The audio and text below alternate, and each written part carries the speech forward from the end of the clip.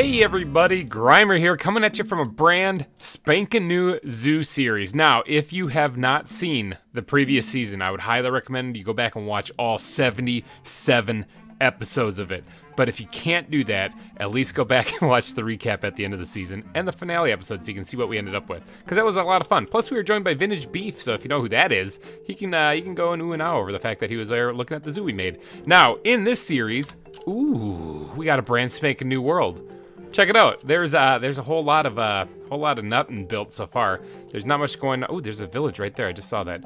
There's a whole lot of nothing going on, but the clock is ticking. Okay, so we have to get going on doing some good old vanilla Minecraft stuff because this is the Zoo and Wild Animal mod. But so there are like animals here. Oh, there's a mesa right there.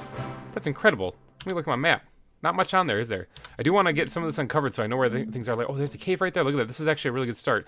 Ooh, elephants. Yes, they'll definitely kill me.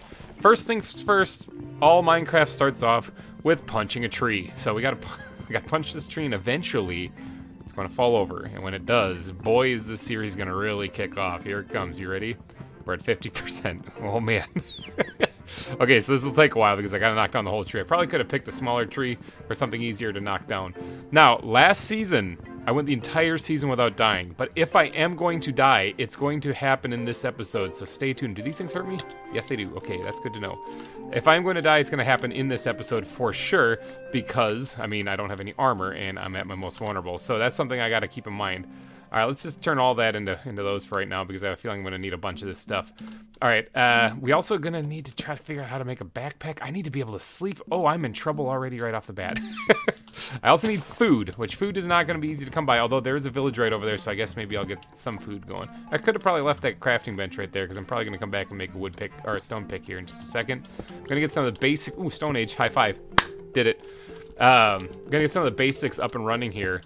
So this is very much going to be a vanilla, like, Minecraft episode-ish, but I have to get things going. Now, as I'm digging up stone here and getting some standard stuff going, let me discuss about a poll I recently did on my channel where I asked you guys where I should build, what biome should I build in, and you guys overwhelmingly said mountain. Okay, so now I was not planning on building in a mountain. Not gonna lie, I was planning on building in a plains. Anything down here? Nothing down there. All right. I was planning on building in a plains, but you guys have changed my mind because I think you guys are right. I think we're going to build in a mountain. So what we're going to do is we're going to try to find a mountain, hopefully in this episode. A decent one anyway. And there's some stuff. There's the open probe, right? The open one probe, yeah. I'm not going to worry about that stuff. I'm just going to throw that. And then the animal care guide that's going to come in handy too. You guys have changed my mind on that. So clearly we're going to be doing a mountain this season because you guys wanted that. And I agree. I think that'd be a lot of fun. Let's grab some more wood before we start going anywhere. Let's chop those trees. Should go a lot faster now that I actually have an axe. Let's just make sure those elephants stay right over there. There's actually one to the right as well. Hopefully I don't crush them with a tree. That'd be really weird. Oh, there's sugarcane over by him though. I want to get that. Oh, there's cactus over there. Okay, there's stuff. There's things I can get. All right, let's just see if we can't get in here and grab the sugarcane real quick. Maybe they won't mind. Ooh, there's quicksand too, and I don't have a bucket yet, so hopefully I can just... Yep, got it. Bye. Just wanted to grab a couple pieces of sugarcane, so I have those for later. All right, let's go over and get some food from this village, and then we'll continue on our merry way. But I do want to get down and get to mining because I'm going to need to get at least... Ow! Thorns. I'm going to need to at least get some... Is there anything in here that's going to murder me? I didn't even realize I just jumped in the water. I do need to get some food up and running, and I do want to get some iron armor going so that I at least stand a chance at survival. But food! Look at the food. All right, so let's, we'll take bread, we'll take carrots, we'll take whatever. I need all this stuff. I need all these things in my life. All right, so let's replant because let's not be a jerk about it. These Squidward guys need some stuff too. So, plus this will give me a place to come back and actually get more food in the future. So that'd probably be a good idea. My hunch. Oh, you know what we got to do real quick? Hard locking that thing. Never am I going to take that off of there. I never play anything other than hard. I feel so embarrassed because I wasn't on it already. Oh, there's a turtle. Hi, turtle. It's a hawksbill sea turtle right here. Cool. I need nets if I'm going to catch any of these things. I also need a backpack so I can actually put some of these things in. Yeah, I'm just going to take your potatoes, at least some of them, so I can start a farm with those things. Ooh, we have a blacksmith. Oh, yeah. That's what I'm talking about. Awesome. Let's see. How do I get this thing? How do I play this game? Nope, that's not right. There's supposed to be a way I can put this on my back. Maybe I have to set it, actually. open it? Let's just do that for right now. I know it's the cheap way of doing it. Oh, I actually can't open it either. I need to set that. Hold on one second. Let me set my buttons. Okay, at least I can get in my backpack now. Let's go ahead and just squirt all the stuff in here. Just yep, that too. I'm gonna keep the wood on me for sure, and those as well. All right, now there's more stuff in this backpack though, or in this chest right here. I'm just gonna do one of these things. Bam. All right, sweet. Acquire hardware. Now this is 112, so it is after the combat update. I think the wisest thing for me to make out of that would be this and this right here. All right, so let's go ahead. Oops, press the wrong button. Let's go ahead and do that. So there, we got a shield, we got a backpack. I can sleep the nights through already. That was a great start. Great find here in the village. Awesome. That place is just burning to the ground. I probably should turn fire spread off. Might save me a lot of trouble. Wildfires are part of the game. All right, let's get to collecting as much food as I possibly can, and then when nighttime hits, we're gonna probably try to head underground just for safekeeping, because I don't really fancy getting eaten by terrible mobs on the surface, and I really need to get more iron so I can get some armor. I also want to grab some water, so in case I do run into anything like like that, actually. All right, so let me store all this. I'm gonna store all the food. Basically, I'm gonna. There's things over here, isn't there? I could cook up some of these potatoes. Although I could make bread. There's a lot of these Squidward guys here that I wouldn't mind capturing and putting in nets, but I do need. Oh, that's actually. Oh, look, there's birds.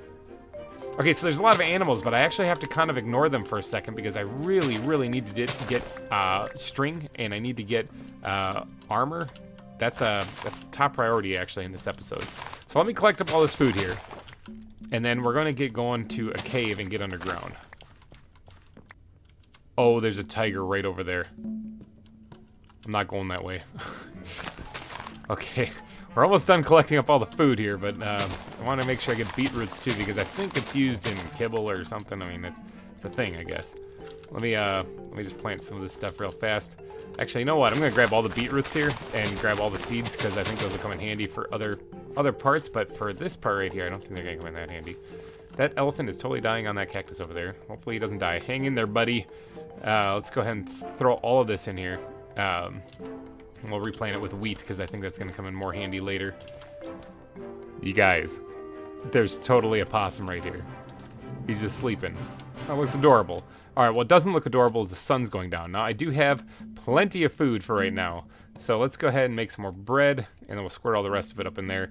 Good. All right, we got some food. We can get underground. Now, I do need to go mining for iron. So that is one thing that I definitely want to get underground for.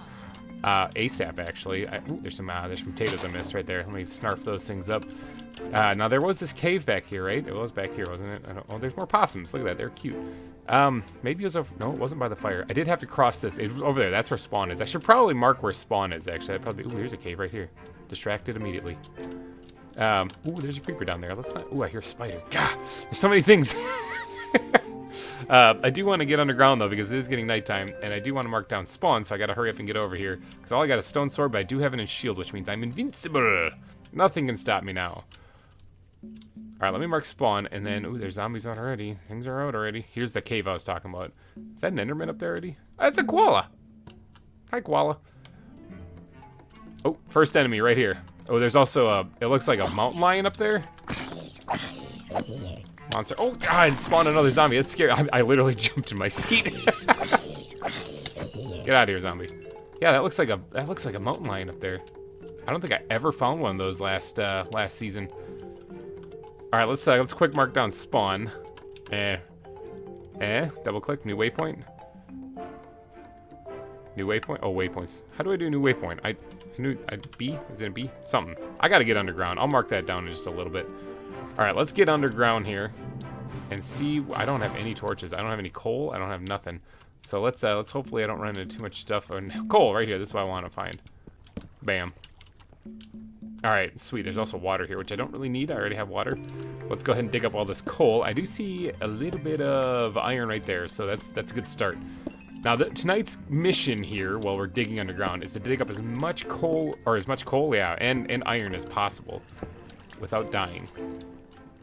I see you over there, Mr. Zombie. Have at ye. Got him. All right. Oh, there's a ton of coal right here too. Good, good.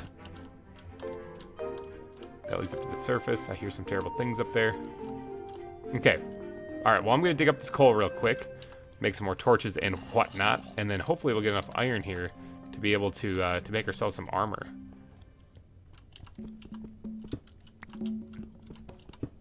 That was one piece. Literally one piece, guys. There's another way down here, though. Let's just hop down here and hope everything's okay. That just led back over there, but there is a truckload of iron here. That's what I'm talking about. Grand zoos start with the smallest little things, and in this case, it's just a small little vein of iron. Just imagine, though, when we're all said and done, how many cool things we're going to have in the zoo. So this mountain zoo, let's talk about that while I do some mining here. This mountain zoo, originally, if you guys were tuning into the live stream at the end of last season, somebody pitched the idea of doing a modern zoo. And I like that idea. I love it. In fact, that was my original plan.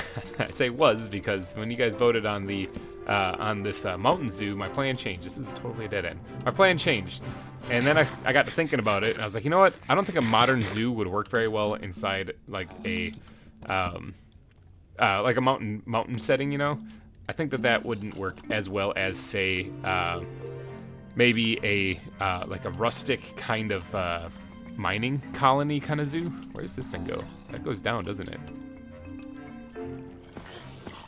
Oh, there's some. I'm just gonna go over here for right now. Maybe I should wait until I get some armor.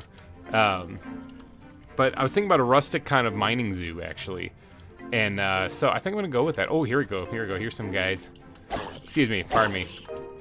I would hear you if I had any way to do so. But I was thinking about a rustic kind of mining colony for a zoo. What do you guys think? Does that sound good? That's kind of what I'm planning on. My brain's going a million miles an hour on it too. I was at work today, and all I could think about is like, what can I do with that? And I had a lot of ideas bust into my head. One of the cooler ones is possibly like a ride that goes through the zoo, and you get to see all the animals or all the exhibits and then some. Maybe on a minecart. I think that'd be a really good idea. But first, I gotta find a location to actually build this. So mountains, okay, that could be almost anything. There's a lot of different mountains. I have to make sure I also clear out the wildlife when I get there. So I wouldn't mind having a little bit of string, because if some of that wildlife is really cool and unique, like cougars and stuff, which I'm pretty sure appear in the mountains, like the one we saw just earlier, I would like to catch them. Because, well, I mean, I want to put them in the zoo. I'm going to try to catch as much as I can. It would be very ideal for me to find a spider, like the one I just heard. Ooh, this could be dangerous. Ooh, this could be really dangerous. There's a creeper right there. Oh, I thought I was like trapped in here and like it was gonna blow up for sure. Be gone, creeper. Give me that sweet XP. I hear a spider, and I wouldn't mind getting them, but let me just get some armor. Jeez, because it is hard, and hard, usually they pack quite a punch. Plus, I can starve to death. That's why I like playing on hard. It's actually more of a challenge. All right, let's get this, and we're going to make first the chest plate, and then I got 2, which doesn't really do me much good. So let's pick up shop, and let's try to dig down and find a new place. There is, of course, this little spot right here that I can swim down, actually. So let's go take a peek. I'm, of course, going to keep my wooden pickaxe, because I keep that every time I do a playthrough. Oh, look at this. There's actually a little underground lake, and it's packed full of iron. How nice. Alright, there's enough iron in this little lake cave to get my boots, my leggings, and everything but my head bucket. So I still need a little bit more to get the full suit of iron. Now, this is not going to save me from everything, but it should save me from some stuff. At least I'll be able to take a couple hits before the animals eat me alive.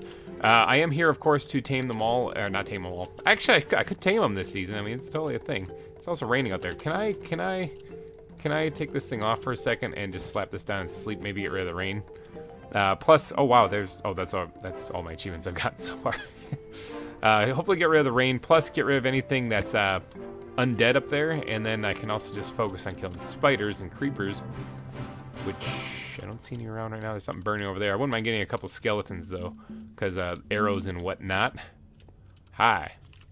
Not today. Oh, you shot yourself. How foolish of you. Gotcha. Alright.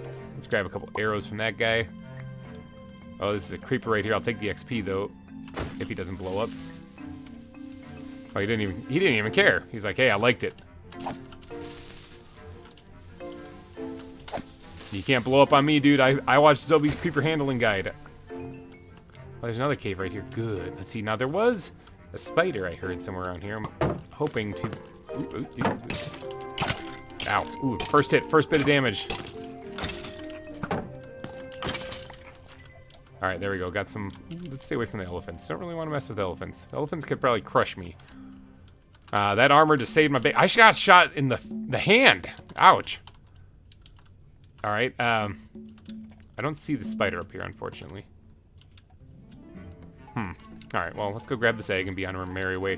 Now, there was another cave right over here that I wouldn't mind taking a peek in.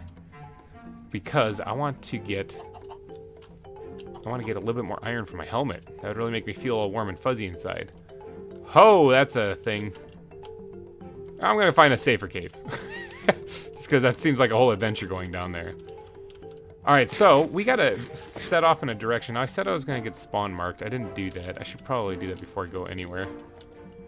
Okay, I cannot for the life of me get my waypoints going, so we're just going to have to try to remember this, where spawn actually is. Those are lions over there. In fact, that's not a cougar. I think that's a lion. I think there's just nothing but lions in this area. Let's head this way where all the lions are, and or into the biome where there's a whole lot of lions, and see what we can see over this hill right here. Ooh, it looks like there might be an ocean that way. Oh, there's whales. We got another orca. We can get another willy. Ocean could be a good way to explore for new biomes, that's for sure. Hop in a boat and just go. There is, of course, a ravine right here. I bet you I can find some iron down here. It's a dead end. There's no iron whatsoever. Let's grab a piece of coal as a consolation prize. Thank you. Over each hill, there could be a new and terrifying thing that's going to try to kill me. Of all things, here in this, like, what is this, a brushland? I see a hippo. Oh, there's some macaws, it looks like. I think that's what those are. Yep, there's the hippo right there. Bam. Alright, so I do know that there is a bunch of gold in mesas and stuff, but I wonder if I could find anything else interesting in there. I do have to really be careful of the animals, though, because they could tear me a new one, and I don't have... Oh, a trank gun! Do I have a... I've screwed up my R button again. Hold on. Never mind, I didn't. I'm just not wearing my I'm just not wearing my backpack. I thought I had 2 pieces. Oh no, I didn't. I made boots. Derp, I forgot about that. I need another piece of iron so I can get my my trank gun up and running. Not like it matters because I don't have. Oh, I heard frogs. I hear frogs. There they are. What kind of frogs are these? It's a tree frog. That's adorable. They look a little bit better. I think they updated the sprites there. Yeah, I need a piece of iron to make my trank gun, but I also need, like, spider eye and a brown mushroom, and I think that's it. I think that's all I really need. So I have to find some things still. I don't know if that's very safe going in there, to be honest. I think everything in there is basically kill you kind of stuff. But let's go this way, and let's try to get maybe into the forest a little bit more and out of the brushlands. I don't want to lose that village either, because I do want to get back and actually capture some of those villagers, because I'm definitely going to need an iron farm if I'm going to be building fences. So I just remembered that in the brushlands here is this ebonwood. And ebonwood is like a black wood, and it looks really good. I like it. I can probably find a use for that here, there, or everywhere around here. Now, it's really stringent on dropping its pods, though. I cut down like 4 trees, I got 2 pods only. So apparently you can't really make a reliable farm out of this stuff, or at least not too easily. But I wouldn't mind collecting a little bit of this, just so that I had it. So I can kind of add it as accent details. I can always come back here. I would say I could just mark a waypoint, but my waypoints really don't seem to be working. I'll have to work on that between episodes. See, no pod.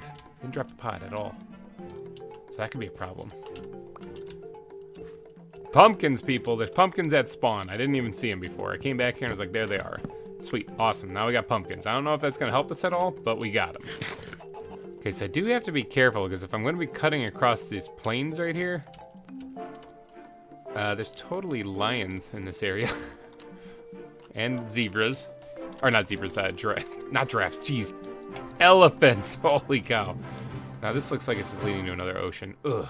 Ugh. Am I stuck on... Oh, hey, there's a beaver. There's another beaver. You guys are friendly-ish. Ooh, there's a lion right there. Let's get as close to the edge here as I can. Hopefully I can just go on through. If need be, I'll swim into the ocean and get eaten by sharks rather than get killed by the lions. There's buffalo here. That's kind of cool. I mean, I don't think I had... No, I didn't have buffalo in Wildwood. So I could always... Ooh, there's a lion up there. There's lions and buffaloes and bears. Oh my. No, actually, I haven't seen any bears yet. That's kind of cool. Oh, there's bears. Right there. There's a bear. So there are bears. Okay. Never mind. I did find them. What are you?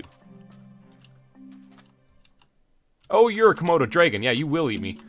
So far, the animals have seemed relatively friendly. I mean, I know I'm going to be eating those words later, but relatively friendly. So hopefully they stay that way, because I don't really want to get into any altercations with animals. All right, I'm going to be cutting through some elephants right here. Don't mind me. I am just an innocent person traveling through, grabbing sugarcane. Still looking for a brown mushroom. I don't think I can use these other mushrooms as a substitute for the tranquilizers. Oh, there's Galapagos tortoise over there. Nice. Man, I wish I had some nets. That'd make my life a whole lot better right now. Hello, turtles. Big tortoises, you? Aren't you guys adorable? Hi. You want a piece of sugarcane? Actually, you probably prefer carrots. No, I'm keeping all the carrots. I need to start a farm. All right, so that sounds like a lot of zombies. Let's take a peek down here real quick. See if it's a lot of zombies or no. Or if it's just a couple. Oh, hey, some iron. That's what I'm talking about. Hello, zombie. Hey, more iron. Sweet. Now, were you guys part of like a spawner or something like that? No, you just appear to be a bunch of zombies in a cave. Well, sorry to interrupt you guys, but I'm going to steal this iron. Alright, now I want to get that last little bit of iron right there if I can. Hopefully nothing like shoots me off the edge. Oh, there's a lot of zombies down there. Oh, there's some iron right here too. I don't actually need to do that death-defying thing. Alright, people, here it is. Ready?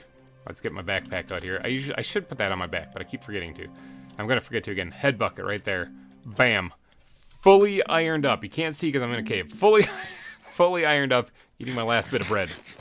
But let me head up to the surface and see if I can't get to the ocean. And we're gonna go along the coast and see if I can't find maybe a mountain or something, someplace to call home. Totally lost. Totally turned around. Okay, so the sun is setting. That's the ocean right there. I got my boat. I can do this. However, I really do want to get some string so I can at least nab a couple of those villagers before I try to get settled in any place, just for the iron farm. I know that would require me to run back to this village right here, which I'm a little bit farther away from. That's okay. So if I can get a couple of spiders to spawn, that'd be ideal. Now I think this would be a good place to hunt like mobs, vanilla mobs, because the tortoises out here, they look like they're dead, but they're not. They're sleeping. See him blinking his eyes a little bit? No, he's asleep. But I think this would be a good place to hunt down vanilla mobs because everything's asleep. There's nothing really dangerous here as long as I stay away from the elephants. And yeah, so this would be a good spot. So I guess fight night? There's a spider next to a baby zombie. I don't care, baby zombie. You can come after me all you want. I know your weakness. Your weakness be water. Ow. I like creepers. Oh, here's some more spiders. That's what I like to see. No string, that's not what I like to see. Creeper, back off. This is mine. The skeletons, I wouldn't mind getting... well, shoot each other. I was hoping I'd get them to shoot each other. That'd be amazing. Oh, that time it happened. Go forth and fight each other. Let me sit here and enjoy some food while you do this. Let me help you along. I want the XP. All right, sweet. Oh, we got a bow off of one of them. Nice. So did we get any string? We got a spider eye. Okay, that's a step in the right direction because I need that for the tranquilizer darts, but it's not exactly what I was hoping for. There's another spider right here, but let's pop this creeper one. Bam, look at that. Take aim. All right, so it's going to take a few hits when there's an unenchanted bow hitting them. Okay, at least I got the creeper. That's the one I wanted to get. Spider, you're being a pain for me. I need you out of the way. Thank you for the string, though. I like that a lot. Let's try to get in here and pop. Hit him one. Got him. Nice. The axe is a really powerful weapon. If you've ever played any UHC or any PvP Minecraft, you know that the axe really crushes people. I need more spiders. How many string do I have? 4. I can make 1 net. I need at least 8 so I can make 2 nets. There's a spider here, too. A couple of them. And if I could hit them, boy, would they be in trouble. Got rid of that guy. Oh. Yeah. Yeah. There we go. He didn't drop any string. Dang it. All right. I need to tap into my food supply that I have here. Let's grab the... I don't really want to grab the carrots. Tell you what. Let's actually cook some potatoes in the middle of all this. Have you seen any spiders around here? I need some spiders. Well, you have a really long neck, dude. Am I looking at your neck? Please tell me I'm looking at your neck. Okay. I'm looking at you. All right, let's wear this guy down. Give me your balls. He didn't drop anything. What a jerk. Aha! He did drop string. Get out of here, zombie. I don't want you. Be gone. Spider. Please. Die and drop string. That's what I'm talking about. I was gonna say, do me a favor and take out those guys. Thank you. Ow. Did that thing just shoot a butterfly? Because it didn't hit me, but it sounded like it hit something. Don't hide in the tall grass. I can't. Oh, it did hit a butterfly. It's right there on the ground.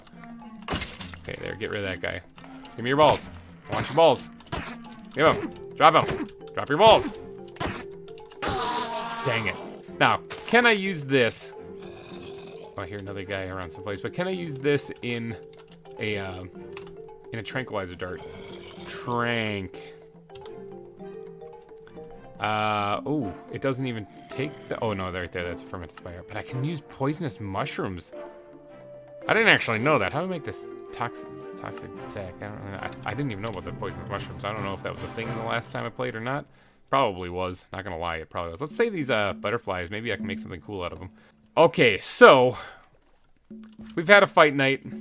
We got some string. Where's my potatoes? Right here. Okay, that's where they're at. Let's head back to that village and get ourselves some villagers, and then maybe we'll call it an episode, because I got to do some searching in between episodes here to try to find a place to actually set up shop. All right, now we're gonna go get these villagers, because those are gonna be the things that I'm gonna want to have on hand for when we go and set up our base. Because the first thing I'm gonna build is probably the iron farm.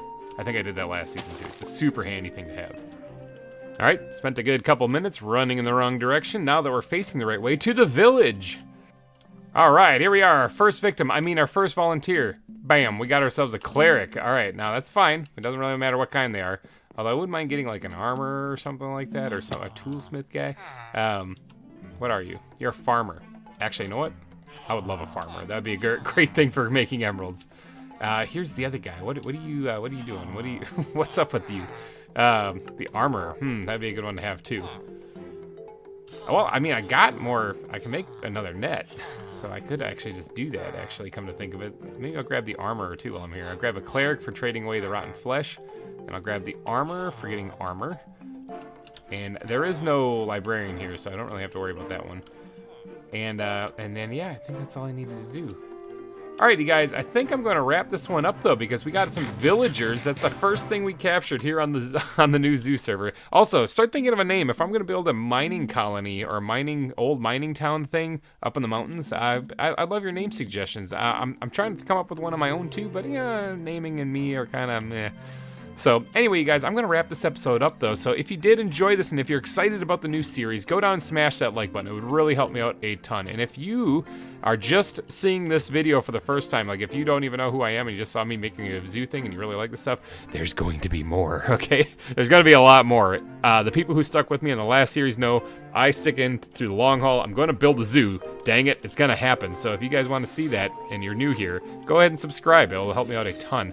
Alrighty, guys, I'm going to take off. Thank you guys so much for tuning into this first episode, and I will see you guys next week in the next one.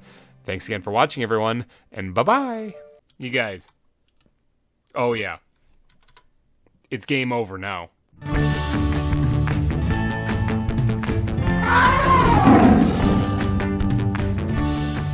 Hey, everybody. GReimer here, coming at you once again from the brand spanking new ZAWA series. All right, so this is episode 2. And I did a little snooping around, a little in-between action, in between episodes, and check this location out that I found.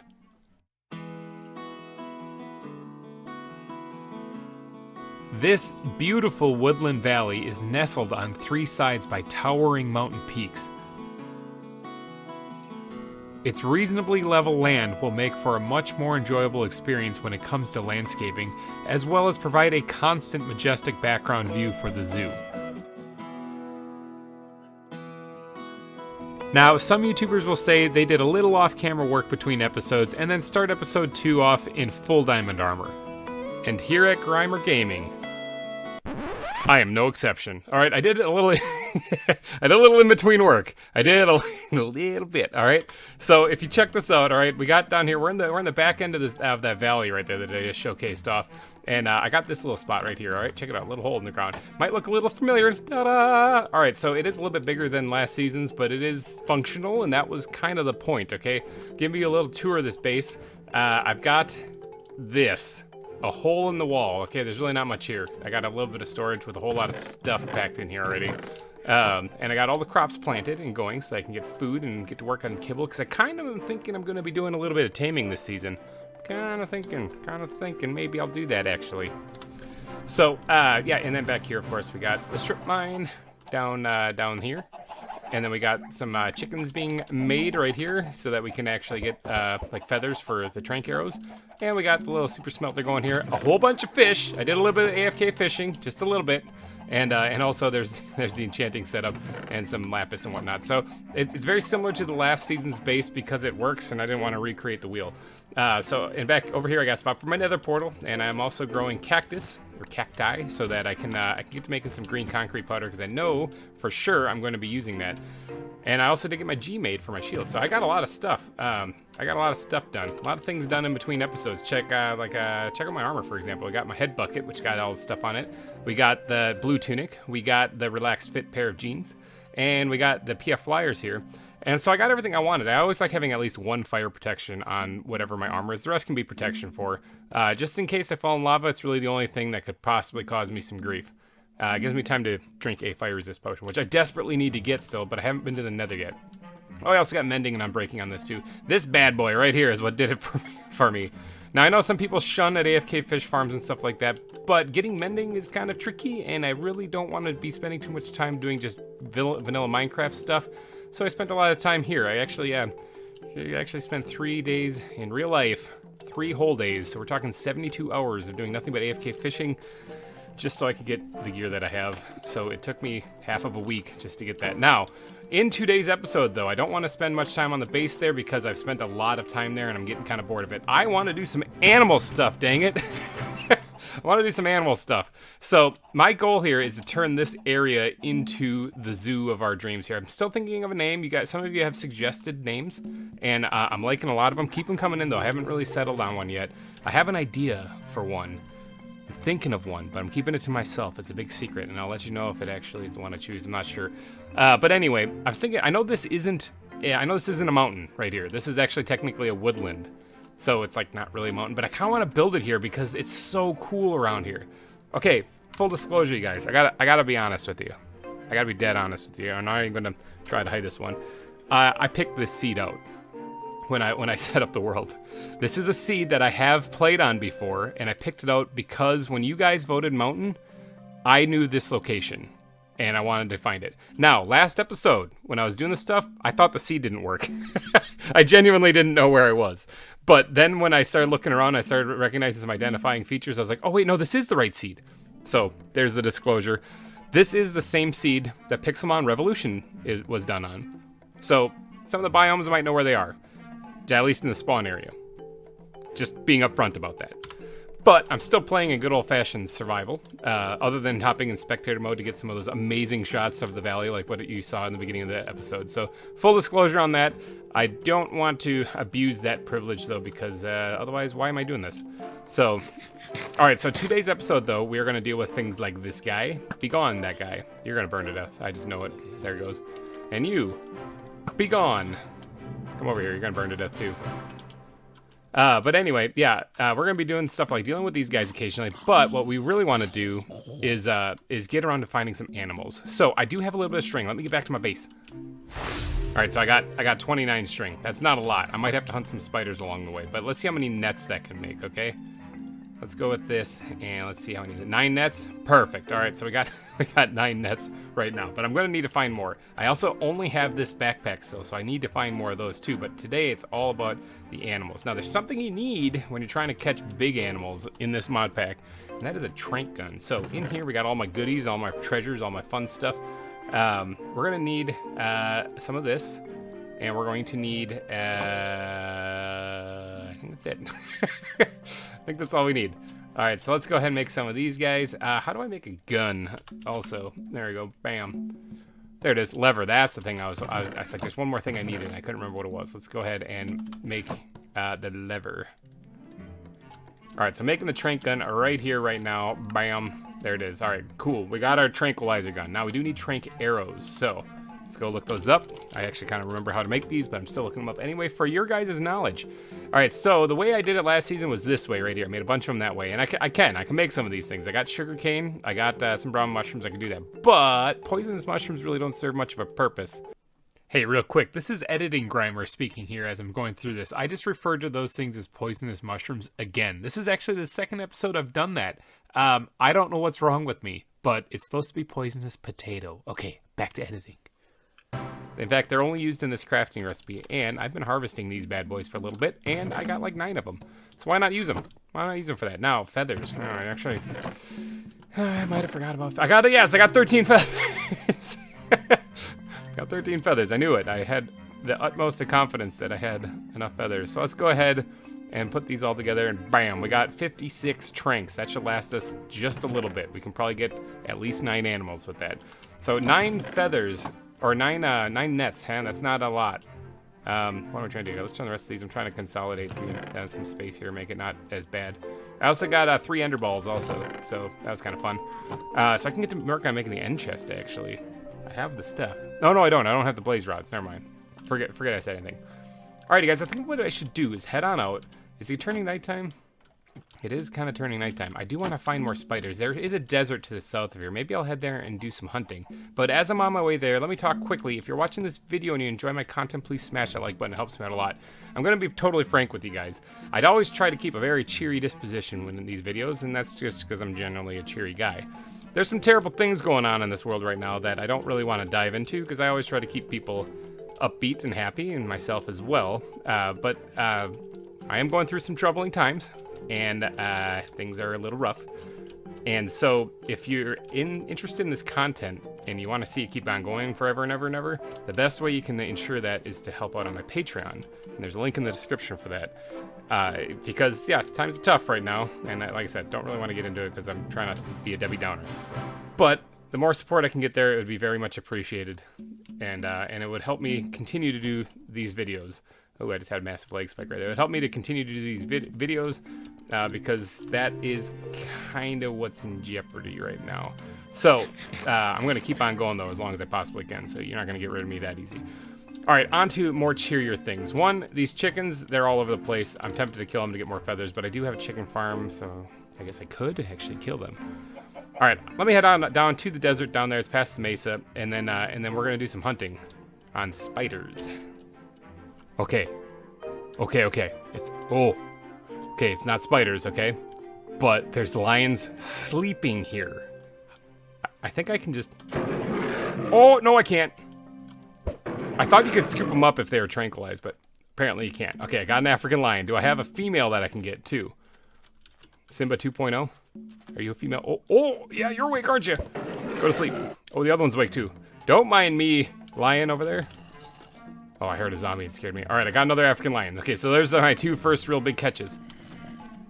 There's a spider. All right, so there's my first big catches. A couple of African lions. How cool is that? Now, oh, here's a toucan. Let me get this. Let me get this. Let me do this. Quick, zombies are coming. Okay, got out of there. I'm gonna take care of these guys. Out of here, husk. Be gone. All right, toucans. Oh, a spider. Yes, I need you. Die. Thank you for the string. Can I just scoop you up, Mr. It is a toucan. Thank you. I want to catch 2 of these things, but I need more. I need more string. So let's go ahead and put these in there. I put those back in the jeepers. That would have been bad. I almost left my tranks in there. All right, now can I get another toucan so he's not so lonely? Can I just scoop? Got him. All right, skeleton. I don't have time for your crap. Ow! Misjudged that arrow big time. Now, some of these things look a little different, actually. Like, this one has the brown wing, and this one doesn't. And this one, I think I caught 2 of them that had brown wings. Yeah, so we're going to take this one instead. I caught him. All right, I thought for a second, like, he just poofed into smoke. But no, I caught him. All right, so doing good. We already have 4 animals. We have 2 toucans, and we have 2 African lions. Now, I need more spiders.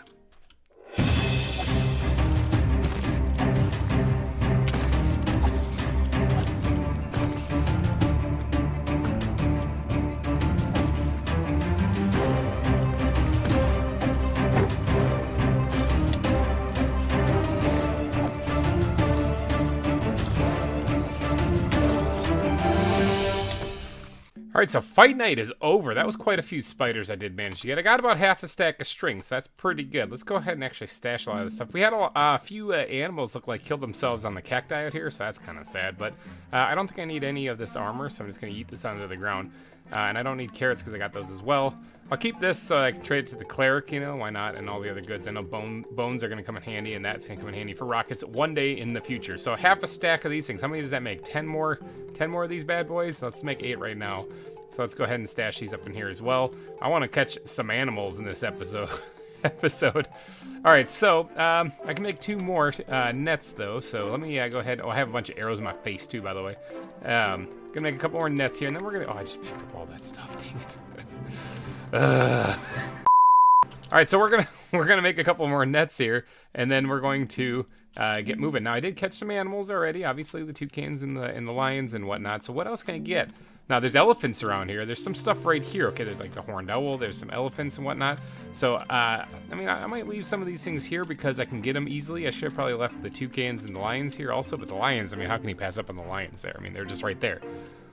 These elephants and zebras and stuff, I think I'm going to just say no to right now because I want to get to exploring and looking. Now, back at the spawn area, I did end up... Oh, that elephant is murdering itself in the cactus. Maybe that was one of the things I saw, actually, laying on the ground during the fight night. That might be it, too. Let's see if I can get over there and save them.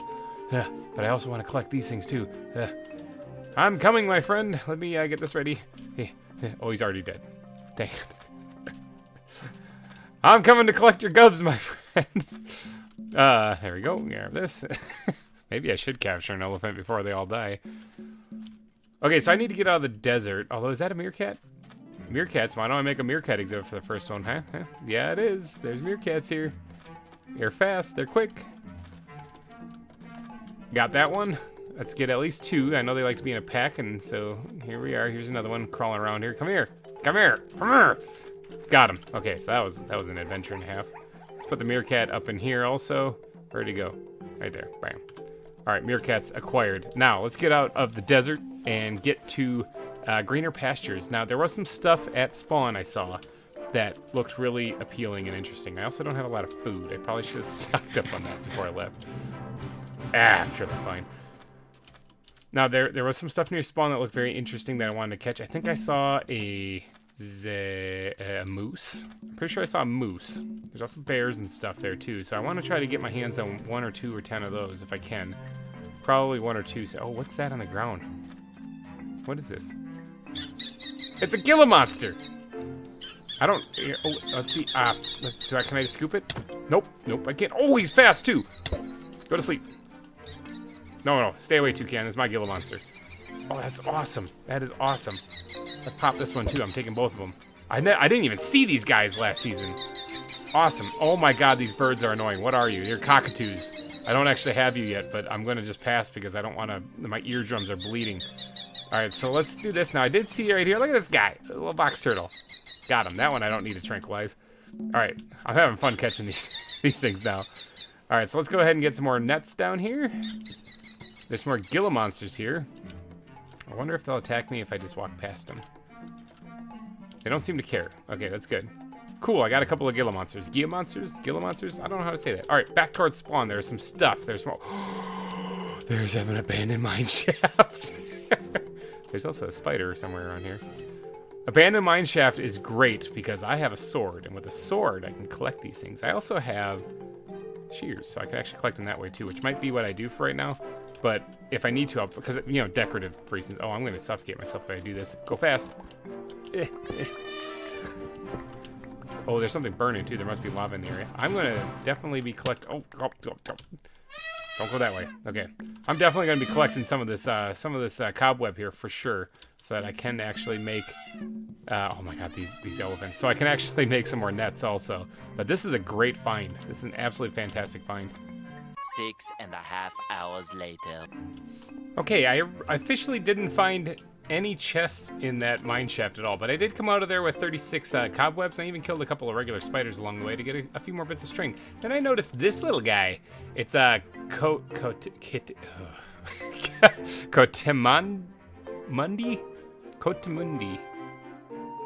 Whatever. Let's try to catch this thing. Bam. There it is. Caught one. Nice. Wonder if there's any other ones around here.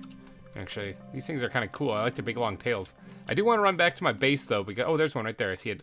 I do want to run back to my base though because I am running out of food, and so I probably should have prepared much better. Like a professional YouTuber, I didn't. There's a whole bunch of them around here actually. Let's just grab at least one more so I can get 2 of these guys. I'm gonna have to look into these things. Boink, got him too. At least I don't have to trank those ones. All right, let's get my backpack here, stash them in there, go back, get some more food, and then let's finally start making our way back to spawn, because that's what I've been trying to get to this whole entire time before I got wildly distracted. An Indian pangolin. I think I saw one of these guys last season, but I don't think I ever caught one. Did now, though. That's for sure. Oh, there's a tiger. I can't even get back to base without finding cool stuff. That is a Bengal tiger, I believe. And he's spinning around. You spin me right round, baby. Right tranked. All right, let's let's go ahead and scoop this guy up. Dunk. Right there, Bengal tiger. Nice, awesome. So I got 2 big cats already. 2 big cats right away in this 2nd episode.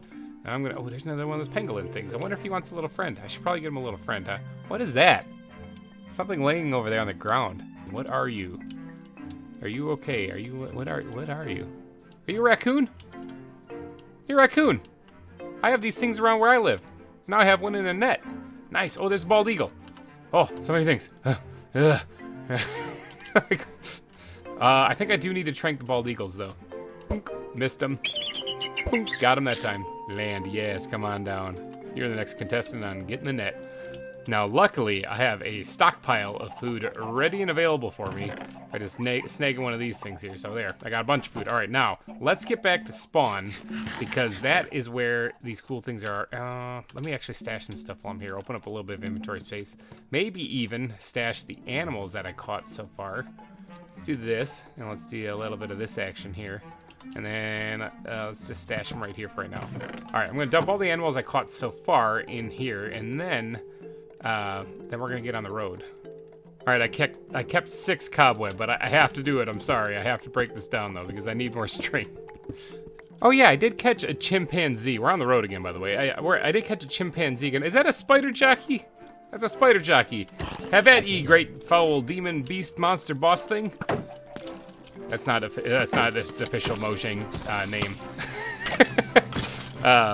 But I did catch a chimpanzee in between episodes, too. I put that in a chest. I just saw when I was placing everything in there. Now, I'm out here having another fight night because I really, really, really do want to get some more strings so I can catch more animals.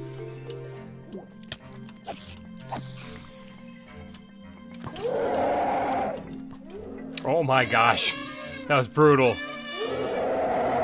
Alright, so we're reaching the end of yet another fight night here, and I'm just chill. Oh, it just hit that elephant, didn't it? Okay, looks like everyone's calm. No one's attacking anybody back there. Last skeleton to hit an elephant got wrecked in 2 hits. Oh, there's giraffes. There's giraffes. I'm definitely getting those. Cool. I was gonna say, all right, now I'm gonna head back to spawn. There's another chimpanzee. I caught like 3 chimpanzees throughout the night there, so I think I'm good on chimps. But I do want to get some of these giraffes. Now, Jeffrey and Melman were our giraffes last season. Now, what are we going to get this time? I don't know. I actually still have to make the book. Yeah, this one's still sleeping, but we're going to make it extra sleepy. We're going to make you extra sleepy, too. You know what? We're going for the trifecta. Oh, I missed him. Trifecta. Oh, my God. That one's so drugged up. It's insane. Scoop this guy up. Let's scoop this guy up. And then I need another net. Let's scoop this guy up. All right, sweet. What are those over there? That's the hard part about doing this animal hunting thing is you see things and you're like, what are those? Oh, those are a bunch of chimps. Okay, so there's a bunch of chimps over here. Lots of them. Wow, okay. Well, I've got plenty of them. All right, I got distracted. All right, here's a red kangaroo. Now, I did have some of these guys last season, but I never actually made an exhibit for him. So I'm gonna pop this guy in the face, and I'm gonna scoop him up. Oh, no, he is tranquilized. It's just that he's in water. Water-ish. He's in mud. Let me see if I can fix that. See if I can get him out of the water. Oh, he's suffocating. No. Get out of there. Okay, he's probably gonna be coming from my face. I smacked him with a net. All right, so apparently they can still not get tranquilized when they're in water. I remember that was a problem sometimes with the anacondas last season, but it happens. All right, lots of chimps. All right, ignore because I have plenty of chimps. All right, let's get back to spawn. All right, behold, we are back at spawn. Now, if I remember correctly, when we were here in the first episode, there was a hawksbill sea turtle somewhere. Just like as the locals would say, I here he is, hawksbill sea turtle. Scoop, mine. All right, we're gonna add you to this. We got a bunch of animals in there. I did get a bunch more of this stuff, so I can actually make more nets there. So I'm not too worried. We should be able to catch a bunch of animals. Now, I did find, let's go here. I did find a moose somewhere. I kind of got my waypoints working, by the way. And I say kind of because, like, I think I have to hover over the location for them to show up. So it's really not working. I don't know. I'll have to mess with the settings a little bit. But I think the moose was somewhere over here. There it is. There it is. Moose. Well, there's a couple. I think that's a cow and a bull here. I think, yeah, right there. I think it's an albino. Is that such a thing in this mod pack? Look, there's meese. If the plural of goose is geese, then the plural of moose should be meese, right? All right, so this looks like majestic right here. This is exactly what a moose should look like. This sprite or this model, whoever made it, mwah, kudos. That looks great. All right, I'm gonna shoot this thing right in the butt. Scoop that up. Caught a moose. All right, sweet. Let's go ahead and get these other two nets here because we're gonna go cap these ones over here too. So that white one there, the albino one, looks like a cow moose actually. So I think it's what they're called. I think that's what a female one is. Yeah, it's a moose. It's an albino moose. How awesome is that? I mean, because moose aren't traditionally white, right? Like they're brown. So that's an albino. That's like is that kind of like catching a shiny Pokemon? Is that bear in a tree? I mean, I guess bears can climb trees, so it's not that weird, but he's up there. All right, so I do need to get up there without him spotting me. And shoot. Got him. What kind of bear is he? Grizzly bear. Nice. All right, so that's what I had last season. I was wondering if oh, there's another tiger. I wouldn't mind getting another tiger. Let's go ahead and pop. Got him. Getting good at this thing. It only took, what, 77 episodes and one so far this season, but I'm finally getting good with this thing. Oh, there's a Galapagos tortoise. Do I have to trank you? I think I have to trank you. You go to sleep, Shelly 2.0. All right, so we only need one of these guys. I don't really intend on making a whole bunch of spots for the Galapagos tortoise, but let's go ahead and grab a bunch more nets. I think how many more do I have? 5 more I can make. Okay, so that's gonna be my limit. I'm gonna keep going until these are all full. I wouldn't mind snagging one more bear at least, so it at least has company. I know I had like 6 of them or something like that last season. I think this time I'm just gonna pop and run, and you didn't see anything. Scoop, you don't see nothing. Oh, wait, did that thing just go up on its hindquarters? Let's get this ready. That's awesome. So you get close to it, it gets a little aggravated. Nice. I'm just backing away. Don't mind me. I just scooped up your friend. I mean, I didn't see him. I don't know which way he went. Oh, here we go. What do we got here? Is this the Komodo dragon? Yeah, it is. Pop. Let's get that. Scoop that thing up. Somebody did say I should do a butterfly exhibit. And that's a really good idea. I don't actually know how to catch these things. Can I just catch them in a net? Can I catch this one at all? I don't know where it went. Oh, there's something over here. It's gonna run me right. It's gonna make me smack an elephant. I just know it. I caught a butterfly. Awesome. There is a ton of butterflies out here. Holy cow. Is that a fox? That looks like a fox. Ow, that looks like a sleepy fox. Yeah, it's a red fox. I do have those in my area as well, where I live. Nifty. It is getting nighttime too, so I probably should take a power nap. I don't really feel like having another fight night right now, so let's sleep. Yep, I heard that creeper. I heard him walking, and I was like, nope, get out of bed. All right, now let's sleep. Oh, there's a bear right there. Yeah, he's like, get away. Oh, here's a swamp. Now, I do believe I knew there was a swamp down here, but I was just kind of aimlessly walking. I wonder what kind of animals I can find in a swamp. That looks like an anaconda.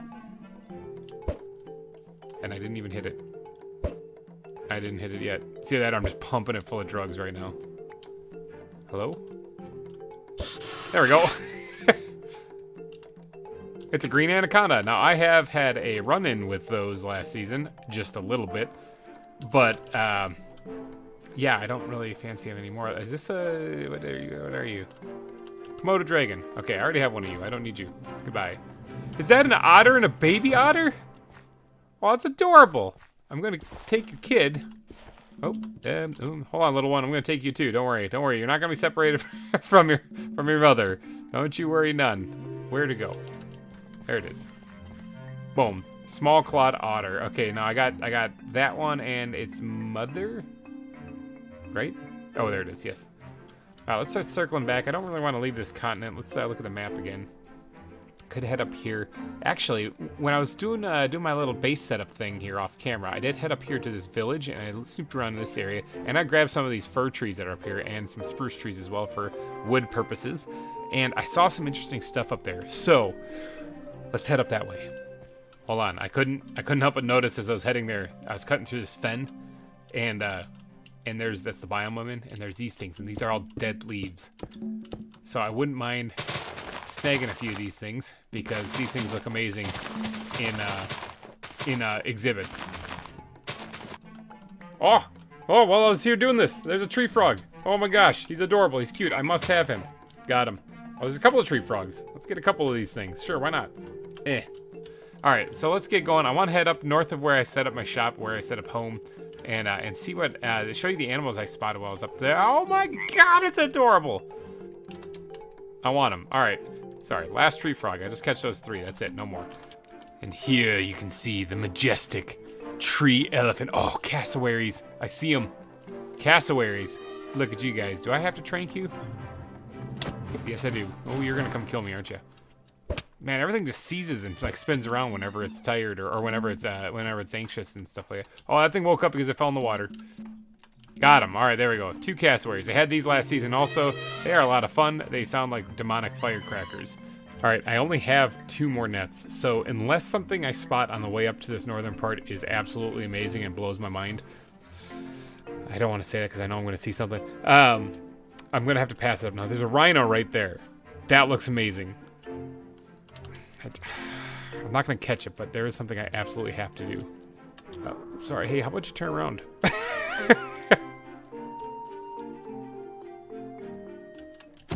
That. I have to do that.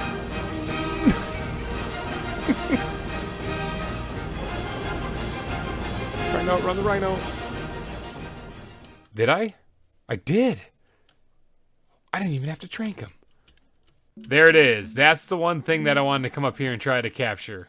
Right there. That is an emperor penguin. Look at that thing.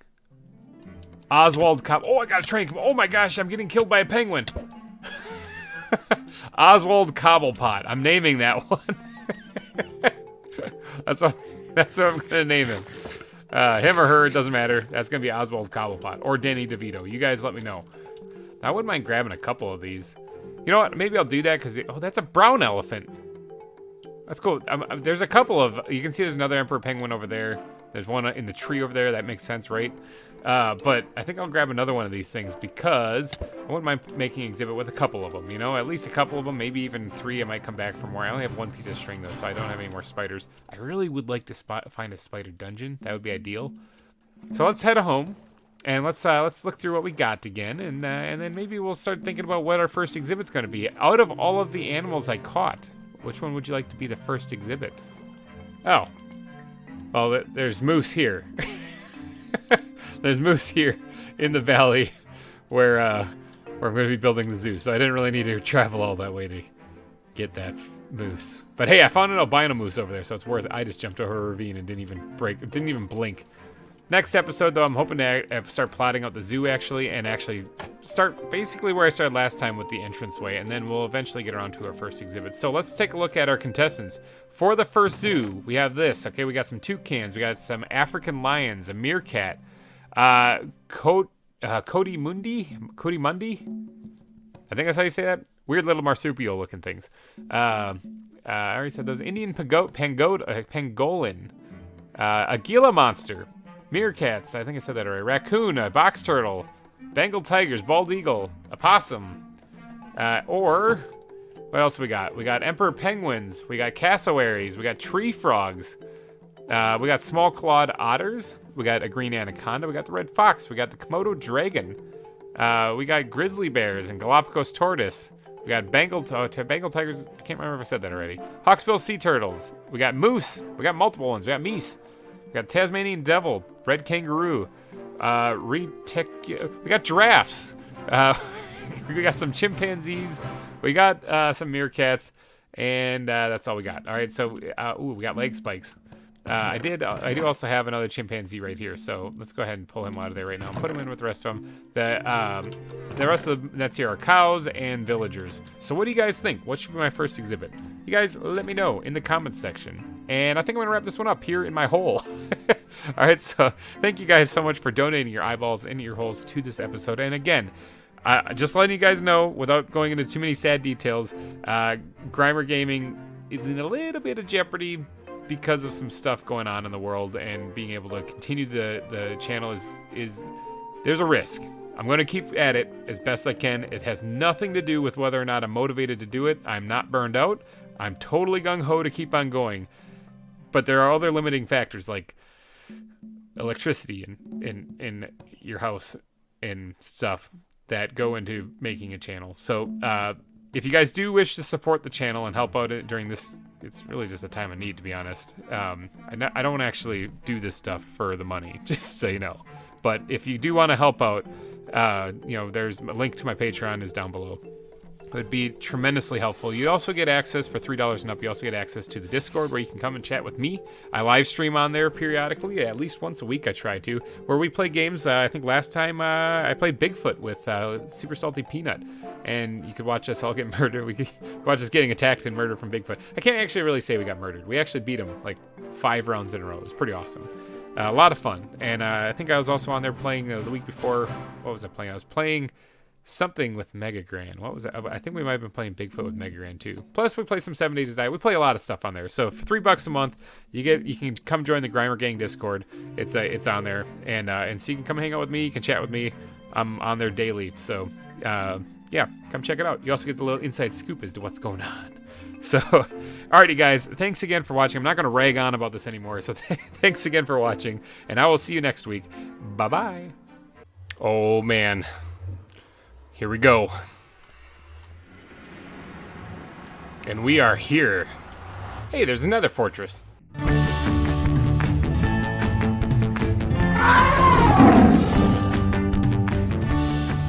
Hey everybody, GReimer here, coming at you once again with some more ZAWA for your face and your eyeballs and your brain to absorb and take in. Alright, so thank you all for being here and enjoying the series. I've had some great numbers actually when I'm looking at the analytics for the series. You guys are loving this a lot, and I'm having fun doing this too. So let's get right to it. If you do go on to enjoy this video, please be sure to smash that like button. It helps me out a ton. Alright, moving on. You can see I built my nether portal. You can see that I saw the AFK fish farm. I haven't actually used that since then. And you hear all the behold an iron farm. Alright, so I did manage to get this iron farm working. It was a bit of a pain. For the longest time, I wasn't having any golems spawning, and I could not figure out why. And then I realized that iron golems are 3 high. Yeah, but I think they need 4 to spawn. So I had to raise the roof up, and they just started showing up. Alright, but I do have a bunch of villagers in here. I've got I think like 21, 22 in here. Now these villagers I kidnapped. I mean, these villagers I abducted. I mean, these villagers I transferred from some of the villages in the area over to here. I even bred up a couple of them while they were here too. There's a bunch of doors on the side of this thing. Let me get down here. This is like your bog standard 1.12.2 iron farm. So there's a bunch of those things. I got a bunch of spots kind of exposing the front of the door right here. I don't think these other ones on the sides were really necessary, but I was trying to get the iron farm to work. And yeah, so I did that. Here's my quick escape route. None of this is pretty, okay? You came here to see a cool building series? None of this is good. All of it's bad. But I mean, it's functional, and that's all that matters. Got my first wood pick here. Of course, we all start somewhere. It's kind of a tradition of mine whenever I do a series. I always keep the wood pick and put that in an item frame somewhere in my base of operations. Got an end chest going. I did go to the nether, like as you saw in the little quick opening thing there. Nether portal is up and running. And I did even collect a wither skeleton skull along the way while I was exploring some of the end fortresses there. Real quick, let me pop into the nether just to show you what I got going on. Oh, hold on, let's go back here. Hold on one second. If you did notice in here, I've got string for days. Oh yeah, somebody found a spider spawner, baby.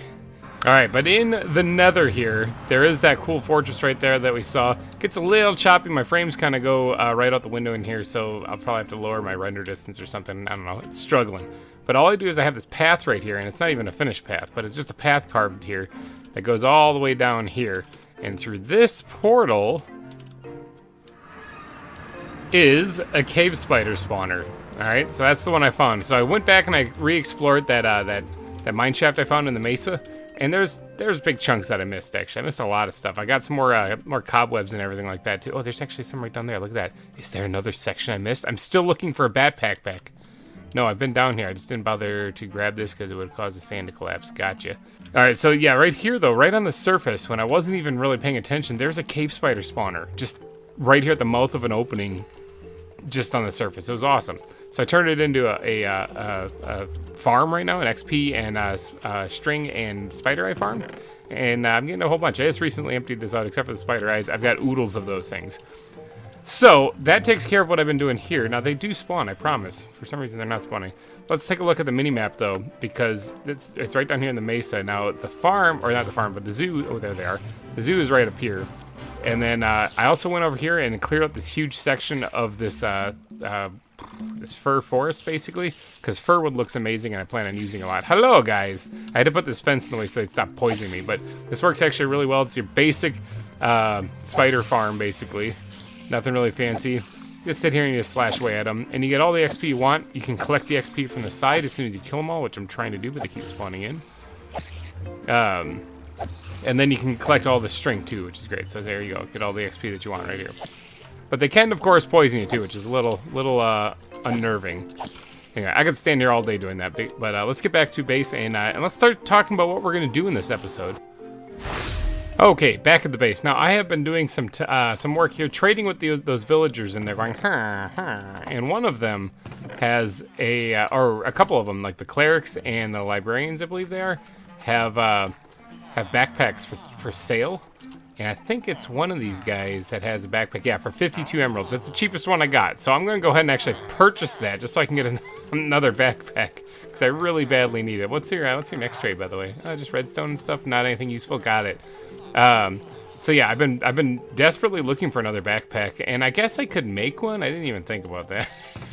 I do have some sheep also I found. They're down in my strip mine right now, just like where they were in the previous season, in a grassed up pen down there. Been breeding them up, getting a lot. Oh my gosh, chickens everywhere. Getting a lot. I'm gonna have to. You don't look. Turn your eyes away. Those chickens just magically disappeared.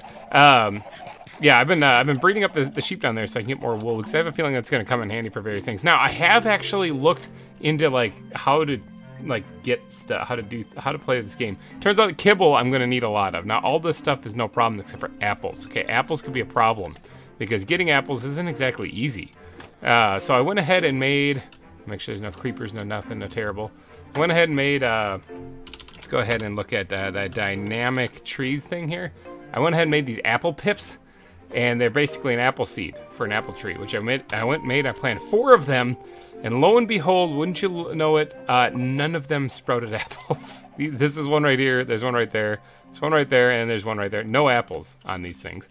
So I don't know if these are supposed to grow apples, if I'm doing something wrong, if I'm supposed to do something with it. Please, comment section, let me know these things, because I need to get apples, and I thought that was how you do it, but that didn't work. But all right, and you can see I'm growing a buttload of sugarcane because I was selling the paper, trying to get enough for that backpack, which we now have, thankfully. So that's great. Now I can actually put some storage supplies. Now, what are we going to do in this episode? Why are you here? Why are you watching? We're going to get to work on building, okay? Now, I'm not going to be doing the first exhibit in this episode because I don't even have, the area of the zoo finished being marked out as to where that exhibit would even go. So that will be our first step. Taking this new backpack, we're going to actually name this one, and we're going to name it, Building Blocks, all right? Bam. I gotta remember to sleep with this one and not that, otherwise it's gonna rename itself. But alright, so awesome. We got one for building blocks. Now, what I'm gonna do, I'm gonna yeet this thing back in there. Let's get the emeralds out of here also. I also went ahead and made the eye chisel. That might come in handy for making special blocks. Let's go ahead and take a whole bunch of this stuff. We're gonna take a whole bunch of this stuff too. Organization, it's a fun thing. Let's grab all of this too. Let's put that all up in there, and then, let's get right there. And then, all that fir wood that I talked about, how I cut down most of that forest up there, yeah, I'm going to need a lot of that. So we're going to just go ahead and load up on this. I love the way this stuff looks, by the way. All right, let's do a side-by-side comparison. I usually use, oak whenever I want to make something look a little or oak and birch whenever I want to make something look sun-faded. That's oak. This is fir wood. All right, I love it. Let's go ahead and get the axe. I'm going to need it here, but I love that. Look at that. That looks way more faded, as if it's like been sitting in the sun for too long. And the planks are just like that, you know? So I'm loving that a lot. I'm going to be using that a lot. Now, let's, should I grab some more? Shane? Yeah, let's go grab a little bit more because I don't want to run out and have to run all the way back here. Let's just grab a couple more stacks there. All right. Let's get to work. Now here, I'm going to put over the screen here is an overlay of the rough idea of what I'm planning on building overall. Now, if you watched last season, I had a rough idea of what I wanted to build. It turned out kind of like it. I mean, honestly, it was just a guideline. It's not like it's the law. Like I have to follow this template. Like if you look on it, actually, like the bathrooms aren't going to take up that much space. But that's just kind of the location where they are. And I'm leaving a lot of spots open because I'm planning on doing a lot of different exhibits along the way too that I don't have marked on there because I don't even know what animals I'm going to end up catching. All right, but what we're doing right now, if you look at the mini map on the top right, is we're heading to where the entrance was of that. There's a moose. Oh yeah, I forgot. I've seen that guy before. We're heading to where the entrance was on that map because I want to go scope this out. I just basically took a screenshot of the journey map of this thing right here, and then brought it into Photoshop and just drew on it. So, but the entranceway should be right about here, right? I think that's where it is. All right, yeah, I can work with this. I can work with this good. All right, so first things first. Okay, so it's the entrance. I'm trying to visualize this in my head. The entranceway's got to go from these hills across here and to that water right here. I think this little low dip right here in between these two hills is kind of where that's going to probably end up happening. I am going to probably have to carve back a little bit of the landscape. It's going to take some work. If you guys did watch last season, you know what's about to happen. Here comes some forest and grubbing and a little bit of landscaping and getting this place into something that I can actually use.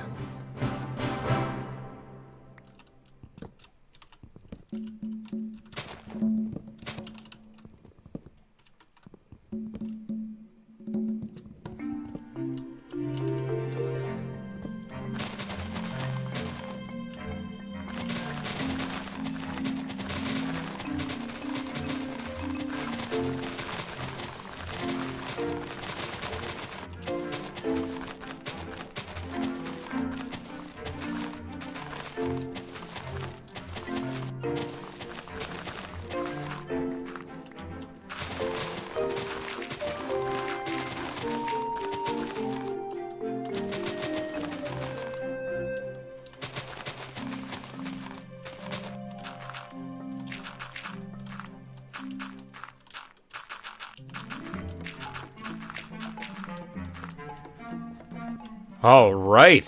Hey, there's a rattlesnake back here. Just scared the bejesus out of me.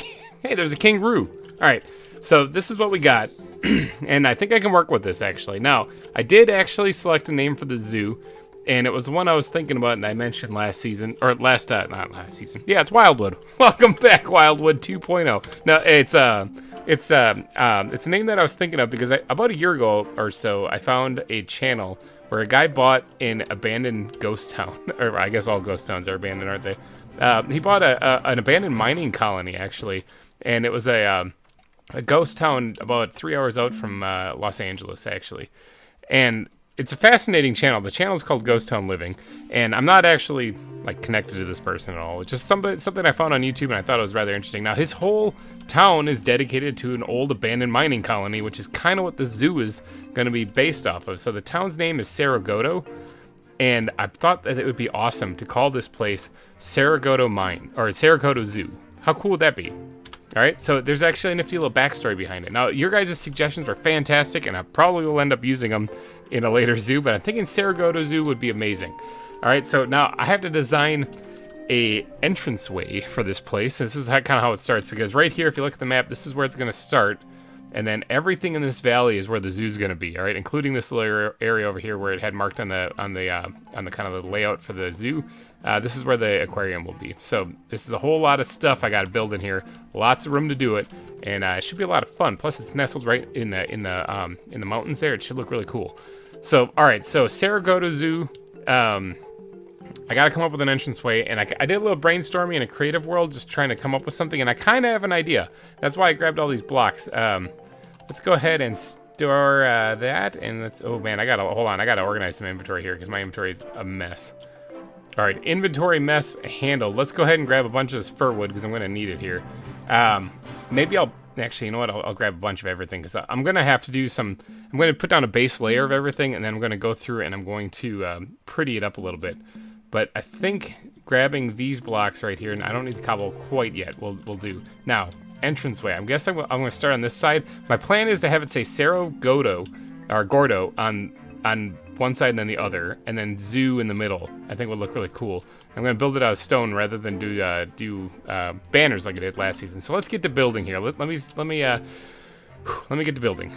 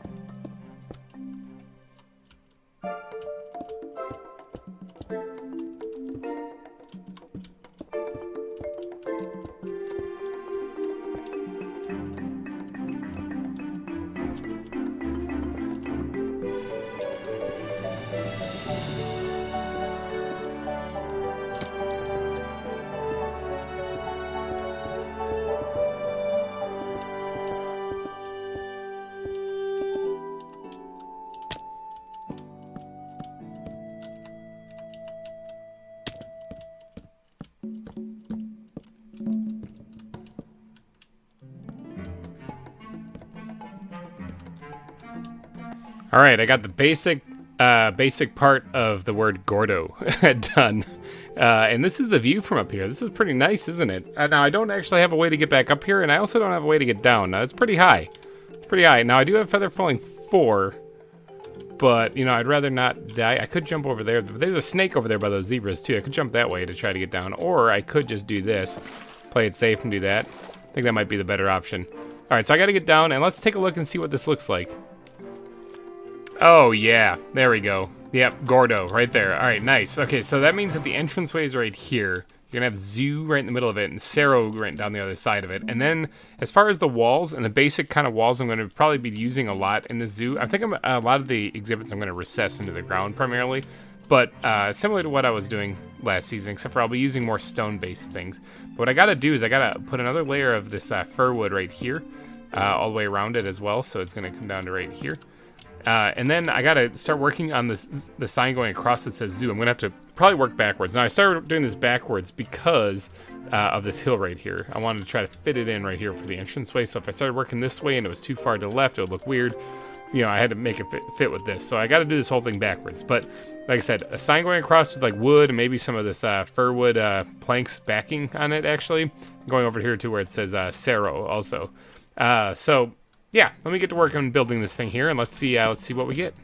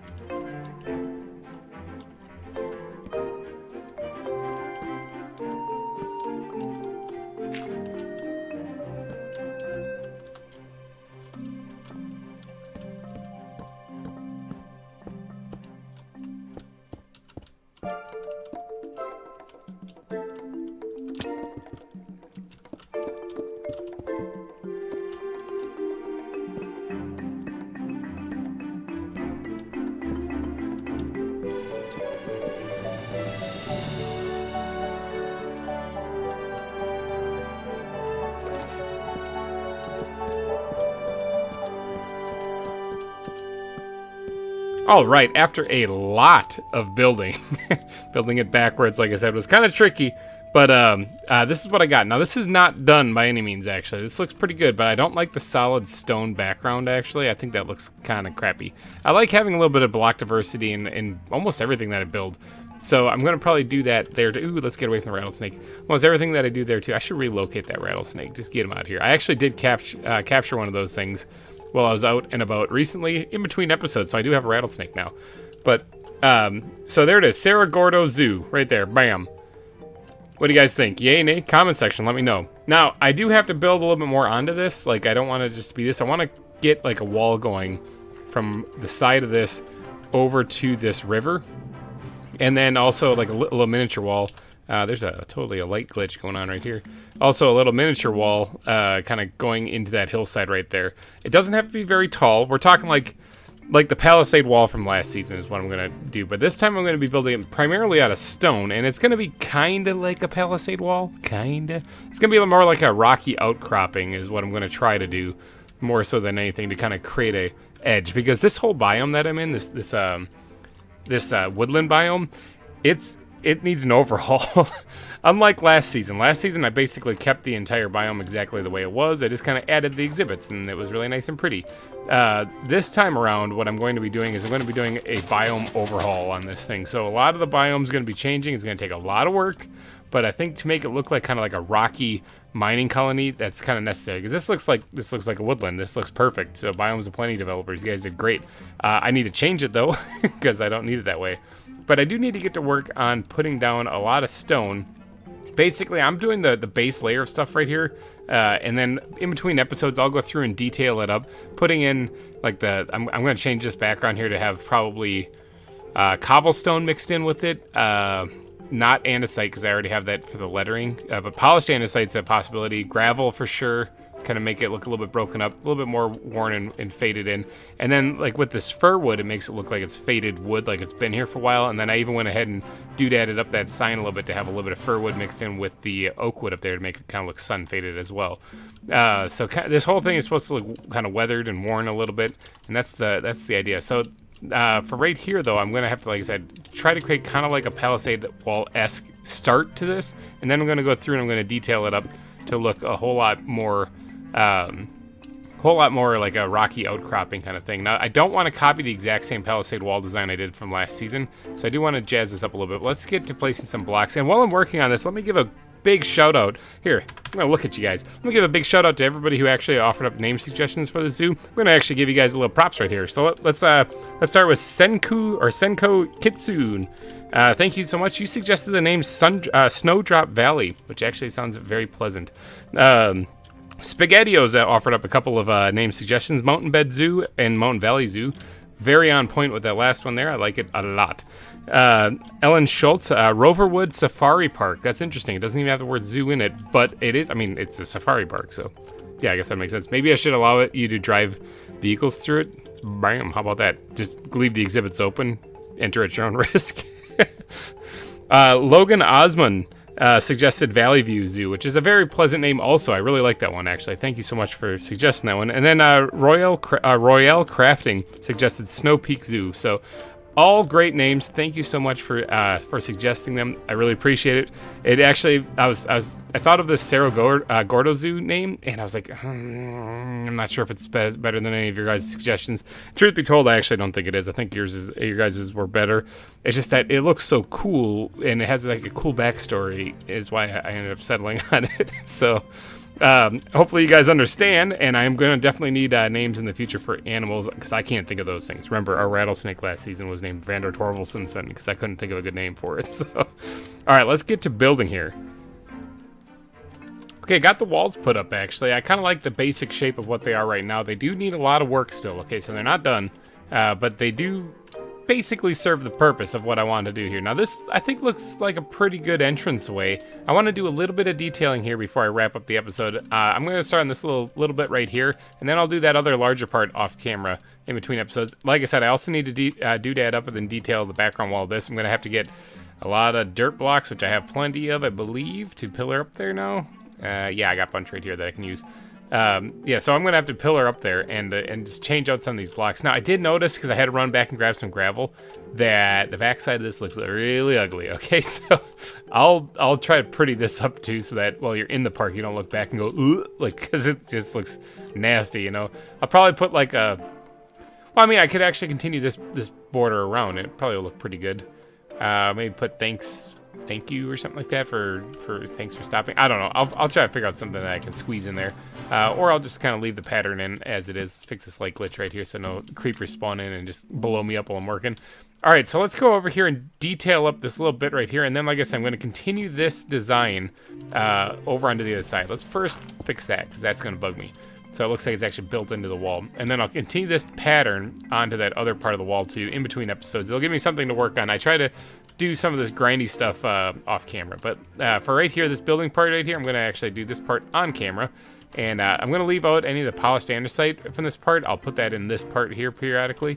But for this wall right here, I want this to be basically rock and stone and whatnot. So what we're going to do is we're going to remove some of this stuff.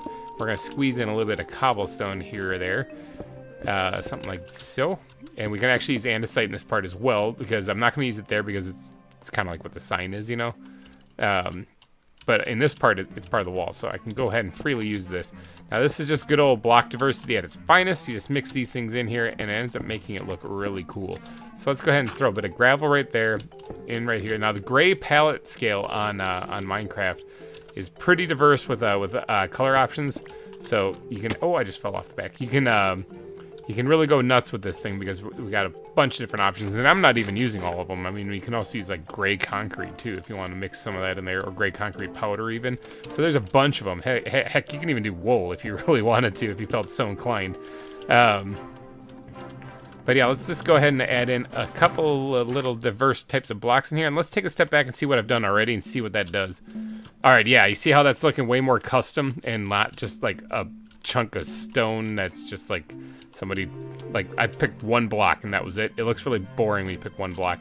I always try to mix in as many blocks as possible. Like you can even imagine that sign right there. That might actually look pretty good with a solid oak background. But because it's supposed to be sun faded, I'm trying to make it look that way. This is supposed to look like it's kind of weathered and worn as well. And so I kind of want to make it look that way if I can. So it's going to take a little bit of work, but I'm pretty sure I can get this thing to pop. Yeah, like that. And then let's do that. All right, so let's take a step back again, take a peek. Yeah, all right, so that's looking a lot better. Now, I do want to make it look like it's kind of crumbling forward, so I'm probably going to have to come back through with like slabs and stair blocks maybe, and actually make that work. But that is probably for an in-between episode kind of thing. So let's go ahead and just do this, and then maybe replace this right up here with a good old piece of gravel. How's that look? Oh yeah, that looks pretty good. All right, and then imagine there's also gonna be some custom detailing behind this, and that should be it right there.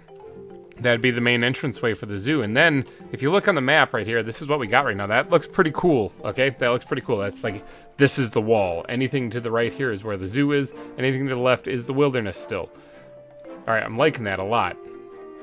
I'm just kind of visualizing in my head how this is gonna turn out. Yeah, all right, this will work. So this is gonna be our zoo for this season. All right, I think, like I said, I do got to do some detailing on this more still. I'll probably add maybe some fence posts into it as well, maybe. Like, looking like it's holding it up from the front, maybe.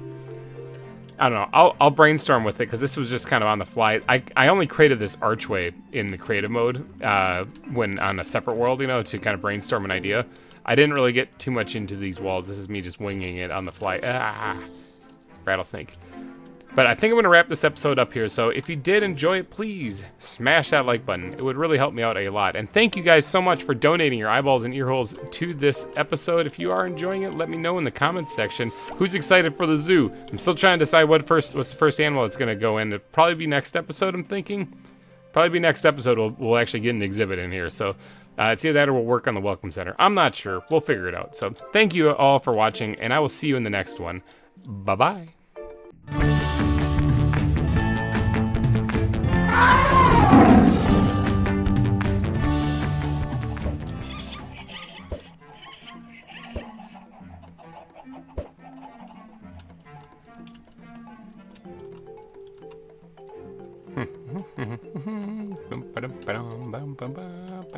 Get out of my zoo.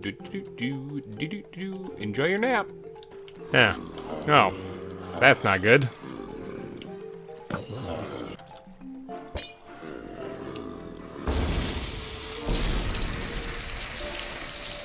Hey everybody, GReimer here, coming at you with some more ZAWA for your face and ears to enjoy. Alright, so check it out, I'm down here in a cave right now, and if you look at the map, I think I'm actually right here underneath the zoo.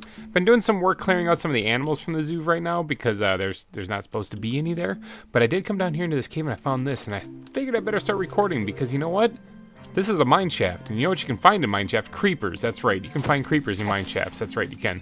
But what you can also find is bat backpacks, and I figured I'd take you guys on this little journey here to try to find one here in this cave. It's kind of dangerous. We got a lot of things planned for this episode. I mainly want to try to get the welcome center built if I can. Let's jump down here, ignore the leg spike. Ooh, there's lava, there's an area above. I don't see any path to go above though. But I want to get the welcome center built if I can. There is a path up there though. If I can get the welcome center, that would be a success, I think. And if I can't, well then that's gonna be really sad. But there's that, and then I also want to get to work on maybe terraforming out a little bit. Excuse me, bat, get out of my way. That was kind of brutal, actually. Actually, I don't think I can even go this way. I don't think there's anything this way. Whatever, I need some gravel anyway. I'll come back down and collect all these cobwebs and whatnot later, but if I can get a little bit of terraforming done around the zoo, that'd be great as well. I just need a chest. I was hoping to find one here on camera. Tell you what, I'll keep looking around, and if I find one, I will let you guys know. Oh, well, look at this. Here's a zombie spawner. Excuse me, zombies. Gotta invade your home here. Anything good in the chest? Could I get a notch apple? Wouldn't that be fun? I think those are pretty rare, though. Yeah, no, it's not in here. All right, well, I don't really know if I have much of a purpose for a zombie spawner, but I'll leave it here. I'll even mark it. I'll even mark it with a waypoint. Zombies. Now, earlier I did find a spider spawner also while I was down here, too, before I found the mine shaft. When I was just kind of down here just lighting up the cave underneath for no real apparent reason. I did come across a spider spawner, but that also doesn't help me out much because I already have one of those things, a cave spider spawner that does me just well, or just fine, so I don't really need that for anything either. So I'll just keep that lit up as well. But I would not mind finding a bat backpack somewhere down here. Aha! I found one. All right, I found a chest. Getting a little worried. Please, bat backpack. Oh, diamonds. I guess I'll take diamonds. Oh shucks, I guess I'll settle for diamonds. Oh, there's another one. Found another one. All right, what do we got? No bat backpack. All right, found a third chest. Third chest. What do we got?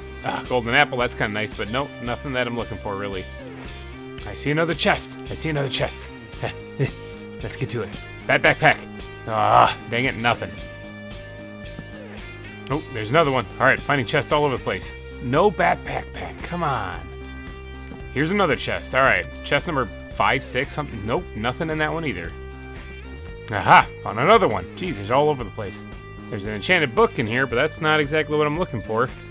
Okay, I've been exploring this mine shaft a lot. Right over there is actually another dungeon. It's another zombie dungeon. I did find another mine chest, though, here. So, please, bat backpack.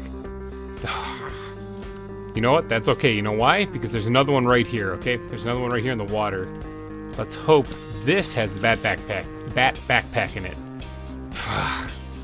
There's another chest. Dang it! Aha! There's another chest. There it is. Yes! Alright, with the bat backpack acquired here on my back, check it out. We are good to go. Oh, there's a zombie up ahead. Yeah, we're good to go. Now I'm heading over here. Excuse me, zombie, pardon me. Excuse me. I'm heading over here because this is where the entrance to the zoo is, over through the woods, over the hill, and to grandmother's house. We're going to go over to here because we got to get this welcome center built. Now, this whole terrain needs to be changed over, though, because this is obviously a woodland biome here, and it looks like a woodland biome, so plenty of developers did a great job on it. But I need to change it to look more like this over here. This is, I did some detailing, okay? I did some more detailing. And if you are part of the GReimer gang and you hopped in during the stream I did on the Discord, then you'll probably have seen this already. But this is what we got right now. Ta-da! Okay, so I did do a little bit more detailing. I plan on coming back here because I don't really have vines. I don't really have vines, but I do want to add like some mossy cobblestone in here. I could have probably snagged some from that dungeon. Mossy cobblestone a little bit in here on the base occasionally as well. So I still got to do that. It's either that or I'll take a trip to the jungle maybe one of these episodes, and I'll go and collect up some vines. But check it out. Yeah, I got these little kind of like dead bushes kind of spread out through here. It's a little bit of extra detailing.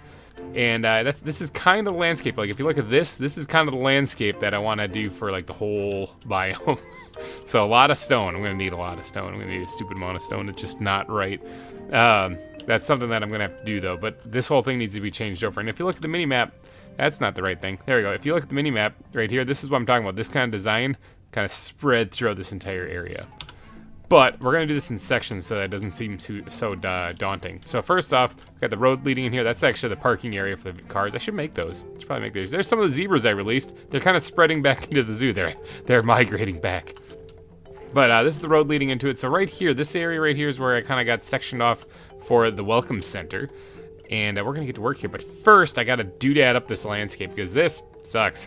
I added a couple of little logs here, like this one right here. This kind of marks out kind of the area I'm thinking-ish of where I'm going to be building the welcome center. I got a rough idea in mind. It's nothing as extravagant as last season because I want this to be a mining colony. So I want it to be kind of small houses, small buildings, you know, things like that. Unless it's a big, like kind of important one where we're talking like the mining entrance to the mine or something like that.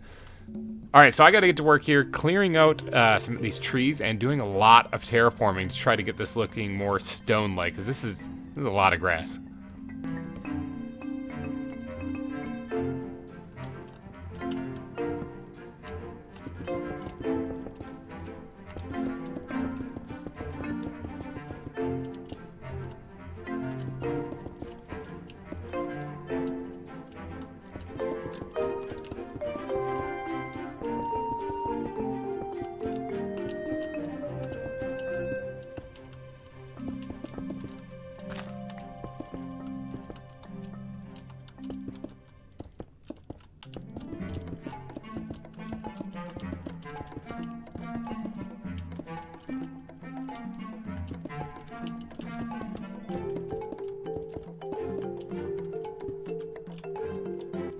Alright, that took a lot of stone, and I'm probably going to have to go dig up more of that stuff if I'm going to fill up this entire biome. In fact, if you look at the map, that's all I did was I covered this little area. It took probably like 13 stacks of stone. I'm going to have to do a lot of strip mining. I got to get a beacon going, actually. That would make my life so much easier. Maybe I'll do that sooner rather than later. What do I need? I already have one wither skeleton skull, actually. I could probably go for it. Just got to spend some time grinding out some of those wither skeletons. All right, I'm going to get to work on building, though, because I have a feeling I'm going to need to mold this to be a little bit more here in the front. So this is just the base, basically. So let's get to work here. Now, I kind of have an idea in mind for what I'm going for here. So I'm going to just try to lay out a rough footprint as to what it is that I'm going to be going for. If I can remember how to do this, because I built this in a creative world first to see how it looks, and it's not bad, but I'm going to definitely need your guys' opinion on this one. Something like this. I'm going off of memory too. I built this like 2 days ago because I was watching my kids, and you know they were down for the night, and so I was like, I got some time to do some building, and I did a little bit of building, and now I can't remember how it really goes. So this is straight up just from memory. So. Oh boy, and if you guys have been watching my content for a while, you know that my memory sucks. Speaking of which, if you are enjoying this really terrible memory content and you're liking the video so far and you go on to like the video, why not smash that like button? It would help me out a ton. Or you can just firmly press it. You don't actually have to smash it. I mean, if you just like maybe just gently press the mouse button, that would work too. Okay, that actually did line up. Or maybe even like a medium one. And if you're watching on like an iPhone or something like that, or on your mobile device, just tap the screen gently. I don't want you to crack your screen. So, all right, but this is the shape of the building, I think. Oh boy, memory. Now, as I was planning this place out, though, okay, this did line up kind of right. I think I'm like one shy. As I was planning this place out, though, I tried not to make it too grand or extravagant because this is supposed to be just a mining colony, so I don't really want to go all out on it. And so I kept it relatively basic and simple, but I did want to make it look kind of nice and pretty. However, I did notice that they're like roofing materials. I didn't really know what to use for this, but I found out that ebony wood looks incredible. So I might actually end up using that for a lot of the roofs in the area. I have to bring this out a little bit. Yeah, I knew I was gonna have to work this out a little bit. Yeah, ebony wood looks incredible, so I'll probably end up using that for several of the roofs in the area. But I needed to collect a bunch of it. Now, let's see, is it not in that one? Is it in? I don't suppose it's in this one, is it? Yes, it is. I got like I got 3.5 stacks of ebony wood. I did it by doing Maddie's trick that she taught me by basically planting one ebony tree and then breaking the leaves on it to get more pods from it, and then just using bone meal on it to get the leaves back, and just keep doing that until I had a whole bunch. Converted them into actual ebony saplings with a bucket of dirt. Let's see. Let me see if I can show you this thing actually. Ebony. This thing, I made this right here. I got these pods from doing that, and then I combined with a bucket of dirt to get these things. And then I just used those, and I planted a bunch of them and chopped them all down. So that's a way that I can get more ebony wood. So that's a good thing.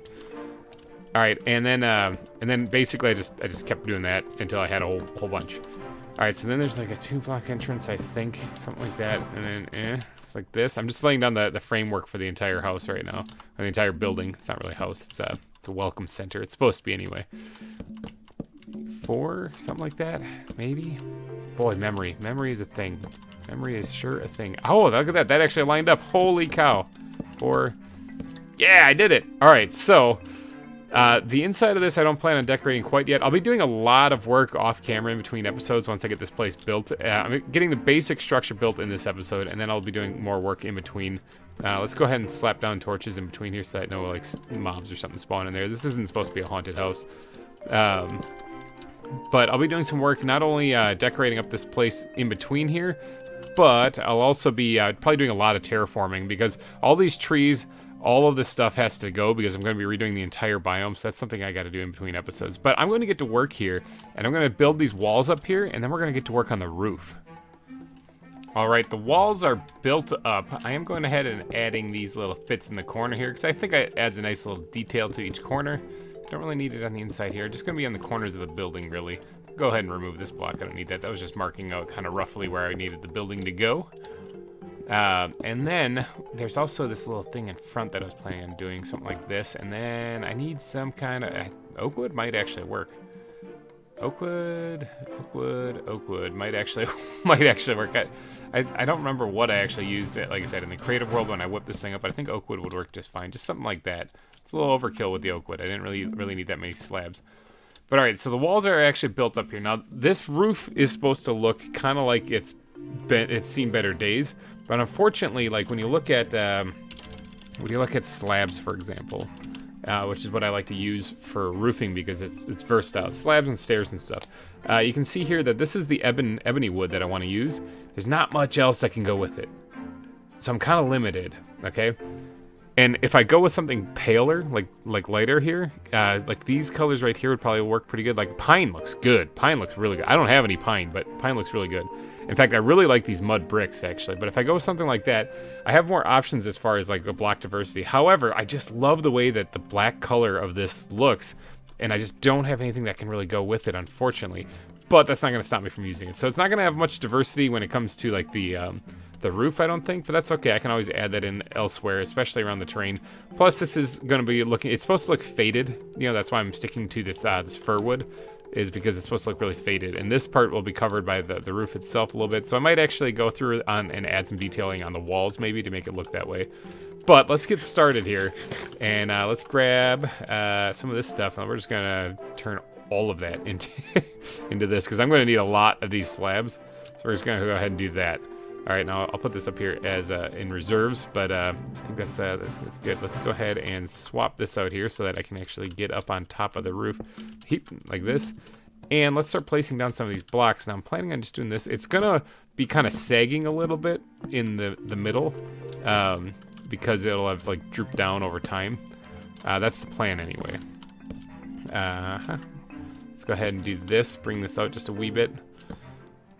Now I'm gonna try to have two very low angled roofs, kind of connecting all this. Let's go ahead and bring this over this way. I don't remember exactly what I did for this, so I am very much winging it here. But I could actually, where's those full blocks? I could actually use that in some of these parts here. Now if I'm going to incorporate this slant so it looks good on this side, I need to keep these whole blocks here, which is going to definitely interfere with the roof itself. However, Let's remove that one and Bink do that. Good. However, if I do this right, which I can't remember if I'm going to, I could actually get away with it. Let's switch some things up on the hopper. Do I have to keep that one there? Boy, it's been a little bit since, like I said, I built this a couple days ago. Yes, okay, I think I got to do that. All right, so I do have to put these in the corner here. If I do this right, it should look, ooh, not that, that's bad. If I do this right, it should look pretty good. Something like that. All right, now, oh, actually, I remember what I was doing. I was doing a 2-to-1 slope. That's why this is looking a little weird. I wonder if a 1-to-1 slope, or it is a 2-to-1 slope by using half slabs. But I was using, I guess it would be a 4-to-1 slope is what I was doing before. But I wonder if it'll look pretty good. Yeah, I'm going to stick to what I did before just because I don't want to recreate the wheel. Oh, I just fell down. I don't want to recreate the wheel here. So let me just get back up there and try to do this right. This is supposed to... Oh. Okay, something like that. Okay, that took a little bit of sussing out there. That was a little difficult.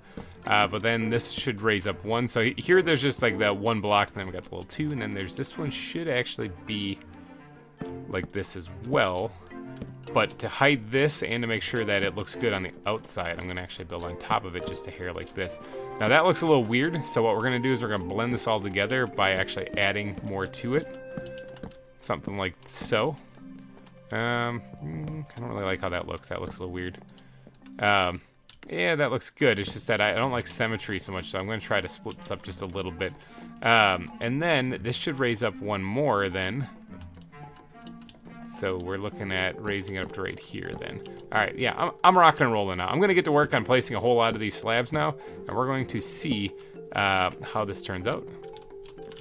All right, I think I got this section of the roof on here now. Now, it's not finished by any means. I still have the larger portion of the build to actually... Let's see if I can't get on top of the hill here, look down and see what it looks like. Oh, the sun's setting. How nice. Creepers be creeping. Hello, zebras. Sorry about tranking you earlier. So that's what it looks like. I kind of like it. I do wish I could add a little bit more diversity into the whole thing, but now I'm going to do the same style roof, but just going the other way on this part, so they're going to kind of intersect, which is going to be a little awkward, but I'll figure that out. But I do have to put that same style roof now going the other way, and I think I screwed up the placement on some of these things already now that I'm looking. Yeah, I did that side right. I did the rest of this wrong, but I'll fix it. I'll fix it. First, I'm going to nap, though, because creepers be creeping.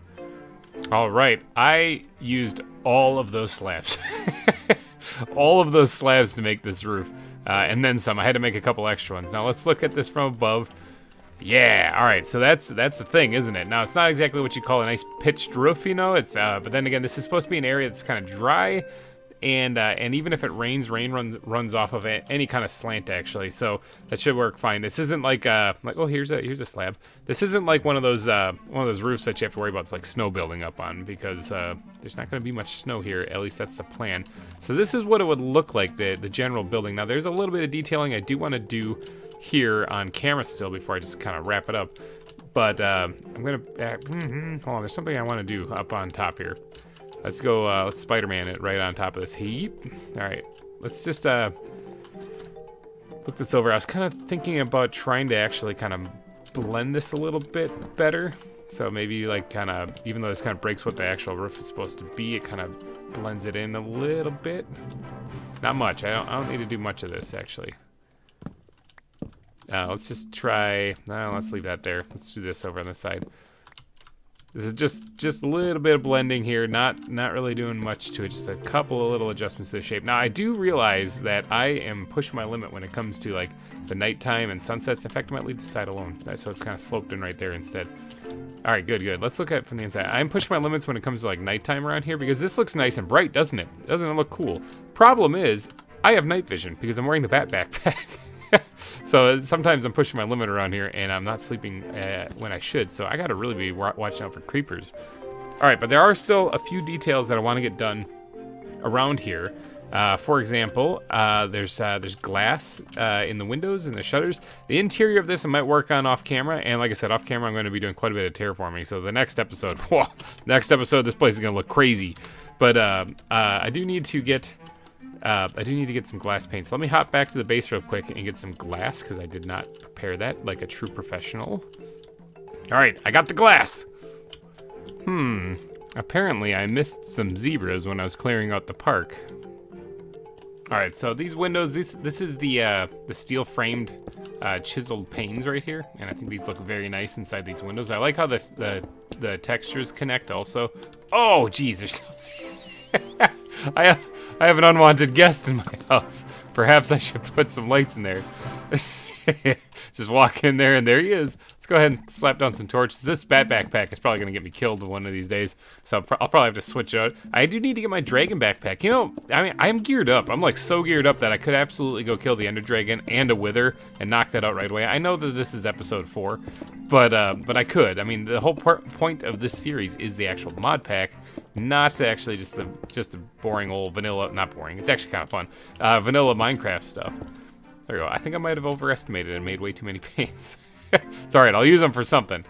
Alright, but we do have the panes there. Now, let's go around to the front. Let's squirt these things in here, and let's go ahead and make... sure, how about that? What does that get us? Let's go ahead and make a bunch of these things and see how this... Oh, I'm going to need more than that. I'm also going to need something like a block or something to put this here, because I'm going to make these blinds or these shutters kind of open. Like that. Yep, alright, and then I'm going to do that on this side as well. Like so. And then I think for these 2 wide ones, I'm just going to leave them wide open like this. I think it might work a little bit easier. Maybe I'll mix it up and put one open here, there. But I got to go around and put these on all of the windows. Yeah, I'm definitely going to need more of these things. All of the windows. Because they don't really have, when you look at the trapdoors, they don't really have any options when it comes to trapdoors. So we got just iron trapdoors and wooden trapdoors. So it's not like this is one of the later updates when we have like spruce trapdoors and whatnot. So I'm kind of limited on this one. So I'm using what I got. So I'm going to go ahead and put these on all of them. And then we're going to do a little detailing around the outside of the house here. All right, we got all of the shutters put in place. Now, I did grab some of these dead leaves. I actually went and collected some more of them. If you remember correctly, let's zoom way out here. If you remember correctly, way down here... Where is it? Right here in this area. This fen has nothing but a bunch of dead leaves there. It's pretty awesome. So I went down there and collected a bunch. Also, I did the bone meal trick so you can just grow more leaves. Thank you, Maddie, again, for reminding me of that. That all happened during the stream on the Discord, which, by the way, if you are not part of the Discord and would like to be, I do stream games on there. I also play at least once a week with the community if I can, if not more even. So if you would like to be part of that, that is a simple $3 and up donation on my Patreon. We'll get you in there, get you into the GReimer gang. You can come play games with me. And anyone else that's in there. And you can also catch exclusive streams like the one from the ZAWA server where I did all of that and all that other fun stuff. So yeah, link to the Patreon is in the description if you are interested in that. If not, you can always catch the episodes here. You know, you get the updates there. So, but if you'd like to interact with me, that's where you do it. So what I'm going to do with these leaves, okay? I really do need to do the landscaping around it first, but I'll do that up a little bit around here. Some of these leaves, not this one. Where is it? Right here. Yeah, that one right there. Let's go ahead and swap those. And what I'm going to do is I'm going to actually kind of add like shrubs out front of it, like that, you know. But nothing like a nice, finely kept, like trimmed, you know, bush or what are they called? The things that look nice in front of houses. Shrubs. I don't know. Yeah, I'm not going to do anything like that. This is going to be kind of roughing it, you know. This is going to be kind of raw. Just like that. So it's going to even kind of wrap around the house a little bit in places. Like so. Yeah. And maybe even drop down like that. Alright, so this is going to be pretty rough as far as the vegetation around here. Because there isn't really supposed to be much. So remember, it's supposed to primarily be a lot of stone. Like this area over here. This is what I'm talking about. And a lot of what that looks like right there is what I'm going to incorporate into the stone around this. Probably in between episodes. I don't want to bore you guys with that because that takes a lot of time. And yeah, I want to get the main bulk of the building done here. All right, so let's go ahead and we're going to sprinkle these things in occasionally around here. And like I said, they don't have to be very lively. That's why I'm limiting the amount of green that I put in here, actually. Because otherwise it's going to look too much like a lush like field. And that's not what I'm going for. And then around the back side here, maybe put it a little bit off the house, actually. Yeah, I'm thinking that looks pretty good. I hear a Zambe someplace. It looks like he is somewhere in the hill in front of me now, according to the minimap. Which, by the way, look, the minimap. I got little dots up there. I figured it out. I did it. I'm playing the game. I figured out how to get the minimap working right now. So it's working a lot better than what it was, at least, before. So, all right, let's sprinkle these guys in here like so. Let's remove that one right there and replace it like that. All right, good. And then another setup over here. Something like that. Good. Like I said, this isn't supposed to look really pristine and perfect. This is actually supposed to be very, very rugged. I mean, it can even cover the windows a little bit like that. I think that looks fine. Like that. Awesome. All right. Oh, it's getting nighttime. Like I said, this backpack pack. In fact, let me show you this. Boom. That's what it actually looks like. So yeah, I gotta pay attention to that. I should probably throw on like maybe the Iron Golem backpack on instead, which according to online actually prevents me from taking fall damage, which would be incredible. I know last season it didn't work, but this one, you know what? Let's give it a whirl. Let's throw this on once. Let's see if this works. Fall damage. Are you negated? Let's get up here on top of a higher ledge. Testing. I mean, I didn't take any damage. Wait, hold on. Let me take off the feather falling boots. I didn't take any damage. Nope, doesn't work. Okay. Let's go ahead and put these back on. In fact, let's go ahead and get the bat backpack back on so that we can put things back into the bat backpack. Let's take that off. Put that on. All right. Now, this is about all I wanted to do for this area right here for right now. Like I said, I got a lot more to do off camera, more so than in this episode, because this is basically it. We got the welcome center built, which was the main bulk of this episode. Plus, there's the finding the bat backpack. That was a huge one. That was really what I wanted to do. So, what do you guys think? This is not supposed to be some grand epic house by any means. This is supposed to be kind of a rundown shack, actually. Like I said, I'm going to go through, maybe add a little bit more detail in places. There was, hold on, before I go, planks. I know how to spell planks. All right, there was something. These guys, was it? Hellbark. Ooh, no, I don't think that was. Maybe it was eucalyptus. Eucalyptus looks a little oily. I do want to try to get a little bit of block diversity in there. And there's a lot of planks here, as you can see. Maybe willow wood actually might work for making things look rundown. So there's fir wood right there. And mangrove, maybe it's a little bit lighter color. Jacaranda wood. I have no idea where to even find that. So there, yeah, pine wood looks so good. Might have to go hunt down some pine wood. I think there's some pine trees up there, to be honest, like in the mountains. Pretty sure a lot of those are pine trees, so I can get some from that. But I might sprinkle that into the walls, just to kind of make it look a little bit better than just this bland. And I am going to get to work on doing some decorating in here in between episodes as well. So I'm going to decorate up the welcome center, and I'm going to do a whole lot of tree clearing in the entire park. So if you look at the map again, these trees I'm going to try to get gone before the next episode, because I need to redo the entire landscape in here, and I'll do that as I progress. But I'll also terraform down these hills, because this is rough terrain.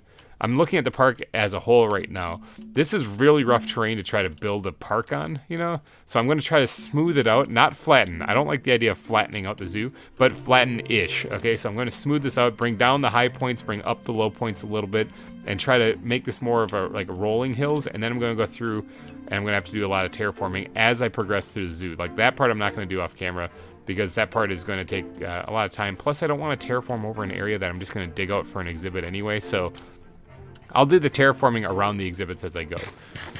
But I'm thinking that's probably gonna be it for this episode. I mean, that was a lot of fun. We got like the bat backpack. Come on, that was awesome. If you guys don't leave a like for the bat backpack, I mean, nothing will. Now I feel like I'm actually playing ZAWA, because that was like a staple. That and the squid backpack. I need to make that. How do I make a squid backpack? I think I got that from Maddie last time. Squid. Oh, I can do that. Oh yeah, I'll have that by the next episode too. So, alright you guys, down in the comments, let me know, what do you think of this build? Does this look good? Does this look bad? What do you guys think? I kind of like it. I'm going to smooth the terrain out here and get like the path leading up there as well. So there's some stuff in between episodes I'm going to do to make this look pretty. And in the next one, you guys shall see what it looks like. So thank you guys so much for donating your eyeballs and ear holes to this episode. And if you did enjoy it, like button. It would really help me out. I'll be back next week with more ZAWA. So thanks again for watching, everybody. And bye-bye. Not gonna lie, this whole forest here kind of reminds me of that scene in Mortal Kombat where Johnny Cage takes on Scorpion. Get over here!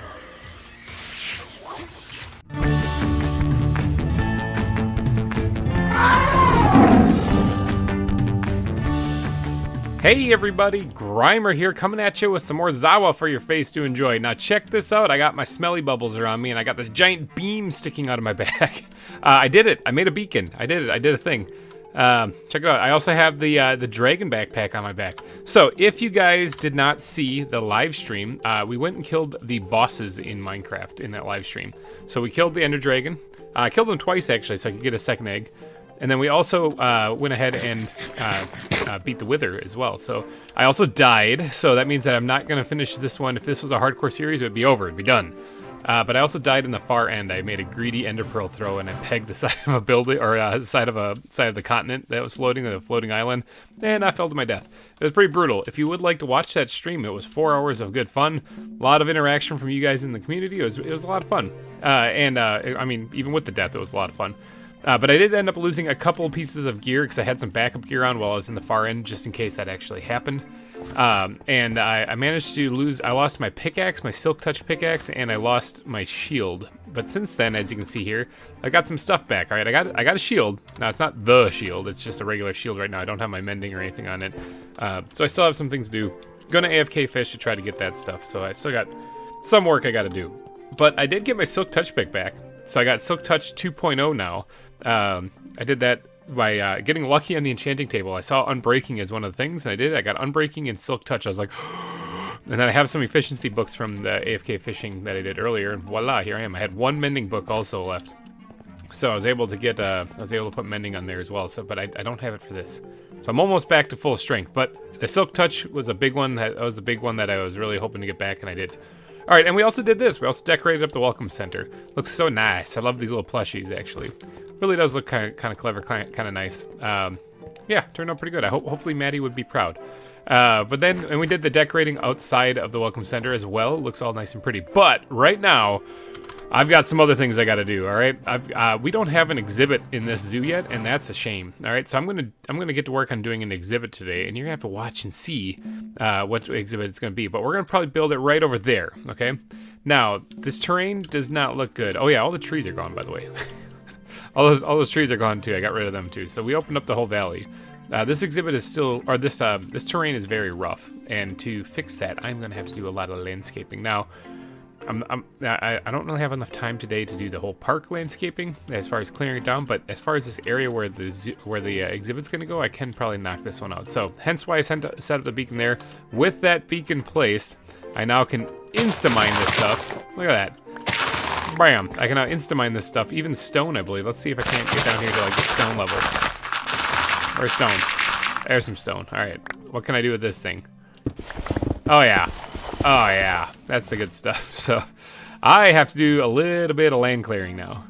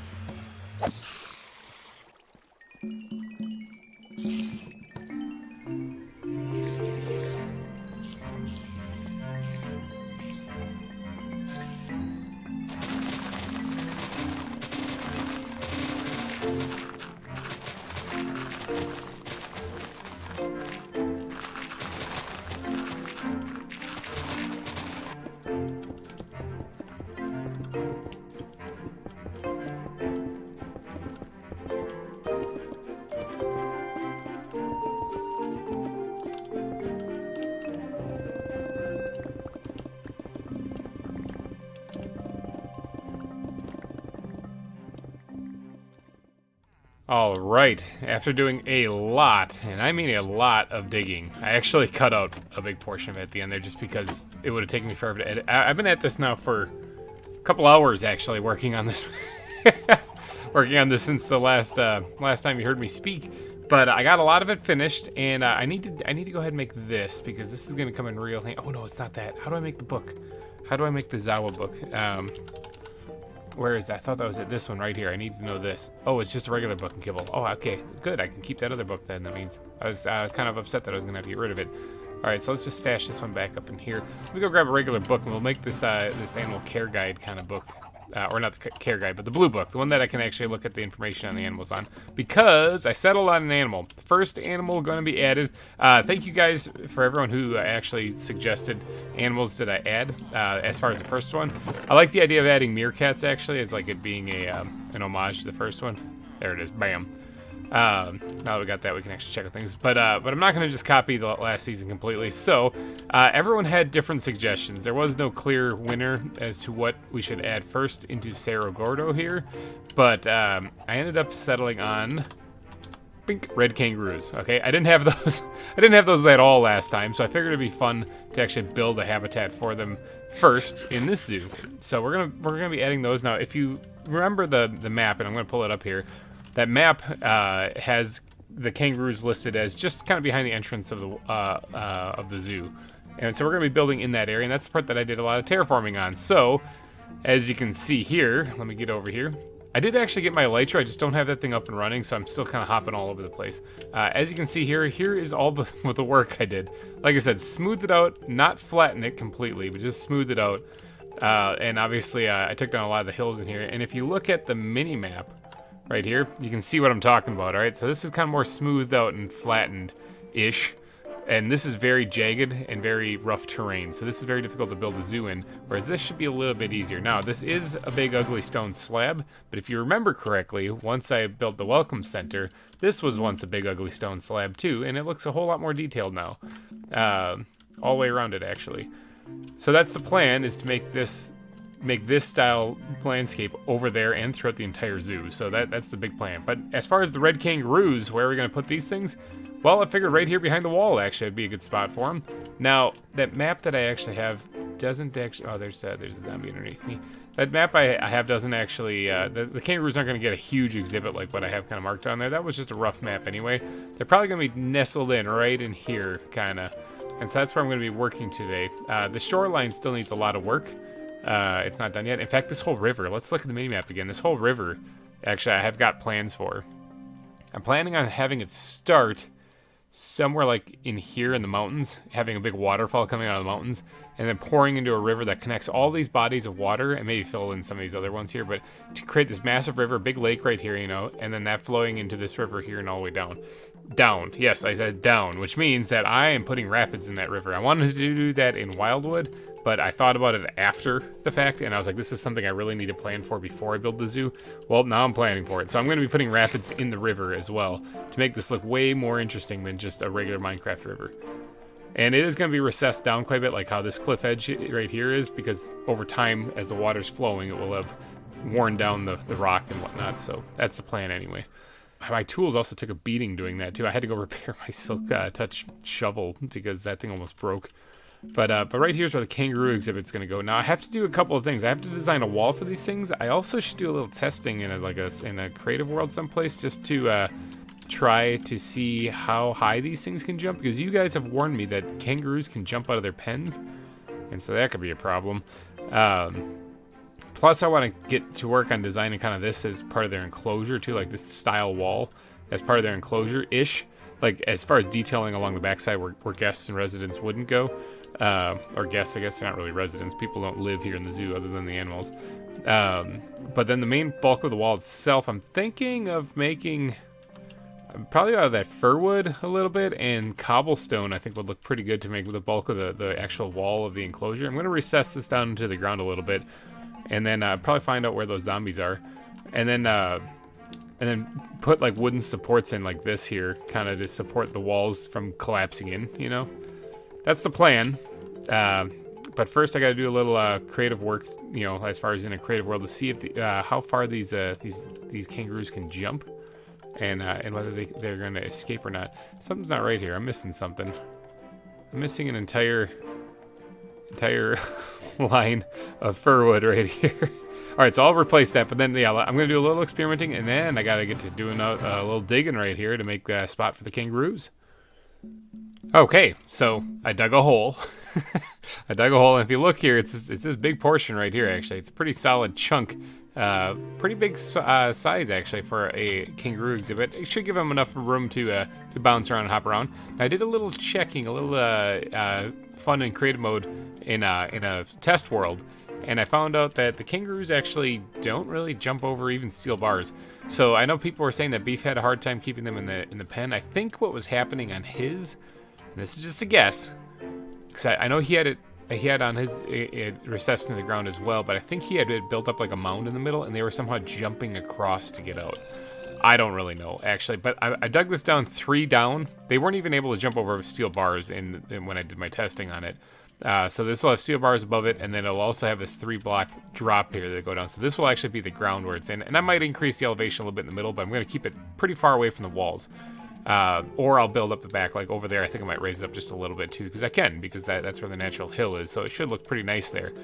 Now, I need to come up with a design that I'm going to put on the walls themselves, and I think for that, I'm going to do this. Now, I dug this out so that I can actually just kind of do one of these numbers, and just kind of start laying down things right in front of it. These zombies, holy cow, let's find these guys right now. Found them. Creeper, can you help a brother out?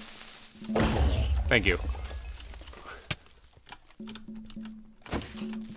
Excuse me. Okay, found where all that racket was coming from. Let's light this up. Man, those things were annoying. All right, now that the zombies have been dealt with, let's go ahead and actually not do that. Let's go ahead and get to work on building the walls of this place. Something like this. Now, I can go ahead and tweak the cobblestone to make it look however I'd like, actually. It doesn't have to just remain this. In fact, I don't really like the idea of it being cobble all the way on the top, because I've been thinking about what it's going to look like from on top there. So let's go ahead and... Oh, that was bad. Let's go ahead and bring this over... Oh, God. Bring this over like so. Is it getting nighttime? Man, time flies when you're building a kangaroo exhibit. Let me take a power nap. Creepers be creeping. All right, so I'm thinking something like that. Now, it's not actually exactly what I was planning. Let me take this out for a second here, because if I were to do something like this... Oops, not like that. Oh man, I'm getting crazy with the clicking. Let's do this. Get some of these back in my hotbar so I can fill this back in, the things I accidentally removed. If I were to replace this part with cobble, then I could actually... I'm trying to think, like, again, mining colony. I could actually... oh wow, my inventory is packed full of stuff. Look at all this. Look at all these things I collected too while I was digging that area out. Let's see, it's in the bat backpack, I think. No, it's in the squid. Oh, by the way, I have the squid backpack. The squid backpack and the dragon backpack were the 2 that I made on the live stream. Kind of forgot to tell you guys about that. But I got that. So let's go ahead and grab these, and then let's grab some of these, and let's grab some of these. And then let's... Oh my gosh, my inventory is already messed. This is just like season 1 all over again. Let's go ahead and start sprinkling these in here, like so. Yeah, that should work pretty good for like a wall keeping the kangaroos in place. Hopefully they don't like suffocate this. I don't think they can. I don't think they can like go under here. I don't know, actually. I didn't test that, but hopefully that'll be good. All right, so I'm going to go ahead and put this pattern in all the way around here, because I'm going to need to, including up there. I think I'll leave that part undone, because I got to do the land in here first before I get too crazy on that. But I'll do it on this side here. Okay, now comes the tedious process of actually building the landscape for these things. Now, red kangaroos live in Australia, it looks like. I did a quick wiki search, and their environment is very dry and arid. So we're talking like an arid, dry plains kind of looking thing. And I was looking up sand, because I'm going to incorporate sand in this. And I saw this stuff right here, sandy dirt. And I don't know where it is. Like, I don't have any of this stuff. But I would love to find it. So I can make coarse sandy dirt, and then I could not have to worry about the grass growing on top of it. And I don't really have any of it. This is like my whatever, kind of could be a sand chest or whatever. I don't really have any of it. So I'm looking at the map, and I was looking at, according to the wiki, it spawns in dry kind of environments. Well, down here we have this brushland, and we also have a savanna. I'm hoping to find it in one of those two, because I think this there's a brushland region also right here, which is a little bit closer. But then this chaparral right here, I think just has like loamy dirt in it or something. And then we're starting to get into some more lush forest up here. So this probably isn't it. Unless it's in the steppe. I don't know. I gotta look around. But I need to get to places to actually do that, because I wouldn't mind finding that to incorporate into this building. To do that, we're gonna dust off the elytra, make some rockets here, and actually get going into the sky. Bam. All right, we got some rockets. Let's go ahead and equip these. These do not. This doesn't have mending on it at the moment, but as long as I don't break them, I should be all right. I think I can put unbreaking on them, though, right now. Because I'm pretty sure I have that somewhere. Unbreaking, yes, at flame, but that's not going to do much. But, yeah, let's throw unbreaking on these things, actually, right away. That way, when I do get a mending book, I can add that. And also, they don't break as fast. Okay, so I was going to hop in the portal and just go over to where the cave spider spawner is, but I think I'm going to take my main flight right here because... as you can see where we're at here, just down here is the brushlands. That's all I need to get to, and that'll answer whether or not it's in this brushlands. It won't answer whether they're in the savannah or not. I'll just have to fly all the way down there. So, and plus I'll get a good view of what I got done so far. So, there we go. Flying in 112 is a little rough. All right, so that's what I got done so far. Look at us up in the sky. Woohoo! We're flying. We are flying. So that's the exhibit so far. Working on that. But let's get over here to the brushlands. And we'll actually see if this sandy dirt is over here. Alright, so this is the brushlands right here. I did bring just an unbreaking shovel because I do have silk touch on mine. What are you? Sandy grass block. I found it. Wow, that was actually pretty easy. Alright, so I did, like I said, grab just a regular unbreaking shovel here so that I can collect this stuff without it being grass anymore. Because grass will grow onto it naturally anyway. Alright, so I'm going to collect up a couple bits of this stuff, at least a stack or two. Probably 3 or 4. I'll be here for a little bit. But then we'll head back and get to building on this place. Okay, I might have went a little overboard. I collected up a whole bunch of it, actually. Because this stuff looks fantastic, actually. And I think I might even incorporate it into the regular landscape around here as well. Whoa, big leg spike. I can't really be having leg spikes while I'm trying to land. Alright, there are some more things I need to get, but this is the wall that I was talking about, put in all its glory. I also raised up that back a little bit there for just the base, but I do need to remove the stone now. And then get to work on replace, like, this layer right here. I got to remove this. And probably a little bit under there. And then get to work on actually coming up with a pallet I want to use for the land in this area. I also do want to add a water feature in here so that the kangaroos have water. And as far as, you know, the food and whatnot, I can put the food barrels in here and stuff. As of right now, I'm kind of, it's a toss-up right now whether or not I'm going to tame them. I wanted to tame them. I was planning on taming them, all this stuff. But thinking about caring for, you guys remember last season? I had like 40-some animals. Caring for all of them while continuing to build might be very difficult. I would actually basically need a zookeeper to help me care for them. So I'm kind of torn right now whether or not I'm even going to tame these things, because if I don't tame them, then I don't have to worry about constantly keeping them fed. So I'm not too sure, because if I'm working on an exhibit or working on a big landscaping project or whatever, and some of them starve to death, I will be just mortified. It'll be horrific, you know.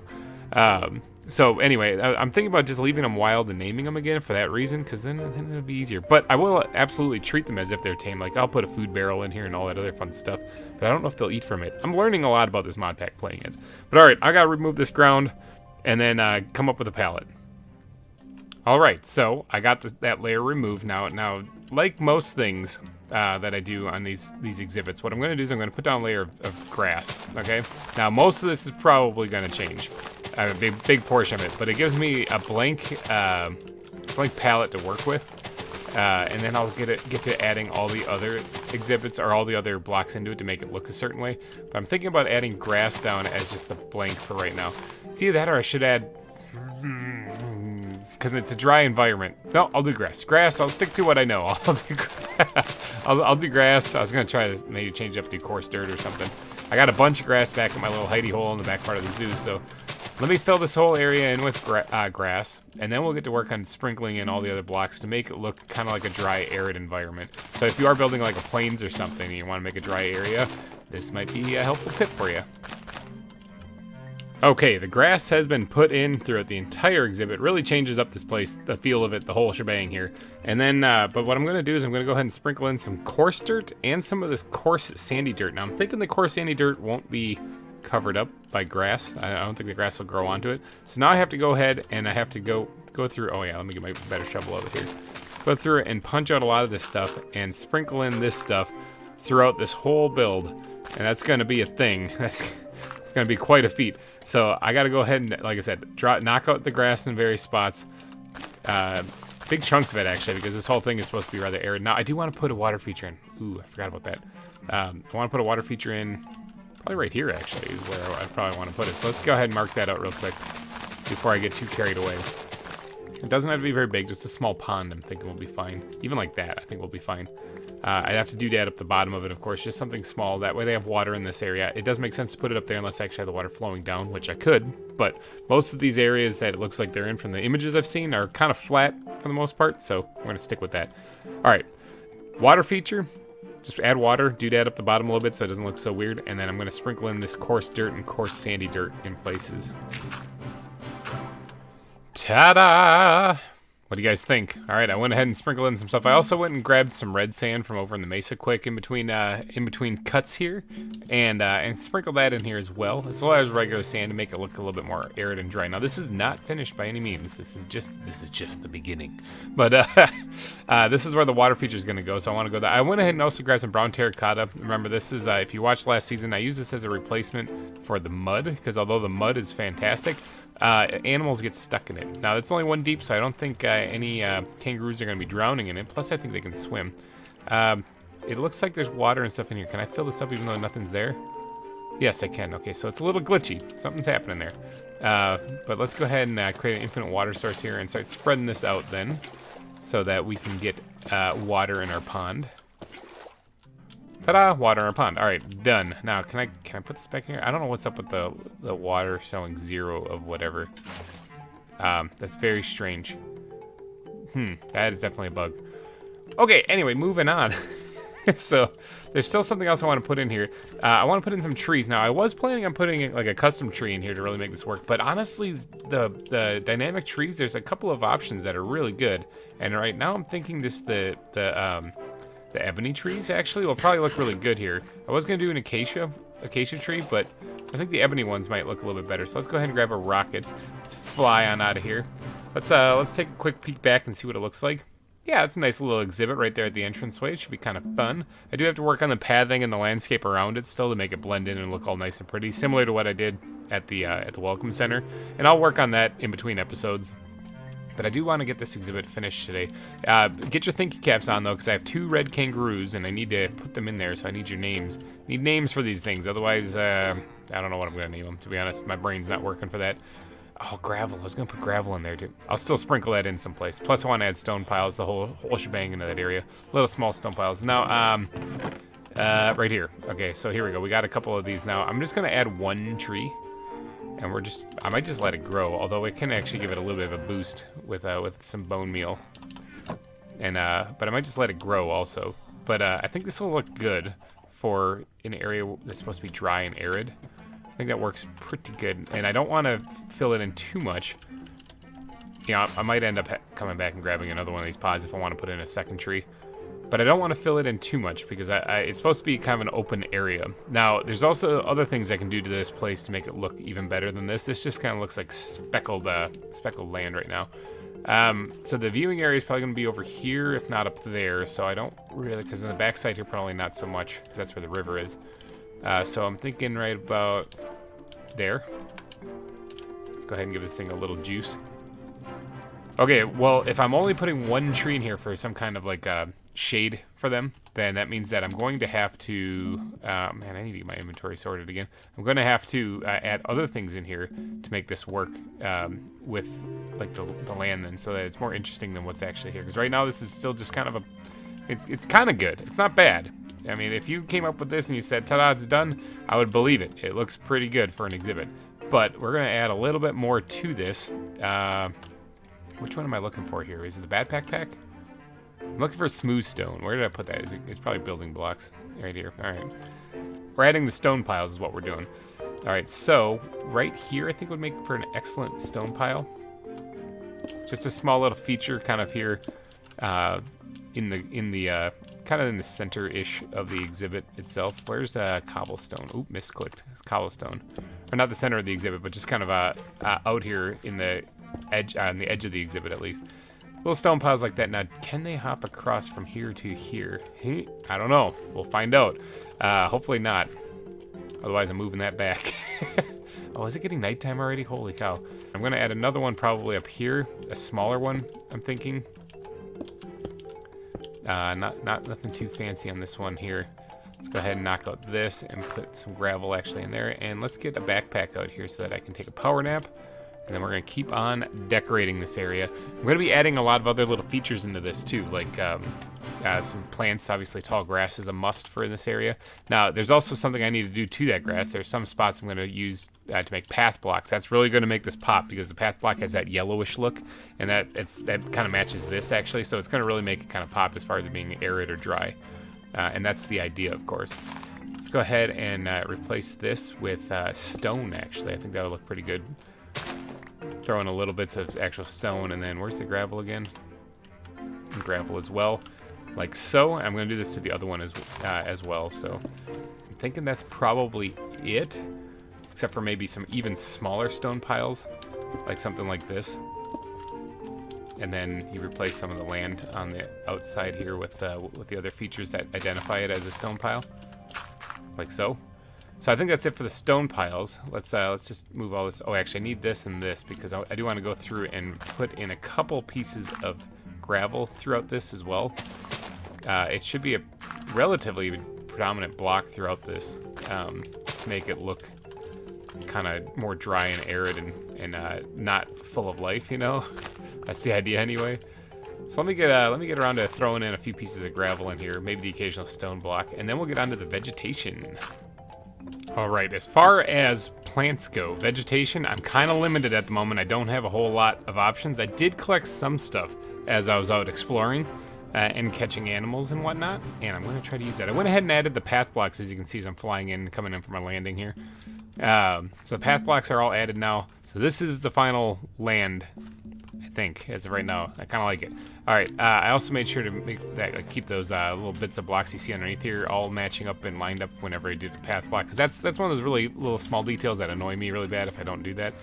So I went ahead and got that. Now, I picked out all of the stuff that I have that I think would work good. I don't have a lot of stuff. I don't really want to put cactus in here because I don't know if they can run into that.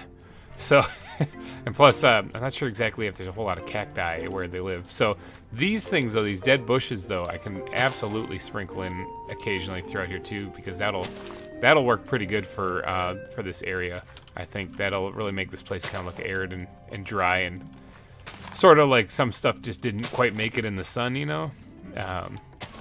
That's probably good enough. I don't want to overdo it with that. So let's put those away. I got some river cane. Also, I don't know if I'm going to do that. Reeds, though, are definitely something. Now, these things last time in the previous version, I had to jump to place. It was like you had to place them while you're falling, which is weird. You might still have to do that. Looks like it. Hold on. Maybe I just won't place them. Oh, there we go. Got one. Like I said, they're kind of touchy. They're kind of difficult. There we go. Got two. I have no idea why that's the case. Now, I don't really want to overdo it with reeds in this area, so maybe one more right around here, if I can get it to place. Got it. Awesome. It's turning nighttime once again. But I did get also some dried bamboo and some dried leaf piles, because underneath this tree here, there might be some of these guys laying around, you know? Thinking that's probably true, maybe even spread out a little bit. Something like that. You know, a couple of dead leaves here or there, kind of spread out. Let me power nap real fast, and then we'll get on to the rest of the decorations. All right, dried bamboo. I thought this would be a good little feature to add someplace where there might be some dead space, maybe in that back area right there. Actually, I think this will look good if we kind of throw some of this on here. I can't stack it. It looks like on top of itself. I wonder if this stuff actually grows. I mean, it's dried bamboo, so I think it's done growing. It's reached the end of its life cycle. Let's just spread this out just a little bit though. Like that. Now this stuff they can't jump on, or at least I can't jump on it, so I'm hoping that means that they can't either. Nope, don't like that. I mean, that's not as... let's just leave it at 2. And then I also have a whole bunch of these sea oats. These things you have to collect with shears on beaches and the sands next to water, and that's what I did. So let's go ahead and slap these bad boys down periodically in places. Kind of spread them out a little bit. Maybe throw a couple up here as well. On the backside here would be a good one.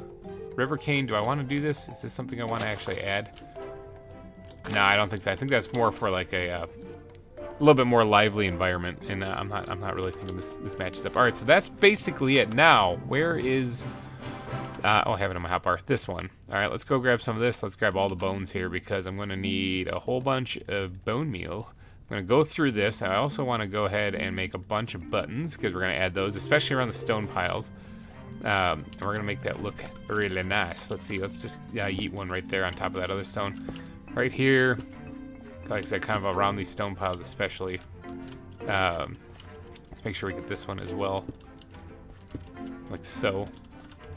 Alright, good. And then the rest of them can be sprinkled in periodically throughout the exhibit. So then we can go through with the bone meal. And we should be able to decorate this place up real nice. Let's get a couple of this growing tall grass. I guess flowers. I'm trying to think if because normally I have like this thing against flowers, except for in this biome that I'm working in right now, I'm not too worried about it.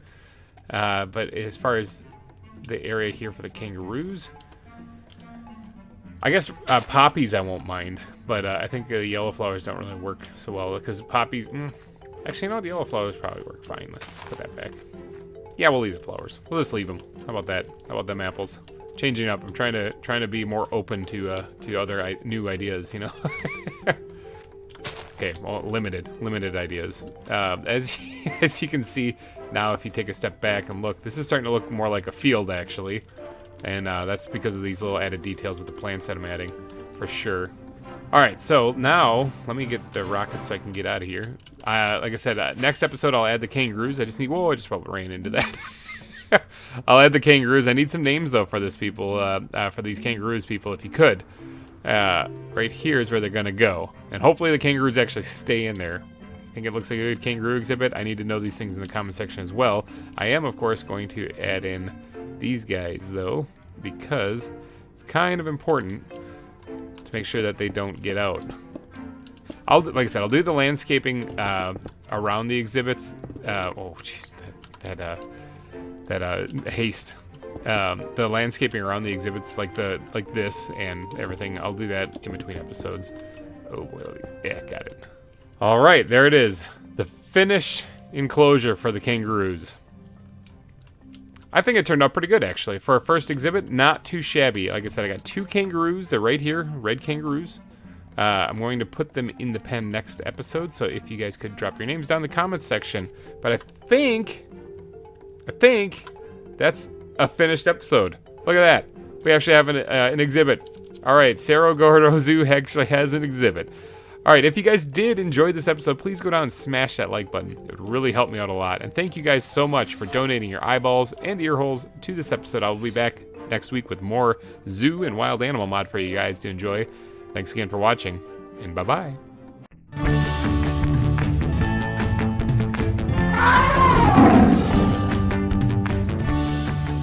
Hey everybody, GReimer here, coming at you with some more ZAWA for your eyeballs and ear holes to enjoy. Ooh, look at that beacon. Ooh, I moved my beacon underground.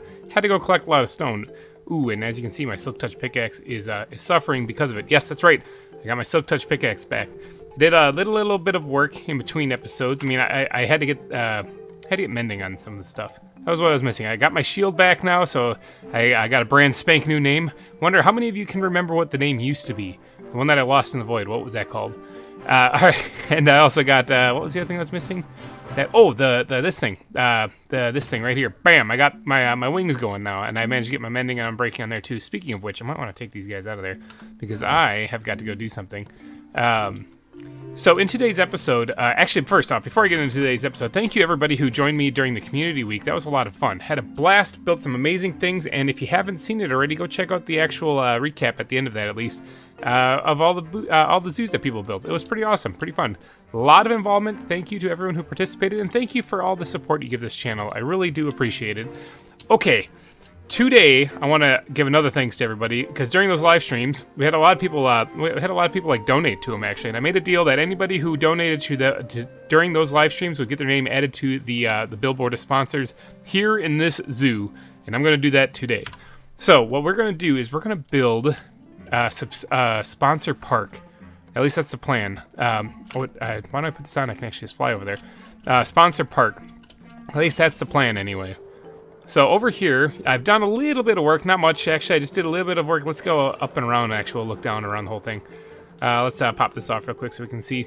So I did a little bit of landscaping here behind this a little bit. Didn't work too much on the river part itself because I have other plans for that. So I didn't really want to mess with that too bad quite yet. So that's just kind of like a sharp drop, but it'll look pretty in the end, I promise. But over here, I filled in all this stuff with stone, so it looks pretty boring now, not really all that entertaining. And then I did all the little shrubbery and bushwork here and the terrain to make this look all kind of nice and custom along the back side of this. And that's about as far as it got, because right here is where I'm going to put this the sponsor park. Right here in the beginning, so as soon as you walk in, there's the thank you to everyone who helped sponsor this and make this a reality, make this a thing. Right here next to the Welcome Center, this is where I'm going to put Sponsor Park. Right here next to the kangaroos, which, by the way, we're going to name today. We're going to name that in this episode, so stay tuned. But first, what I'm going to do is I'm going to go and build something. Let me see if I can't get airborne here and get over here quicker. I'm going to go and build something, because I have a mod installed on here that's not part of the pack. I added it because I like building, and I hate looking for things when I really want to find them. So the thing I added was Nature's Compass. So Nature's Compass allows me to look up biomes. And all I need to do to build that is I need to make a compass, like so. And then I need to make, I think it's just saplings I need, actually. I think it's 4 of them. I'm going off memory here, because I built this before on another server. That wasn't it. Is it this? Nope, it's not that. Do I have to switch these? That's it, Nature's Compass. Okay, so Nature's Compass is a very handy mod that allows you to find any biome you want, even the sub-biomes. And so what I'm looking for, because I kind of have an idea of what I want to build, or how I want the billboards to look, but I need dark oak wood for that. So to do that, I need to right-click with this. I think I can teleport to him because I'm technically an admin type thing on this server. Not going to do that. But we're going to look for roofed forest right here. Let's click on that and let's start search. Looking. Okay, look at that. Bam. 2,100 meters that way is a roofed forest. I love this mod. And just like that, there's the roof forest. All right, now I'm going to collect a bunch of this dark oak wood because I need it for some of the roofing material I'm planning on using it for, actually. Blends in very nicely with spruce, and I think that would make for really good roofs. So see, that says that. That's how easy it is to find a roof forest. All right, so let's grab a bunch of this stuff now.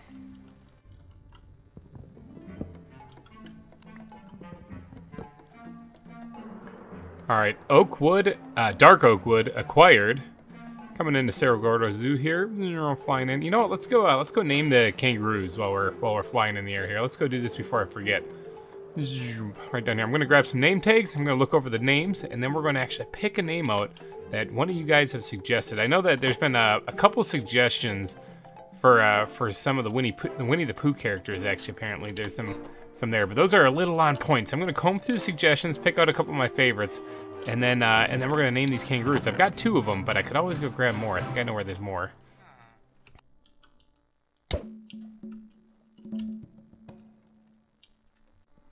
Okay, after careful consideration and looking at all the names that you guys provided, and thank you, by the way, to everybody who provided a name. Thank you guys so much. It's a lot of fun. I like combing through there because you guys are way more creative when it comes to naming things than I am.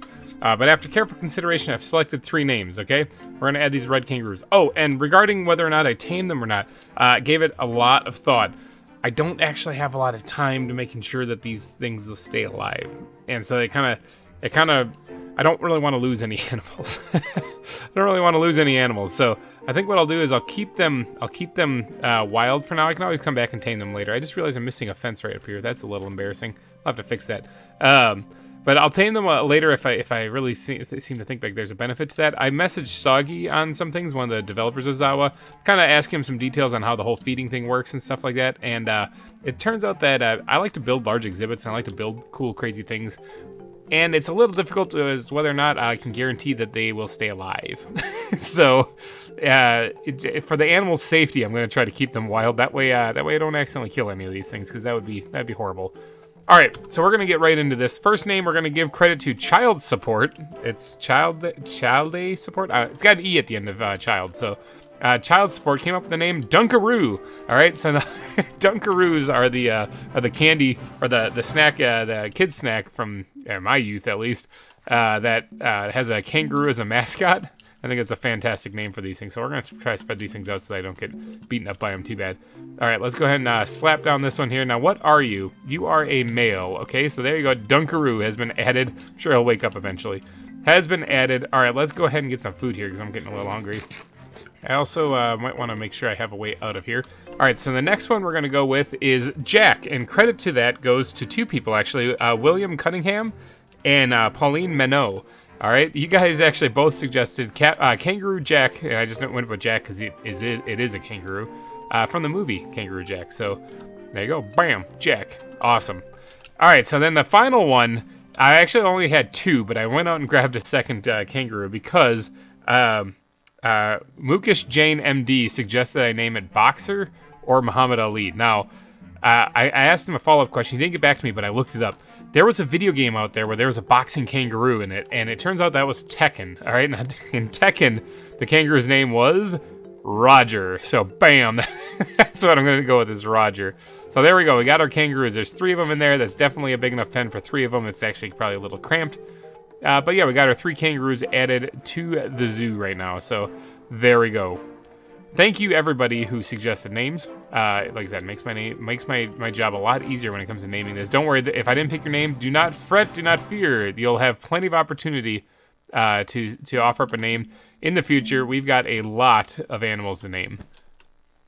So, on to the rest of the episode now. Okay, so the sponsor park is what I want to try to get done here, and I want it to be the main entranceway's main path leading right to it, so we got to do a couple of things here. One, we have to get the path laid out going into the park, and also going over here to the Welcome Center, and 2, we have to actually get like the billboard set up and get people's names put on it, because like I said, there's a few people who have already donated during the live streams.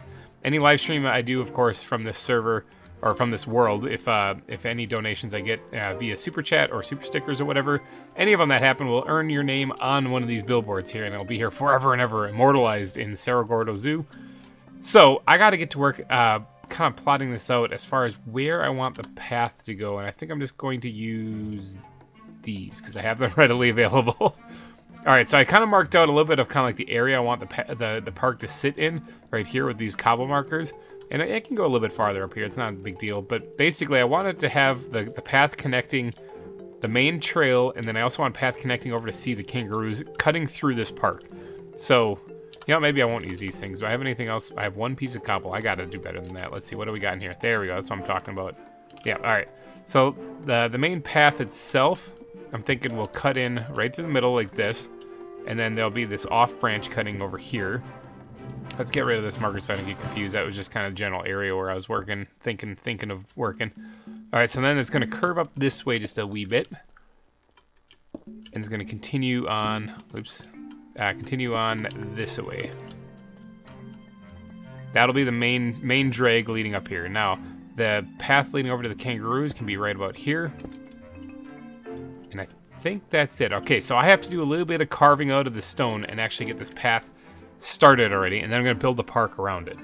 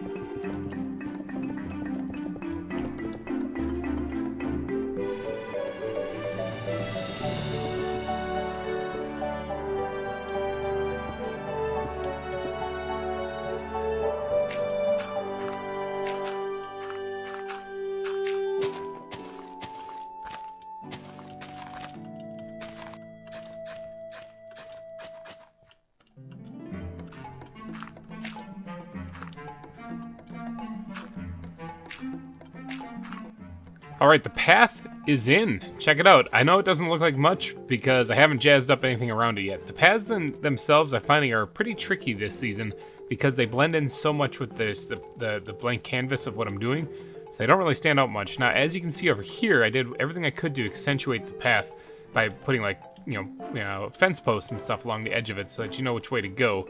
that's basically what I'm going to have to do on this one, because when you think like a gravel road or kind of a roughed up road, it kind of is very similar to the surrounding landscape, except there's like no grass on it, for example. It's just dirt for the most part underneath it. So I'm going to have to try to keep going, or dirt or gravel. I'm going to have to try to keep going with that. Now, as far as the park itself, I think I'm going to put the billboards dotting along the side, either side of this, along with like some benches and stuff for people to chill and relax.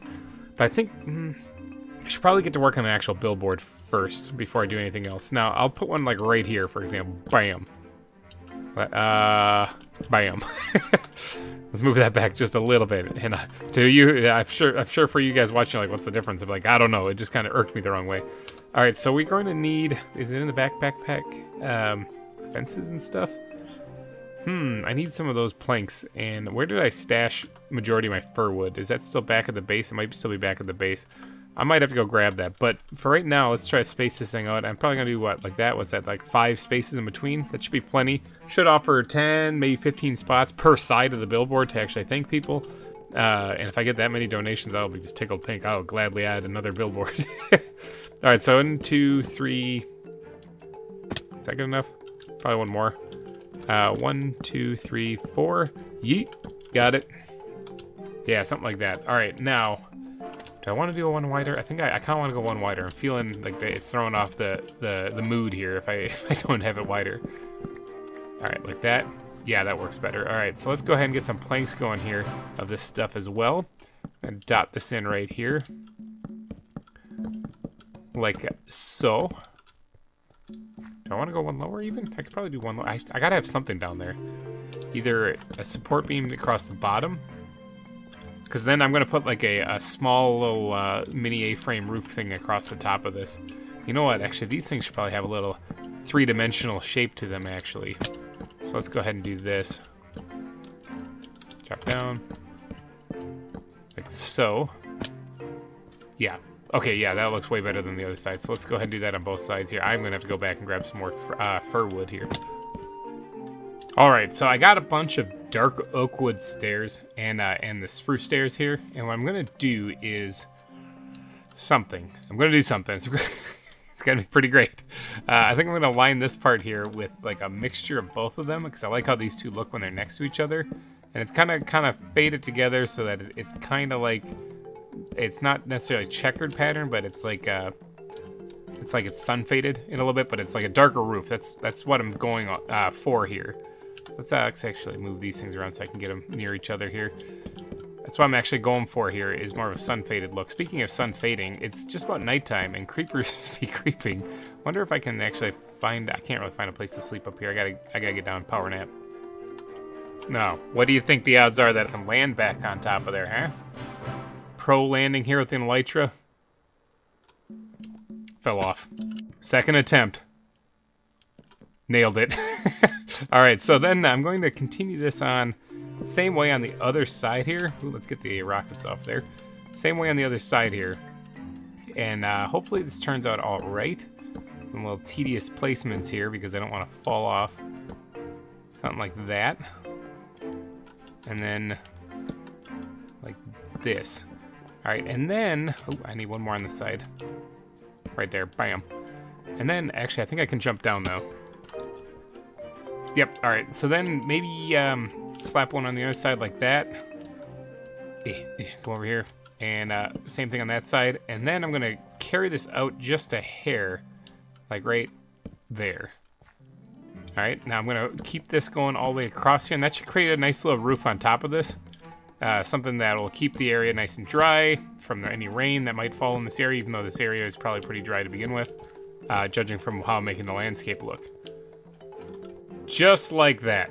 That actually looks pretty good. That's what I'm going for. Now, if I could, let's see, fences and stuff I need. Let's go ahead and squirt all this stuff back up there into the fences and stuff. Not this, I need that, give me that back. But I do need some fences and stuff, though, out of here. I do need to make more spruce fences for sure, but I'm going to go ahead and dot some of this underneath here, like so. Yeah, all right, I like that. And I think that's just about it. It does need some lights, though. I'm probably going to use these wall lanterns, too, because they look pretty nice right on the front of it. Bam, right there, and right there. And I guess if I am going to do anything along the back side, I might want to actually put them there as well. I'll leave that open in case I receive enough donations, though, for that. Now, for the signs themselves, we got some people that we have to add to this, so I'm going to go ahead and make some signs real fast. All right, so first donor from the live streams, we're going to add you right up here on the top, and that is Sakana. Thank you very much for your donation, and I'm going to make sure that you are immortalized here at the zoo. All right, then the next donor for here at the zoo from the live streams is Todd Feltz. Thank you so much for your donation. Really means a lot to me because, I mean, this is something that I never actually imagined would actually go anywhere or do anything. So thank you so much for your donations. They really mean a lot to me. So thank you. Bam. All right, and then the next donation I'm going to put here is Louded Coffin. Okay, which is an interesting name. Kind of sounds like a cool band name, but Louded Coffin. Thank you so much for your donation as well. Thank you. Oops, capital there. All right, so Louded Coffin, Sakana, and Todd Feltz, you guys all donated during the live stream. Now, there's one more person who donated, but that's the top donor right there. And for that person, I'm going to build a special spot, and that person can actually change should somebody beat that person. So I'm going to designate a special spot to Blackout, because Blackout actually donated $49.99 in one super chat, which is pretty crazy, pretty bonkers. So I'm going to have to create a special spot for the top donor. He'll either stay there forever if nobody beats him, and then get bumped over to here, or if somebody else, or he'll stay there forever if nobody beats him. But if somebody does beat that super chat amount, then he's going to get added here, and they'll take over the top spot. I keep pointing to right here. Maybe I'll do that right here. Maybe. Seems like a good spot for it. All right, so super chat top honors, we'll call it. Let's. I gotta come up with something. I'm gonna actually create like maybe a small little sign specifically just for this one person. Yeah, like that. And then let's get the planks out here. I'm gonna need more of these though. Let's do that. And then we'll get on top here also and do a layer crossed. I almost succeeded and I failed miserably though at the same time. Never mind, that's not gonna happen. Let's break that down. There we go. That works way better. All right, let's go ahead and raise these things up here. Bring this across. This will be the top donor spot right here. Let's get the roof on there and see if it looks kind of weird or not. Let's get the squid back out again and get these things all back out. Even though I just stored them away. And then let's get the roof put on here. Let's go right here. Like so. We're going to put the same thing going off the bottom here for like the little overhang. Although it kind of already has an overhang with it not having a three-dimensional space. All right, how does that look anyway? Does that look derpy? That kind of looks derpy, doesn't it? It kind of looks like it's too big of a roof. Like that one fits. This one seems like a little too big. What if we took these off here? What if we just shaved this down here? Would it look better that way? Let's go take a look. Something just didn't seem right about that. Yeah, I'm thinking just a little smaller roof would be better for this one. It doesn't look quite as right with that. So let's go ahead and add the signs now. So we're gonna put big capital letters. Capital letters, and I immediately forgot. Top super chat. Bam. Top. That's not how you spell chat. All right. Top super chat. All right. Bam. Right there. And that was completely on accident. We're going to give that to, or we're not going to give that to, it goes to Blackout for his $49.99. We're going to actually put that on here so that we know what this top super chat actually is for everyone to try to top. Bam. Blackout. All right, so thank you very much for that donation. That was incredible. Really thankful for that. Because again, kind of blows my mind that somebody actually donated that, because I mean, it's just me playing video games. It's me just making some stuff in ZAWA. All right, so now we have a little bit more work to do. I will make another one of these big billboards here in the zoo, should we happen to fill this one up. I mean, we do have the backside also, so there's that. We can also fill out the backside. This obviously will be reserved for only one person and one person alone. All right, so one more thing that we have to do, though, is we have to do all the landscaping. We're not done yet. No, we have the landscaping to do. I still got a lot to do. I'm going to try to get it done all the way up to where this is right here, because past this is a whole nother monster. So, plus we got like the aquarium that way, and we got all sorts of stuff. I have been underground digging up a lot of stone, smooth stone, because I'm going to have to probably try to terraform basically this whole thing. Because coming up here shortly, way over here, I am going to have to do the river. One of you in the comments section, pardon me, I forget who it was said it, but yes, it is something that I'm well aware of, is that for me to do the river and the rapids, I'm going to have to do that early, because if I don't do that early and I build the zoo and the exhibits and stuff, then I got to try to figure out how to create elevation for the river to flow down. That makes sense. But I can't really move the exhibits at that point. So it makes sense for me to do the landscaping and the terraforming now. Then all of this has to change. I don't want to change the elevation too much from what it already is here, but it does need a couple of blocks to drop down for the rapids to make sense. So I'm thinking, maybe one more block, maybe about this elevation right here being like the base elevation for this whole valley. So I'm gonna have to raise this up a couple blocks, and then, so yeah, and then it's gonna go down slightly lower over on this side as the river curves down. River is gonna originate over there next to a waterfall, probably even coming out of like that big hole right there, that big cave, and then it's gonna go all the way down, and on the map here you can see, so it's going to originate somewhere over here. It's going to connect these bodies of water, and then this big lake right here, and then it's going to connect right here, maybe through a tunnel, you know, and then it's going to go down this way. So I got to add rapids and all that fun stuff in there, as well as bridges. It's going to be a big project, not just with animals, you know, it's going to be a big project on its own. So I got some work to do, but before I get to any of that, I got to throw all of this stuff back in there, because I have to get to work on doing the landscaping over here.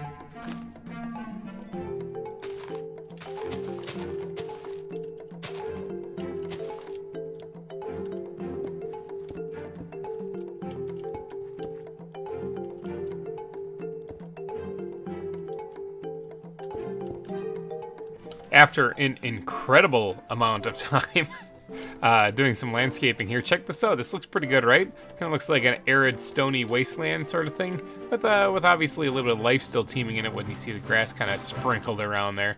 All custom terrain. Whew, that's not easy to do. That stuff takes some time. All right, so just to make sure that the pathways are kind of clearly marked out, though, I do want to go through here and kind of put down some fences and whatnot to kind of let people know. Excuse me, flower. Normally I keep the flowers, or at least I'm really trying to do that now, but normally I try to keep them just to kind of give people a little idea of kind of where to go. I think we're going to bring back this little tiki torch kind of design that I had in Wildwood, because I kind of like it. I think it looks good. It's just a couple of fence posts with a torch on top of it. It's the simplest kind of lighting for some of the basic ones along the path. Now right here, actually, you know what? Do I have any more of this stuff? I do.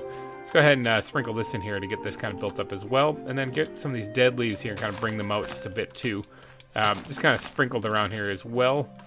Something along the lines of that. That way it looks a little bit like it was overgrown at one time, but we're in like the dry season right now. And then this way we can actually dot some of these things in here, as well as this, and then we'll throw one of these on top of it, like that.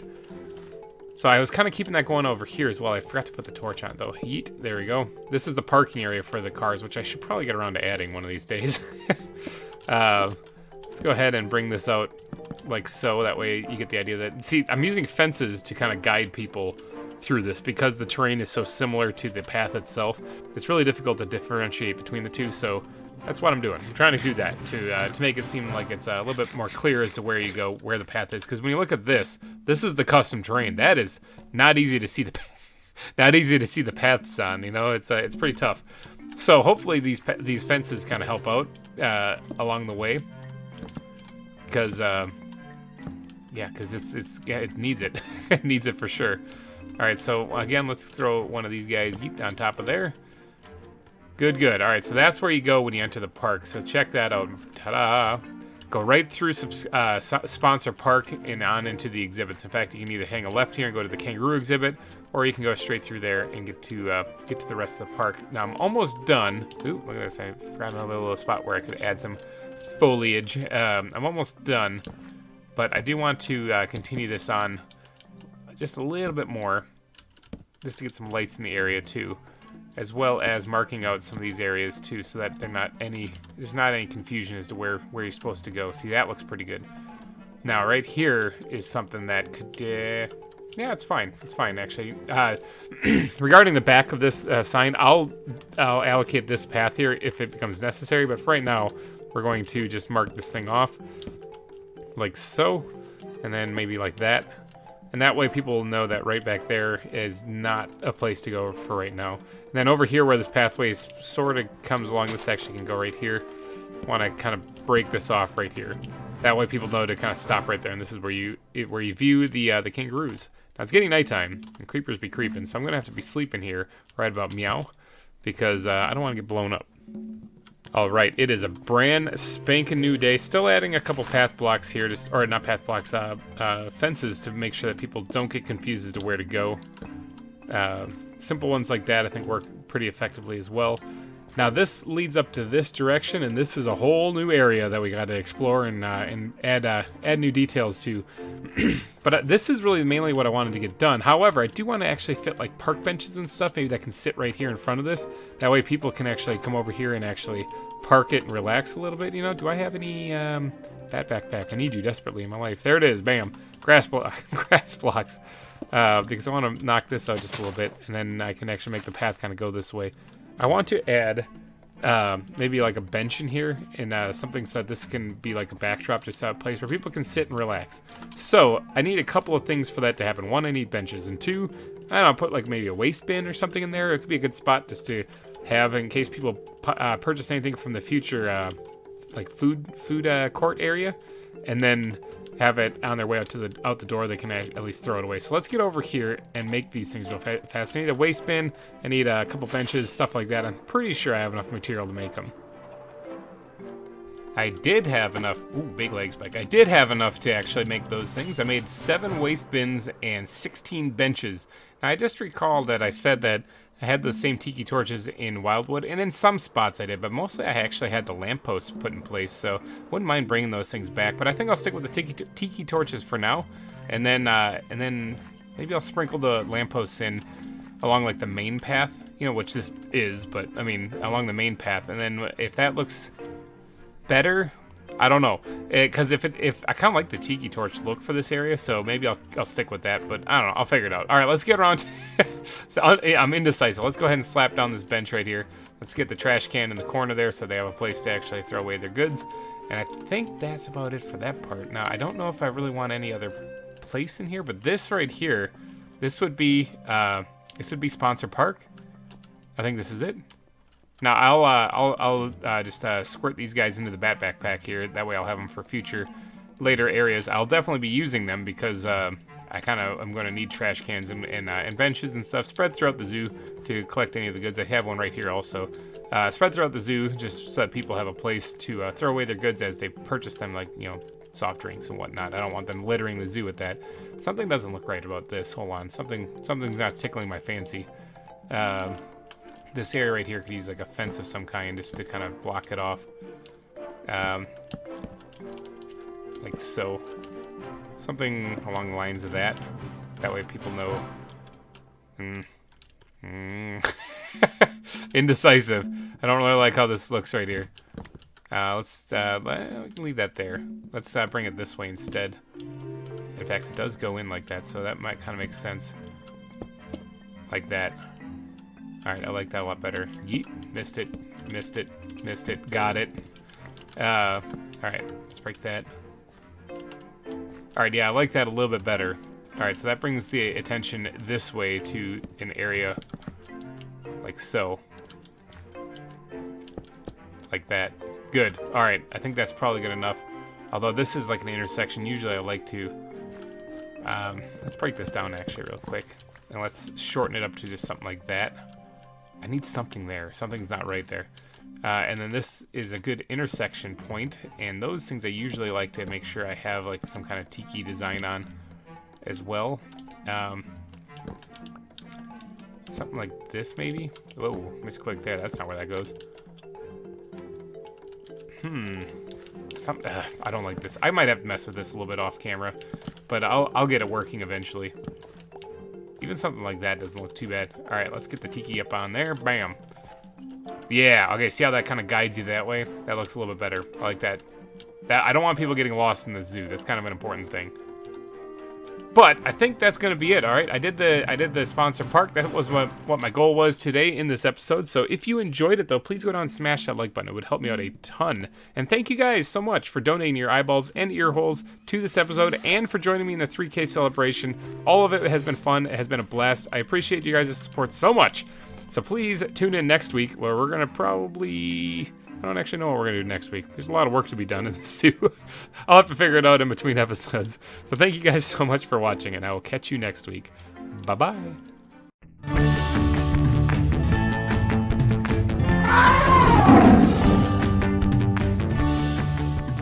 Hey everybody, GReimer here, coming at you once again from Cerro Gordo Zoo. Okay, so hey, cool story. If you guys saw my post that I posted just the other day, I said that I lost power, and I wasn't sure if I was going to have enough time to actually do this episode. Turns out it's 3 o'clock in the morning right now, on the day you're watching this episode, and the power just came back on. So my furnace just kicked on, everything's going, it's 50 degrees in here, I've got like a couple shirts on, I'm actually kind of chilly, but I'm powering through because I want to bring you guys this episode quickly. And if you guys do enjoy this, please smash that like button because I'm freezing my butt off right now to make it, so it really helped me out a lot. And I'm going to do a little something fun today because tomorrow I'm planning on doing a stream here to do a lot of work actually on the landscaping here at the zoo. So today I have a little something special on mine. And if this is a little bit shorter of an episode, it's because I only got a couple hours and I got to leave for work. So I'm going to try to grind this out quickly just for your eyeballs and ear holes to enjoy. So, all right, what are we going to do today?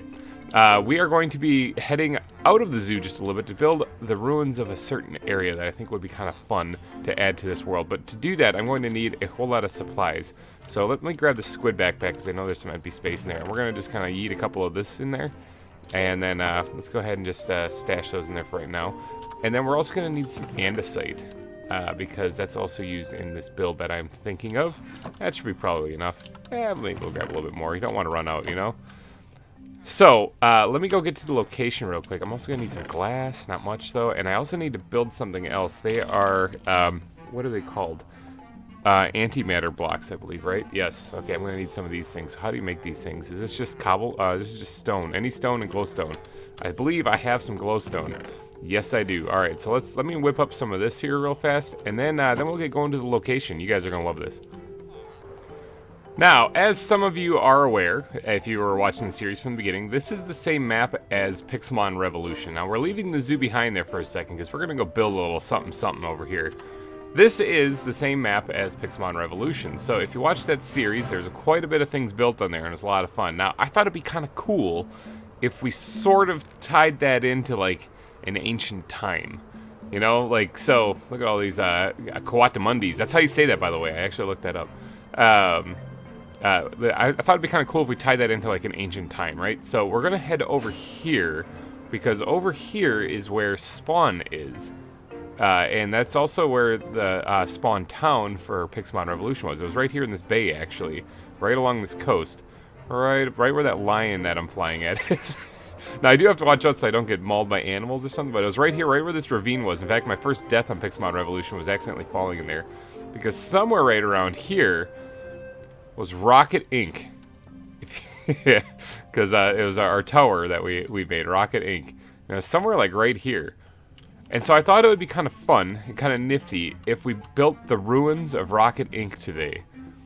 So that's what I'm going to do. I'm going to try not to fall in here again. I'm not going to cover this up. I'm not going to do anything with this, actually. This is all part of the landscape now. I'm going to keep it the way it is. I thought it'd be kind of nifty if we built the ruins of Rocket Inc. Tower here. And it looks like there's bison, there's lions, there's all sorts of stuff in the area. So I do have to watch out.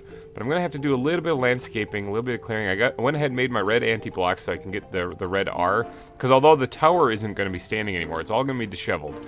I do want to at least get like the R somewhere, as far as like at least broken down somewhere. Okay, so I got to do a little bit of landscaping, a little bit of clearing. Well, not really a lot of landscaping, actually. A little bit of clearing here and kind of get the foundation set up for where I want this the base of the building to have been, and then start working on the ruins and the disheveledness of it all and how it looks, and then we'll see what we can come up with. All right, so I just basically had to clear out a tree is all I had to do, but I went ahead and marked this down right here. This is 2280. Now, I did hop on Pixelmon Revolution real quick just to go check to see the coordinates of this place. And this is where the southwest corner is. Or southeast corner, my bad. So, if I can go off of here, I got them all written down here. If I go off of here, I can actually kind of plot out kind of where this building actually sat. And 480, I believe, is where the other corner is. Which meant this is the exact location where Pixelmon Revolution used to be. I kind of like this idea of adding these little like kind of hidden areas here outside of the zoo even. I think this will be kind of a creative idea to add a little bit more life to this world. And it looks like right here is where the other corner is. And then the other one I think is actually like over the edge of this, which means I could actually hop down there and like put some of the ruins of the tower down there, like having it collapsed when this like ravine opened up. I think that'd be kind of creative. Actually, is it on this other side here? Is it just barely on this other side? No, I think it's a little bit farther ahead. Yeah, it's like right there. That's where the other corner would be. But yeah, I think that'd be cool to have some of the collapse. You know, let's hop down here. It's right here. Bam. That's where the other corner should be. All right, so we can actually work with that. Now I do have to fly out of here. Yeah. Oh, that's a tree. So with this, we should be able to recreate some of the corners of the building itself, and maybe do a little bit of the flooring, a little bit kind of like sprinkled in with the rest of the grass and everything. I did go ahead and grab some marble because I had a marble floor, if I remember correctly, and I also got a couple of leaf blocks here to make it look a little bit overgrown. And then the courtyard itself was like right out here, and I might put a couple markers there, as well as the nether portal that used to be at spawn here as well. Somewhere right around here. So, alright, let me get to work. I'm doing a little bit of building, and we'll see what we can come up with. Alright, a quick progress update for you guys here. This is what I got so far. This looks pretty broken down. Now, I'm going to try to pull up a picture right now of the Rocket Inc. entrance. Okay, so this is what it looked like on Pixelmon Revolution. And then now here is what it looks like now so far. So this is what I'm going for. This is the kind of disheveled look that I'm looking for. It really looking broken down, dilapidated, kind of wrecked is what I'm going for.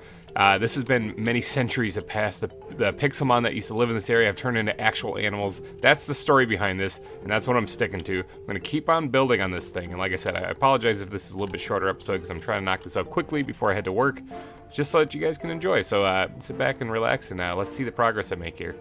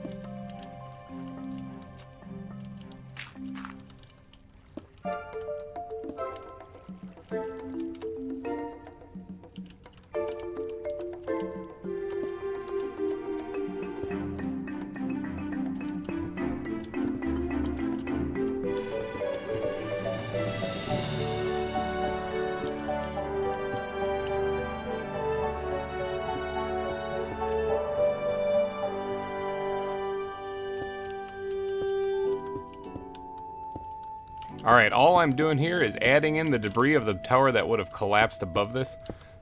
Figuring that this is probably the wreckage of all the material that would be above it. Gonna add a little bit of detail in here. I did get the walls put in here, sort of. I mean, the walls in air quotes. I mean, obviously the walls aren't really standing anymore, but this is supposed to just bear reminiscence of this place after all. I did go ahead and put some debris down there as well, and I kind of intend on doing that, continuing that actually right here. I dug this down just a little bit to kind of give it a little bit more of like a slope, like this part kind of caved in. The weight of the building kind of collapsed down in here. That's the mentality behind this at all, or after all. This whole ravine opened up over time, and then the building kind of fell into it that way, probably leading to the entire collapse of the tower when you think about it. Like, one of the corners gives way, and then the structural integrity takes a dive after that. So that's the mentality here. I'm gonna add some debris, actually, wreckage on these slopes also going down here, so that it looks kind of like it kind of collapsed in this way. And I think that's about it. Let's get my rockets out here so I can get out of here. That's the only way that I'm actually escaping this place. Fly over here if I can. Now let's take a look and see what I got. Oh yeah. All right, let's actually get way up here, actually real high. And look down. Yep, there's the footprint of the building right there. So dash tower would have been right next to it, and the 9-floor tower or 9-layer tower would have been or 9-story. What was the one that GReimer built? It was right next to it with the 9 on the front. Would have been across the street, right over here, right where the ravine actually is. Maybe in time I'll get around to putting those buildings in here too, or the wreckage of those buildings as well, but for right now I'm just doing Rocket Ink. Let's see, now I just got to add a little bit more detailing onto the rubble inside here, and then also start putting in some of the marble flooring in parts of it, you know, obviously broken. Let's get something here. Let's get the squid backpack here. Open this up, squirt a bunch of this stuff in there just to make some room, because I do want to take this out though, because I want to make more of these right here. I think that these are going to come in handy for adding some details. And now where did I put the marble? Right here. There it is. Perfect. I need the chisel also, because I think some of this stuff was like a tile, big tile, panel, tile? Big tile, that's where it is. It's oops, wrong thing. Let's go ahead and chisel that real quick, just at least one of them here. Alright, and we're going to go ahead and sprinkle this in. We're going to alternate it here so it looks like it's kind of broken down, but I also want to make sure that this is kind of looking broken as well. Is there a cracked variant of this? Hold on, wait 1 second. There's the cracked bricks, which I don't really care for. I just want like a cracked variant of this. I don't see one. And there's this one, which looks alright. Actually, you know what? Let's break this up and put let's see if I can't get like 16 pieces of this variant right here. I think that looks kind of nice because it looks a little bit worn down. Alright, so I'll add that in places as well. But I'm going to go ahead and get to work on putting the flooring in here, just in spots, you know. So get some of the tiles, the tile that was actually there, you know, in place, and then kind of sprinkle in with some of the regular stuff like this. And this is going to look really broken down. I'm also going to probably go ahead and throw in a little bit of like coarse dirt in here too, to really make it look like it's disheveled. But we're going to get this floor looking nice, and by nice I mean absolutely terrible. Alright, I'm just putting the finishing touches on. I'm just throwing some glass in chunks and places in here, because if this place collapsed, a lot of the glass doors and buildings or windows above it would have come down with it as well. And some of it, a lot of it would have broke, but some of it would have been just chunks left here. Now, there's this like hole right here, because if you remember, this is actually where the elevator was. So I figured I put that in here as well for leading down to the not so secret underground area back that we were building, that Maddie spent a lot of time digging out, but never actually finished. Or I mean, she dug out a lot of it, but we never actually got around to finishing it. So, and I'll throw one more right there. All right, there we go. So that should be the wreckage of the tower. That looks pretty good. Now, this isn't including the foliage that I'm going to be adding here in a second, but I do want to get to placing another kind of identifying feature of it. Let's see, I got these marks, these coordinates written down as well. Let's get these little things on that show me where certain things are as far as markers go. And I think it was more of this stuff actually. So it was, let's see, 1769. That's what we want. 1769 right here. All right, so there we go. And then over here, I think the other one was at 969. So that would be right here. All right, so that's the front archway of the building is where it was. So we're gonna go ahead and add some rubble, kind of suggesting that that was here at one point in time. I think I might have used up all of my cobble walls here, so I'm gonna make a couple more. because this had something along the lines of this. Now this looks like it kind of sank down, so what we're going to do is we're going to actually replace this with like gravel, as if it kind of got broke down when it collapsed, and maybe even put a piece down off to the side like that. Now this had an archway made up of these stone slabs also. I think it would be kind of cool if we jump back. Oh, missed it. Hold on, third time's charm. Got it. Did something like this and then had it actually like collapse on the ground. Something along the lines of like this, so that the archway kind of looked like it kind of collapsed as this whole part fell apart. So then we can go ahead and add some more rubble in here, as well as some of these slabs. I think would work good. So it looks like this whole thing kind of collapsed. Yeah, something like that. Yeah, I like that. Okay, now there was also some like bars or kind of like a fence around here, but I think I'm going to have that officially be completely deteriorated. It was also made out of there's bushes that made up that, so I think it looks fine if we leave those out, because I'm about to add a whole lot of foliage in here anyway. And then the last thing I want to add is, and I think I forgot obsidian, but I'm going to have to go grab some obsidian. I want to add like the frame of the nether portal that was right here as well, kind of identifying that this was actually Spawn Town. Let's get some fish in my stomach here. Go ahead and remove these things off the screen. Don't need those anymore. Okay, so now I'm going to do a little bit of foliage placement. I want to get some leaf blocks in here, some bushes, overgrownness, and not to mention I need to place the R from Rocket Inc. So it would have fallen off the tower and landed somewhere right in front here. So let me get to, I think I'll do that first before I do the foliage. Let me work on the R first. Okay, so I know that that's really bright and vibrant, but I brought some of this red terracotta to actually kind of offset this a little bit, because if this thing fell, it'd be kind of in ruins. So I don't think that the sign would be lit up so bright anymore. So we're going to go ahead and sprinkle in some of this red terracotta in here. I could have actually probably grabbed red concrete. I think would have probably worked as well, but I like the idea of this being really broken down. So I'm going to replace a lot of this actually with this red terracotta. I also need to sleep before creepers be creeping. And that way it'll look like it's really broken down. I might actually go grab some more, grab some red concrete real quick, because that might be a really good idea. I could actually probably whip some up real quick in this area, because there's sand. I got some gravel on me. I could probably find more gravel, and there's also probably a red flower around here. Yeah, right there. Let me make some red concrete powder and sprinkle that in here too to make this really kind of look good.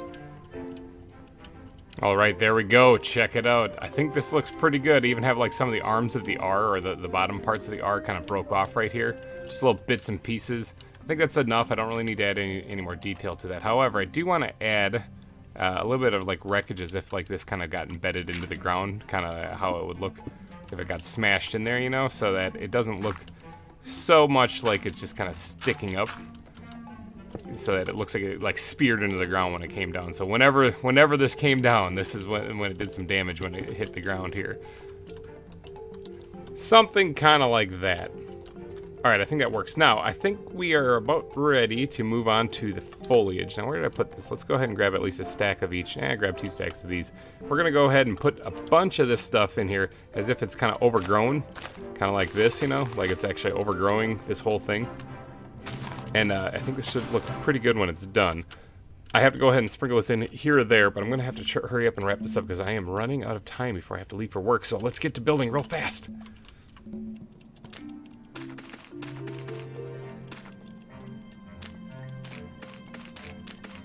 Oh, Rocket Inc., you have definitely looked better.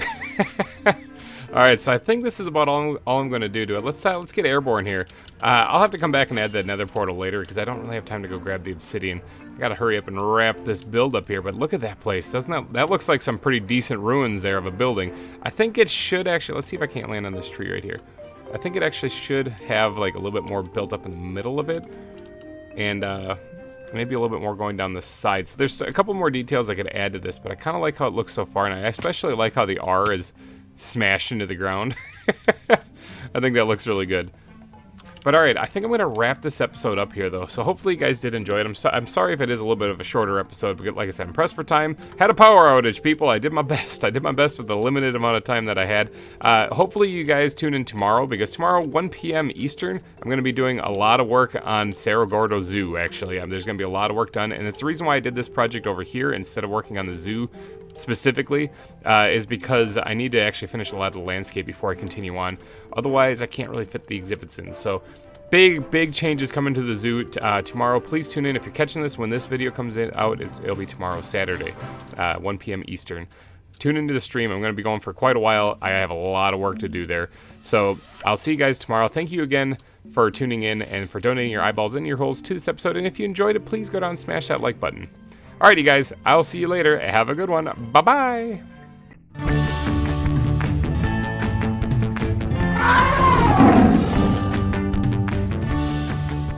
Hey everybody, GReimer here, coming at you once again with some more ZAWA for your eyeballs and ear holes to enjoy. Check it out, look at this place.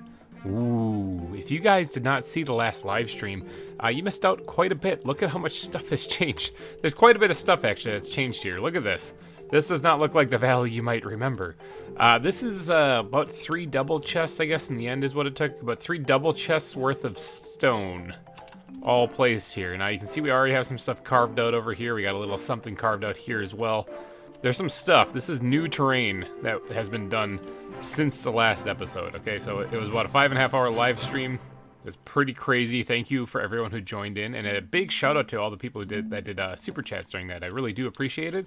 Thank you so much for all of your support. You guys are amazing. But we did do a lot of stuff here. This lake got a little bit bigger. The terrain looks completely different. It just doesn't. It just doesn't look like what you guys might remember. It was a lot of stone that was added, but I mean, that was necessary. I'm actually completely out of stone now, so I am going to have to go snag a little bit more. I also finished this part right here off camera, after the stream, so even those of you who watch the stream might not even recognize this part. This part was all done as well. Look at the map. Look at the map. Look at how much stone was placed. So there's just this little high ground area right here that was actually already here. I went ahead and blended things together the best I could to kind of get it to work. This area back here is where my hidey hole is, and so I don't really plan on doing anything there right now. This is also where the large cats exhibit will go, so maybe I'll have to go into the lion's den just to get to my hidey hole. I don't really know. I'll probably have to move the entrance, to be honest. But all this stuff was so that I can incorporate this river. That was it. That was the reason for the for the 3 double chests full of stone, was so that I could incorporate a river into this. Now I know that sounds kind of nuts, but I mean I needed to do it. Okay, so my goal in doing all of that was because I wanted a river connecting or cutting through the zoo here, something I could build bridges over and whatnot, so it can kind of look nice and artistic style. But I wanted to put rapids in that river, and for that you need elevation change. You need a drop down. You need a descent where the water can go down. And I couldn't do that just keeping it like Y64 or 63, whatever it is that water generates at. I would have had to have either lowered the entire body of water and ocean to the north of here, or built up the entire land over here. So obviously you can tell which one I chose. Hey, there's a burning zombie over there. Oh, it's dead. I didn't even get a chance to shoot it. So yeah, a lot of stuff was done. So thank you again for everyone who jumped in during that stream. Really do appreciate it. Now, what are we doing today? We're eating some fish. All right, we're heading back over here. Okay, so I said in the stream though that we're going to be adding an exhibit, and I am sticking to that. We are going to be adding an exhibit here, right here, I think is what it's going to be. Do you guys remember in Wildwood, I had a amphibian hill or something like that? I had the axolotls, there was the tree frogs, and there was the xenopus frogs. And I don't have any xenopus frogs. I haven't found them. I kind of understand what Beef meant when he said that he looked everywhere and couldn't find them. I'm kind of at that point too. I can't find them either. But I do have tree frogs, and well, that's about it. I have tree frogs. I was just thinking, I was like, do I have anything else? No, I have tree frogs. So I think what I'm going to do is either build a small tree frog exhibit and leave a spot open for another amphibian when I get there, or build a large tree frog exhibit and it's just going to take up this whole area. I kind of like the idea of the latter one, actually, the latter idea. But I do want to also get this path that cuts in front of it done, as well as this one that cuts just to the east of the kangaroo exhibit. Hello, guys. Hello. And heading off this way. Now, I don't know if I'm going to get around to doing bridges and stuff yet, but I do want to get it pointed this way because this is where a bridge going across will be to kind of connect. What's that over there? Oh, that's just a Tasmanian devil just bobbing around. That's how it's going to connect from over there to over here. Across the river, I mean, is via a bridge. Probably like a suspension bridge. I'm thinking that'll look pretty cool. I do need to jazz up that other side, though, because that's just the woodland-looking stuff. That's what this biome used to look like. But there's a lot of work to be done here on the river still, and that will probably be done during streams, I'm thinking. Because if I'm making a stream, I might as well be doing it on a stream. I'm just kidding. Stupid pun, I know. But all right, let me go grab some material, though, because right here is where we're going to be doing some work. I need more stone. So first I got to go mine up some stone. That's going to take a little bit, because I don't think I have any. So yeah, I got to go mine up a bunch of stone real fast. With the stone dug up now, and me flying, rocketing oh so quickly back over here, let's get to work on actually setting this exhibit up first. I want to get this put in place before I work on even the path coming in, because I want to know where to kind of direct the path, get it to go in front of it. Okay, so I need to do a little bit of jazzing up here, because this makes it very difficult. This like one block in front here makes it very difficult to actually put this in place where I want it to be, so I'm going to have to dig this out, kind of flatten it up a little bit. What I want to do is like this biome right, where am I working? Right here. This biome right here is a chaparral as it gets farther up here. It is still woodland area, kind of a little bit, until you get to like right about there. And that's about where I want to get to, actually, when you think about it, because I want to carve this back, which I did already, but I want to carve it back maybe at least one more, like so. Because if I'm doing this, I want to be able to have enough room to actually build a decent looking exhibit in the side of this wall. I'm going to need this carved back just a little bit more. Is that going to be enough? Yeah, it's going to be getting pretty close. Let's go ahead and carve this back as well. And what I'm looking for is a flat, like a cliff edge, a straight cliff edge that I can work with. I can actually kind of adjust a little bit. And then let's see, how does that look?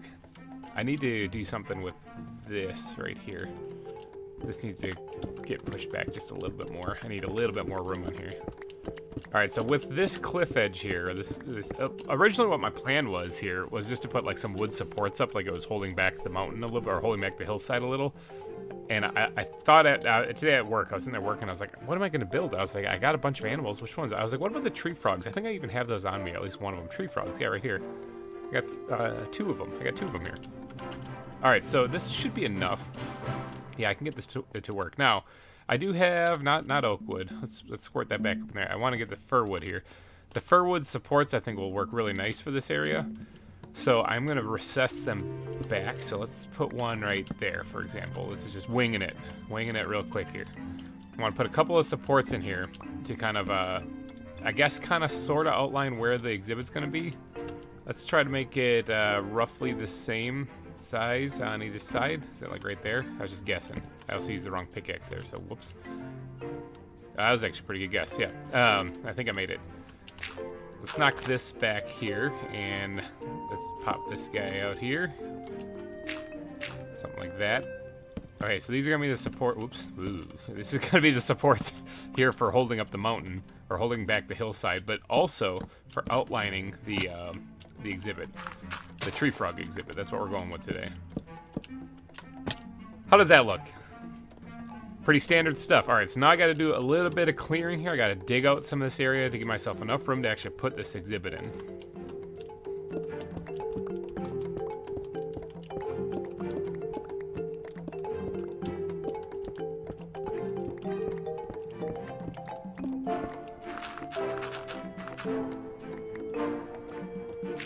Something like this, maybe one more. Actually, I could get this a little bit taller, give me some room to actually, you know, maybe put some water depth in this exhibit so that you can see under the water a little bit. Because I mean, tree frogs, I don't necessarily need to put water in here. If they were Xenopus frogs, then again, I would need water, just like what I did last season.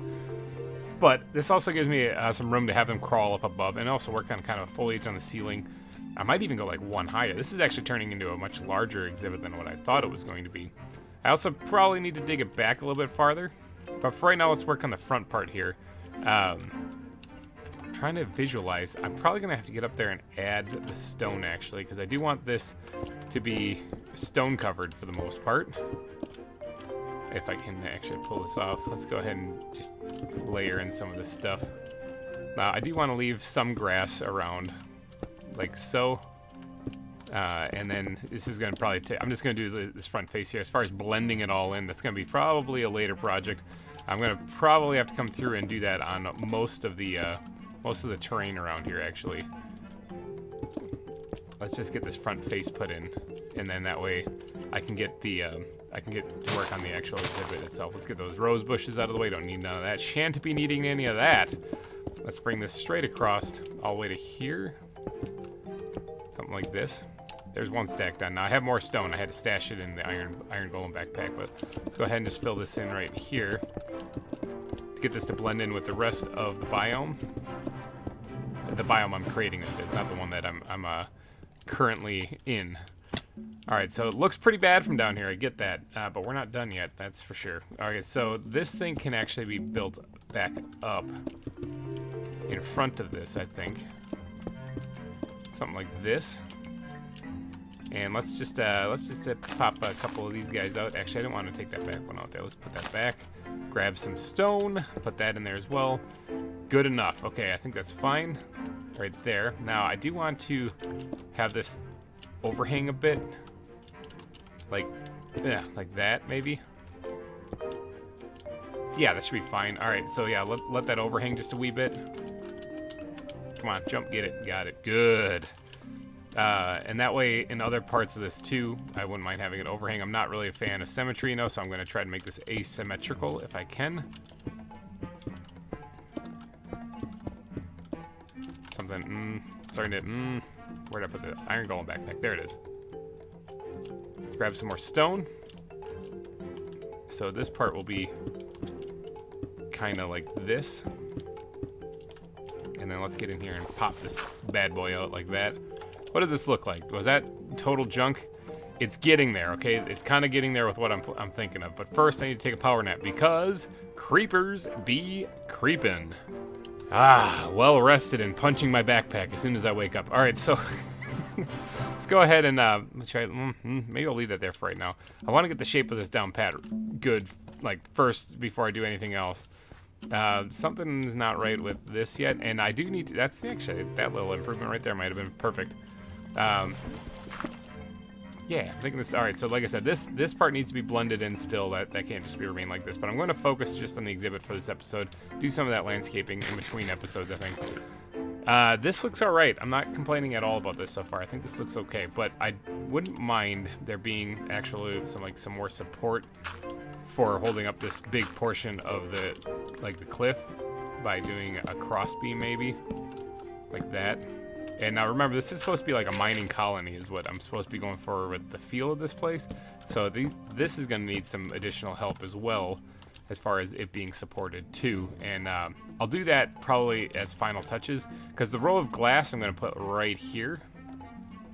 So it'll have a little bit of depth to the front of this. I could leave the center part out completely, but considering the massive amount of stone it's holding above it, I think that this, structurally speaking, makes sense to have it there. And plus, it gives your eyes a little something to break up what you're looking at here, you know, so even if it is right down the middle. But we're going to have to remove this back portion right here. I got to clear out a little bit more of this.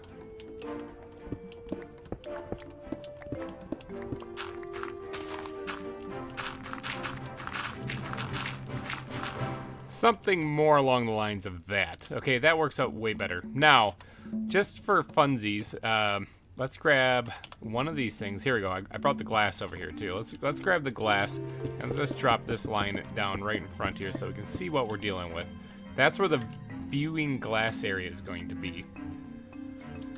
Okay, sorry, I'm brainstorming as I do this. Actually, this is very much me just winging it as I go. Let's knock this out here and bring this across too to create a nice little frame around this area. And like I said, I do want to keep this more mining colony-esque, so that at least outlines this area. I mean, that might actually change exactly what I just did there. I'm not sure I like the framed area. I think I might like the stone coming up to it, to be honest. In fact, yeah, let me quick take that out and replace that again. I don't like what I just did. Never happened. Okay, so inside here, though, obviously the ground here I'm going to have to change out to be a little bit more like a jungle-like setting, I think. So I'm going to have to doodad up the ground here or there. A little bit of stuff, a little bit of whatever. I don't know if frogs will drown. I don't know these things, actually. I should probably look into this. Let's see, what is this? I am going to have to dig this one more block back, I feel, because I kind of want an even, or an center point to this exhibit where I can add lights to make sure that it's evenly lit all around. There's apparently some zombies down on the wall. Let's see if we can't find these guys real fast. Aha, found them. Get out of here, zombie. You're making too much noise. Okay, dug that back one as well. Okay, so this is the pen. This is the pen that we're dealing with, or the exhibit that we're dealing with for the tree frogs. Now, I kind of come up with some type of ground. So if we're dealing with jungle, where's my backpack pack? Am I gonna, does that have the stuff in it? It has some stuff in it. Probably building blocks. Probably building blocks would be the next best bet for where the stuff actually is. Not in here either. I'm looking for green concrete powder. Okay, let me go grab some stuff and get to work on the actual ground inside of that exhibit. Landed it. Okay, I got some fresh concrete powder here. All right, so putting in an area here. Let's sprinkle this in here like crazy because I know there's gonna be quite a bit of grass in here. And this is just for the tree frogs. Remember, they're gonna, I'm guessing, live in more of a jungle-esque kind of environment. So that's what I'm going for. Actually, probably could have looked these guys up beforehand, but we're just gonna go with it. So we're gonna make sure there's a lot of greenery, a lot of stuff for them to dip their toes in. Obviously, some humidity on the ground we're gonna need as well. And then, like, for the ceiling of this place, I want to keep it looking cave-like, cavern-like, you know? That's kind of the idea. We're going to sprinkle in a little bit of this as well in places, because I think this will look pretty good. And then these last little bits here, provided, there, let's switch this around, provided they're not right next to, no, we'll do both. Not right next to concrete, we're going to probably throw in either gravel or water in some of these places, because like I said, water make it look kind of damp, you know. I'll probably cover it with a lily pad so the frogs don't fall in there, because I really don't know if they'll live or die if they fall in there. So want to play it extra safe for them. Let's put another water source right here. Let's see, I think I have water nearby here. Yeah, I do. I have it right over here. Instead of drawing it out of my backpack and then, you know, having to refill that later. Let's go ahead and just got it. Grab another block of water here. Maybe just 2 blocks will be all I need. And then I just go grab a couple lily pads, slap those on top there, and it'll be all good. All good, all good. All right, and then right here, this can be gravel. I'm thinking it'll probably be a good idea. And, yep, let's sprinkle in a couple more pieces there. There we go. Bam, got the floor done of this place. Now, the back wall, like I said, I want this to remain kind of true to a cavern-looking thing. But I also want this to have a lot of foliage for the tree frogs to climb around on. So what if I generate or created like an actual cavern wall kind of looking thing, kind of along the back, and then decorated it from there? Something along the lines of this. Something like that. Yeah, okay, I'm liking how that's looking. That looks a little bit more like a cave, actually. So, obviously, this part right back here has to get removed as well. I'm going to take the coal out so that people don't notice that. But I got to jazz this part up to look like the rest of the ground, actually. Let's go ahead and get some grass going here. And just like that. Okay, good. We have the terrain done. I like it. This actually almost could get knocked back even one farther, but I'm not done with that back part yet, so I guess I'll leave it the way it is. All right, so with that, this is where the glass wall is going to go. So I guess I could get to work on, actually, hold on. I want to do one more thing. This thing is looking pretty close to cave-like, but cave-like still has some depth and elevation change on the ceiling as well. So I got to jazz this up just a little bit. 1 second. There we go. That's looking more like a cave now. Yeah, all right, so that's pretty good. I like that. Now, all right, so now let's go ahead and add the glass in here. I really should get around to adding, like, the foliage. Oh, this actually I didn't mean to put right here. Hold on. This has to be backed up just a bit because I just wanted this to actually come across like this. And so, oh, did I do it on the other side too? I did. I did the same thing on the other side. So I'll have to maybe jazz that up a little bit later. Let's go ahead and bring the glass straight across here. All right, so that's kind of like how the exhibit's going to look. Now, I do have to decorate the inside of it, though, still, obviously. This is going to give the tree frogs plenty of space to move around, that's for sure. All right, so let's get... I don't need any of this left. Let's go ahead and store some stuff in my inventory here so that I can... Or in my backpack so I can make some room in my inventory. Where's my bat backpack? I need you desperately. Let's stash that in there. Stash that in there. We're gonna put those in there as well too. Oh, podzol. That's something else I wanted to add in here. Actually, let me see if I can't find a couple spots for this. All right, yeah, I think adding the podzol is a really nice touch. Okay, so now we got to get around to doing the foliage in here. So we're gonna need some leaves for that. And do I have any on me right now? Right now, I don't think I do. In fact, you know what? I want to use jungle leaves, actually. Bat backpack? I do have some leaves on me, but I don't have any jungle leaves. Ugh. Okay, so there is a jungle, and it is, zoom way out, way down here, okay? So I gotta take a little bit of a flight now to get down there. There it is, the jungle.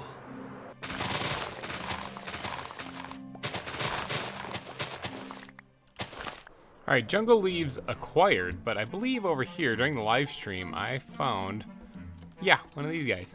Another tree frog.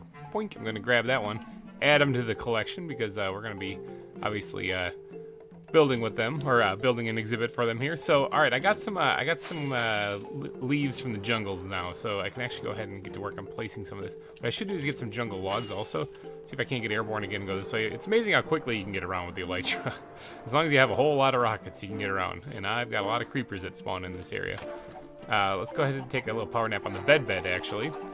Well rested. Alright, now we're getting right back into the building action here. Let's get back to the exhibit. Okay. So here we are at the pen. This is kind of dark in here. I'm definitely going to have to add some lighting somewhere in here for sure. But let's go ahead and figure out where I'm going to put, like, this thing. Oh, that's not at all what I wanted to do. 2 blocks in, I'm already screwing up. Let's go ahead and put it down here on the ground, which is what I was hoping to do in the first place. And keep the bark kind of texture going along there. Got it. All right. I'm just winging it, people. That's all I'm doing. Let's go ahead and get some foliage put in on this, like it's a tree growing right up into the top of the cave. Kind of like this, actually. I do want to have like moss or vines growing down from the ceiling, and I don't want to put like Minecraft vines in there because those kind of grow wildly out of control. So I'm gonna have to place them myself. Let's grab. Where did I put the other leaf blocks? Yeah, I bet you they're in the bat backpack. That's where they should be anyway. Yes, there they are. Let's grab oak leaves so we can sprinkle that in here as well. And let's get to work on putting the actual bushes in kind of along the side here. Like it's an overgrown jungle-esque kind of area is what we're going for. Kind of like that. All right, I like that. Okay. I'm eyeballing this, winging it here. So this is very much just kind of like rough building here. Now I like that. I don't really necessarily like being able to just see so much of the side of the cave here. This is supposed to be like an overgrown exhibit, so I want to make sure that this is packed full of leaves and stuff. This is where the lighting could probably be. I could actually put like lights down here and then cover them with leaves, and then I could blend the leaves in with this as well. So like that, and then a light thing there, and then on this side also. Let's take this out right here, and then these two out as well. And we'll do something like that, and this is where the light will go over here as well. That should light up the cave relatively well, and maybe I'll put some heat lights up on top too. But speaking of up on top, the vines that I was talking about, that's what I want to get put in here right now. Actually, I want to make it look like this is really overgrown to a point where the vines are, like I said, draping down. I don't want to block the view too much though. Like I said, if I go down one more, it's going to block too much of the view, so I think I'll have to stop it just right there, as well as I don't want to put another one right over there too symmetrical because that might look a little weird, but maybe just a little bit coming down will look all right. Not too shabby. Okay, I'm liking that a lot. Now, I don't want to go too crazy with the leaves in here so that it's just nothing but greenery. I do want to maintain some of the cavern-like look to this as well.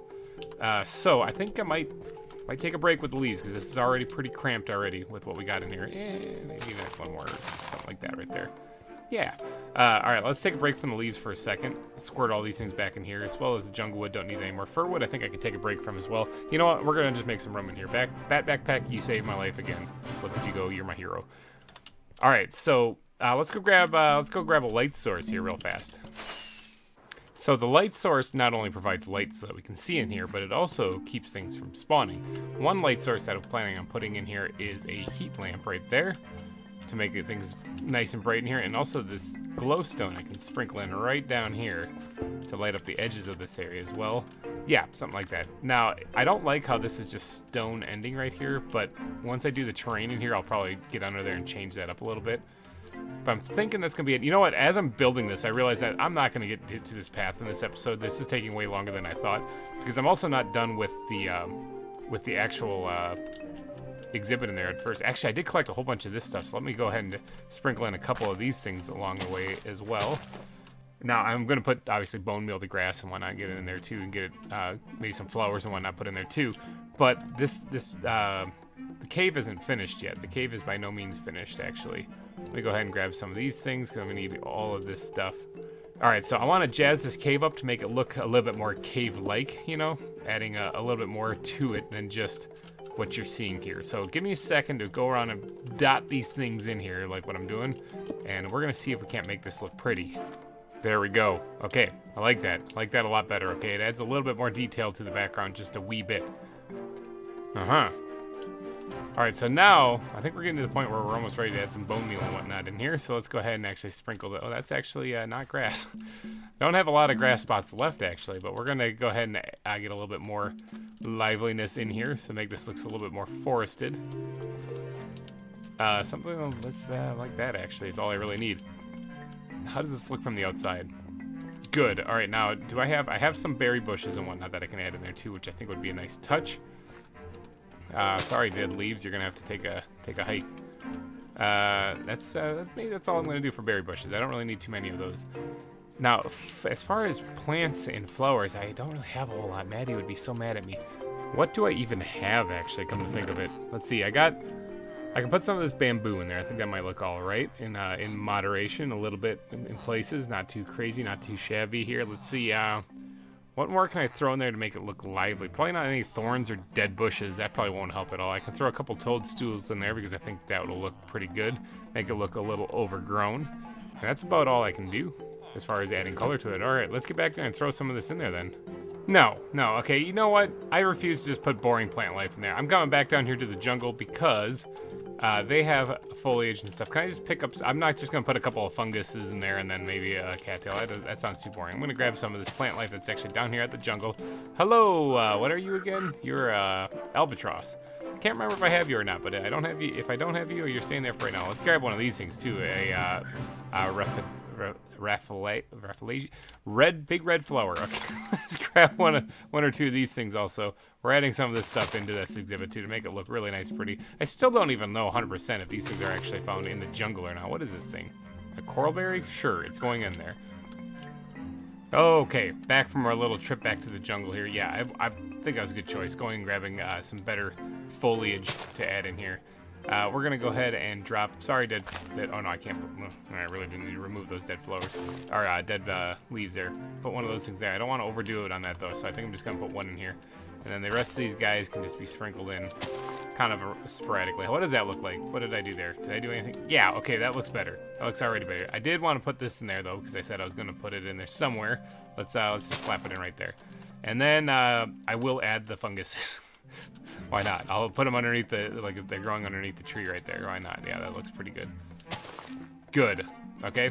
Now the cattail, I don't really know if I need to put this in here at all, but I can. And then I did want to incorporate some of the bamboo too, growing someplace in here. This is not a lot of room left. We're running out of room. I'm thinking that looks pretty good. I think it looks pretty good. There's one last detail that I want to do to this thing before I say, yeah, that's good enough. I think it's done. Let me just get the squid back out here and just eat whatever I don't need in here right now. I'll have to clean this out later. One last thing I want to do here before I call this a finished exhibit. I'm going to need some dirt for this. And then I'm also going to need these, no, not reeds. The things that hang from the top. I'm going to put them in the cave. Let me grab those. I have some back at the base, I know. Roots. That's what I'm talking about. So, on some of the higher parts of this, like right here, for example, if I replace this with dirt, like in here, and maybe slap a root down there, see how that adds a nice little detail to this place? Just smaller things like that. Now, another higher spot would be right up here, but since we don't really have access to that, maybe just squirt it right here, you know, something simple like that. Now, that is a very subtle detail that, I mean, it's there. Like, it's there. It's just, it's not very noticeable. But I think that adds a really good touch to it. I also wouldn't mind throwing in a little bit of andesite along this back wall here. Like a vein of it kind of like poking out right here maybe. Yeah, a little bit better. Adding just a little bit more details in places. Now, not just the back wall, but also like maybe a vein of it jutting out right here. Like so. I think that should look fine. Yeah, all right, that's good. That's good there. Now, the last little detail that I want to add, because I talked about how this is supposed to be like a mining colonies type thing, so I want a squid backpack. I actually need you right now. Let's go ahead and grab some oak fences and some fir fences here. What we're going to do is we're going to do a little bit of like a structural support thing going on right here. Kind of like this.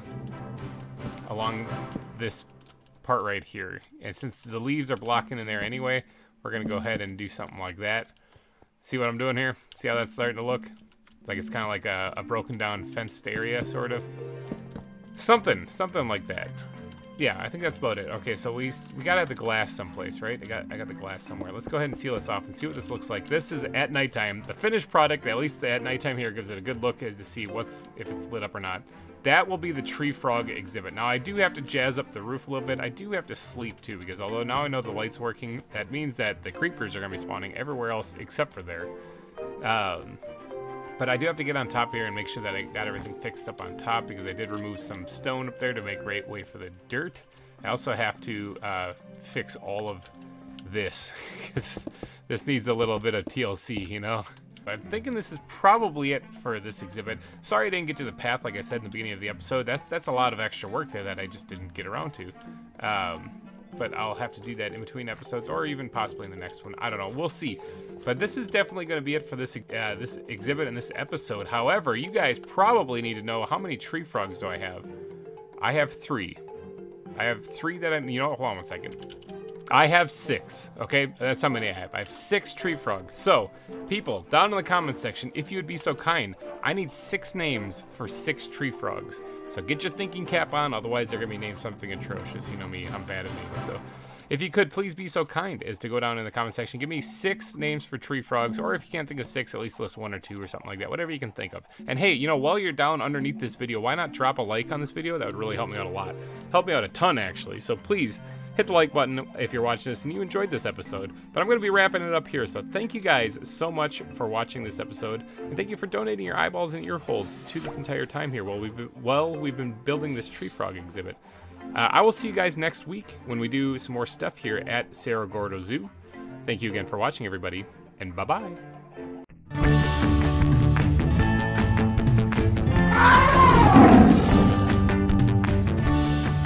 Hey everybody, GReimer here, coming at you once again from the ZAWA series for your eyeballs and ear holes to enjoy. And I want to personally thank every single one of you that commented in the last video. That was incredible. You guys actually gave me a ton of names to choose from for these tree frogs, and I'm kind of flustered. I don't really know what to do. I gotta comb through them. But to do that, I obviously need to get to work on the zoo here today. So thank you all. I accidentally took a screenshot. Thank you all for everyone who commented on the last video. This was incredible. Okay, so I have 6 frogs I need to name here, right? 1, 2, 3, 4, 5, and then 6 right there. I have to name 6 frogs, and I gotta comb through the comment section real fast and figure that out. But first, I have to go get the name tags and actually go get those actually made up real fast. Please fly, please. Okay, I've got the names, and thank you again for everyone who suggested names. If I didn't pick them, pick your name. Do try again next time. Yeah, in fact, it's going to be in this episode. I got to build another exhibit in this episode. So do your best on that one. Come up with a clever name. I really sometimes just pick at random, so don't be upset if I didn't pick your name. But cheer and celebrate and say in the comments section, hey, you picked my name, if I picked your name. All right, so, leg spike right there. Let me go ahead and bust this open here because we're going to have to get in here. There is apparently a zombie somewhere that's going to be annoying and loud. Let me see if I can't find him real quick. There he is. Shut up, zombie. Alright, zombies aside, I also realized I'm probably going to want to maybe drop in from the top. I should use an ender pearl to get out of here, actually. That'd probably be the best, but I don't really have a whole lot of ender pearls. However, I should actually go make the ender. Maybe I'll do that in a live stream coming up here soon. Because I don't want the... Here, let me block this up. I don't want the frogs jumping out of here. Alright, so let's go ahead and get to naming these things. Alright, so for the first one, we're going to go with Sebastian. And I'd like to thank Star Nanny and Clarissa Thurtel, I think I pronounced that right, for suggesting that name. I like it a lot. It's very comforting. I think it's actually from something, but I honestly don't know what it is. I asked one of you guys, actually, what's that from? Because you both actually suggested the same names, and it was a little weird. Let's get the book out here, and so we can see what these things are. Bink, let's put him down there. Let's put her down there. And Sebastian, you're a lovely lady. All right, welcome to Cerro Gordo Zoo. right, so let's go ahead and put this back, and then let's take the next frog out here, and the next frog is going to be named Froakie. And thank you, Massimo L. and Apollo, for both suggesting that name. That, of course, is a Pokemon, and you guys know that just tickles my heart, because I do like Pokemon. So where did, where did that other one go? Right there, Sebastian. All right, let's put that down there. Oh, Froakie looks awesome. Oh, come back here, Froakie. You're hopping away. There you go, gotcha. What are you? You are a male. You're a red-eyed male. Could have made a cool Kermit, but that's all right. Speaking of, we also have Kermit, okay? So nearly everybody, I wrote down in my notes here, nearly everybody suggested this. So thank you, everyone who suggested Kermit. There is a lot of you that suggested that one. So kind of had to go with that. Let's plop him down. Kermit is going to be a female. Ooh, come back here, Kermit. There we go. All right, Kermit's a chick in this zoo. That's okay. Let's go ahead and throw in the next one. The next one is going to be Pepe. All right, so quite a few people named suggested Pepe. There's Cenoceratops 121, Ludwig, and Eniolade Lucan. I'm hoping I pronounced that correctly. That was quite a name. I had to sit there and try to say that slowly. So Pepe. Now Pepe normally is a green frog, right? Okay, this is a male. So it's not a green frog, but it's like the cartoon, the meme, the meme guy, whatever, Pepe the Frog. All right, and then we have another one here, and this is kind of a somber one. We're gonna name this one Aubrey. Okay, so this one goes out to Brythe Harms. I think I screwed your name up in the stream too, and forgive me, my memory sucks. I cannot remember how to say it. But this one goes out to you because your cat passed away, unfortunately, and this one is named for your cat. There you go. It's a female, so hopefully your cat was a female too. Also got one of the green ones. Nice. All right, so let's go ahead and put that one back there. Rest in peace, your cat. Hopefully this will immortalize him or her here at the zoo forever and ever. Let's go take the last one out here. Now, the last one was named by Sakana, one of my friends that I play with every once in a while. David Hasselhoff. She actually listed quite a few names that made me chuckle. Like Snoop Froggy Frog and stuff, and I loved it, but I picked one of them because I didn't want to have her steal the show. So we got, right, oh, he's a red one too. Bam, David Hasselhoff. And it's a male. It's a clown? Variant 2 clown? Oh, I didn't know that was a thing. These things hop. There we go, David Hasselhoff. He'll definitely stand out from the rest. So there we go. We got Froakie, David Hasselhoff, Aubrey, Sebastian, and what was the last one? And Kermit.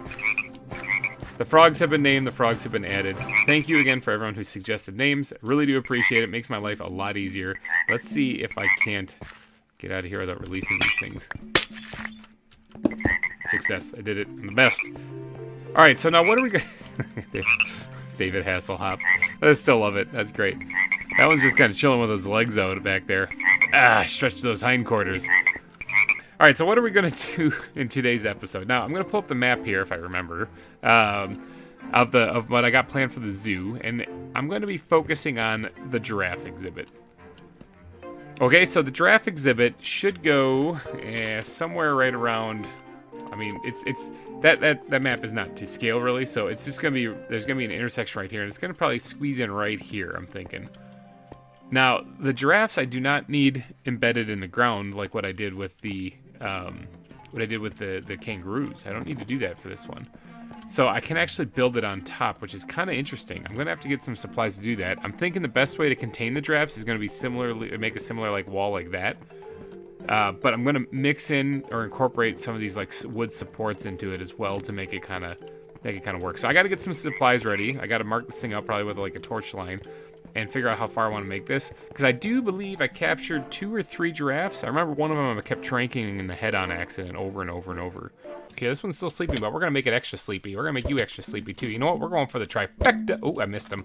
Trifecta. Oh my god, that one's so drugged up, it's insane. But I'm sure they've recovered by now. I did not mean to do that on purpose. I just kept missing the one behind it. Hitboxes be weird sometimes, but I got to lay out the design for this place here real quick, and then I got to get to work on laying down some stone to build up the walls. Maybe mark out a couple of these wood barriers. Let me get to work.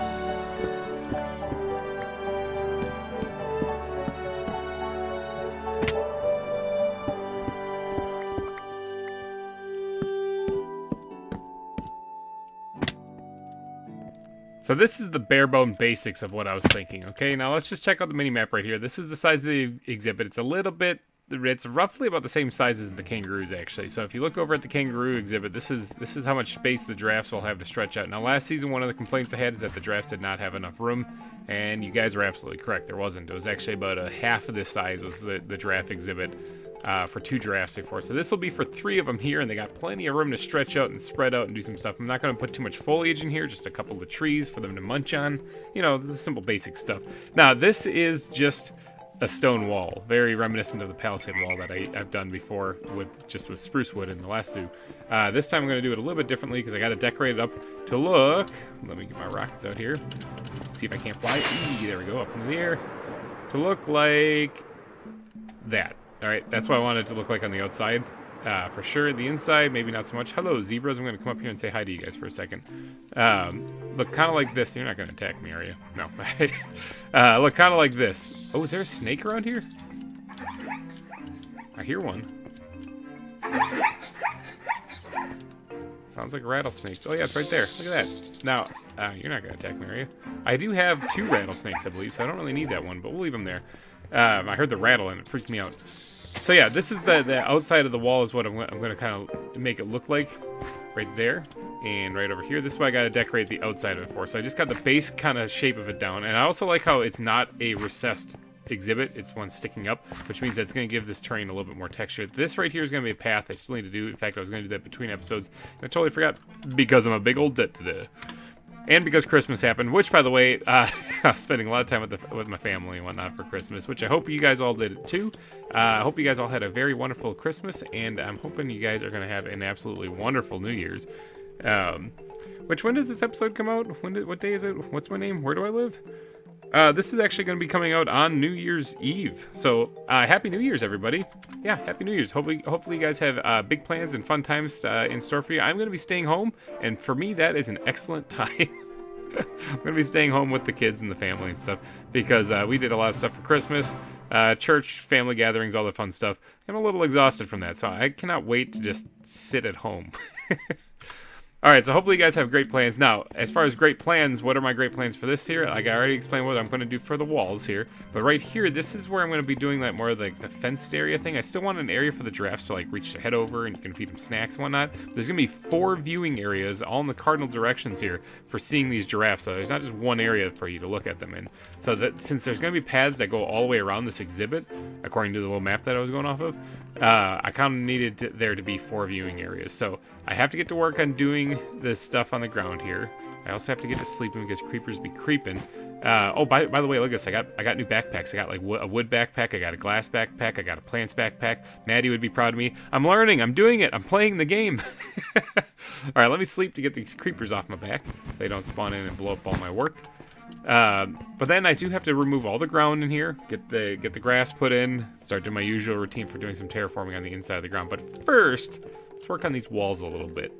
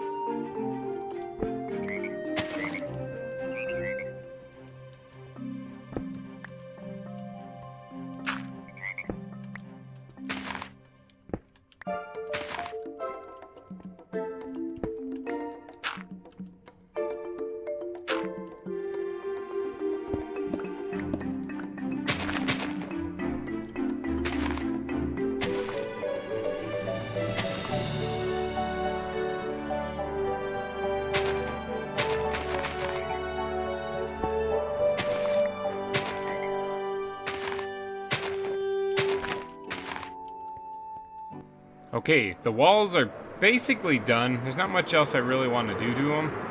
At least on the outside here, I think this looks good. Now, I was experimenting right here on one of the viewing areas on what I want it to look like. I do need it to keep the giraffes inside, and as far as I know, they can't clear a too high fence. So that should keep them in there, as well as have their heads be able to stick out the top, allowing people to feed them treats or maybe steal people's hats as they walk by.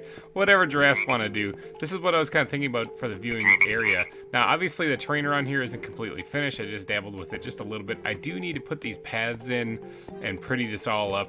I probably will do that for like a stream, maybe. I'm thinking I might make it for a good stream. I also want to get to work on more like the waterfall, because I've been itching to do that. But I'll save that for the stream as well, because I think that'd be kind of fun to do a lot of decorating. Now, I do need to do a little bit here as well. Like I want to actually kind of sprinkle in some fences in here in a very randomized pattern. Nothing too fancy or pretty. It's supposed to look really kind of worn down. Let's just go all the way across with that one. Really kind of worn down and kind of faded, a little sun faded actually. So we're going to do a little bit of this. Like, hold on, actually, let me jack this up just a wee bit. Go up like this. Where is my other ones? Right there. Something along the lines of this, because I think this would look really nice. So that would be your viewing area there. Now, I do need to get up here. Now, this also does allow people to hop, skip, and a jump right on into the pen. But if you think about an actual zoo, if you really wanted to get into that pen, could you? Probably. So, I'm not going to worry too much about being too safe for the guests that are here at the zoo. They gotta remember, don't jump into the pens with the animals. That could be bad. So there's another viewing area for the giraffes. Now let's get over here and do the same thing. Let's do the same thing on the remaining two areas real quick. Alright, so the viewing platforms or the viewing areas are all complete. I got all the fences put in. I also went ahead and swapped out all of the stone for grass in here. So now if you look at this, this definitely stands out as an exhibit, similar to how this one kind of stands out as an exhibit. This is gonna have to be doodadded up as well. So giraffes, right? Let's talk giraffes for a second. I kind of envision these guys in more of like a Sahara kind of setting. Plains, dry, arid again. Similar to the kangaroos, to be honest. It's gonna be very similar to that. So I might actually kind of almost copy the block palette. I don't exactly remember what I used for the kangaroos, so I'm going to just kind of wing it and do it do however I like, actually. Okay, so first off, let me identify where this water feature is going to go. And I don't want to make it, I don't want the giraffes to drown, but they have really long necks, so I don't think they're gonna have a problem with that. Let's go ahead and just put it right up here, actually. Just kind of guess in here as to what I want this to look like. That doesn't look too bad, actually. So if we were to grab the water bucket, and I also have to do that up the bottom of it still. But let's put it right there. And then, where's my, this backpack right here? I know it doesn't look like I have water in there, but that's kind of a weird bug. So, see, it works. I don't know, magic. It's magic. It's how it works. Let's go ahead and put that there so it's creating an infinite water source. And let's go ahead and magically refill our backpack. It shows one bucket in there, and then, like, it's gone. Like I said, it's magic. I don't know. And the little sprite down the bottom of the screen of my hotbar, you can see there's actually a liquid in there. I don't get it. It's, like I said, it's a bug. All right, so let's fill up the little pond up here, and that's gonna flow downward like so down here, which I think looks nice. I don't think anything's gonna be drowning in there. Let's go ahead and grab the terracotta as well. My inventory looks like crap. Let's go ahead and just slap that bad boy in there. And maybe another couple or so right there. Something like that. Alright, we're going to decorate up this pond here and make it look pretty. And by pretty, I mean make it look like it's more natural. And then we'll see what we get. I gotta do the bottom too. I'll cut right here and I'll see what I get when I'm done. A few inches later. Alright, I think that's enough for the water feature in here. I think that'll give the giraffes plenty of water to splash around in and drink and do whatnot. But so now the rest of this has to be terraformed as well. I need to go through here. Let me get my shovel here, because the shovel will probably be way more useful in this situation. I probably don't need the brown terracotta anymore. In fact, I'm going to stash that in this backpack here. I gotta go through and I gotta sprinkle in. Let's do the sand first, okay? Let's make this look really dry here. So I gotta go through the whole exhibit here and just knock out some of the stuff here and sprinkle in sand in places to really make it kind of look like it's a little bit more arid, a little bit more dry. Then I'm gonna probably switch to the coarse sandy dirt, and I also have some coarse dirt. I need to make a little bit more of that, actually. Sprinkle that in here too. Really make this look rough. Let's see what I can do. Here we go. All right, so that's looking pretty good. Not too shabby with that, or not. I'm not too upset with that. I think that looks all right. I think that'll work just fine for a draft exhibit. Now, obviously, I need to add more path block stuff. I put this one here on accident. More path blocks, but first I'm gonna worry about the foliage. Maybe. Let me do the paths real quick. Okay, there, path blocks put in. I think that looks way better already. It did kind of look unfinished. I mean, it is unfinished. Can I please fly, please? Can you please? There we go. Holy cow, I'm gonna need more rockets. I always end up, ooh, leg spike. I always end up destroying my mouse and also blow through like 3 or 4 rockets every time I try to take off. I'm gonna have to make some more of those things while I'm down here. Now, I can go ahead and put away a lot of the landscaping stuff. I think it's funny how earlier in this episode I was bragging about how I was such a good boy and I made new backpacks and I'm the best. And then I'm running back here to grab the supplies. But, I mean, bulk storage is here, so, and I'm kind of close, so it kind of works, you know. Oh, well. Do I have a acacia tree? I'm over it right now. I'm an acacia sapling. That's what I was looking for. I want to grow at least 2 of those things in there to give the giraffes a little something to munch on. All right, more rockets acquired. Heading back over here to the giraffe exhibit. Let's go ahead and grab the acacia seeds. Now, where to plant these things to make it all look nice and feng shui here? I think having one up top here would make sense. Let's plant one right there. Maybe having one down... Yeah... right here? Sure, let's go right there. Now, these things are already growing. Let's give them a little juice. Ooh, wow, these things are kind of taking over my face. I need you to grow taller. There we go. Alright, so that's good right there. It'll probably keep growing, but I need this one to get a little bit taller also. I need more bones, which I do have. I have plenty of those things. I don't actually have like a skeleton farm yet, but I do have a lot of mobs that spawn here. Let's get this thing tall. Nice tall. It's kind of, that looks weird. Let's get rid of those. How's that look? It's alright. I wonder how much taller these things are going to get, or if they're going to get monstrous or not. I got one more piece of bone meal. Let's just juice that up just a bit. Alright, so there, we got the trees put in. That looks like kind of wonky, but... So the giraffe should have plenty to eat. Now, let's work on the decorations. Plants! Look at this. I got plant. Maddie, you'd be proud. Plants, I think some of these things will look good in here. I'm not going to put thorns, because they hurt me, and I'm worried they're going to hurt the animals too, so I'm not too sure. Let's get some dead bushes. A couple of these orange cosmos, even though these are found in the jungle, I think they look really good for like a deserty area because they're nice and bright. Bright in color anyway. I do want to jazz up the fountain or the water area just a bit as well. This is the stuff that this stuff never really wants to place except for randomly like that. I don't know what the trick is. I don't know what I'm doing wrong. There we go.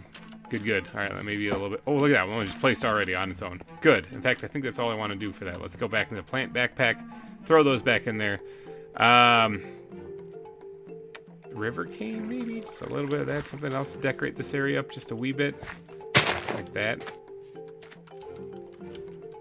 Yeah, and then maybe a little bit more. Actually, regular good old-fashioned sugar cane would probably... I don't want to put that back in there. Sugar cane would probably do well in here, but I'd have to run back and grab that. Not interested. Tiny cactus again. I don't know if those are going to hurt the animals. Bramble definitely will. So, I don't have too many different types of leaves or of foliage that I can put out here. I can put down some of these dead leaves though around where the trees are though, because that would absolutely make sense. Good. All right. Awesome. All right, let's go ahead and put those back. Remember, I collected those when I did the terraforming during the live stream. I collected a whole bunch of that stuff here in the woodland biome actually. As far as, I mean, flax, I mean, maybe a couple of them, not too much. I don't want to do this like overkill though, so I'm just gonna put a couple in here or there. Maybe only like 2 to be honest. Like I don't really want to put too much more into that. That's too kind of colorful anyway, so I'm gonna leave that out. Let's go ahead and grab these things because these things are bright. And dot these in all over the place as well. And then let's go ahead and get these sea oats put in for sure. These things I can actually plant on the sands, which are awesome. They do need, if I'm not mistaken, a shears to pick up. Don't I have a shears someplace? Thought I did. Maybe I don't. Let's go ahead and grab this and make a pair because I do want to pick this one up. I don't like how it's blocking the view of everybody. Yeah, alright, I'm thinking that looks probably pretty good. Let's go ahead and put those back. The dead bushes now, because these will come in real handy for selling the arid and dry area for sure. Gonna dot these in here as well. And then I think it's just down to good old-fashioned bone meal after that. Thinking giraffes are found here. I found them in the desert anyway. I didn't even bother to look this up first, so this could be a big old the moment too. But if not, or if it is, then no, well, they're living in this dry area. Let's go ahead and grab some of this stuff. And then a squid backpack. Where are you? I need you desperately in my life. Grab this as well. And what I'm going to do is I do want to add in more like stone piles and stuff in this area as well. Sometimes nothing too fancy like this thing. I can pull out right there. And let's see, where's the gravel? Put the gravel in there as well. And then this one as well, take that out too, and put straight up stone there. So little stone piles here, there, just kind of break up the terrain. This is pretty flat right here, so maybe, and then we'll slap that on there. This obviously needs to get changed because that looks weird, like so. And then I do want to branch this out just a little bit too, so that it's not just sand and all the way around this. Obviously, I want to make sure that this looks a little bit more like an actual stone pile than kind of like that, like it's coming out of the ground. So yeah, a little stone pile like that. That looks all right. Doesn't look too bad. Yeah, all right, that works. Something to break up the landscape in that area. Now, I don't think that gives the giraffes any access out of here. Oh, there's also the bushes I forgot to put in. So that's something I'm going to have to do as well. Maybe another little mini one somewhere around here. All right, now, let's just yeet all this up into here. I'll sort that out later. Get that all out of my inventory because I want to grab the leaves. So backpack, I believe I have that in. Yes, look at that. There it is. Awesome. All right, so now I don't want to put too many bushes or any bushes really along the sides because that'll allow the giraffes access to get out of here. I think right now this is actually keeping them relatively contained, hopefully. So any shrubs or bushes I'm going to put somewhere in the middle like this. And I'm going to kind of copy a lot of the bushes that I'm doing kind of in the areas around here because little sparse patches of forest really, because I think that'll look good for this environment. Now, is that going to give them access to get out of here? I'm not too sure. Let me actually go ahead and remove that one. Actually, let's push this whole thing back just a little bit. All right, now I don't think that gives them the ability to get over to that thing yet, but if I have a giraffe escape, I know how they got out. Yeah, I mean, that looks all right. I don't want to gunk this up too much with too much stuff because I want the giraffes to be able to move around. Let me just chow down on a fish for a second and ponder this. Yeah, I think that's fine. Okay, let's go ahead and squirt the rest of these back into the backpack. And then we're going to need, I think, are they in the squid backpack? Yeah, we're going to need buttons for sure. We're going to dot a couple of these things in here too. I love the stone pebble look. All right, I got it. Let's get some bone meal. All right, so let's jazz this place. Okay, again, I'm not too, the roses or the poppies, I mean, I might leave some of those in here for like desert roses, although I have kind of those things anyway, but I do want to keep this one because flowers in a dry area like this doesn't make as much sense as, say, flowers in kind of like a plains area. Go ahead and get some of these things a little bigger. Something like this.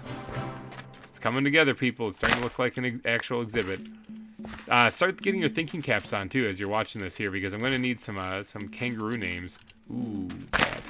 Some kangaroo names too, and I do not remember how many, or not kangaroo. Why am I saying kangaroo? Giraffe names. And I don't remember exactly how many giraffes I had. Is this done? That looks done. Looks like a done exhibit, doesn't it? Kinda. Kinda does. Yeah, I think that's it. All right, so let's go ahead and stash this back into this backpack here. And then grab my rockets. And let's go check out to see how many giraffes I have. All right, I do have 3 giraffes. I'm going to store those guys right in the backpack that I'm wearing. That way I don't lose them.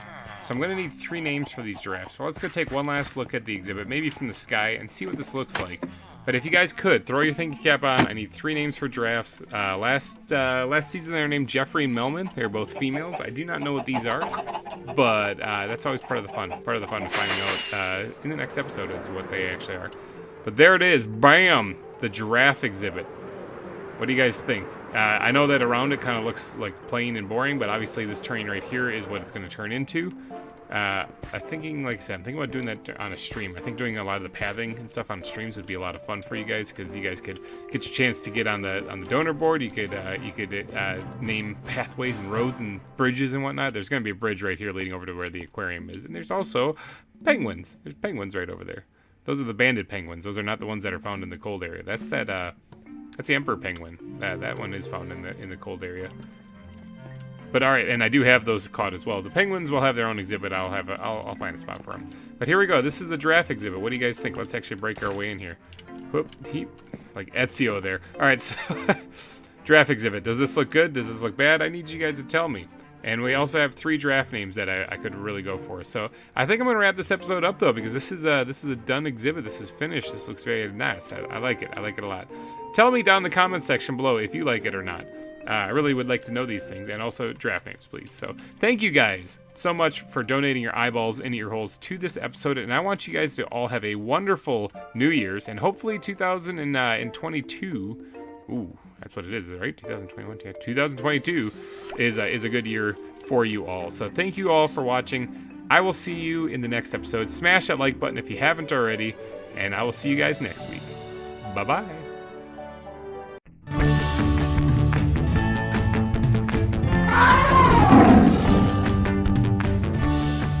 Hey everybody, GReimer here, coming at you once again from Cerro Gordo Zoo, playing a little ZAWA for your eyeballs and ear holes to enjoy. Thank you, all of you who tuned in and subscribed and all that other fun jazz. And if you haven't already, why not go ahead and click it? Click the like button. I'm falling out of the sky right now. I gotta focus on what I'm doing here.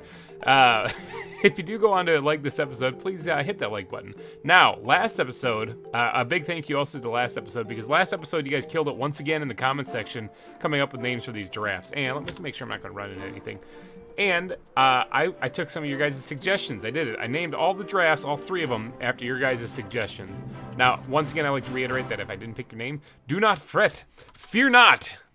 Because I will probably get around to it in another exhibit, though, because there's so many. I wish I could go catch more giraffes. I even did do a quick fly around. Didn't see any. Plus, this would be a little bit crazy to try to put too many more giraffes. Let's see if we can't get airborne again and land right here in the exhibit. So I do have the names on me. And again, like I said, thank you for everyone who actually contributed names and who suggested names. They are fantastic. But we must settle on 3. So we are going to have to settle on... bing, bing, bing, bing, bing, bing, bing. Click on all those real fast so that you guys can't see. Keep it a secret. Keep it secret. Keep it safe. Okay, so the first one, we're going to give credit, big shout out to Joran Konings, who in the premiere of last episode actually suggested a name that I chuckled at. I thought it was great. And that is Mr. Oogway. Alright, so the first one's going to be named Mr. Oogway, just because I think that name is fantastic and hilarious and funny. I just couldn't stop laughing at it when I saw it. I have no idea why he suggested it. I don't even know if that's anything. But Mr. Oogway is going to be added here permanently. Bam. I think its name is... Oh, there it is. Mr. Oogway. Done. And Mr. Oogway is a male, so it makes sense for it to be Mr. Alright, so then the next one is going to be Glum. Now, the reason why is because we actually have a member, one of my patrons actually, named Glum Giraffe Zero, and he suggested that we name one after him, after his name is Glum Giraffe. So we're going to name one Glum. Thank you. Thank you for suggesting that name. I think that one's awake. That must not have been the one that I drugged up to the eyeballs. What are you anyway? You are female. Sorry, Glum. Yeah, I know. Pretty sure Glum is a dude. But if that's the case, well, you're a chick in the zoo here. Sorry, my bad. I don't really check these things beforehand. So, all right, and then the final one is going to be Littlefoot. All right, so Littlefoot, if you guys are unaware, is the name of the Brontosaurus. I believe it's the Brontosaurus, the little baby one, in The Land Before Time. If you haven't seen that movie, it's a fantastic movie. It's been a long time since I've seen that. I was a little GReimer back when I first watched that. They made like 2 or 3 sequels and stuff. Weren't as good, but the first one is great. And this was actually suggested by The Fish in My Sea, Firefox, and Clarissa Thurtell also. All 3 of you guys suggested it, so thank you guys so much. Littlefoot, there you go. What are you? You are female as well. Okay, so Littlefoot, I think it was a dude in the movie, but whatever. Whatever, we don't judge here. You can be whatever you'd like in this zoo. So, all right, let's get airborne again. Let's talk about, maybe, there we go. Let's talk about what we're planning on doing in this zoo today. Right here, this area around here, this whole blah stone area needs a little sprucing up, okay? Today's gonna be a little bit of a decorative episode. I don't really know if I'm going to get to an exhibit in this episode today, but we are going to make more progress on the zoo, and that's kind of the important thing. I want to get past this entranceway right here, which, by the way, let me pull up the map real quick. The entranceway, for what I'm thinking, is like this section right here, okay? Now, we're going to need to work on a little bit of a bridge here. I need a lot of terraforming done over here. And then, but this pathway right here, kind of going around here, I want to do at least a U shape, leaving this coastline alone because I kind of want to hug this path going right along the northern side of the giraffe area because I have plans for stuff over here. So I need to get these pathways put in and this bridge put in, or at least started, or at least marked out. Because this is the aquarium over here. It's going to take quite a bit of work to get this to look pretty. I'm trying to think how I want to do this. I might actually remove this peninsula entirely. I don't really know. Because I need to build something there. I just need to design the aquarium too. Last season I had an idea in mind. And this season I do not. So I'm going to have to wing it on that one. But for today, I need to do a little bit of digging here. Because I need to clear out this part right here and replace it with a wonderful path.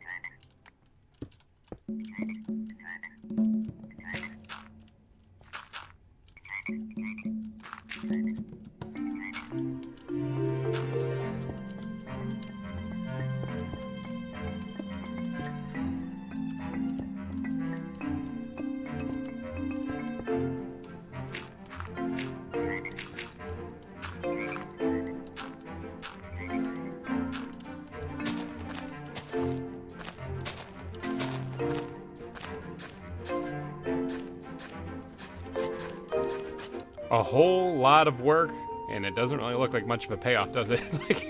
It's a lot of digging stuff up and a lot of placing of blocks, but it is just such a subtle difference in the ground. I know that doesn't seem like much, but like I said in the previous episode where I did these paths and stuff, it's all about making it pop. Because the pathing in here is supposed to be like a stone kind of gravelly kind of area, so that you wouldn't really have many like paths actually set in place. It's not like it's like grass where you would eventually have a path kind of form when the grass separates or whatever. This is actually like a path in stone, so it's not going to be very defined. It's going to be very subtle actually. And then this right here is where it's going to go off to the bridge, which I'll probably get a little bit of that done in this episode for sure. But what I need to do now is I need to work on making this pop and making this stand out. I think that adding some key details to the landscape, because right now it's just stone. This is it. This is the landscape, just stone. And remember, we want to make it look like this. So we need to add a little bit of little block piles here, little rocky outcrops and whatnot here and there. Probably right here looks like a good spot for one. Let's go ahead and grab some blocks here and actually get this thing placed. Let's go ahead and just build this up just a little bit. So this is a little different than the rest of the area, so it kind of juts out a little bit more. Yeah, something like that's just fine. All right, so if we could, where's the squid backpack? I need you desperately in my life. Let's grab these things here and pop them out. And then we're gonna go ahead and add a little bit of texture to this, a little bit of something different, like so. That already adds a world of difference to that area right there. Now, it still doesn't clearly define this, but it's getting there. It's getting there. Let's go ahead and see what we can do over here where the bridge is going to be. Now, this riverbed right here, I wouldn't mind actually jazzing up just a little bit, making it look a little bit better than what it does. That Tasmanian devil is still just floating out there. He's just having a great old time just swimming. He's been there for quite a while, actually. I do need to sleep, though, because creepers be creeping, and I'm not really fancying getting blown up while I'm working on this. But I do want to actually do like a little bit of an outcrop kind of thing here, maybe? Maybe just a little additional one here. Something like that. Not too fancy, not too shabby. All right, let's go ahead and power nap real fast. Another power nap done. Creepers are defeated. They cannot survive in the bright light. All right. More outcroppings I need to go. Like I said, I want to leave this part alone for right now because, like I said, I got more plans for right here. It's not a lot of room. I was thinking it was more room, but it's not. It's not actually a whole lot of room. Let's eat some chicken. I'm eating chicken. I actually had enough chicken that I figured I better cook some of it up, actually. So I'm taking a break from the fish. I'm eating chicken on this one. All right, let's go over here to where the frog exhibit actually is, and we're going to try to make this look a little bit better as well. something like that. This could be flat there, that's just fine. That's just great the way it is. Now, there's not much terrain detail that I actually need to change. That's not quite what I wanted to do. Not much terrain detail that I actually wanted to change because I want to do a lot of the foliage and stuff in these parts too. So I think that's about it for the terrain details. Let's go ahead and just smooth some of the stuff out then, and also get, where is the blocks, the ground blocks? I believe it's right here. Let's get some andesite in here because I like adding that in to the ground as well. So maybe like this right here will be an andesite outcrop, like where it's popping up out of the ground just a little bit. Yeah, I like that. Like that a lot. So I do need to blend this in. I did some work over here obviously earlier, but now I need to blend that in to right here. Let's go ahead and remove this part also and get some andesite in there. I didn't mean to do that, but it actually works, so I'll keep it. Good, good. All right, so, and then this needs some work. Ooh, this needs a lot of work. Hold on one second. All right, that's a little bit better. I also made that less flat. That didn't really make much sense. I'm not sure if this is the finished product or not, but it's a whole lot better than what it was before. Okay, so looking back over here, what were we doing? We were adding andesite, weren't we? We were doing something. There was things that were happening. I'm pretty sure of that. Let's go ahead and keep adding the andesite in various places. Like I said, little outcroppings, almost like it's part of the terrain. I didn't actually mean to do that. Pop that back out. I am going to have to add gravel in, though, in certain places, though. So that wasn't a complete mistake, but I do want to change it just a little bit. Let's go ahead and pop this part out right here. We're going to replace all of this with andesite as well. Just like that. Okay, that's good, good. Now, a couple more spots over here, I'm thinking, maybe? Like I said, we're looking for a vein of this stuff spread throughout the entire land here. Because I believe I did that. Yeah, there's little veins of it here, there, all over the place in this one, too. So I can actually have it kind of stuck in this wall just a little bit as well. So let's just do a little of that. Yeah, I like that. I like that a lot, actually. Let's pop this one out, too. That's the wrong block. I gotta get the gravel away from the andesite. I keep getting them confused with each other. Alright, so what if we... Yeah, that's probably fine there. Let's remove these guys because that doesn't really work right now. I know having ores on the surface isn't necessarily a bad thing. I want to kind of control the terrain generation here. So I don't really want to have it totally visible all the time. Like if there's ores on the surface, I want to be the one who puts them there actually. So let's go ahead and just drop that in there. Good. Now, I didn't do this this eastern side of it, though, because okay, so this part right here is where the zoo opens up, okay? So this path cuts down here. It's pretty much a straight shot right from the entrance, and you go past a couple exhibits, the kangaroo, the frogs, and the giraffe exhibit on the way to the rest of the zoo. So you actually get to see quite a bit of stuff, plus not to mention our sponsors, which, by the way, thank you again to everybody who sponsors, who does a super chat during the live streams. Get your name on the board right here, like all these fine people. And this extremely fine person who actually has the top super chat. If anyone wants to take a spot, next time I do a stream here on the server, that's how you do it. Or on the world. Sorry, it's not server. It's a single player world. In case you guys are wondering, I get that question a lot. This is actually a single player world that I'm doing this one on. This season, at least. But who knows? Maybe I'll have to open up to a server at the end of the season to see if I can't get any special guests to come and tour the place. Because what's the point of making a zoo if nobody's going to see it other than, I guess actually a lot of people see this. Never mind, I take that back. There was a big point to making the zoo. Okay, once the andesite has been added, it's time to sprinkle in a little bit of gravel here or there to make this place look kind of broken up. I did make sure, I think I put only one pile of gravel in here. I should probably actually do that along the edge here. A couple more times, just throw in a patch of gravel here or there to make it kind of look like it's really broken up. Especially since this is supposed to be the part that's kind of crumbling down. It's been eroded by the river type thing. Need to do something very similar height on the other side. So that's about where the land's got to be. Is about this height actually on the other side. Ooh, that's going to be a little bit of a trick. But I'm sure I can pull it off with a little bit of faith. Alright, so sprinkling in the gravel in places. I don't want to overdo it too much, but I do want to make sure that there is gravel located throughout this. Actually, I need not only gravel, but I need the grass blocks and the coarse dirt blocks. Ooh, man, there's a lot. Maybe I'll go sparse on the gravel, actually, because I don't really want to overdo that too much. Right here, actually, would be a good spot for a piece of gravel. And I'm going to have to have a massive leg spike is what I'm going to have, that's for sure. Let's go ahead and grab, I think it's in the bat backpack. We're going to grab some of this coarse dirt. I'm going to need more than that also. So let's grab some regular dirt. And we're going to make a few pieces of coarse dirt here, like so. I'm going to need more than that for sure. Let's go ahead and make as much of it as we can with the resources we have on us right now. Because I'm going to need that stuff. So I went in and added all of the grass blocks and the coarse dirt blocks along the edge of the path that I think I need to add. Maybe a little bit more right here. Actually, this doesn't quite look right. Let's go ahead and sprinkle in a whole bunch of that right there. And maybe, I didn't really mean to remove that one block right there. That was on accident. Maybe something along the lines of up here as well. That doesn't look too bad. I guess that'll work. I wouldn't mind getting a little bit of other blocks in there as well. I do like the way the custom terrain looks when you actually go all out and really take the time and effort to kind of focus on each block that you place down. So on the mini-map, if you look at it, now this looks a little bit more custom. This U shape around here, this sideways U shape, I guess it's a C. I guess that would be a C. It's looking a little bit better. Ooh, the sun is setting. I forget how fast time goes when you're doing this. I'm looking for this right here. All right, let's go ahead and just squirt all the stuff back in here. Get that out of my inventory. Squid backpack, I need you now, desperately. Put that back in there. Okay, so, and then we can go ahead and just shoot that stuff in there. All right, so now what I need is the squid backpack, desperately. I just said that. We need some fence posts. We need some fur fence posts. And we need some of these right here. Maybe some of those, sure, why not? And I'll get to adding these things here in just a little bit. But first, obviously, I need to sleep because creepers be creeping. Man, time just flies by when you're doing this. Holy cow. Okay, and now that I have the night passed, I can go ahead and add these fences in to kind of clearly define which way people are supposed to go, or at least attempt to anyway. So let's do something like this. Huh? Does that? Yeah, that kind of does. And we're gonna add these things periodically throughout this too to kind of mark this out as so that people know which way they should be heading. Maybe something as simple as that even. That doesn't have to be anything special like that. All right, let's keep going. Now right here they get a good view of the kangaroos. Also, that one's dead.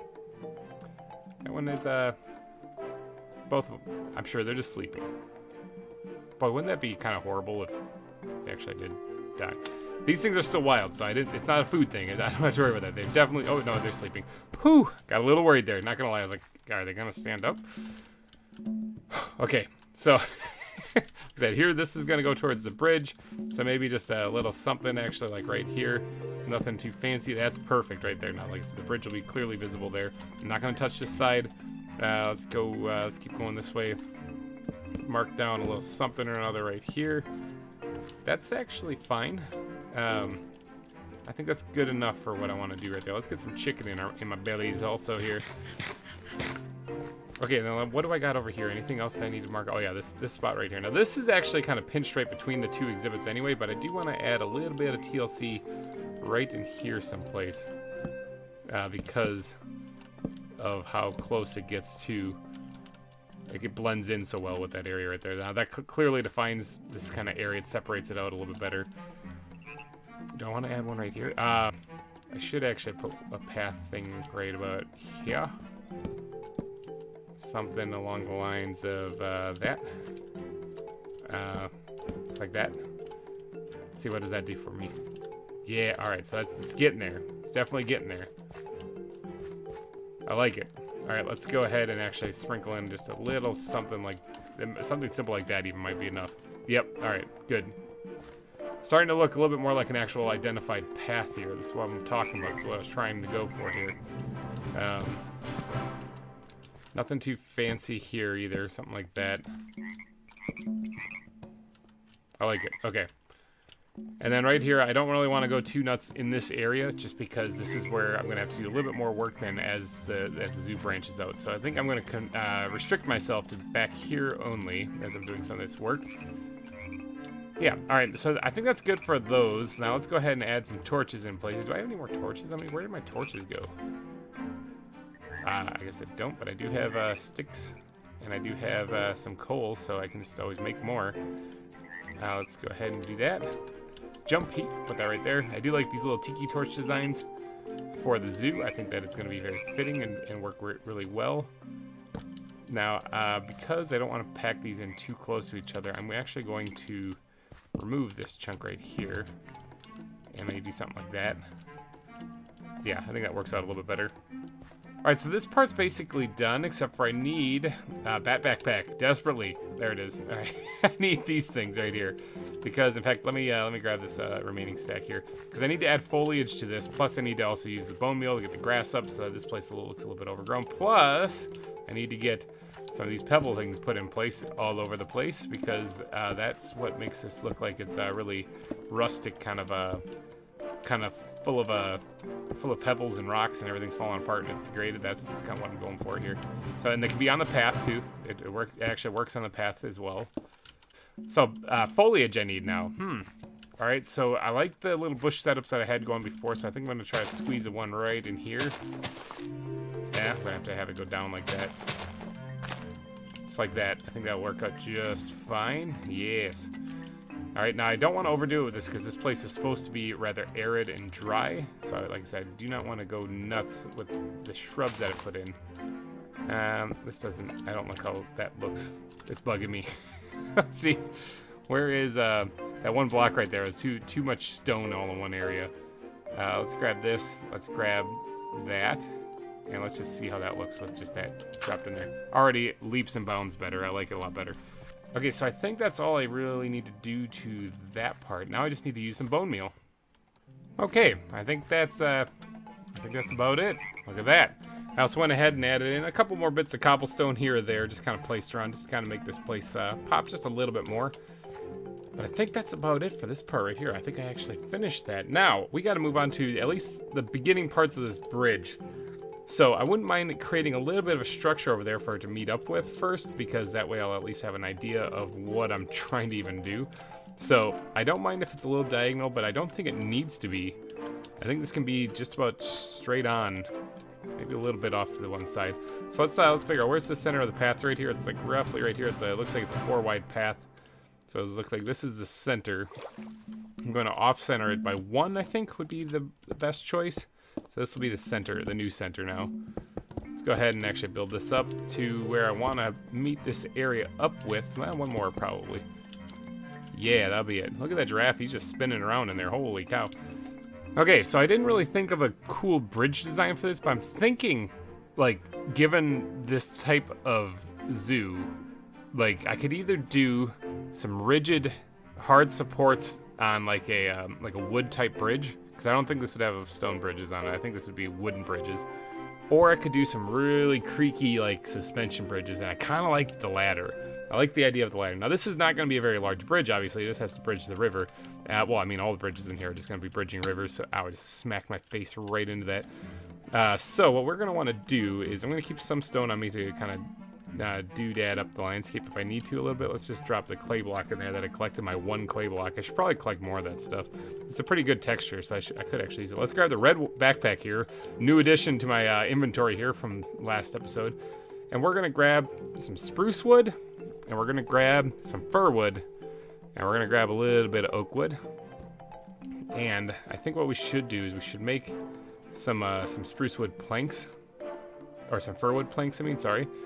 And some oak wood planks as well. Because I think that's going to make up the bulk of... oh, for crying out loud. That's going to make up the bulk of the actual bridge itself. Let's actually put the first support right here, actually. I'm going to dig this thing up. I know, with the wrong tool and everything. And we're going to put something like a spruce wood block in there first, because remember, this is deeper in the ground, this is closer to the water, mist and whatnot coming up off of this thing, so it's going to have a little bit of a darker texture, and then it's going to dry up, okay? Something like that. So it makes it look a little bit more dry and arid the closer it gets to the top. Yeah, alright, and so that, let's actually make it feasible to put the whole 4 wide thing in here. Probably put an oak wood and then a couple of pieces of fir wood there, like so. I could leave it at that, actually. I could leave it diagonal like that. That's a pretty, what is that? It's not quite a 1-to-1. It's not a 45-degree angle type thing, but it's also not going to be in the end. So actually, no, that might work out. It might work out. We might leave it. So, yeah, like right there. Now, I know it's not lined up, but it's only going to come over about 1. Let's do that. Something like that. And let's get down here. Knock this out. Knock that out. That. And then bam, that right there. Okay. Yeah, I think that works out pretty good. I could actually replace that spruce wood. I mean, it's not actually in the water, so I could just get away with just oak.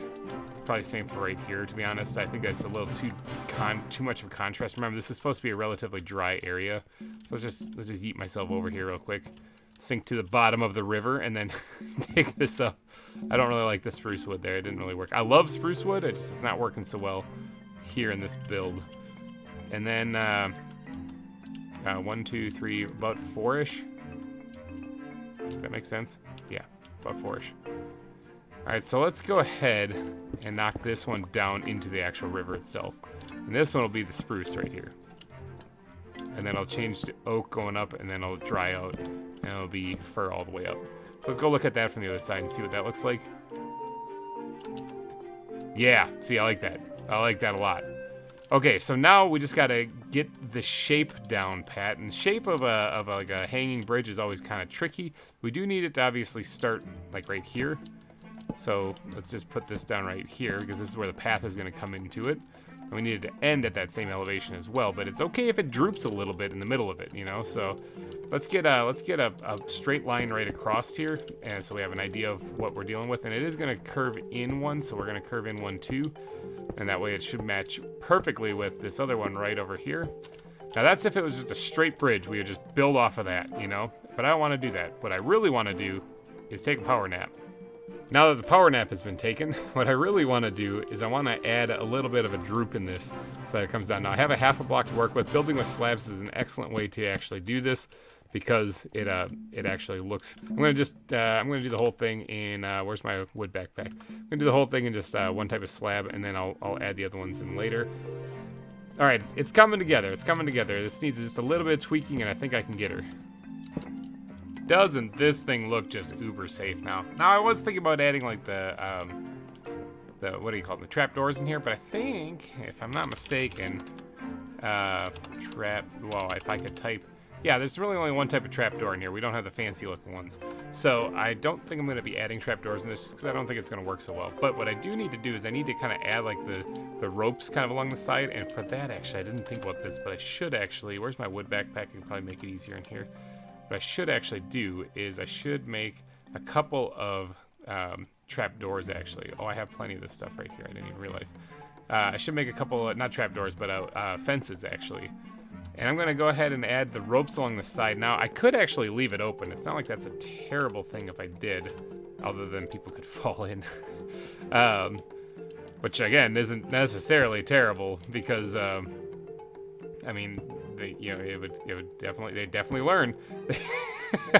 But I'm going to try to prevent that from happening just a little bit. Even if it doesn't make a whole lot of sense, they're not going to actually be connected. I'm going to try to give this a little bit of a what do you call it? A connection point here, so that this actually can kind of go across and have some guardrails on it. Now I don't want to block the view too much because right here is where I'm planning on putting at least one more rapids, I believe. What's the elevation of right here? 63, right? 62. Get up in the air. And what's the elevation of this this lake over here now? 63. Okay, so this is one block higher. Okay, good. I actually did plan that. I just kind of forgot. When I was planning out all of this stuff during the live stream, I knew I had to add at least elevation blocks somewhere, like some change in something. That's why I raised the water up in this pond here by 1, so that I could actually carve out a tunnel here and get the water flowing through here. And then right here is where I want to put one more set of rapids at least. So, yeah, fly over here. So when you're over here and you're on this bridge, smashing your face into it, you can actually look over here and you should be able to see. I might have to terraform this a little bit. I want to be able to see some rapids right here, so that this is kind of a nice little view as you go across it. That's the plan anyway. Okay, I think I got it all done here. I think that's all I wanted to do there on that part for that suspension bridge. Let's take a look at it from the side there. Yeah, I see one thing I don't like. I didn't like the tops of these support beams that much, so I went ahead and just kind of yeeted that thing off of there. Didn't like it at all. What does it look like though? Like seriously, this was just kind of a winging it job. It's actually not bad. Like I don't mind it. Actually, I think I'm gonna keep it. I think I'm gonna keep it just the way it is right there. So I still have a lot of work to do right here, and in the next episode, I'll definitely be doing that stuff. This was a little bit of an oddball episode. This was a whole lot of building, kind of the landscape terrain, pathing. Getting from A to B is kind of important. I think I did an episode last season called Getting from A to B, and that might be what this one's called too, is Getting from A to B. I think that works, because the pathing is important. You do have to add it to really make the zoo pop. And now that you look at the zoo right around here, this used to be just this blah gray stuff right here. Look at this. This looks all detailed and custom. I like it. I like it a lot. But I think what I'm going to do is I'm going to wrap this episode up here. So if you did enjoy, please go ahead and smash that like button. It would really help me out a lot. I need to finish this too. That's not done. Okay, I'll do that here in a little bit, but I'll do that in between episodes. So if you did enjoy this, please go down and smash that like button. And hey, if you guys actually do enjoy like fun, cool challenge maps and stuff, I'm actually doing a new season of Terraria. If you haven't ever seen it before, it's kind of like 2D Minecraft, but it's way crazier, way more of an acid trip. It's got like lightsabers and tactical shotguns and stuff, and like 16 bosses or something. It's insane. It's kind of a nuts game if you haven't ever played it or seen it. I do those streams roughly around Wednesdays. I do an announcement in my community tab.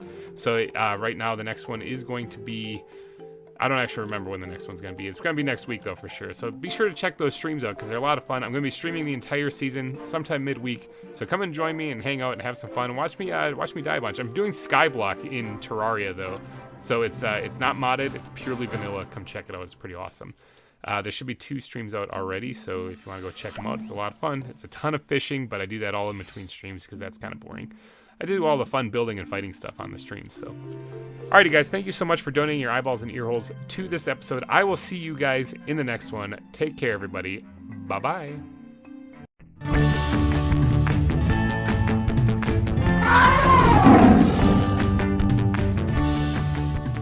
Hi there, it's GReimer again, coming at you once again with some more ZAWA for your eyeballs and ear holes to enjoy. Seizure warning. Okay, welcome back to Cerro Gordo Zoo. And in the last episode, we did a little bit of pathing, a little bit of bridging. You can see the bridge behind me there. Didn't really do any landscaping on the other side. Didn't get to that. It's been a busy week. But I am here. I am ready to do a little bit more building. And today I have quite a fun thing to plan. I want to do some stuff right where I'm standing, actually. I'm over here next to the giraffe exhibit, by the way. Let's get back to it right here. Let me get my HUD up here so I can actually see what I'm doing. In the last episode, I did this path right here. It looks very nice, very fancy. I like it a lot. And I said I'm going to leave this part alone because I have plans for that. And today I have plans for that. Okay, I want to build an exhibit here that houses 2 different type of animals. Now, I got to give a big shout out here to a couple episodes ago, actually, in the comment section. I'm going to butcher this. I'm going to butcher this name. I'm just telling you in advance. Because I'm looking at it like I don't know how to say that. It's Nur Muhammad Kasushi. Oh, I know I messed that one up. I'm sorry, but thank you in the comment section. You suggested that why not actually add several animals into like one themed exhibit, okay? And you suggested actually redoing this one and just making it like the Galapagos tortoise exhibit. I think it's a little big for a Galapagos tortoise. I like the giraffes in there. So instead, what we're going to do is we're going to use the other part of your idea and actually do that for this part in this episode. This is going to be the not the giraffe. No. We'll try again. This is going to be the elephant and zebra exhibit, okay? Since those are kind of in the same like savanna-esque kind of area. I'm doing a lot of like dry, arid environments. But don't worry, there's like bears over there, there's reptile center, there's a bunch of other environments I'm going to get around to. So I'm going to get these all out of the way. It kind of welcomes you into the zoo a little bit. Yeah, you guys up there, I see you right there. You actually, I have a couple of you captured. You can remain free. I was going to say I'm going to come get you in just a second. That giraffe is saying hello. Hello. But anyway, I gotta do a little bit of changing up on the riverside here because this isn't quite right. Obviously, this stone that's jutting up is stuff I added later. A lot of the stuff I had to add later, or that wasn't this natural terrain. I think at the end of the zoo, I'm gonna do a giant before and after, just so you guys can see how much has changed. It's insane how much has already changed. It's gonna be insane how much has changed in the end. But this does not look right. This whole edge of the river needs to be redone to kind of accommodate an exhibit as well. Now, I have to think about this a little bit because for this exhibit, do I want... Because the zebras, I would probably like recess the exhibit, but the elephants, I'd probably just keep up on top. Maybe I'll keep them... Oh, I know, actually. Maybe I'll use a chain link fence. I guess I wouldn't really keep a zebra out, but neither would small wooden fences either. But I mean, they're working well on the giraffes. I guess it's Minecraft. It doesn't have to make sense. All right, I guess I'll do this one above ground. I won't recess it like I did with the kangaroos. I'll keep this one also above ground, which means I got to build the back wall up along this riverbed, actually. Ooh, how fun is that going to be? All right, I got some serious stone blocks to place down here. Whew, let's get to it.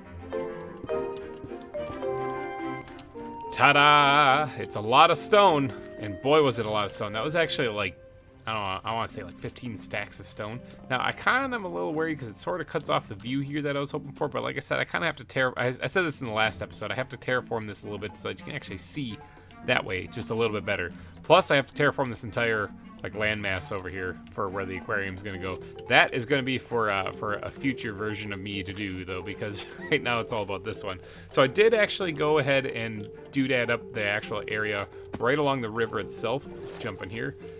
So this is all finished as far as like the base blocks. Now I do have to detail all this still. Oy, that's gonna be a lot of work. But I want to detail. I still have to detail this part up. Actually, I still just have. I mean, I got a little bit of grass in there, but that's about it.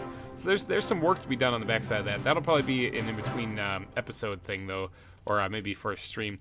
Holy leg spike, Batman. But I do have to get this part finished here. Now these straight up and down walls here don't really look that great, but they do keep the animals in there, as you can see in here. I do have to go ahead. I want to make sure that it looks good from the inside here as well as on the outside, but for the inside here is my primary focus. Do I have, is it in there? There's some in there. Let me grab some of this andesite here. I'm going to sprinkle this in veins throughout the wall here as well.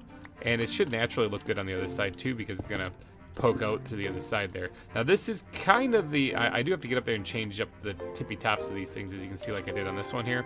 I got to change those a little bit, but for right now I'm going to work on the base just down here a little bit. That's going to be the exact same shape. That's probably going to look a little weird. Let's go ahead and just do that instead. Bam.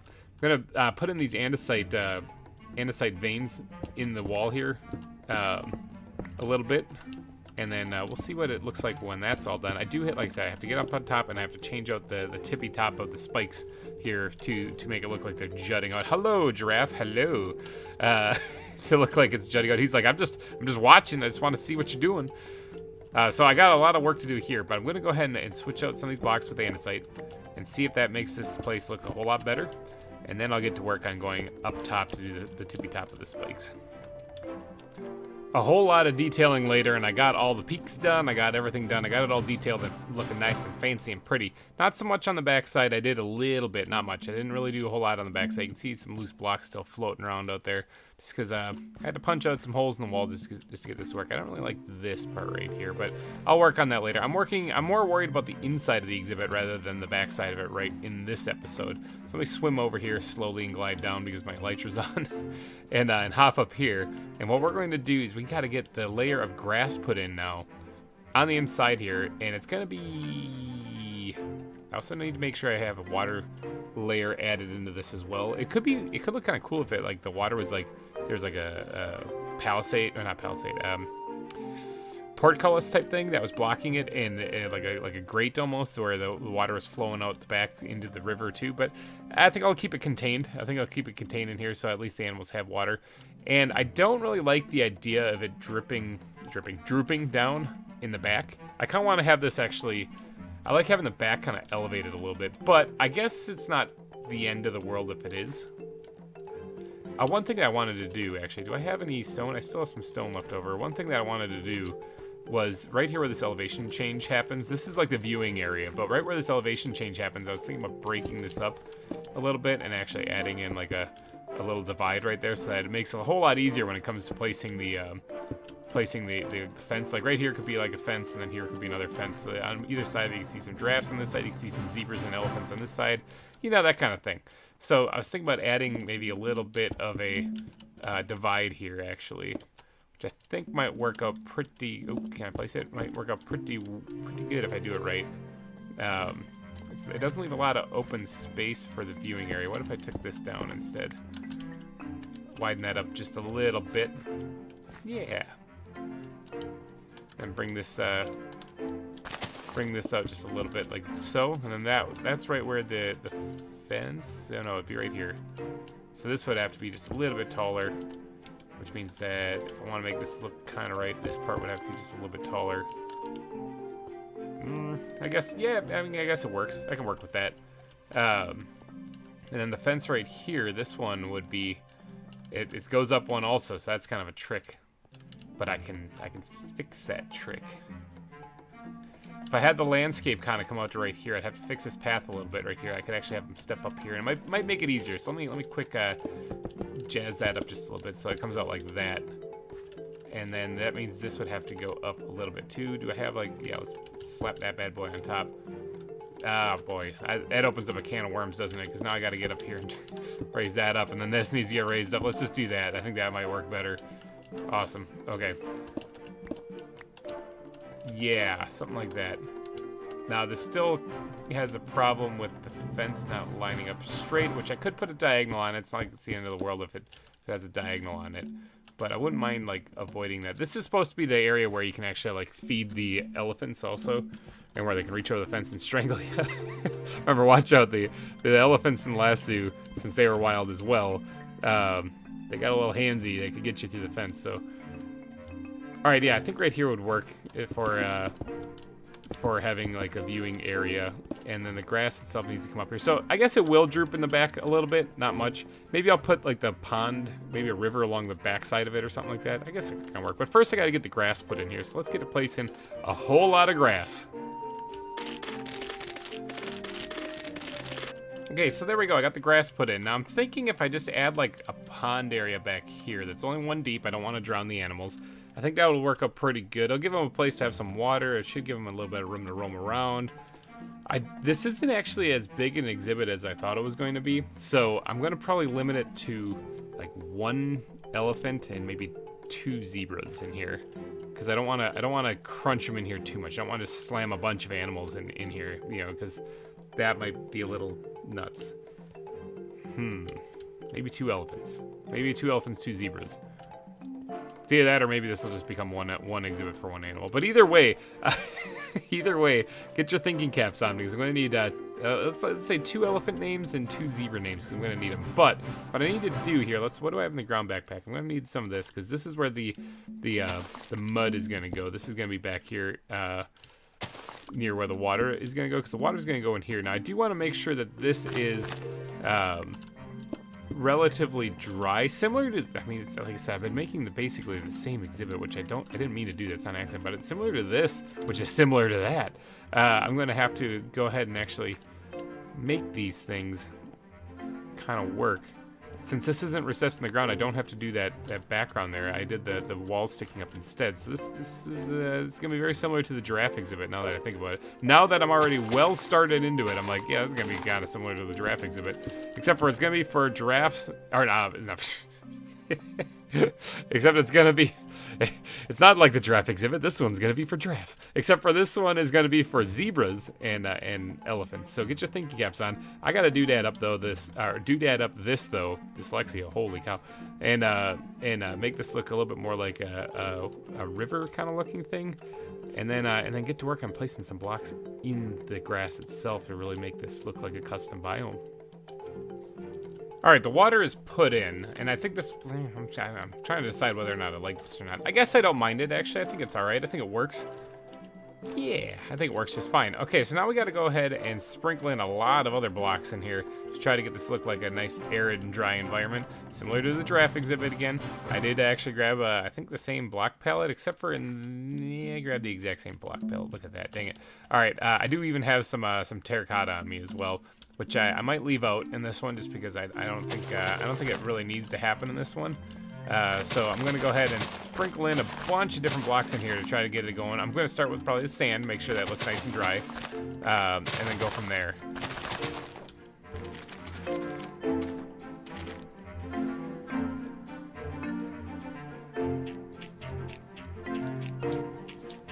And behold, we have some custom terrain here. I like it. It looks nice and arid and dry. It just needs a little bit of path blocks sprinkled in here, of course, to make this really pop.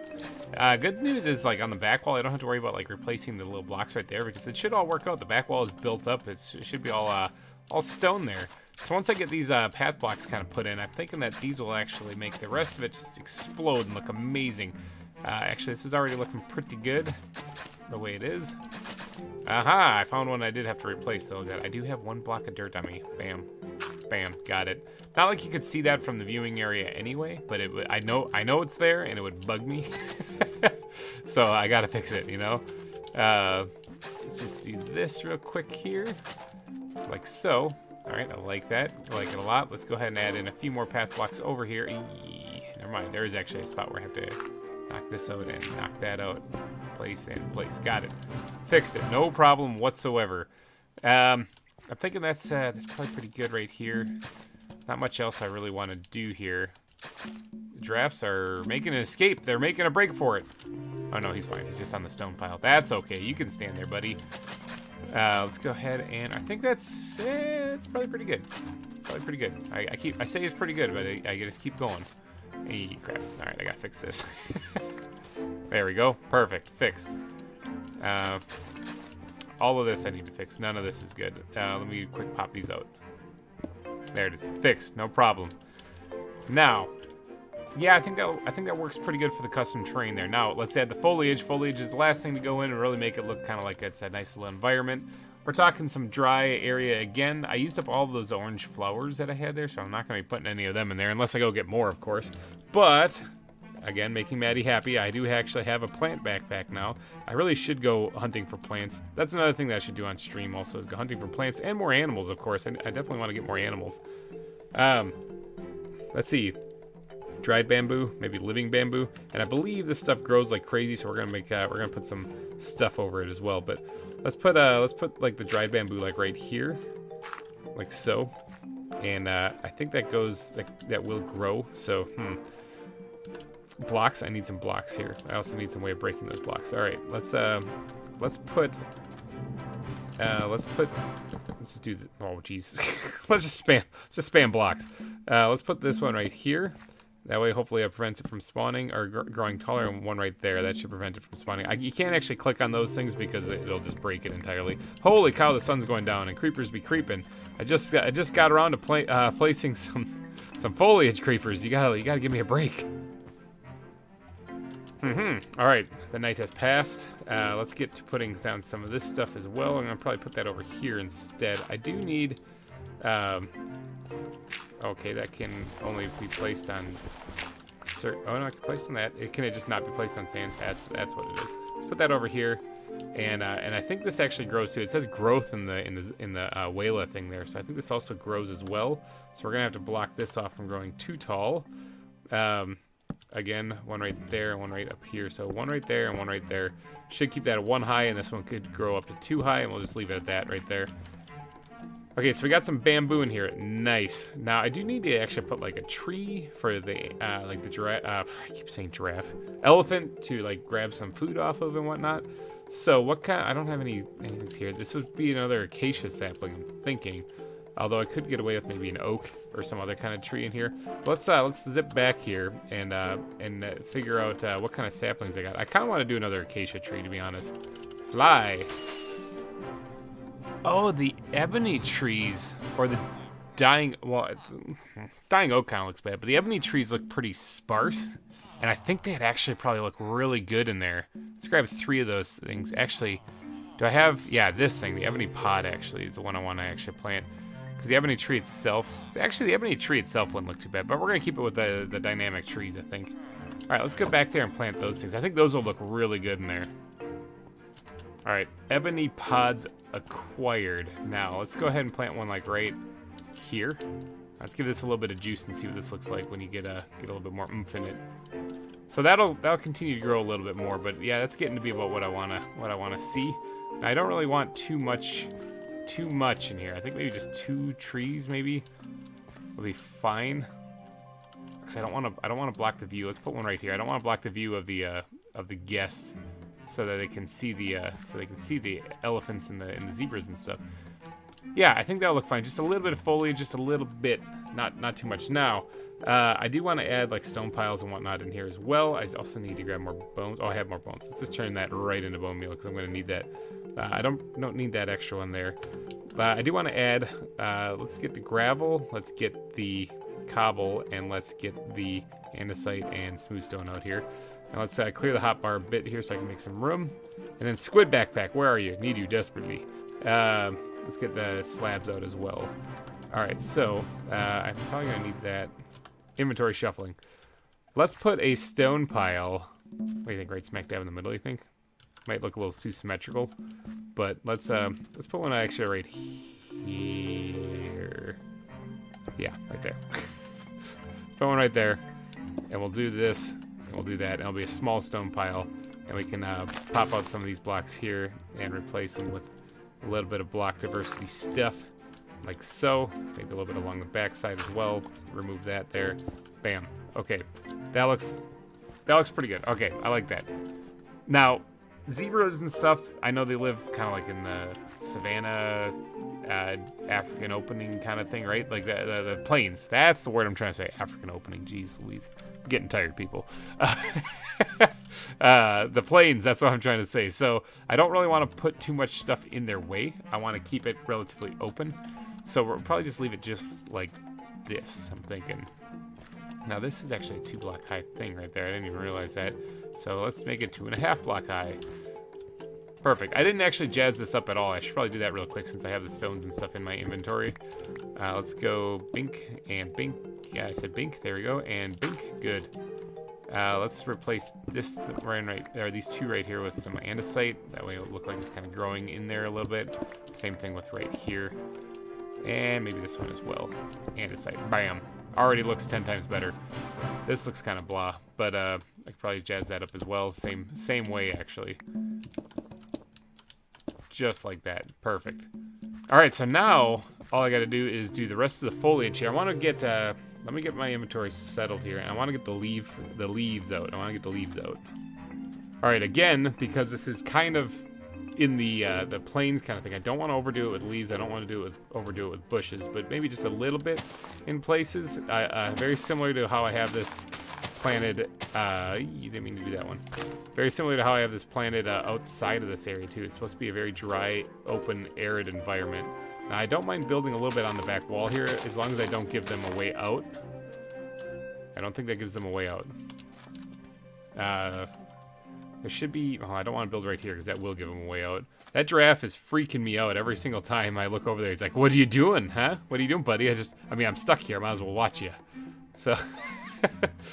and then this also... I could also actually just put, like, single individual leaf blocks around in places that will kind of break it up a little bit, too. Like, they don't have to be full-on bushes or anything like that. They can be just smaller individual leaves that have been, like, smaller shrubs that are there, you know? Actually, that might be it. That might be all I want to do. I don't really want to overdo it. So, let's see. Those do go back in the backpack. And then I need to grab the plant backpack again because now, let's see, where's those sea oats? Sea oats look amazing. I love these things. As well as maybe even a couple of sunflowers, maybe? Eucalyptus. How does this thing look? Not good. Not at all what I wanted. Let me just take that back. Not what I wanted at all. In fact, it might just be sea oats and dead bushes, to be honest. Might be the best way to do this. Although hold on. I do want to put some reeds actually in the water back here, too, to make this look at least kind of lively-ish. Whoa, okay, that plays 2. I wonder if that actually took up 2. It seems to want to do that, so yeah, that works pretty well. I don't know if I want to overdo it any more than that. I think that's actually fine the way that is. Okay, we got reeds in the water. That's good to know. Let's grab these things right here because I'm going to be placing these in places. Just to give it more of an even drier environment. Something more so than just all the sand, you know. Let's put one right up here in the front, right down there, kind of hiding, and in the back as well. And then one more back here too. So, let's see, the fence is going to go right here, so I don't really want to do any more than that, I think. And let's start putting in some of these COs in places, kind of, especially along the back ends, so that it kind of, like, because these are too high, so I don't want them to take over everything in the exhibit, you know. I want to have it so that they don't block the view of the guests so the guests can see the zebras. That's what I'm trying to say. I'm sputtering words.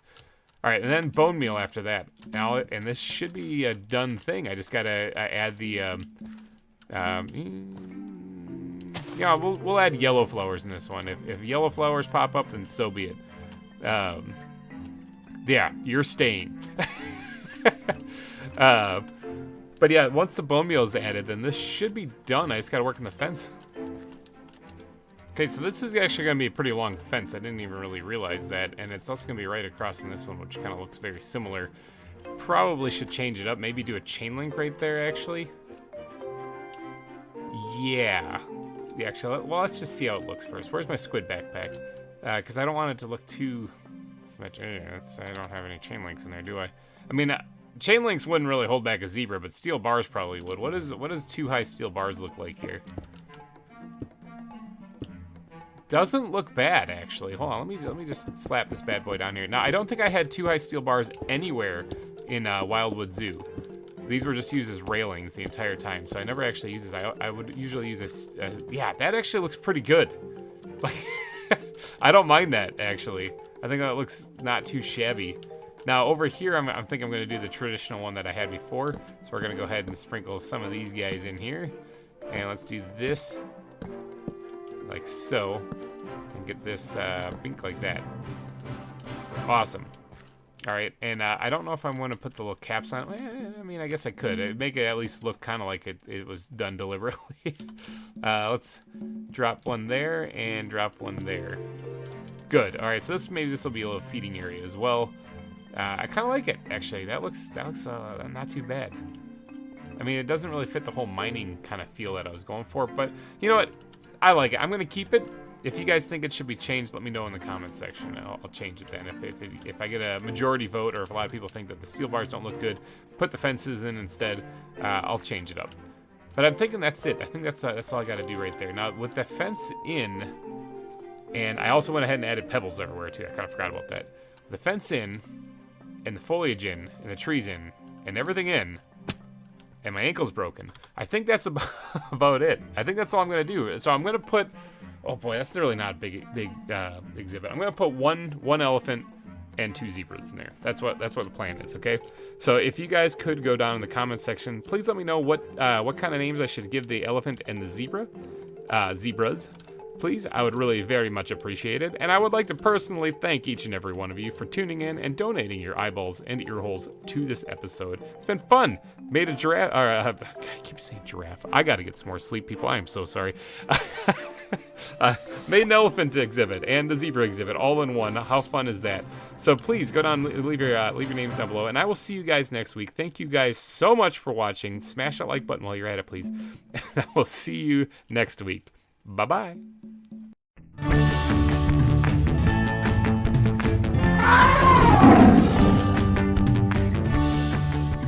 Hey everybody, GReimer here, coming at you once again from the ZAWA, Hey everybody, GReimer here, coming at you once again from Cerro Gordo Zoo, and I am here doing a little bit more expansion. I'm hoping you guys are all having a wonderful Friday. I'm doing pretty good. I'm just chilling here, just having a good time. Alright, but we got some building we got to get to. If you check it out, we got this giraffe exhibit built, and that's all very nice. And then over here in the last episode, we actually got this exhibit built, which I'm going to put the zebras and the elephants in. However, it is a little small. A couple of things that have been rolling through my mind since I last built this place. All right. One, thank you. Gratitude has been going through my mind, actually. So thank you guys for submitting your names. It's been fantastic. I do have a few selected. Thank you for everyone who submitted. And again, if I don't pick your name, please do not get discouraged. Just add your name to the next one, and I'll try to get an animal named after you, especially if any of them are funny. I kind of like funny names. But all right, one of the comments in my last video was by Maddie. Now, Maddie, for those of you who don't know, was one of the players in last season, because last season was a multiplayer season. This is a single player, in case you're wondering. That's the reason why you don't see anybody else. Maddie left an idea that has been plaguing me because it's such a good idea, and it bugs me because I didn't think of it myself. But she suggested that, whoa, that giraffe is freaking out in there. She suggested that I take the giraffes out of here and put them in here with the zebras, and then put the elephants in here. It's not a bad idea, actually, because he's just having a blast up there. Look at him. It's not a bad idea. In fact, I really like it. However, I'm going to expand on it, Maddie. So I'm using your idea and I'm building off of it, because you got me thinking. Originally, my plan was to have a nice path come this way, and this whole giraffe exhibit would be fully like a circle around it that you can see from all different sides. And that's a pretty good idea. I kind of like it. I'm thinking about it. But what I think I'm going to do is I'm going to change it up just a bit. These last two exhibits that I have added are basically the same biome. When you look at the terrain, they're basically the same. They're very, very similar because the animals live in very, very similar biomes. The giraffes and the elephants and the zebras all kind of live in a similar biome. So why don't I just make it one? You know, why don't I make it just one big one? Right here we have a different kind of fence. Which, by the way, you guys like the steel fences right there, the steel bars. I do too. I think they look really great. I might actually add them. See, I kind of like the woodland look, because remember, we're going for abandoned mining colony, so I don't really want to overdo that. This looks more like a modern kind of fence. I do like the way it looks, though. Decisions. But what I want to do in this episode today is I want to combine these two exhibits, probably right where I'm standing, actually. So I might tear some of this up here and redo this wall a little bit. I want to combine them, but she also suggested that I put a elephant house in here. And that way that they would have a place to like reside in. And I like the idea, but I'm not going to make it just an elephant house. So what I'm going to do is I'm going to actually build a structure right here, connecting these two exhibits that the animals can go in. And this walkway right here, this is the plan anyway, this walkway right here will allow the guests to walk up and actually walk in the side of the building here and see the animals right here if they are inside. So it's not like they're hidden from the view of everything. Now this walkway will not continue on through here actually, so this will actually be a dead end right here. Which, if you look at the map, zoomed in a little too far, means that this outlet right here will lead to the aquarium, which is still on the to-do list, and then this will be a dead end right here, but it'll lead to the like the elephant house and the giraffe house and stuff like that, where they can all get inside and get some shade, get some love and care and stuff, you know. That means this road right here will be the main thoroughfare for getting into the regular rest of the zoo then. So that is the plan anyway. Hopefully it all turns out all right. Now, I am recording this now having not thought one bit about what this building is going to look like. So I didn't plan it out, but I do kind of plan on making most of the buildings match either this roof style or that roof style over there. I kind of want them to all kind of blend together for the most part. I don't want them to be identical, so I do want at least a couple of different roof styles in this build. But I do want to use one of those, and I'm going to probably stick with the this. I'm in some foliage with this fir wood right here. I do like the way that the fir wood looks. I really do think it looks fantastic. And again, while I'm over here, hey, a big thank you to everyone who did super chat during this the live streams. Peter, you're still the top one. I haven't done a live stream from here in a little bit, but that's coming up here. I don't exactly know when. It's coming up though. Stay tuned to the community tab on my channel for those announcements. And hey, while I'm talking about that, why not go ahead and subscribe so you don't miss out on any announcements or any future content. The next live stream I do, though, I think I'm going to be working on the river here, which is kind of what I worked on last time. I worked on building up the entire area right here. Remember, this was all grass and a woodland biome and stuff, and I did all this custom terrain here. But working on the river here and actually doing all the detailing, I think that's what's on the agenda next. Maybe even do a little animal hunting while I'm doing that. But all right, I have to come up with a design. I have to clear out some area here. I also need to move the giraffes, probably. Although they seem pretty good just chilling in here, so maybe I'll just let them wander around while I do this. Just go capture them and put them back when they're done. And then we'll get to putting these things in here. And then at the end of this episode, I'll actually name the animals that you guys submitted, and we'll get them all put away. So first, I guess demolition. I want to clear out this area right here. Probably just this fence and maybe a little bit of this wall.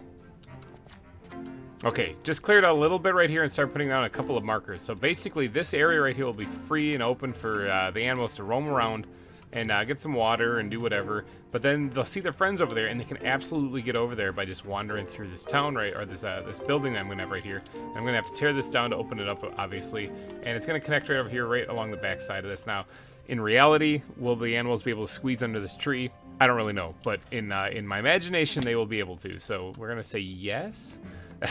And the good thing about, or the interesting thing, I don't want to say good thing, because honestly this makes it way more difficult. But the interesting thing about this this building is, well, you can't really see because I have so much detail on there, but is that it's not going to be straight. Okay, this is going to be a diagonal building, which if you guys see how this doesn't line up, I could, make it so it does, and then whatever, but it's no fun. All right, so the angle in which this is like it's like an 8 to 1, I think. So it's like 1, 2, 3, 4, 5, 6, 7, and then that's the 8th block over, and it's 1 over. Okay, so this is building on an angle. So keeping that going, there's 6 in between. That means so 1, 2, 3, 4, 5, 6, and then it goes over. And since following the rotation of the building, it's gonna have to come this way to the east. So then we got 1, 2, 3, 4, 5, 6, and then back 1, and here's where the corner of the building is, which matches up pretty good with the wall right here. I might have to finagle it a little bit, but that should work out just fine. So this means that this building is going to be diagonal, and it's going to be very tricky to build, but I'm going to give it a shot. 1, 2, 3, 4, 5, 6, and back 1. Right here actually is where I want to go. Let's knock that button out right there. I like the details, but right now I need the space. So we're gonna. What I'm doing is building like kind of like the wireframe for the building itself, and that way it should go together relatively easy. Relatively, air quotes. Okay, this is not going to be easy whatsoever, but as soon as I get, it's basically just a diagonal rectangle, just a little bit of a diagonal rectangle. So that's all I'm really going for. All right, I think I have the shape of the building down now. Can you see this on the map? Kinda. It looks like it's outlined the correct way. It's a little hard to see, but it's because the color of the wood is a little blending in with everything else. Let's go ahead and pick up all of this stuff. Silk Touch is a beautiful thing. Let's get all this stuff out of here. I'm gonna have to tear down this portion of the giraffe exhibit, which is going to be probably turned into the elephant exhibit. So they're gonna have a little hole in the wall here. If they escape, they escape, but I'll round them up again. I don't think they're going to because they're just kind of chilling over there. But once this is down, then we're gonna probably put in the walls. And I might just put it in like a temporary wall to make sure that the giraffes don't get anywhere, get out and go anywhere. But then we're gonna have to try to figure out the roof of this place. Now, diagonal buildings, they basically follow the same principle. You got to put the roof on it in a certain way to make it look right and natural. I also just realized that if I'm going to make this look really interesting, I want to create some depth. So let's get some of these into planks, and for depth, I'm going to need to go like in a little bit. And if I do that, how much room are these things going to have? Yeah, I guess they'll have plenty of room to... This is really just like a walkway to get through here. Whoa, man, it's like the giraffe is going super speed over there. That is crazy. This is really just like a walkway for them to get through. So I don't really need it to be like a lot of space. I'm hoping I'm giving the elephant stuff. Yeah, they should be able to get through here. All right, like I said, this little inside area. You know what I could do? Because I don't really like that idea of there not being a lot of space for the animals. It kind of irks me.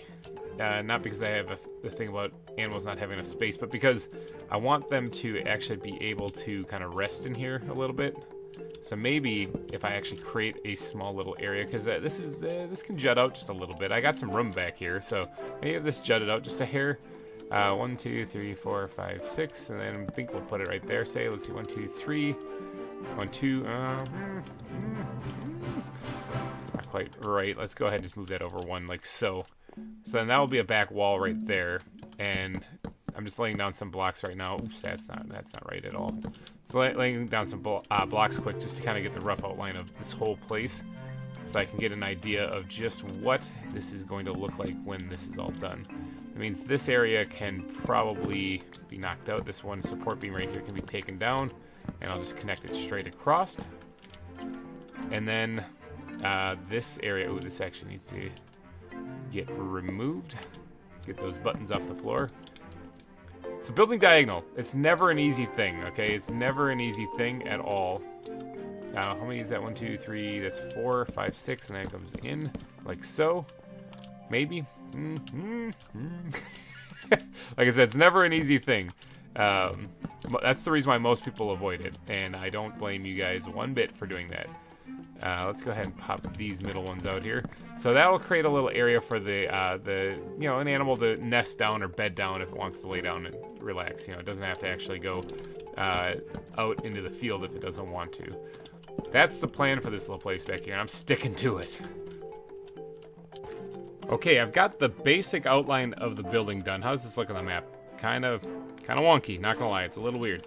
I'm trying to think if that back part makes sense. I guess it kind of because I'm looking at the map right now and something doesn't seem right there. I think I might have screwed this up just a wee bit. Because I think it juts out right here.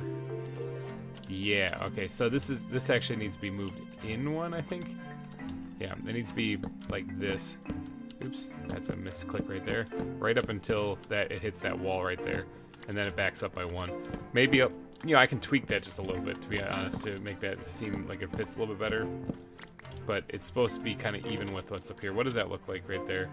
It's getting a little bit closer, because technically this is supposed to be like right here. Man, I think that's supposed to be just like that. That should be fine.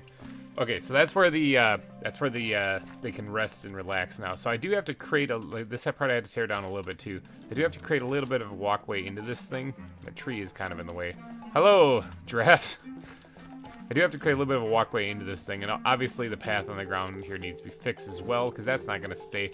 It is going to be more dirt and matted down. Obviously, there's not going to be grass in here, because that doesn't make any sense for there to be. But I kind of want to get up and work on the roof of this place just a little bit. Oh, this is what the people in the zoo will see. They'll be coming this way, and they'll see this entrance into this place right here. So I can actually jazz this up just a wee bit. Where is the squid backpack? I need that desperately in my life. Okay, I do have some of these parts right here. I can jazz that up just a little bit to give it a little bit more of an archway actually to the thing. And then what I think would be good is if I add a little accent to this place by putting a little bit of a darker wood, maybe just some oak into this, and kind of outlining this doorway just a wee bit more. Yeah, I'll work on some of the accents more on the building a little bit later, but for right now I just want to get the roof put on here. And for that, I am going to need the wood backpack, and I'm thinking this ebony wood. I might do the same as what I did for the welcome center. I think that should look all right. Do I have any slabs in the squid backpack? I do have a few. Okay, so I do have a little bit there. Let's grab some more ebony wood though, because I'm going to need it. And we're going to turn this all into planks because I'm going to need it. And then we're going to make a bunch of slabs because I'm going to need it. And there we go. Now we can get to work up on top there. Now, how do I get up there? You think I can land? Think I can do it? Think I can even fly? There we go. Let's get on up here. Oh, that's going to be a tough landing. Diagonal landing strip. Do you think I can make it? Do you think I can make it? The answer is... Nope, missed it. Dang. Coming in for a landing. Second attempt. I nailed it. Haha! Screw you, new pillar. I don't need you at all. Yeah. All right. All right, so for this... This is a little little wonky, little janky part. I tried to mix wanky. It's wonky and janky mixed together. Well, there's a little wanky part of the roof right here because for these guys to connect, they're gonna have to jut out kind of roughly about the same time that one is, but where that one is like right here. So it's wanky. Actually, I can probably leave that one there for right now, but I'm just trying to outline the back part of this. Now the roof itself, to get this to fit in here, like I gotta think about how, because I could just do like a slight A-frame roof would work just fine for this, but I kind of want the water, if it's raining, to flow away from the guests. So if I put an A-frame kind of slant down this front right here, it would rain down on the guests. So I think I'm gonna do, instead of doing that, is I'm going to raise these up, and I'm going to do a slant going backwards, and I think that might work out a little bit better. And right here, I'm gonna knock this part right here, and I think that'll work a little bit better if I slanted going back. Yeah, all right. Let me get to putting on some of the roof here, and then we'll see what this looks like when it's all done here. With a tremendous amount of effort, I just bit my tongue. with a tremendous amount of effort. Oh, look, the giraffe is checking out. With a tremendous amount of effort, I do think I have the roof put on. What does this even look like? Kind of like a big dark gray blob right here. But I think that's what I need to do. Now, I do need to jack up these ends here just a little bit because I don't really want this to be as box-shaped here. I want to get this to blend in. I just needed to just kind of outline this part as to where what I was doing. Make sure I get all those blocks right there. I want to take the fir wood and I want to kind of raise that up as far as it'll let me. So then it'll slope down like so. Ooh, 1, 2, 3. These ones have to be brought out like that. On these ends at least. So that way they look kind of like that. Let's fix this real quick. Like so. Yeah, all right, that's how I want for that. Now I got to do the same thing over on this side too. This was, like I said, just a temporary thing just to make this look the way it looks right now. 2, 3, right there, and then this can get knocked out and be brought forward as well. Let me grab those blocks. Ooh, I can't actually do anything right there. All right, 1, 2, 3, just like that. Booyah. All right, how does this look from in here?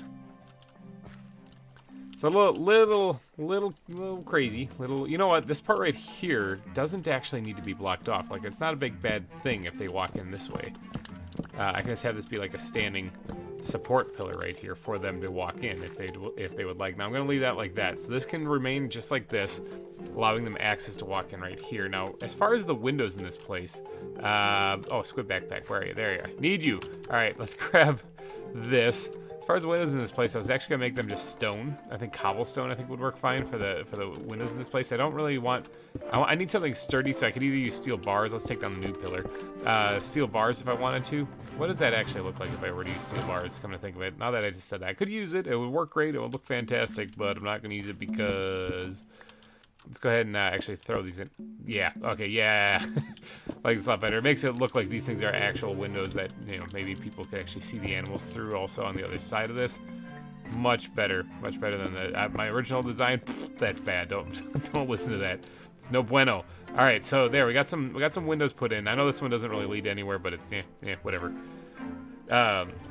So this is looking good. This is looking kind of along the lines of what I wanted it to be. The roof is a little weird, not gonna lie. But I think maybe if I add in the proper support columns in places that it would look less weird. Although it's not even connected up on the top, so that's a little weird. Actually, I can fix that too. It's Minecraft. You can really do whatever you want. There we go there. And then this one right here, actually, this part that's jutting out, I can actually remove then and replace that with this support column over here. Just like that. Good. Awesome. Liking that. Now, as far as this beam coming across, see it. It's not exactly in the wrong spot at all. So maybe I'll just bring that out a little bit, like so. Diagonal buildings are very much like winging it. You have to wing it big time when you're doing them, especially if you're doing any diagonal build. It's very difficult to get this to fit correctly, exactly the way you want it. Now, while I'm just hanging out up here, let me go ahead and fill this in here. Since I'm already up in this neck of the woods, let's go ahead and block that off completely. Yeah, all right, I think that's fine, just like that. Yeah. Now, if I could outline this part with this as well, I think that might make that look better than what it looks. It looks kind of unfinished otherwise. This way, at least, it looks like it's actually supported and finished. Now, I don't really know if I'm going to do much on this side or not.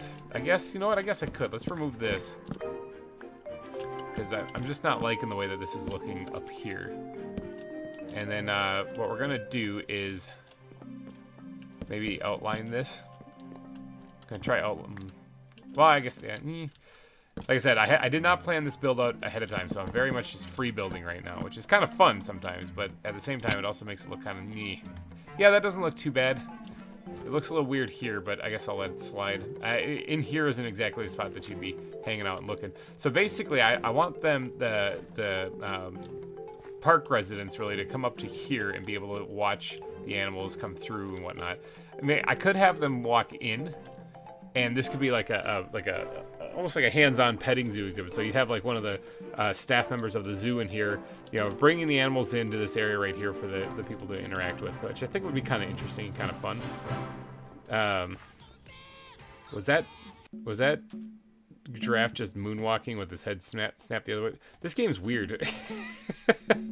This game is weird, very weird.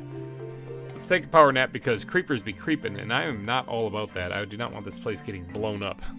Alright, so this is looking alright. Now, I do need to fix this part up too, but I think what I'm going to work on first is actually tearing up the floor here and replacing it with something that's a little bit more appropriate for this kind of biome setting. We're talking a little bit of dirt. We're talking a little bit of probably path blocks kicked up, that kind of stuff, because right now the way this is looking is not looking like a good inside of a building that would be in this type of biome or this type of environment. All right, the floor is done. I'm liking it a lot. There are some spots like this that I kind of got to fix because that looks a little weird. Like, I guess it makes sense that I was gonna say that it would make sense if there's actually like dirt right there, you know, or not dirt but stone for it's like where the building's supported on. But to be honest, I think it looks a little weird unless I continue the pattern down. So I'm just gonna actually continue the pattern of the wood that exists there already. It's like that. That way it doesn't look as noticeable and strange. I do have to do that in a couple other places, like right here as well. Basically anywhere that there is a path block, I gotta squeeze those things in there. Like right here's another one, right there's another one, cheapers.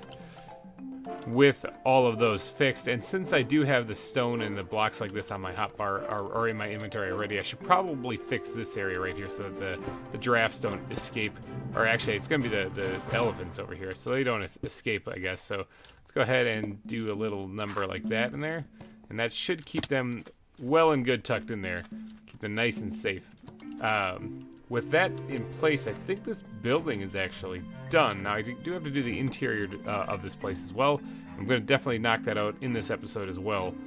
But I do have to do the interior. So, once again, squid backpack. Need you desperately in my life. We're going to need to put some lights in here. So, I think wall lamps will look just fine, especially on the outside. If I were to place them somewhere, like, kind of along the side of the door, actually. There we go. It's like that. I think that would look pretty good. And on the inside, maybe if I got those heat lamps. Do I have any heat lamps? I know I put them in the the frog exhibit, but I don't think I have any on me. So let's just zip over here and head on back and make ourselves a couple of heat lamps. Oh yeah, I'm liking the building. I'm liking the addition. I think that this looks good. I do need to add like more buildings, not a whole lot, just periodic ones like this that are combining these exhibits together. I like this. I like the way it looks. Maybe adding a gift shop here or there, something like that. But more buildings I do need to add to this place because otherwise it's going to look really desolate and kind of like a wasteland. I'm not really interested in making it look like that. All right, so let's go ahead and add one like right there. Let's bring it down. I don't really want to bring it too far down because I want the animals to not clock their heads on it. So, and giraffes are pretty tall. So, although, yeah, I do want them to be able to walk through. I was wondering if I want them to be able to walk through completely or not. And yeah, I think I'm going to go with it. Now, I do like the kind of open air, like kind of opening right there on the roof, right, you know, on top. I might jazz it up a little bit and add a little detailing, but I do like it open air because remember, this is if the animals are going to be living in here, it's probably going to smell a little raunchy. So I'm going to want to make sure that I keep the airflow nice and open in this location. Now, somebody did make a comment about how the steel bars would make sense because elephants would obviously be able to push through like wood fences. That's true, but it's Minecraft. It's Minecraft, and I like making things look aesthetically pleasing more so than just logically making sense.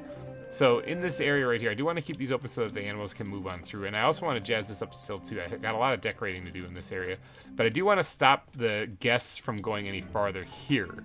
Okay, so they're supposed to stop and be able to see the animals in here, but they're not supposed to be able to really go in here. So I could use steel bars for this. I think that would make sense. If I do, I'm going to have to change out these real quick because that's not going to make much sense. What can I throw in there that would actually make sense? Some gravel. Yep, and then some coarse dirt. Yep, that would make sense. I could probably get things to work just using these things alone. Like even that's fine. I don't really need to go too fancy with that stuff. All right, so let's squirt those back into that backpack. Not into the bat backpack, but into that backpack. Tongue twisters. I am also going to need the squid backpack out here because I want to grab more of these things. As far as detailing up, I wouldn't mind doing some stuff. Like right there, I said I like that open design, but I don't like it being like absolutely nothing in there. So I need some junk blocks here that I can quickly throw away if I need to. Dirt works perfectly for that. Let me get up here and actually doodad up this area just a wee bit. So up in this area, like I was going to do the fencing in this area to kind of get it to look like it's kind of fenced off. I was going to put it like right there because it still has like a half a block of depth almost, but I actually don't really like that. I think I'm going to back this up just a bit more, and I'm going to actually attach it to right here. Something like this. Let's see, how does that look from down below here? Yeah, it doesn't look bad. I do need to connect in the middle. Building diagonal. Building diagonal is always a trick. It's always going to be a little bit of a trick when it comes to building like windows and that whatnot. So you do have to just very much wing it to kind of get things. They might not be exactly perfect, but see, that looks a lot better already. So, all right, I do like the idea of putting those up there. In fact, I like it enough that if I copied it down here to block off the pedestrians, I don't think it would look very, very good. So what we're going to do is we're going to actually add the steel bars down here to make this look a little bit more correct. That way they can come in here and they can see the animals. Okay, I'm just finishing putting up some of the finishing touches on the outside of the build right now. Just a couple of little things, a little fence or a little trap doors and whatnot at some of the intersecting joints of the supports, as well as adding a little half slabs here or there to add to give the place a little bit more texture and detail. I also completely forgot to fill in this window, so I did that as well. Now, what I really should do is I should grab my rockets and I should fly up and see what this place looks like if I can fly. There we go. I had to blow like 3 or 4 rockets almost every time I take off. It's kind of hard to tell from up here at this distance, but I think that looks like an actual building. Now I do want to zippity-doo-dah over here because I want to grab some hay bales, actually. I'm thinking that would make sense if I put a couple of them in there, as well as maybe actually adding some place for these things to eat, you know, as far as food barrels and whatnot. I think that'd be good. How do I even make that stuff? I haven't added any of that yet, and I really should. Barrel right there. Okay, kibble and some planks. Any kind of planks will do. Kibble. Now, kibble, actually, I thought I made a bunch of that someplace. Now, where did I put it is the question. Aha! I found the kibble. All right, I knew I had it someplace. Ta-da! Food barrel. Now, I don't have hunger. I don't have them tamed, remember, so I don't really have to worry about their hunger. This is purely for aesthetics. I think a cauldron will work for water, for getting water. Although they do have water out in the fields, I don't really necessarily need them to go out there to get it. They can always just stay inside and get some water there if I make them a cauldron.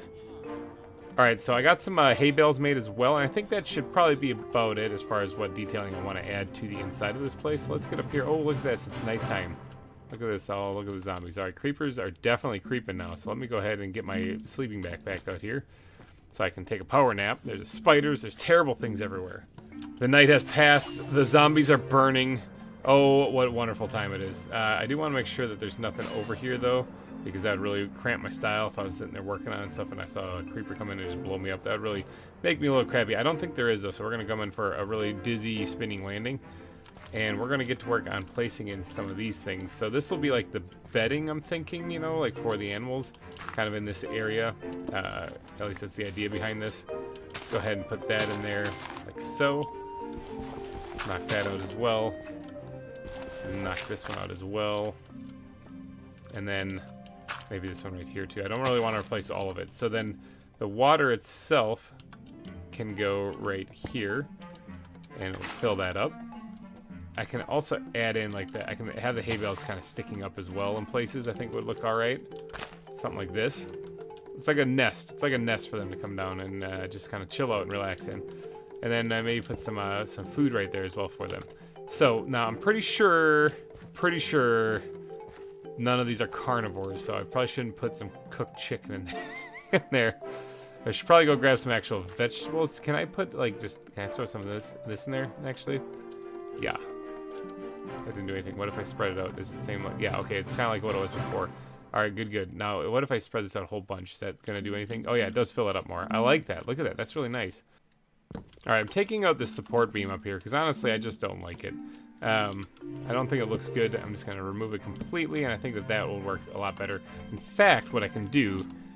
Kind of think of it. Let's. This is actually inside, so as far as like the wood being kind of regular higher quality, I think would look a little bit better because it's actually getting protected from the sun actually. So what we're gonna do is we're gonna actually I need one of these blocks right here, something I can add a little bit of archway to this.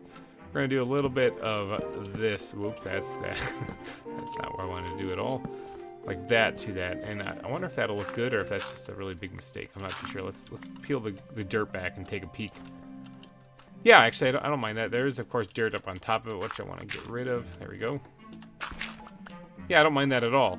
I don't mind that one bit. All right, now I do have a few blocks of this hay, and I think it would be fun if this was actually like kind of coming out of this area. You know, like kind of like it's gotten a little wild in this, you know, like it's not just isolated or located just right there.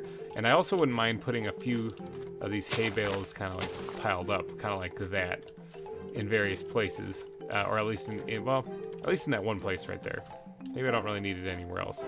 We got to actually add the animals, and we got to switch them over too, because like I said, I was going to switch the giraffes and put them over here with the zebras, and then I was going to put the elephants in the exhibit in the middle. You are Mr. Oogway. There you go, Mr. Oogway, welcome. I am taking you to a new area. And Glum, we're taking you as well. And Littlefoot, this way. All right, so this larger exhibit over here will be for the larger animals. But we're going to move you guys over into this exhibit right now. Welcome to your new home. Hopefully you guys enjoy it. I'm going to go ahead and go put these all back, actually, because I don't need those anymore. And you guys are more than welcome to wander over this way. You can wander into this one. It's kind of like one big pen, actually. You're not actually limited to just that side. I am, though. I'm stuck over here. I got to get out of here. You guys, like I said, killed it with the names. Thank you so much for that. It makes my life just a ton easier. Now, I'm gonna have elephants over here, and there's the wood things that you guys said would probably not make sense. But whatever, it's Minecraft. We're gonna go with it. Fly, there we go. Let's get back and grab the animals, and I'll get to naming these things. You know, I just realized I actually only have 2 elephants, and I want to put 3 in here. Now, last episode, I think I said I was only gonna put like 1. And I think what I'm going to do is I'm going to, because you guys killed it with the names, and I kind of like what you guys came up with, and because we also just expanded it and connected this into one large exhibit, I'm going to go ahead and put 3 elephants in there and 2 zebras. But that means I'm going to have to go catch another elephant, but lucky for me, I live very close to a desert that happens to have a whole bunch of them just chilling inside it. So we're going to go over here, we're going to grab our gun, we got some tranq darts here, and we're going to go, I see one right there, there's one right there. We're gonna go grab this one right here. I'm looking right at you. So we have like a drive-by shooting of this thing. Boop, got him. He's not too happy about it. Let's grab that elephant. Bam, we got it. All right, let's go. Let's get back to the zoo. So that means that we are gonna need 5 name tags so that we can name all of these animals, though. So let's get to the first name. We're gonna do the zebras first. First name, I'm gonna name this one. And thank you again for everyone who's submitted names. I will. I like when you guys submit names because it makes my life a lot easier. This one we're gonna name Henu, the zebra. Apparently it's from something called Lion Guard. So thank you to William Cunningham. Hey, real quick, post-edit GReimer here. I realized that the character from Lion Guard is actually Hamu with an M instead of an N. I'm just an idiot and I couldn't read my own handwriting, so it looks like we're going with Hanu this season. Okay, let's get back to the naming. For suggesting that name, I really do appreciate it. I like it a lot. Let's go ahead and start making some room here because we're going to need it. That way we can put the name tags next to everything. Okay, so that's going to be one of the zebras. Now, the next one is going to be called Zebstrika. And that, of course, is a Pokemon. But thank you to Apollo for suggesting that. I am a sucker for Pokemon names. So that's going to be our zebras in the zoo for this season here. All right, so on to the elephants. These are African elephants, by the way. But I think last season I had Asian elephants. I'm not too sure, but I'm pretty sure in Wildwood we had Asian elephants. All right, so for the first one, we're going to name it Babar, or Babar. And that was actually suggested by 2 people. That was named by LCat13 and Todd Feltz. So thank you guys so much. Both of whom I believe are on the sponsor billboard. So extra big thank you to both of you. And then, so that's going to be the first elephant in Cerro Gordo here. Now, the second elephant the name was suggested by Alexis, and thank you so much. We're going to name it Ingrid. Ingrid, if I could type. Ingrid. Ingrid. No real reason behind it. I just like the name. I thought that was fantastic. All right, and then we're going to go ahead and get the last name tag here. So the last name, and this one I saw and I was like, this is actually what prompted me to actually go get a third elephant, to be honest, because I saw this name. I was like, of course. And that's going to be Horton. So Horton, here's a who. That's going to be it. Sounds familiar. I'm wondering if we named one last season. That if we did, looks like we're naming one this season too. I know that it was kind of an obvious one too because of the Dr. Seuss book, and I like that. So I read a fair amount of Dr. Seuss books, especially Green Eggs and Ham. I read that a lot now because my oldest son is turning 4 and he likes it, so I read it to him before bed often. Although he still likes the book that we have here called The Pout Fish. He says he doesn't, but then I start reading it and he gets all into it, so it's kind of cute. But all right, thank you guys so much for all of it. Ooh, it's nighttime. Creepers be creeping. Thank you guys so much for all of your name suggestions. I really do appreciate them. Keep them coming. I know in this episode we didn't really need any names, but let me know down in the comments section what do you think about the new exhibit here? Do you think this was a good idea, a bad idea, combining these things? I want to know these things for sure. But let's get back there and add the animals while all the undead things burn to death. All right, let's get to work on putting in the African elephants. First, we'll put them over here in this larger part of the exhibit. Let's slap one down right there. This is going to be Horton, and Horton is a female. I don't think that's the case in the actual Dr. Seuss book, but whatever. So we're going to put another one down here. This is going to be Ingrid, and Ingrid is a male in the zoo. So I go ahead and grab another one here. We're going to slap another one down right here, and this is going to be Babar. And Babar is a female. Lonely. You're not lonely anymore. You got friends now. All right, so there we go. We got the elephants put in place. Let's go over to where the giraffes are, and we're going to add the zebras. They like to just stand on these things. I don't know why, but this is like their favorite thing to do is just to stand on these bushes. Yeah, I could actually add the zebras in either pen. It doesn't really matter because I kind of want them to walk around in both, both pens. All right, so these are Grevy's zebras. We're going to slap one down there. Name him Hanu, and Hanu is a female. I don't know if that's the case in Lion Guard, but that's what it is in here. So Zebra Strika, or Zeb Strika, is a male in this one. Now, I believe that's kind of accurate in a sense, like they can be either male or female in Pokemon. So there we go. We got the animals all added into their exhibits now. We got the elephants, zebras, and giraffes added into one exhibit, one large exhibit. Oh, he's coming in. Hi. Littlefoot, he's doing some exploring. He's using the area now. Can I like fly over this with the elytra? No. Okay, let's just do this quick thing. Oh, I didn't mean to do that. That quick thing there. Okay, he's using the exhibit. That's awesome. Now, hopefully he can't actually get out of there. I don't think he can. I'm really banking on the fact that, or on the idea that these guys are gonna stay put and stay in there. But alright, you guys, I think that's going to be it for this episode. So if you did enjoy this one, please go down and smash that like button. It helps me out a ton. And thank you guys so much for donating your eyeballs and ear holes to this episode. Let me know in the comments section down below. Do you think this was a good addition to these exhibits? Do you think combining was the right call? I think it was, but I would like to hear your guys' opinions. So, alright, you guys. Oh, look at that. There's a giraffe. Thank you all for tuning in, and I will see you guys next week. Have yourself a wonderful Friday, and take care, everybody. Bye-bye.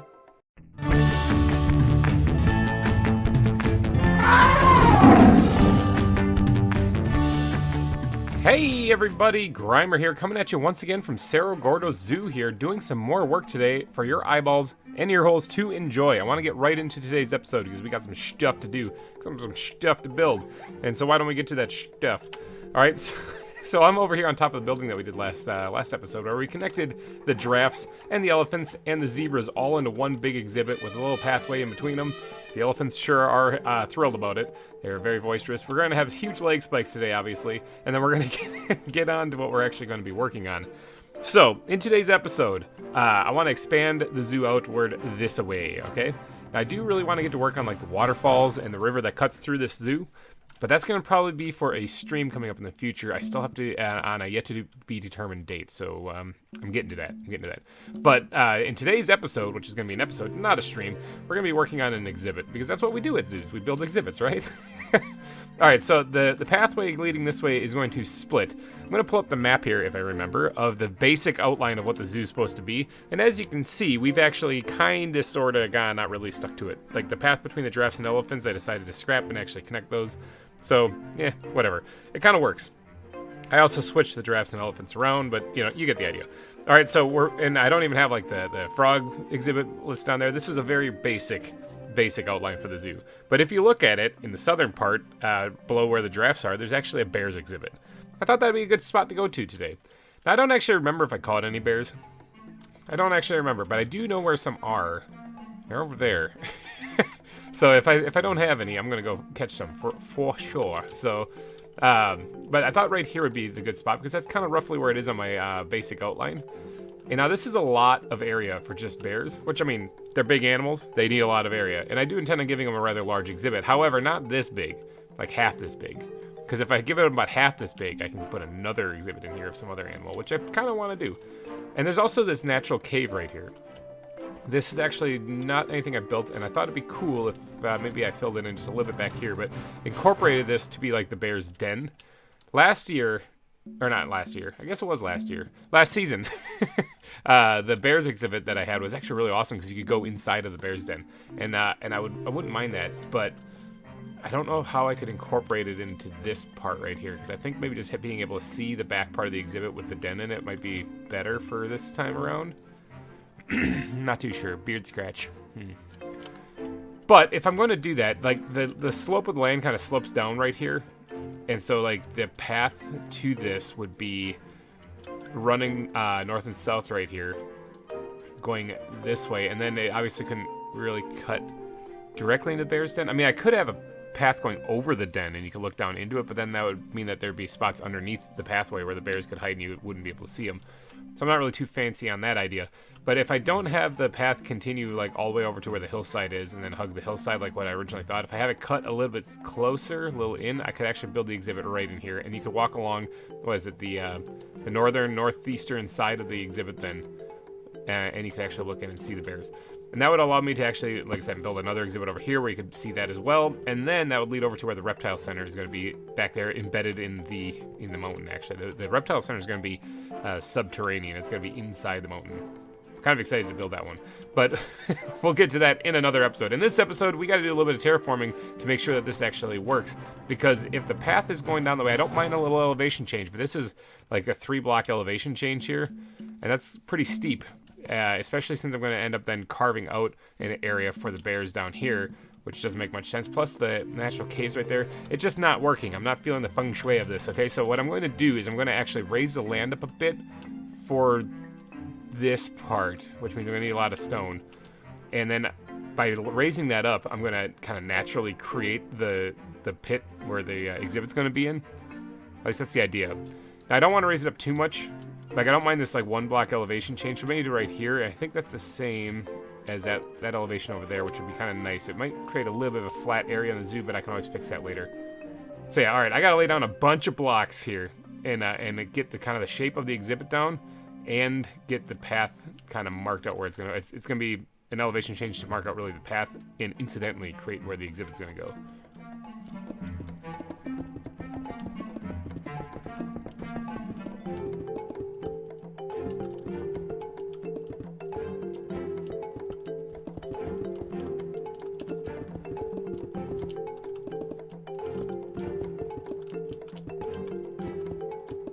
All right, something like that. Now, I know that doesn't look fantastic, but that actually is the pen then. That's the exhibit for the bears right there so far. I mean, that's the extent of what I'm going to do. I'm probably only going to put to like 2 bears in there this time instead of, I think I had like 4 last season. It was insane. Now, I left this unfinished right here because I don't really need to fill all this in because ultimately, if I am going to be building other exhibits, like ones that aren't marked on that map, because right now in the center of that makeshift map that I have, it's just restrooms. Do you have any idea how large that restroom would be? That'd be the main attraction here at the zoo. So I'm not going to do that. I'm going to actually be putting other exhibits into that I don't have marked in there, and that would be right about here. Actually, there'd be places along the inside of that pathway going around the zoo where there'd be more exhibits.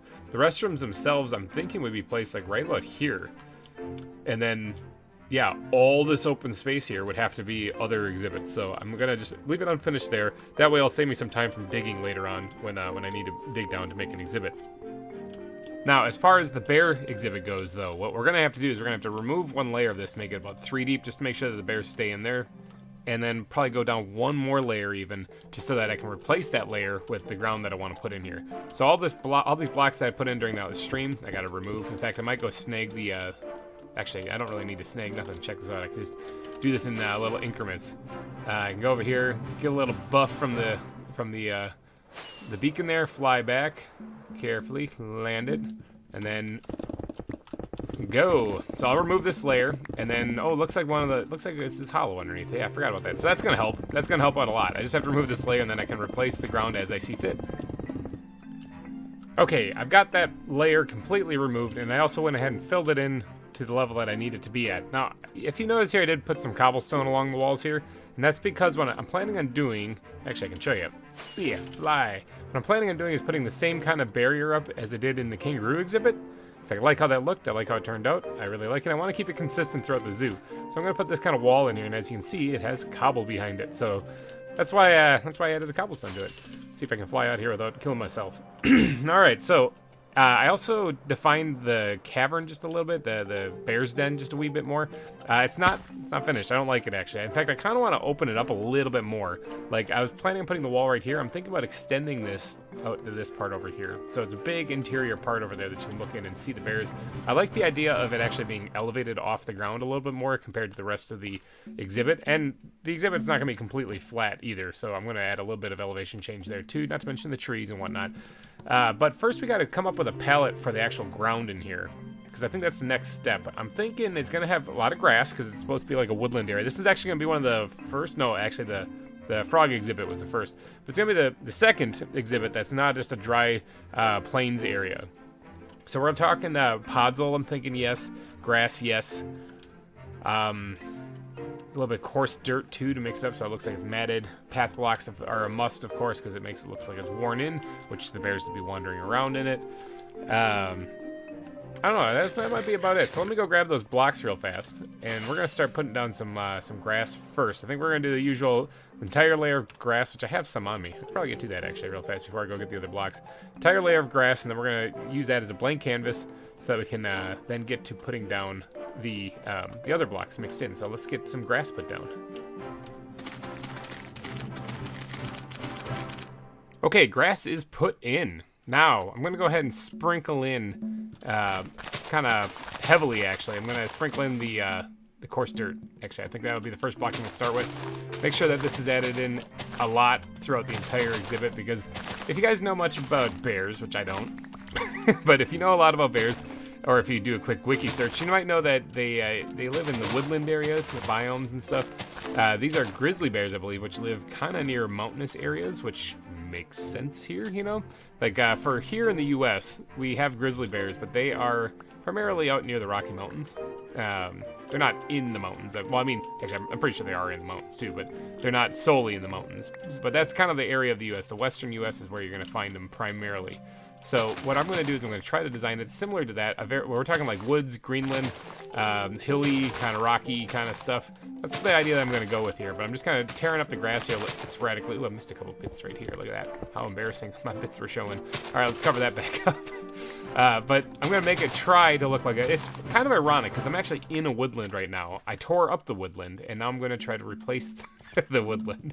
That's the biome I'm in right now. But, you know, hopefully when I'm done with this will actually look a lot better. Like, right now, this looks kind of like Swiss cheese, doesn't it? Now, if you've been watching the series, you know that this will turn into something a lot better than that. But for right now, we're just kind of popping this down like this. Now, I am also going to need to change. I forgot to do the elevation change here before doing this. Where do I don't, you know what? I'll probably just have it extend out from the cave just a little bit. Yeah, hold on a second. Let me fill this back in and adjust the elevation real fast. Okay, there we go. That looks a little bit better. All right, I got a little bit of elevation change in this exhibit. Now, I do want to add some water in here, too, like I do in all my exhibits. And probably over here is a nice open space for it, too. Maybe like a small pond for these things. I don't really need to go too crazy with rivers, I don't think, but maybe a pond. I'm thinking a pond will look good.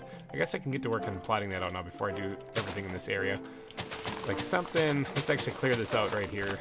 I didn't get around to putting the coarse dirt in yet either. It's just getting started. Now, bears do like water. I mean, they're not like amphibians or anything, but they do like water. They especially do like rivers, so putting a river in here would actually probably make a lot of sense, more so than a pond. But ponds will work for a good water source for them, at least. And I think that's about all I want to do for that right there. Yeah, just a small pond, just like that. All right, so obviously I'm going to have to remove a lot of the this down here and replace it with the type of underwater kind of blocks I would like to see here. But I also don't want to make it too deep because I don't know exactly how bears function in water in this game anyway, this mod pack, because I don't want them to drown. So I'm only gonna make it 1 deep. That way they should be just fine.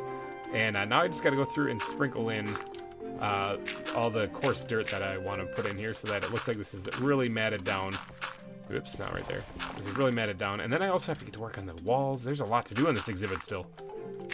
Okay, coarse dirt is put in place. Now, what I want to do is I want to add podzol in here too, just to make this look like it's a really kind of not arid environment, basically.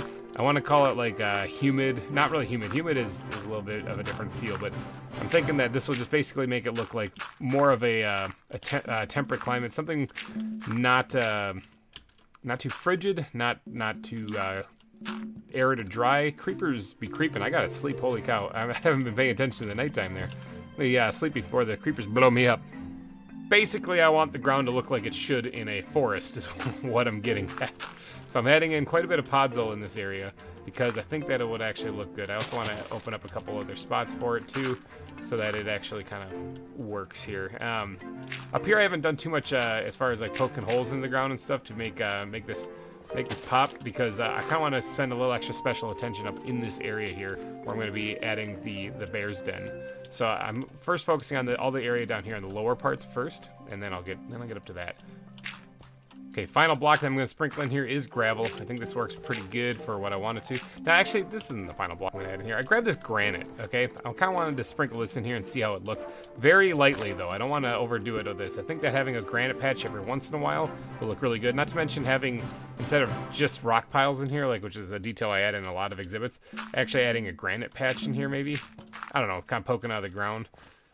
I don't know, it's an idea. So I think just adding a little bit of red in places, not overdoing it much at all, just the occasional granite block here or there, I think will look really good when this is all said and done. Let's get a little spot popped over here to add some gravel. It's all about making the ground look pretty, you know? You get the base ground looking pretty, and then the rest of it works after that.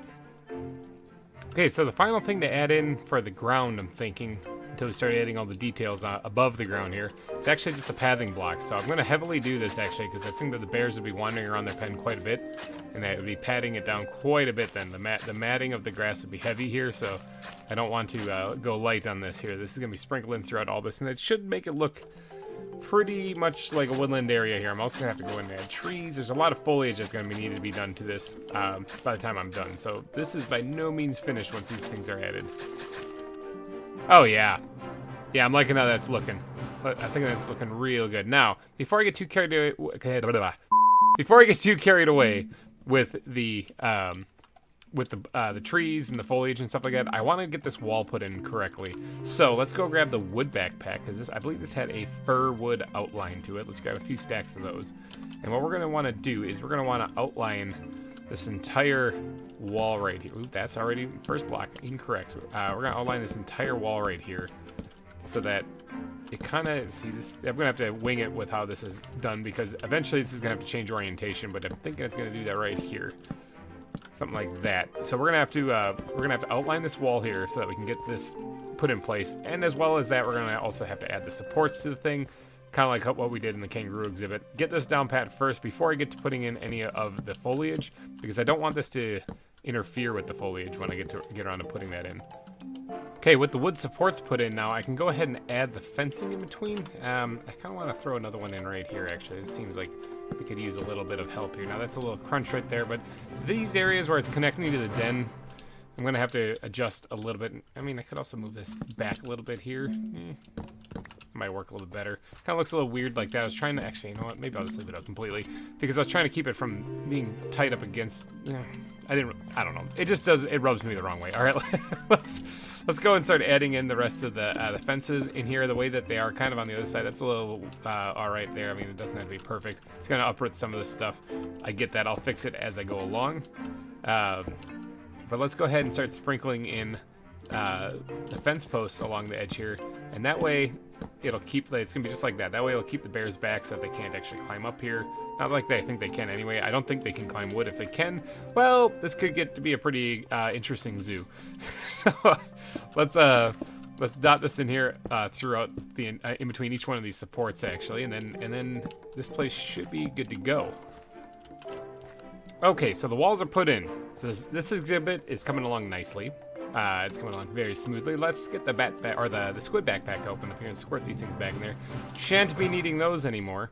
Let's see, we got some blocks here that we got to put away as well. Trying to keep my inventory somewhat organized, but what we want to do is we want to start getting some of the foliage in here, I think, or at least the trees. I want to figure out where I'm going to put the trees. I'm thinking pine trees or spruce trees are going to be my my best bet here. So let me go see if I have any of those. I've only got a few spruce cones actually, but I've got a bunch of fir cones, of course. And do I have any pine? I do have. I have 2 pine trees. You know what? I think pine might be the way to go actually. I think pine might look really good in there. Yeah, I only have 2 of them. That might be all I need, actually. I'm gonna have to probably go get some more pine wood because I really do like how that looks, and I'm probably gonna need more seeds if I'm gonna be doing any more exhibits in here that take place in somewhat of a similar area of the world. I think the pine trees are just on top of the mountain here someplace too. All right, so let's go put these in place here, and I think I have. Maybe not. Hold on, let me go grab some bones too. Okay, I have some bones now. I got some bone meal. I can grow these things now. I want to put a pine tree like right here. Can I plant? Oh, do I? Is this the wrong kind of thing? Am I doing this completely wrong? What can I use this with? What am I doing wrong here? Pine cone. Oh, it's a little critters thing. Oh. How do I get the biome of plenty one? Do we use a pine sapling? Oh, the dynamic trees ones. That's all I wanted. Okay, pine cone into dirt. Okay, they're interchangeable. Got it. Okay, so I don't actually have pine trees. That could be an issue. You know what? I'm gonna go find some. Okay, I think these are pine trees. Not too sure, but I'm pretty sure they are. Now, will I actually get some good pine cones? Yeah, these are pine trees. Dynamic trees ones. These are the ones I want actually in the exhibit. So let me chop down some trees here and see if I can't get myself a couple of pine cones.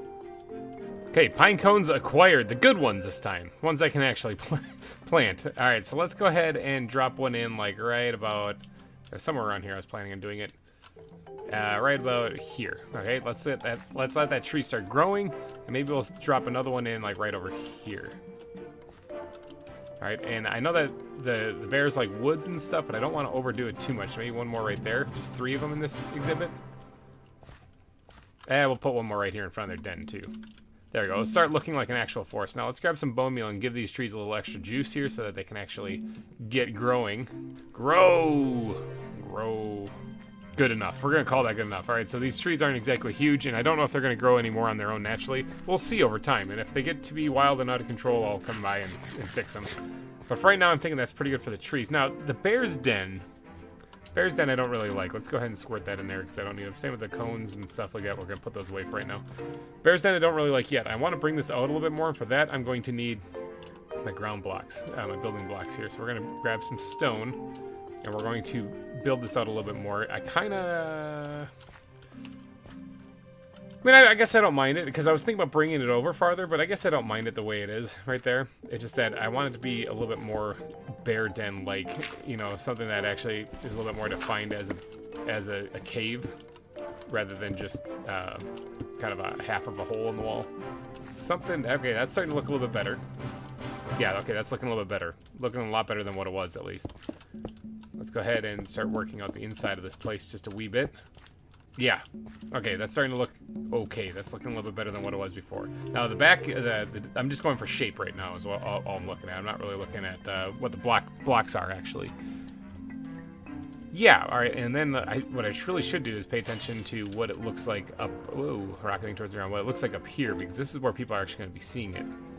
You know what? I think that looks pretty good. I think it looks all right. Now, let's work on the background wall, or the back wall, just a little bit. Let's knock out some of this granite here.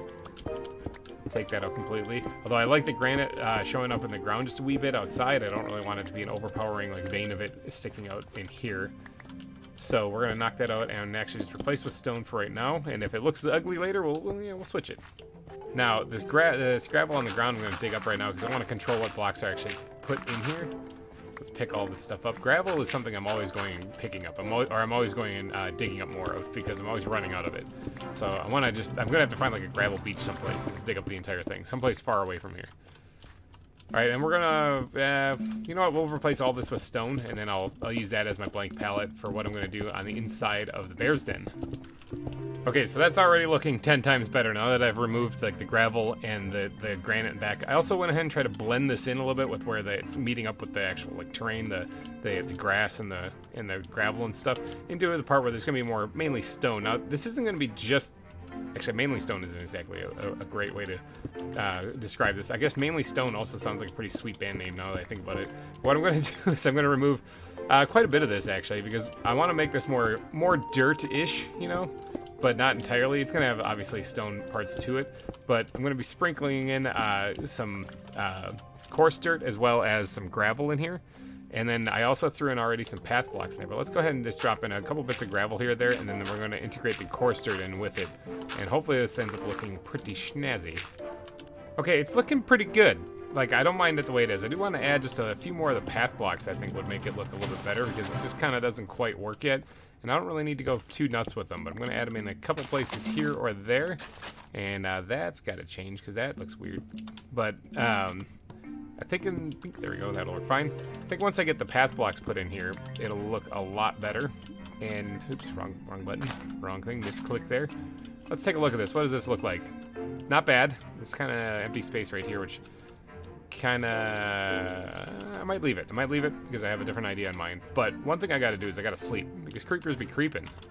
Taking a little power nap inside of the bear's den. Yep. Definitely works for a shelter for animals, or at least for me it does. Let's go ahead and seal that off. Now there's like a dirt block up there, which is fine. Actually, I kind of want to keep that as a grass block. Actually, I kind of want to keep that because I'm going to actually add in one or two other ones as well. Because what I'm going to do is add a little extra detail in this place. Something dark side, something like that. Okay, let's leave it at that. And we're going to pull out the plant backpack. And I believe I have roots right here, these things. That's what I'm looking for. And we're going to drop those on here and have them hanging off the ceiling. So that way it makes it really look like it's subterranean. Look at that. Yeah, that's what I'm talking about. Now, it is a little dark in there, which means that I don't think enemies can spawn in there. But I could add a light source, actually. Maybe a heat lamp somewhere embedded in the ceiling, kind of hiding everything. Let's go ahead and just drop these roots back into the backpack. I don't need those anymore. I also have worms in my inventory. I get those every time I dig up dirt, and I'm just going to yeet those things out into space because I don't need them anymore. Let's get on top of the den here, do a little work on top here to make sure that it blends in with the chaparral biome up on top. So this part is not part of the zoo really, but I don't want to just leave it a mess either. Yeah, all right, that works. So now adding the finer details is going to be necessary. I think most of the exhibit itself is finished. Now I think we're on to the foliage. Let's get to work on the actual foliage itself. Let's throw all these building blocks away right now. Put them in their backpack. And then we're going to grab the bat backpack. I need you desperately in my life.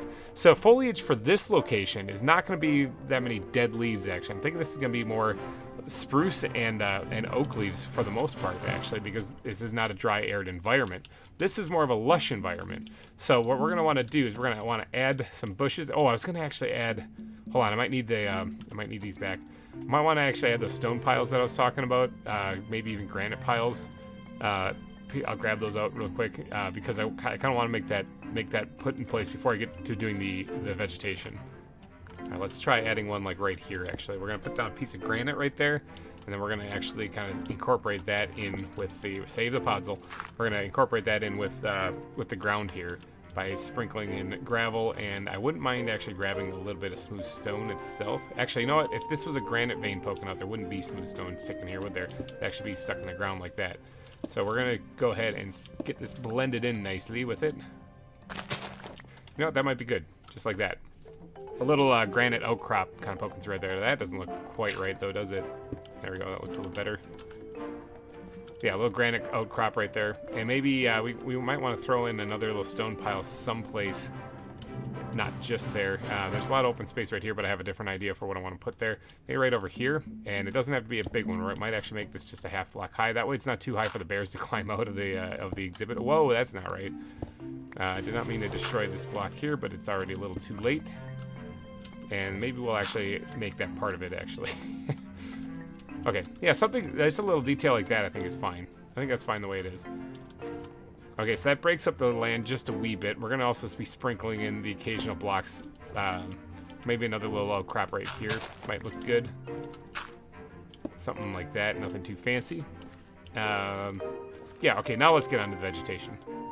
So one thing that I want to add in this kind of empty area right here before I get to planting all the bushes and stuff is I want to actually add a down log. I haven't actually added too many of those in the exhibits so far this season, but I think just having a couple of down trees in places would look really good. At least one in this exhibit for sure. Yeah, I think that looks fine that way. All right, let's get to putting in some of the bushes now. And I don't want to build it up too much because I don't want the bears to be able to get out, obviously. But I do need some kind of foliage in here to kind of break this up a little bit. This part, having it right here, isn't too bad, but I don't want to go too much more than what I just did right there. Now, hopefully the bears can't eat themselves out this way. I know I can, but they can't jump like I can, so... Yeah, adding in a couple of sparse bushes here or there probably won't be too bad. I do kind of want to add them along the wall, but the problem is that then the bears can get out, so I don't really want to go too crazy with it, like so. So let's actually have this dripping into the water just a bit. Maybe I don't need to add anything over this place. Let's retire the leaf blocks themselves for right now. And let's get to work on actually adding plant life to this thing. Now, I still have to go hunting for more plants. Maybe in one of the streams coming up here, that's something I'll do. Dead leaves is something that I can absolutely add in here. Sprinkle that around because it's going to be... there's a lot of trees here that actually will be dropping leaves on them. So absolutely throwing in a bunch of dead leaves in places. All right, now cattails I think would look really good near the water's edge because it would make sense for them to be growing near the water's edge actually in this kind of biome. It's sort of I think it's sort of native to that area, so we're gonna put a few of them lining the edge of the water. What else can we sprinkle in here that might make this look pretty good? Now there can absolutely be like flowers and stuff like flax. Flax is mainly in the plains, actually. I don't really like that area. Flax is mainly in the plains. Oh, these toadstools though. Hold on one second. I really wish you could plant these on wood. I think that would look tremendously good if you could, but we can actually put them along either side of it right there. That might look pretty good. Yeah, if we can plant those, in fact, I might sprinkle a couple more of these in places too, like near the base of the trees and stuff too. Because I think that these look really good, especially in an area where there's a lot of moisture and humidity and yeah, a climate such as this. I think those will look good sprinkled in places. That should be enough though for those. What else can we add in here to make this look good? Wildflowers? Wildflowers would definitely be a must in that area. So let's go ahead and drop a couple of these in places throughout the exhibit.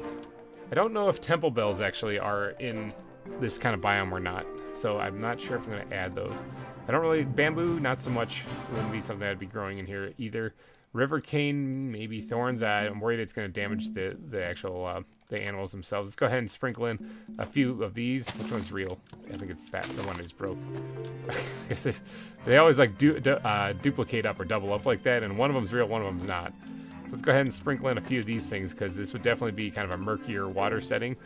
But I do want to add in a couple of other sized lily pads in here as well, so it's not just all one kind. Now, I don't want it to look like a swamp, though. I don't want it to look like terrible like that. So we're just going to go relatively light on the lily pads in here. Like, that might be it. The bushes. Oh, these things, absolutely. So bears love berries, and these things would be something that they would probably adore to have in their exhibit. I'm going to sprinkle these in periodically as well, because I think that the bears would absolutely love it. But one thing that they wouldn't love is being absolutely eviscerated by getting blown up by a creeper. So what we're going to do is we're going to sleep again.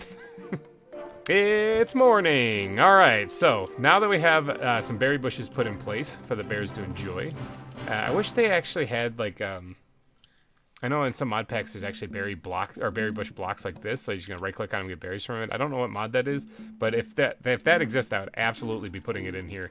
In fact, I almost want to make a berry bush, really, you know, and then actually have that lined with these things around it. I think that would look kind of cool.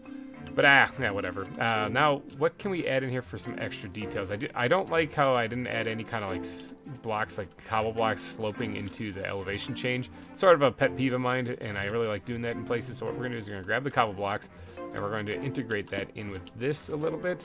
Doesn't really look right with that not having it underneath there though, so we're gonna squirt a couple in there as well. Right there's fine, and again, the same problem here. Perfect.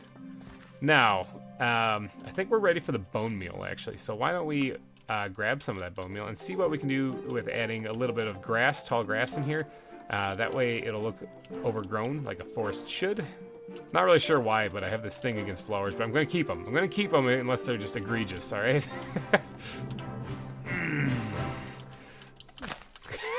Okay, that's better. When they rub me the wrong way, that's what goes through my head, that noise. Poppy, you can stay. That's what goes through my head is that grumbling noise. Yeah, I'm thinking that's about it. This is looking pretty nice, actually, now that all the grass is put in. Look at this. This is looking very overgrown. This looks like some place where you'd find a bear, right? I'm thinking so. Now, let's put some of this stuff away, and then let's give the bear's den a little TLC here. All right, so I'm adding a little bit of dead bushes in the back here, because these would be like if the bears were to bring in any kind of, you know, forest-like materials, the grass stuck to their fur, whatever, you know, stuff like that. They'd kind of have that sprinkled in here. In fact, this will give me an excellent place to actually hide a light also, if I want to put a light actually in here. So I'm going to be sprinkling this in places here or there, just a little bit, just to break it up a wee bit more. Make it look, see how it's nice and lush and lively out here, and in there it's supposed to be kind of like dark and cluttered and whatnot, you know, so... but I do want to add a light in there to make it a little bit brighter so that the people walking by can actually look in and see the actual bears in there, though. So some of this stuff, like I said, I'm going to be sprinkling in a little bit of this these dead leaves in here just to make it kind of look like this is stuff on the ground. Now, another thing that I can do, I think that's all I'm going to add for the dead leaves. I don't really want to add any more than that. I think another thing that I can do to make that work is to grab some dead leaves themselves and actually sprinkle that in here too. Make it look a little bit more lived in, you know. One thing that's kind of bugging me is that this cave, oh, not that, I need the squid backpack desperately in my life. I need the half slabs here, the cobble slabs. This cave is too nice. I need to I need to rough it up a little bit more by adding in a couple of little blocks such as this to kind of make it look like this is more of an actual cave. See how that looks? How it looks a little bit less blocky and more kind of rounded out and defined. Yeah, all right, I'm thinking that looks already a billion times better than what it was before. Okay, yeah, I like that a lot better. That was kind of irking me. Now, let's go ahead and add a light. I'm thinking what I'm going to do, instead of adding a heat lamp up here, I'm going to actually just hide a piece of glowstone in the ground, but I have to go grab that first. Glowstone acquired. Coming in for a landing. Let's try not to smash any of the trees. There we go, nice smooth landing. Let's pop this one out right here. And pop that block out right there. Drop that bad boy in and cover it up. Now that should light that place up. Oh, yeah, look at that. Nice soft glow back there. Beautiful. I love it. Oh, one thing I could do is I could absolutely add a fly up here. I could absolutely go make more rockets because I'm running out of those. Holy cow. But I could also add a food barrel in there for them. All right, we'll go ahead and we'll put this right in here. In fact, you know what we're going to do is we're going to stick it in the ground because it'll make it look like hopefully it'll make it look like a pile of fish in here. Let's go ahead and fill that up like that. Yeah, there we go. Pile of fish right there. Just for them to eat. Bam. Right here. Steel bars. We're going to have to line the top of this with steel bars for sure. Kind of work this out. The pathing and stuff I'll work out a little bit later. Okay, so as far as steel bars go, and as far as what we're going to do for adding them, we're going to have to knock out this so that this path can go, or this trim here goes all the way around nice and even. So I need to knock out these blocks in between here so that I can continue the wood all the way around here. Alright, now I just have to add the steel bars all the way around this exhibit, and this one should be completely finished. Just gotta go check to see if we have any bears. I do actually have a couple of grizzly bears. Look at that. I actually don't remember catching those things. I must have shot a whole bunch of animals and captured a bunch of things. My mind is starting to fail me miserably, but I do have 2 grizzly bears, which means... I also went ahead and made more rockets. Which means, Fly, that I need your guys' help. Please help me. I am falling to the earth. Oh my gosh. I need your guys' help in naming these animals. So I have 2 grizzly bears. So if you guys could put your naming caps on, hop on down to the comments section and throw in your best naming suggestions. And if you have a fun story as to why you think that would be, please add that as well, because I really do like that whenever you guys give me good explanations as to why you're naming the bears that. So we named a bunch from last season. I know there was like Yogi and Smokey and stuff like that. Those were all last season. So if you're not sure if we used them last season, go check out the grizzly bear episode from last season. If I remember, I'll put it in a little annotation on the top right of the screen right about now. So go check that one out, and then get back to me with some brand spanking new names because I want some new ones. We got 2 grizzly bears. I'm adding to this exhibit. What do you guys think? Does this exhibit look good? I need to know these things. But I'm thinking that's going to probably be it for this episode. So if you did enjoy it, please go down and smash that like button. It would help me out a ton. And thank you guys so much for donating your eyeballs and ear holes to this episode. I will be back next week with more ZAWA for you guys to enjoy. Thanks again for watching, everybody, and bye-bye.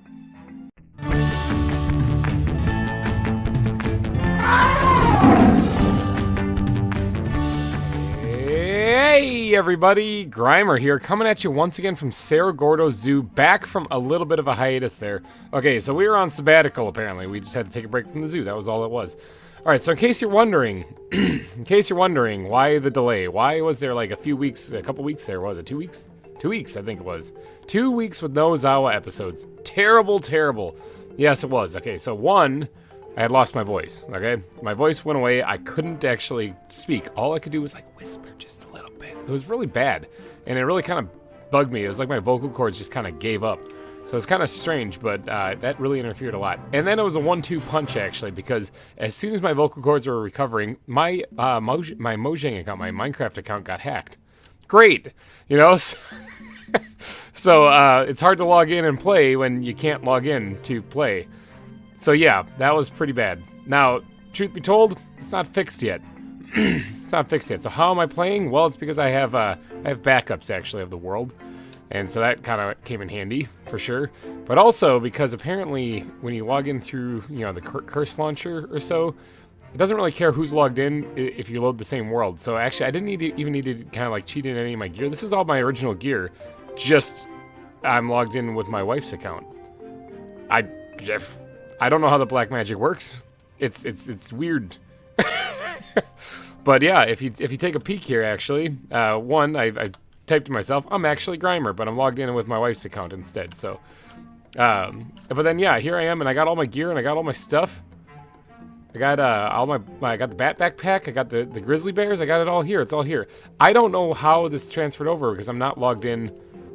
With my normal characters. I don't know. I thought for sure I'd be back at spawn and I'd have to spawn all that stuff in, but all the achievements obviously are still getting reset and whatnot. So I'll be getting achievements probably as I go along. Like I think if I collect stone, I'm gonna get the Stone Age one and stuff. As soon as I logged in when I first was testing this out, it gave me the cover me in diamonds because I'm covered in diamonds. So I don't know how I did. I just changed the skin so it looks like me again, and we're back in. So I'm logged in as my wife, but whatever. Hopefully my account gets handled. I did actually hear back from Mojang. They're working on it. It's a thing. So hopefully I get control of my account again. That's really a shame that happened. Dang hackers. All right, so today's episode, though. All right, I know you guys have been waiting for a long time. So today's episode, we're going to have to try to build something. I was kind of thinking about building the restrooms because if you remember, let's pull up that map of the place again. This area where I'm kind of starting to move into and build is marked for the restrooms. Now, the restrooms are not going to be this big, okay? They're not going to be some huge thing. So clearly there's some room there for other exhibits and whatnot. But I do want to add like a little recreational park restroom area to sit down, maybe a little food stand or something. Maybe like a little stall to buy some plushies or something. Kind of want to do that. So we're going to probably get around to doing a little bit of that today. I'm thinking probably get to at least building the restrooms today would be a good idea. But first, before I do that, I have to name some bears, okay? I've got 2 grizzly bears. You guys killed it again in the last video that came out like 2 weeks ago, 3 weeks ago. You guys killed it again with the naming suggestions. So thank you so much for everyone who submitted a name. And as usual, if I do not pick your name, do not fret, do not fear, do not dive bomb to the earth. It means that I just had too many name suggestions. All of them are great. And keep submitting names because, I'll get around to naming other animals too, so don't you worry. There's going to be a lot of animals. There's more animals in the zoo. I think it's time we start naming some of these things, though, so I'm going to grab a couple name tags here. All right, first name, actually, that we're going to name the bears is Ursa. Okay, like Ursa Major and Ursa Minor, the constellations of the Big Bear and the Little Bear, or the Big Dipper, Little Dipper. Ursa, all right, another name for bear, I believe, actually. And the credit tag goes to Kathy Clism and Captain Astro. You guys both actually suggested that. So thank you guys so much for that name. That's a great one. All right, and the second one is going to be named Marshmallow. Alright, we're naming the second bear Marshmallow because that's thanks to 2C's for suggesting that name. Apparently, that is his daughter's favorite teddy bear's name. And I find that story just absolutely adorable. It just warms my heart. So go grab your daughter. Go let her know she's getting a bear named Marshmallow. All right, now we're landing here in the bear exhibit. Probably should get the train gun out because this could actually end very badly if they wake up. All right, so first off, we're going to name Ursa. Okay, so let's slap down the bear here. We're going to name Ursa. And Ursa happens to be a female. A sleepy female, but a female. All right, and then we're going to slap down Marshmallow. Bam, Marshmallow. And Marshmallow happens to be a male. That is adorable. Alright, you guys, enjoy. You can, like, what can you do? Can you do anything? I don't know. I probably should get out of here before you wake up. Probably a little crabby ever since I tranked you guys when you're in the woods, so. Alright, let's get out of there real fast. The bears, ooh, they're awake. Oh, no, that one's still just laying on side. I thought it was, like perspective, you know? It's all about perspective. So there we go. Ursa and Marshmallow. They have been added to the exhibit. I don't think there's a way they can get out of here. I actually completely forgot to double check that. I just started recording and just went with it. But yeah, we got our grizzly bears added. Okay, so now we got to get on to the next part of today's episode, which I think is going to be adding the paths, connecting this path here, curving it in front of that exhibit right there, as well as hooking it behind this one right here so that people can get strangled by the animal, get strangled by the elephants over this gate right there. Or the fence right there, and then also continue down this way, probably to right here for right now, because I gotta figure out what I'm gonna do with it.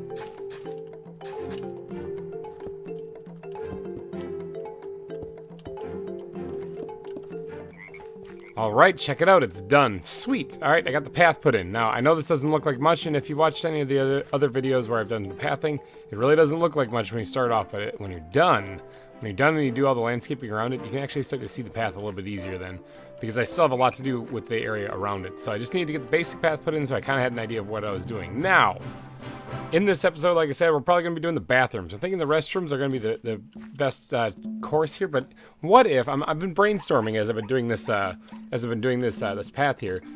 What if we actually put like two buildings? Okay, so there's a men's room and a women's room, and then they're kind of spaced out with like a courtyard in between, and you know, like an area like picnic tables and whatnot, so people can sit and relax, and maybe there's like there's a stand or so to sell snacks and, you know, the plushies and whatnot. Something like that kind of in this area. It just kind of crossed my mind because I don't want to do anything really lavish. If you remember last zoo I made a really good bathroom there, but that was like a kind of a modern design. It had like slanted roofs and stuff. It was really cool. I liked it.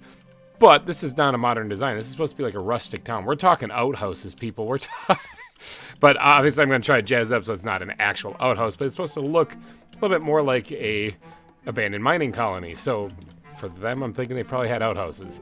So we're gonna make it look kind of like that. So we're gonna separate the bathrooms. There's gonna be the men's room and a men's restroom and the women's restroom, and then there's gonna be an area here, a courtyard in the middle, to kind of relax and kind of take it all in.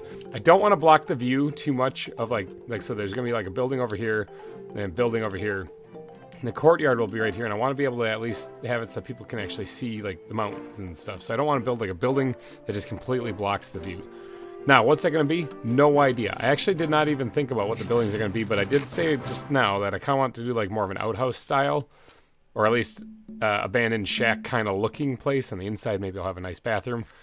But I think I'll do the insides either in between episodes or late in a later episode. But I think for this one, what I'm going to try to do is just get the basic shape of what I want down here. I want to go kill that Enderman.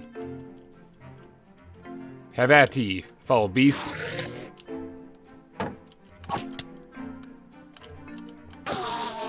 Monster Hunter. Alright, so I got the footprint of the buildings down, I think. I think this should work out just fine. So let's just say this would be the men's room. That'd be the ladies' room. And this area in between would be the place where you could have your benches, where your loved ones are sitting there waiting for you to finish taking your dump. And, and then carry on about your day throughout the zoo then after that. And I'm thinking maybe in this area right here would be a good spot for like a little pop-up stand for selling little zoo maps and trinkets and whatever. I think that'd be a good idea. And then back here maybe having a little extra seating with a little fence here before it leads into the rest of the area. Now I don't want to go too far back here though, because I don't want to run into the issue where I take up too much space and I can't fit another exhibit in. Because this is basically supposed to be just like the rest area. It's located right in the middle of the zoo right here, or at least right as soon as you come into the entranceway past the welcome center right here. So as you're touring these things, this place is never too far away in case you really gotta go. So now I do have to design some kind of fancy like building for this. I was thinking about actually doing some kind of just a standard little like kind of A-frame kind of houses actually here, like because it's not supposed to be too fancy. It's gonna put a fence actually right in here. Similar to that, actually, right in here, so that this will be the entranceway. People, when they have to go, they got to do the little pee-pee dance, and they have to come down here, and they go inside the bathroom. So that's the plan for both styles. I'm not going to really change up the styles of them. I want them to be pretty similar. Obviously, the insides, some are going to have urinals. The men's are going to have urinals, and this one will just have an extra stall or two. So that's the plan anyway. But like I said, inside of these things, I think I'm going to save till later. But now I got to get to building this up a little bit because this doesn't block your sight from anything, does it? All right, so let's go ahead and start over here on the men's room. I think I'm going to work on doing the roof immediately just so that I can kind of get this sorted out. Now, I kind of wanted to do a similar style roof to what I did here and over at the Welcome Center. I want to make it kind of almost like it's really worn down. First, I'm just going to start off by bringing this straight across here. Almost kind of make it look like it's a little bit worn down, kind of like it's sagging under the weight of years of maybe a little bit of decay actually. And what I gotta do is I actually need a temporary block of some kind. I guess we'll use andesite. Sure, why not? To kind of create the shape of what I'm going for here. So let's do that and then bring this up one. We're gonna do like a 2-to-1 slope. I'm thinking is what I'm going to be going for. It's probably somewhere right in the middle already right there. So this will be, there's the 2, and then this is bringing it up here. And then up like this. We may do a little peek on it. I'm not too sure. We'll figure it out here. So now the slope of this bad boy here. Actually, what I should have done is I should just use these because I think I'm going to need it to be that anyway. Well, maybe not actually. Maybe not. Actually, let me go ahead and replace that. I'm just kind of winging it right here. So winging it usually ends in disaster for me, but we'll figure it. We'll get something going here. Yeah, so this is a 2-to-1 slope because although I'm going up diagonal each half block, for the whole block, it takes me 2 blocks to actually go over. All right, let's go ahead and remove this so that way we can see what we got.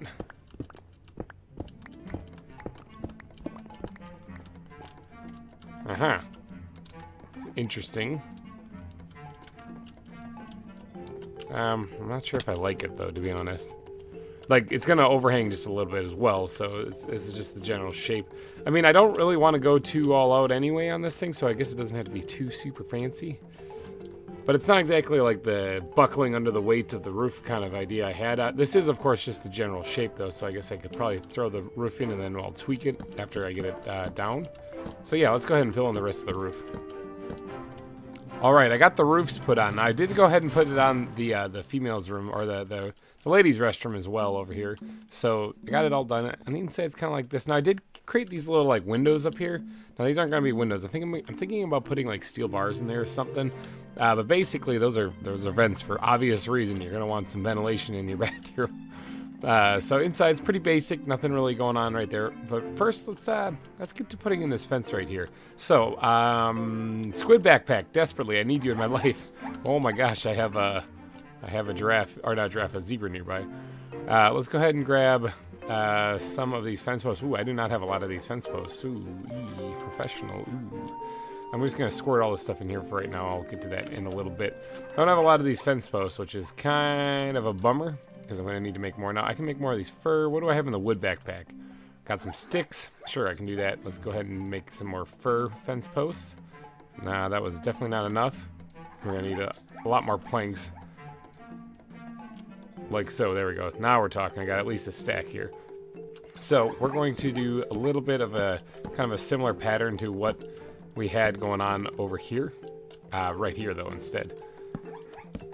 So now this is so that obviously people walking by don't just peek right into the bathroom. It's a little creepy, a little weird.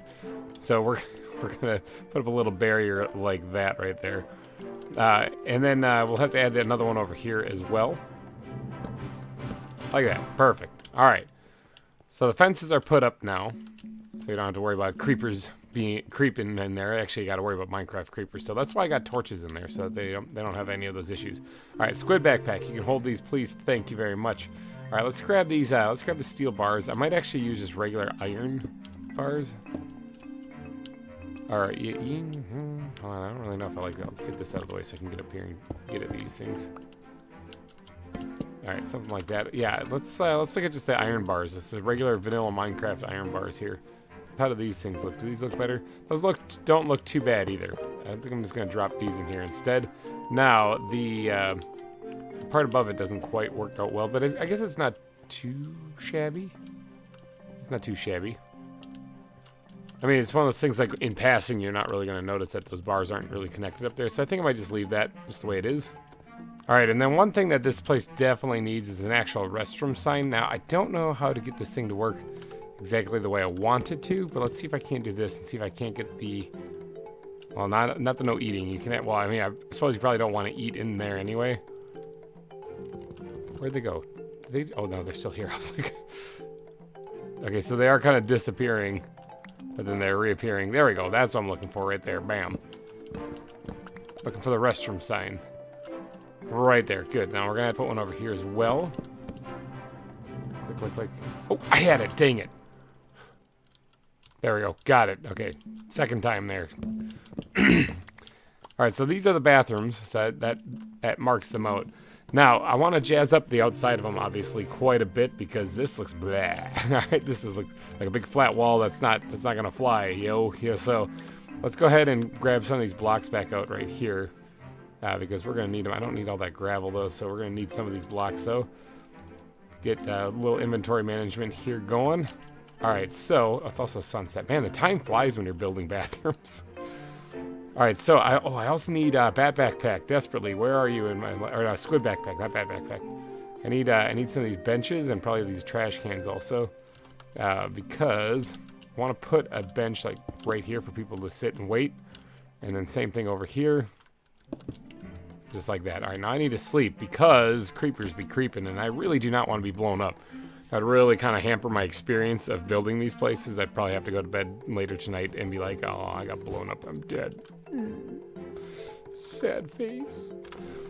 I know I have a skull for a face, so you can't really tell, but that was my sad face. This is my happy face. This is my sad face. All right, so I put those a little bit off the wall there right now because I actually want to see how we have like these pillar things right here to kind of give it a theme or incorporate. I want to make sure that not only does the landscape kind of match, but I also want to kind of sprinkle these things in there too. So what we're going to do is we're going to actually build up a little bit behind this, just like, not like that. That's definitely right. All right, just like so. On both sides of it here, so it's kind of giving it a theme. Something like that. All right, now what we can do is we can change out some of these blocks, just like how we have it on the walls, to be a little something extra, a little something different. All right, so you got a little stockpile of material right there. We can also throw that right there, and then let's get the trash can out, and we'll actually put that over here just a little bit. I don't like how it looks. There's a shadow light glitch right there, but I wonder if there's any way that I can like not have that happen. Yep, I think that there's nothing I can do about it. I'm just gonna have to deal with it. All right, so we'll put a trash can right there so that there's a place for people to throw stuff out. I'm not sure if I need to put a trash can over here. Although, like, I'm guessing if people are gonna be using these bathrooms, they're gonna need a place to throw their paper towel or something. So I guess it wouldn't be too bad of an idea to actually throw one down right there. Why is it always like the way facing? Oh no, it's on both sides. I don't know what's up with that lighting lit, that shadow right there. I don't know what's up with that. All right, but that's good enough for the trash cans, I believe. So, oh, I also have to jazz this part up here. I totally didn't. All right, so now we just got to connect this path. So this path right here is going to come down. Before I add the path, though, I want to make sure I get all the buildings put in. So what I'm going to do here is I think this would be a cool place for a little trinket shop, like right where I'm standing and facing this way here. That way when this path comes in here, you got your bathrooms, you got your bathroom, you also have a little trinket shop right here, and I'm thinking about putting a little food stand kind of back here, and a little rest area right next to it here there. So that's my plan. Now the little food stand, or a little trinket shop, I don't really have a plan for that either, so let's go ahead and once again throw all this stuff away. Or throw it in the backpack here. And let's get the squid backpack out here. Something I need desperately in my life. And throw that in there. Get those put away. So now the little trinket stand, we're going to need some of that. I'm thinking wood backpack. Where are you? Right there. And what we're going to do is I want to create like a... Yeah, right here we'll start it off. Something like this. And it's just got to be like a little stall. I don't really want this to be a building. More like just a little area. Squid backpack, desperately. There it is.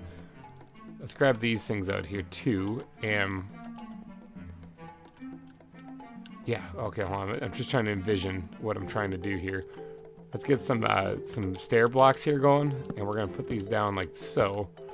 And this is where you're gonna buy your trinkets then. So this is where the actual stall is gonna be, and then maybe even behind this. Let's have it end right here. So like I said, a very little stall, just right here, just a little spot. And I'm probably going to need a little bit more oak wood, or dark oak wood, because of what I have in mind.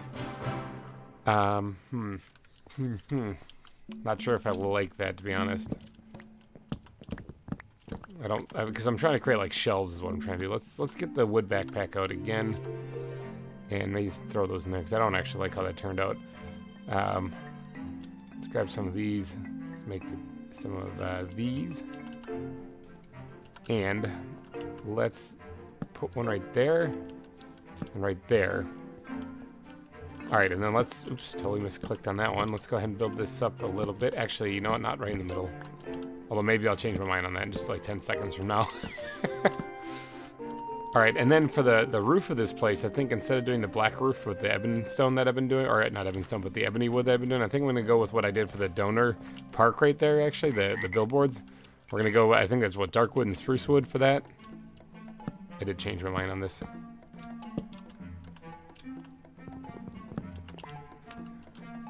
Alright, that's fine the way it is there. Now, what we're going to do is we're going to need the wood backpack. And we're going to need some dark wood planks. Alright, so now we just have to build ourselves a nice little roof here. Let's get up here. And we'll start on either side of this. Right now, it's going to kind of look like it's drooping down. Yeah, something like that. Alright. So then from the front, oops, I didn't mean to jump down there. From the front then, it should look kind of like it's almost like a tent kind of on top of it. See, like that? Alright, so let me go ahead and finish putting this place in, or put this together here, and we'll see what we get in the end. Hopefully it'll look like a nice little stall for selling trinkets. Alright, something I'm thinking along the lines of that should work just fine. Now, I went ahead and removed these little shelves, these counters back here, because I also went ahead and made some of these, they're just oak wood planks, but I chiseled them to make it look like crates. So what I'm going to do is stack them up kind of like that. I think that might look pretty cool. Let's remove this right here. And then I also want to make a regular, if I can, I want to make just a regular chest. Just a regular bog standard chest. I know it's really boring, but we're going to go with it. And we're going to stick that right there.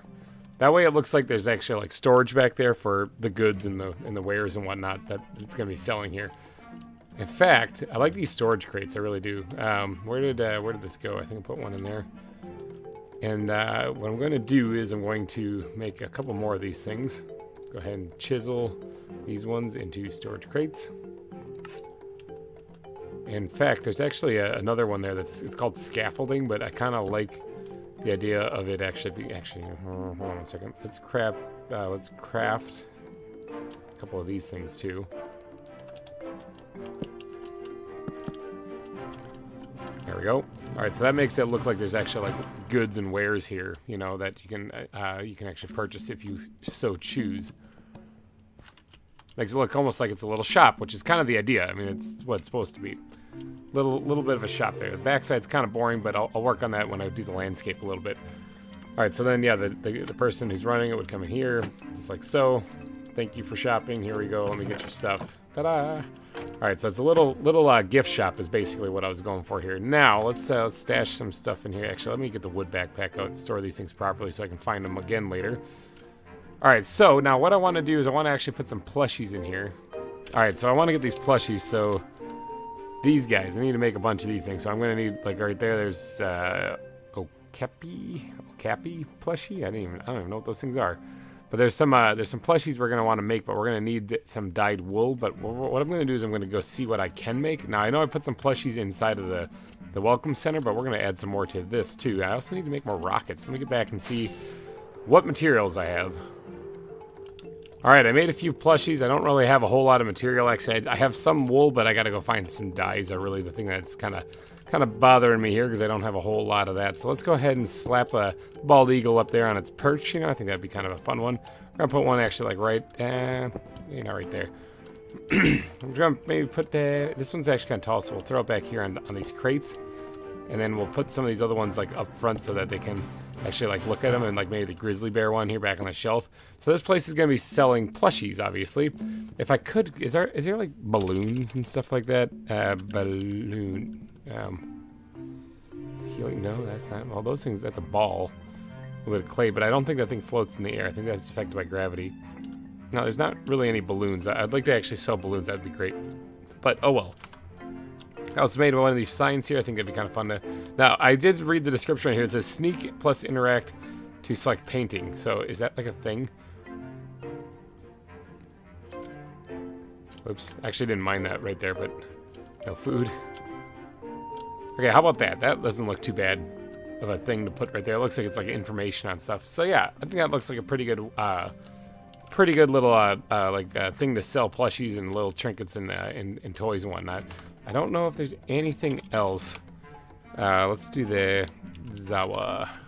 Is there anything else that could be like a little toy that I could actually put in here?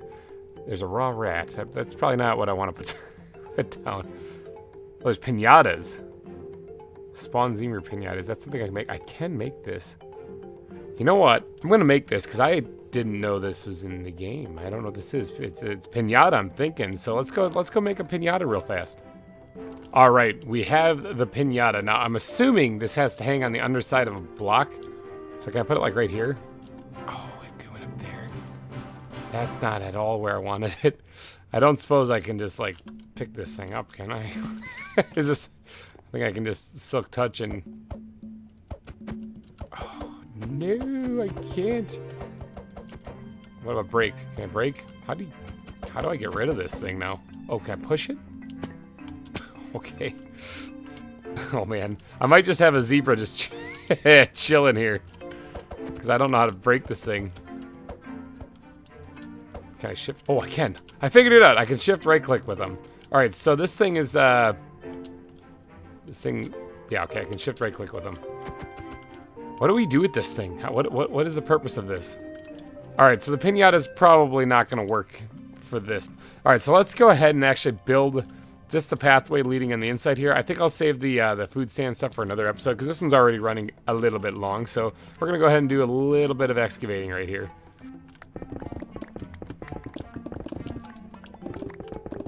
Bam, just like that. Got the floor put in here, the path put in between all the buildings and whatnot, so that's good. Now, we do need a little bit of decoration in here, okay? Because this is actually looking pretty rough and not that attractive, actually, when you look at all of the stuff laying around here. So what we're going to do is we're going to be adding in a little bit of details here or there, as well as like a small amount of shrubbery bushes. We're going to try to get the landscape to look kind of like what it is back there. I do need, however, I need this. And what we're going to do is we're going to punch in, we're going to put little rock piles. We're also going to be punching in a little bit of this in places as well, just to kind of match it in with the rest of the landscape. All right, got a little bit of the foliage added along these edges here. And it really kind of makes this place pop just a little bit more. Now, I didn't actually do too much back here, which I just am now noticing. But let's go ahead and actually make ourselves a whole bunch of buttons. Now, buttons, of course, I think look great. Oop, I did not mean to place that. Buttons, I think, look great because I think they look like pebbles. So we're going to go ahead and sprinkle these in various places here or there. Even on the pathways is fine because, you know, there could be little stones and pebbles there as well. I didn't do anything back here yet, and that, like I said, I'm going to save that for a later episode for when I'm going to be adding in like the food court and whatnot. So right now we're just going to be adding the restrooms here and the little gift shop. I think this works out just fine.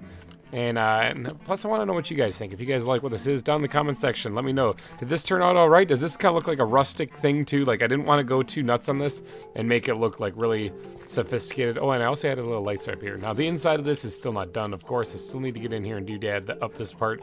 Maybe in the next episode I'll continue working on this section. I'm kind of having fun doing it.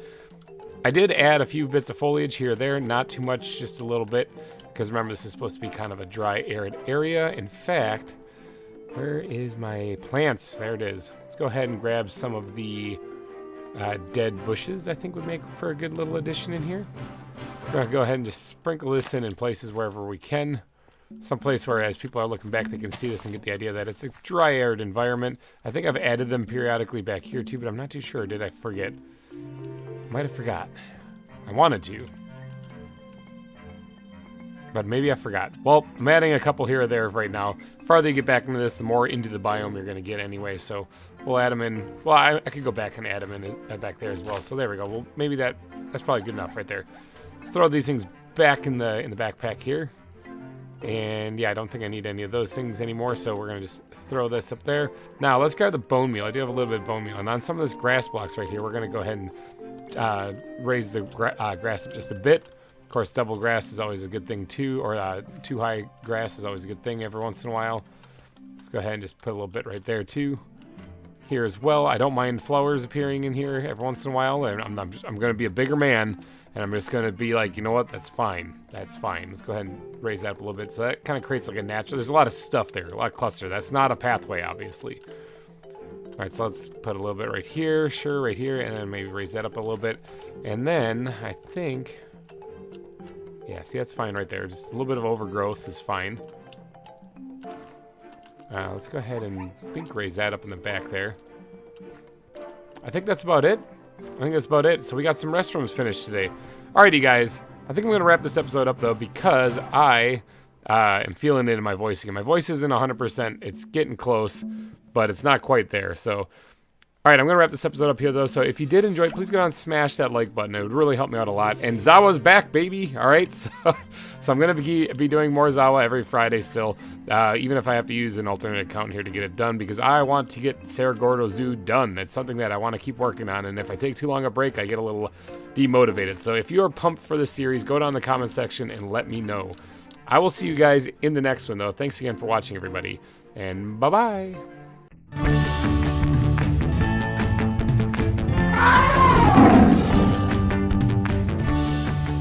Hey everybody, GReimer here, coming at you once again from Cerro Gordo Zoo. How is your Friday? I want to know these things. If you could, please down in the comment section, tell me how your Friday went. Good, bad, in between, kind of bad, I don't know. Sort of. You know, one of those days where it's just kind of meh. Let me know. I want to know these things. My day's going pretty good. I'm just chilling here and doing some more Minecraft. Still haven't got the account fixed, so I'm still logged in as my wife. But other than that, everything's going great. Now, in today's episode, I would like to do some stuff. Now, last episode, we actually built these restrooms. I actually still haven't decorated those things. Wouldn't mind actually trying to whip up something. Yeah, I might say that for a little bit later. Because today, I was thinking, I got, like, some animals saved up. And I've really only ever gone looking for animals, like, once so far since this whole season started. And I really haven't gotten out there much. I haven't gone and seen some stuff. Oh, there's some elephants. That's something I've seen. But, I mean, we got some kangaroos. We got some elephants and zebras and giraffes and frogs and bears. But that's about it. And so, I mean, I've got some animals saved up. Collected quite a few of them. I think I've got a bunch of moray eels, actually. For some reason, I caught a whole bunch of those things. Not too sure why I even did that. But I did. But we also got the grizzly bears in here somewhere. Oh, back there in the pen. I think, are both of them back there? I think so. They like smashed together. No, where's the other one? Oh man, that could be a problem. Are there two bears smashed in there? I think there's two bears smashed in there. Yeah, okay. See, that is a bear with two heads. I'm not too sure. Come to Cerro Gordo Zoo, where you can see a bear with two heads. All right. But in today's episode, I think it's time we actually do a little adventuring, okay? I want to do a little adventuring, and I want to see some stuff. Because I want to catch some more animals. I've got some rockets here. I wouldn't mind grabbing maybe an extra stack.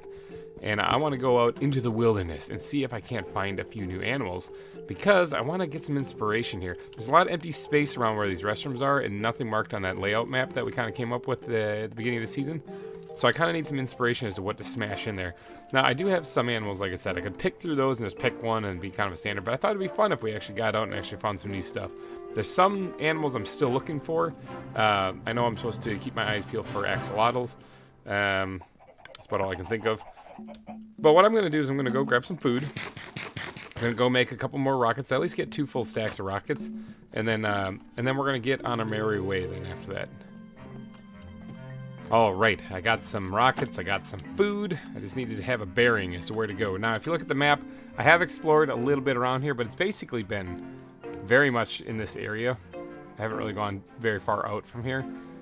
So I've been basically keeping it pretty close to this area. Now, I remember I went up this way because the stronghold was actually like right here or something. It was like right on one of the islands, I remember. But I want to find some new stuff. So where to go? I think I'm going to head diagonal down to the southwest. I think would be a good place to go. So let's go ahead and grab the rockets and try to get a little airborne here. Zoom like that. And we're going to head west, and then we're going to head southwest. Let's go see what we can find. All right, flying back, because I forgot. I need more trank arrows, actually. Hello, all those zebras who definitely weren't placed there by me. I need more trank arrows. I only have 13. I'm probably going to need 1 or 2 more if I'm going to go grab a bunch of animals. Derp, derp. Ooh, big leg spike. Derp, derp. There we go. Huge quantities now of trank arrows. We actually got over a stack, so that should do just nicely. Okay, southwest.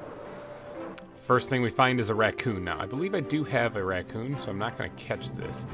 But doing a little exploring out here now. I am a little bit southwest here, not too far away from where I was. But I have not explored this area, so I'm definitely going to look for it. Ooh, here's some brown mushrooms. I'm actually going to snag these. I do have still quite a few back at the base, but, you know, a couple of them, a couple extra ones won't hurt anything. Good for making trank arrows. There's some bison. Do I have bison? There's more giraffes. I only have a couple of them. Do I have any bison? Is that a thing that I've actually grabbed? I can't remember. Ooh, there's a rhino. Did I ever catch a rhino? I don't even remember that thing. Yeah, I just remember I punch it in the butt every time I see it, but I mean, I probably could catch one, actually. You know what? Let's actually grab one just in case I don't already have it. Let's go ahead and grab a net here out of here. And then I guess we should probably grab the gun, because I'm guessing I can't just net the thing and pop that guy. Good night, rhino. Black rhinoceros, we got you now. I can't remember if I have bison or not. I think these are American bison. I can't remember. So I am just going to probably just leave it for right now, and then we will, and we know where they are if I need them. It is starting to get a little dark out too. The sun's starting to set, and creepers be creeping. Giraffes, I have a couple of them. I'm not really interested in grabbing a couple more of them, although that is interesting to see them over here because I did not know that they were in this area. So there's plenty of food around here too. There's a bunch of berries and whatnot that I could eat on the go, but I'm looking for fun stuff that I can capture. I see something on the map right ahead of me here. Is it something deadly? Where is it? It's like I'm like right on top of it. Oh, look at that thing. Is that a possum? I think I have a possum actually. That is adorable though. Hold on, I'm gonna catch it. Yeah, it's an opossum. Okay, let's go ahead and stash that in the bag as well. Let's grab another net. We're gonna have to take a little snooze here though because creepers be creeping. Oh look, eagles. Now, I'm actually not sure if I have a bald eagle, to be honest. I want to put one in the aviary, so maybe while this one's snoozing, I'll just kind of cap it. And then, oh, that thing is still flying. Look at that. Can I just... got it. Awesome. Just jump up and grab it. Sorry about that, you guys. You didn't see anything. Let's go ahead and stash this one as well. Let's go grab another one. I really can't remember if I think I had, like... I have all of these animals I've caught so far. I haven't found anything new. There's a lion right ahead there. More eagles. Wow. There's some cockatoos over there, it looks like. Yeah, those look like cockatoos. I'm pretty sure I have those. I'm pretty sure I got them already. I'm heading more west than I am southwest. There's another rhino. More cockatoos back there. There's another possum. Look at him. He's a lot bigger than the other one. I guess I don't really need another one because I have one captured already. I'm pretty sure I do. I know I'm going off of memory on that, but I'm pretty sure I do. Elephants, huh? Got elephants too. I think I have African elephants. Oh, that's a brown rat. Ooh. Caught a rat.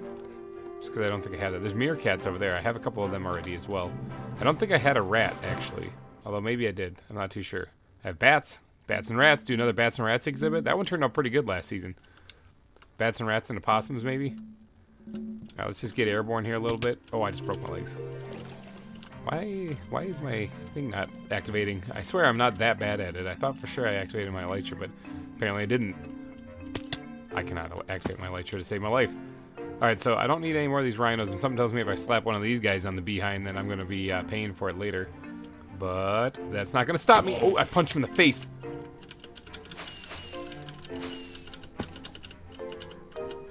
Oh, wow. That guy actually really packed a punch.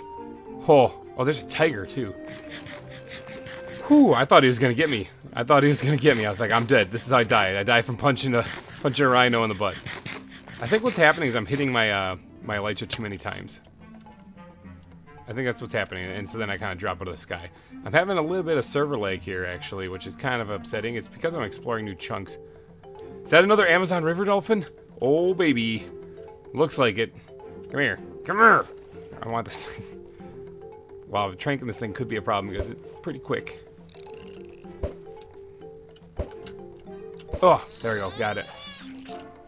No, it's still going. It's like the tranks don't work on it. Got it. Okay, an Amazon river dolphin. I think I already have this, but you don't see those very often, so I gotta grab it. Whew, Flipper 2. Actually, I think it's 3.0. During the 3,000 subscriber special, we ended up catching one as well. Whew. Alright, so almost died to a rhino and found a river dolphin. That's not too shabby. Alright, what other animals are there around here? I see something on the... Oh, it's right here. It's a squirrel. Let's catch a squirrel. Caught him. Wow, that one was easy. He didn't even run. He's like, please capture me. Sweet. Alright, so I got a squirrel. That's nice. So I can't remember if I have a fox or not. And I also don't remember if I have to trank these things, so I'm going to just to make sure that I can get it. A red fox. There's actually another one. I'm going to grab it. So if I do make an exhibit, which I probably will, I'm going to try to get 2 of these things. It's a backpack, please. There it is. It didn't open up right away. I'm going to try to get... I'm going to grab 2 of these things. Is that a... What is that? What is that? Is that... Oh, is that one of the bush buck things? Let me see. What is this? It's a tough deer. Okay. I can't remember if I have one of those or not either. In fact, I really don't know. If I don't know, I'm going to grab it, though. It's another fox. I got 2 of them already. I don't really need any more. There are crocodiles over there. Big ones. Right next... Oh, look at the little baby elephant. Look at him. That is adorable. Okay, so there's crocodile. Those are... Whoa. Okay, so those must be the gharials, maybe? Something's walking. Oh, it's a fox. Okay. Those must be the gharials. I want to get those. Those look awesome. I do not have those yet, but there's that lion right there, so this could be a little bit of an issue. Let's get the gun out. And let's get ready here. Because I'm going to have to trank a few things here just to get in there. Let's try tranking one of the crocodiles. Got him. Trank another crocodile because I'm going to grab both of them. And pow! See if I can't hit that lion. Because I don't really feel like getting... There we go. Lying down. All right. Let's grab a couple of nets here so that we have them. And let's go grab these crocodiles. It's an Indian gharial. Okay, so this must be like a redesign. This is a new thing. Okay, I don't need... It looks like those are the 2 different types of elephants, or are they the same? I can't tell. But that baby elephant is adorable. I'm not going to mess with that, though. All right, sweet. We got Indian gharials. Those are something new. That's something new. I had them last season, but they looked way different than that. Let's go ahead and stash them in here. Awesome. That's an awesome design for them, too. That looks amazing. There's a squirrel that's freaking out. You spin me right round, baby, right round. Okay, so that's a skunk. And some what are these things called? Monkeys. My brain just drew a blank. All right, I don't think I need any of them. A skunk, I don't know if I have that yet, but I mean, who really wants to put a skunk in their zoo? I mean, it smells bad and everything. So there's a creeper, and he be creeping. A whole lot of rats down there. Go a field day and catch at least 2, maybe 3 of them. There's another one up there on the ridge. Oh, I think they spotted me. They're on the run. See if I can't snag 1 or 2 of these things to have a bigger rat exhibit then. Remy 2.0. Got one. Haha. Like a Navy SEAL, I emerged from the water. We're coming across a cold desert right here, it looks like. There's a squid. What is that thing? Oh, it's a moose. And an albino moose. Now, I already have an albino moose and a regular moose, so I don't really need to go get those things. But, man, that thing was spinning around like crazy. I am going to go kill this squid, though, because I want the ink sacs. Alright, so what can I find in a cold desert? What are those things over there? Is that the albatross? I think those are albatross. Oh, and there's walrus up there. I don't remember if I have any walrus. So I could probably go and grab one of them. There's zebras everywhere too, which I also don't remember if I have an albatross. So I should probably grab those too. I got a lot of trank arrows with your names on it. Bam. Let's just grab one for right now. Oh, look at the little baby zebra. Oh, he's got little brown like stripes on him too. That's crazy looking. Maybe they have brown. It's like yellowish stripes, kind of. Maybe he has yellowish stripes whenever it's young. I'm not too sure. All right, what did I just catch? Yeah, it is an albatross. Now up here are the walrus. I kind of want to grab a couple of you guys because I don't think I have you guys. So we're just gonna give you a little pop and a little pop, and then we're gonna scoop and then a little scoop. You'll have a good home with me. I swear. I'll take good care of you eventually when I get around to letting you out of your box and then building you into exhibit. Sun is setting. There's an igloo over there. I'm kind of tempted to go check that out and see what's going on with that. Also wouldn't mind hunkering down for the night because creepers be creeping, and apparently the zebras are always like, are already like, it's nap time. But well, look, there's actually a bed in here, but I don't really feel like setting my spawn, so I'm going to just put this down here and sleep on my backpack instead. Okay, so morning time. Is this one with the thing? No, it's not. Okay, so I don't have to go and dig that up or go down there at all. I could try to get the curing a villager achievement if I do find another one that actually does have a way down. An igloo that does have a way down. All these zebras look like they died, and they suddenly came back to life. There's a bear. I think it's either a brown bear or grizzly bear. So I have grizzly bears. A lot of people in the comments section on that bear episode said I should get a polar bear. This would be an excellent place to find one, wouldn't it? I would not mind getting a polar bear, and if I know the mod correctly, which I don't, but I think they left all vanilla mobs alone, which means I should be able to find a vanilla polar bear. Ice spikes biome. That's crazy. That is crazy. Okay, so like I know in vanilla Minecraft it's amazing to find these things because you can use the packed ice for a lot of stuff, but they have a lot of this stuff now in the ocean in the newer version. Whoa, you're a big bird. It's Capia. I think it's Condor. Yeah. Ow. Oh, he fights back. Got him. Yeah, it's a condor. Nice. Okay. I can still recognize some animals. I haven't lost my touch completely. You guys, look at the little bear cub. He's adorable. Whoa, there's two bears there. I did not even know that. That was like a magic trick. Not really interested in finding bears. So far, the catch of the day has been the Indian Gharials. That was an amazing find. Now, if only I could find some axolotls, right? What am I supposed to name one? I think I'm supposed to find axolotl. Oh, there's another igloo.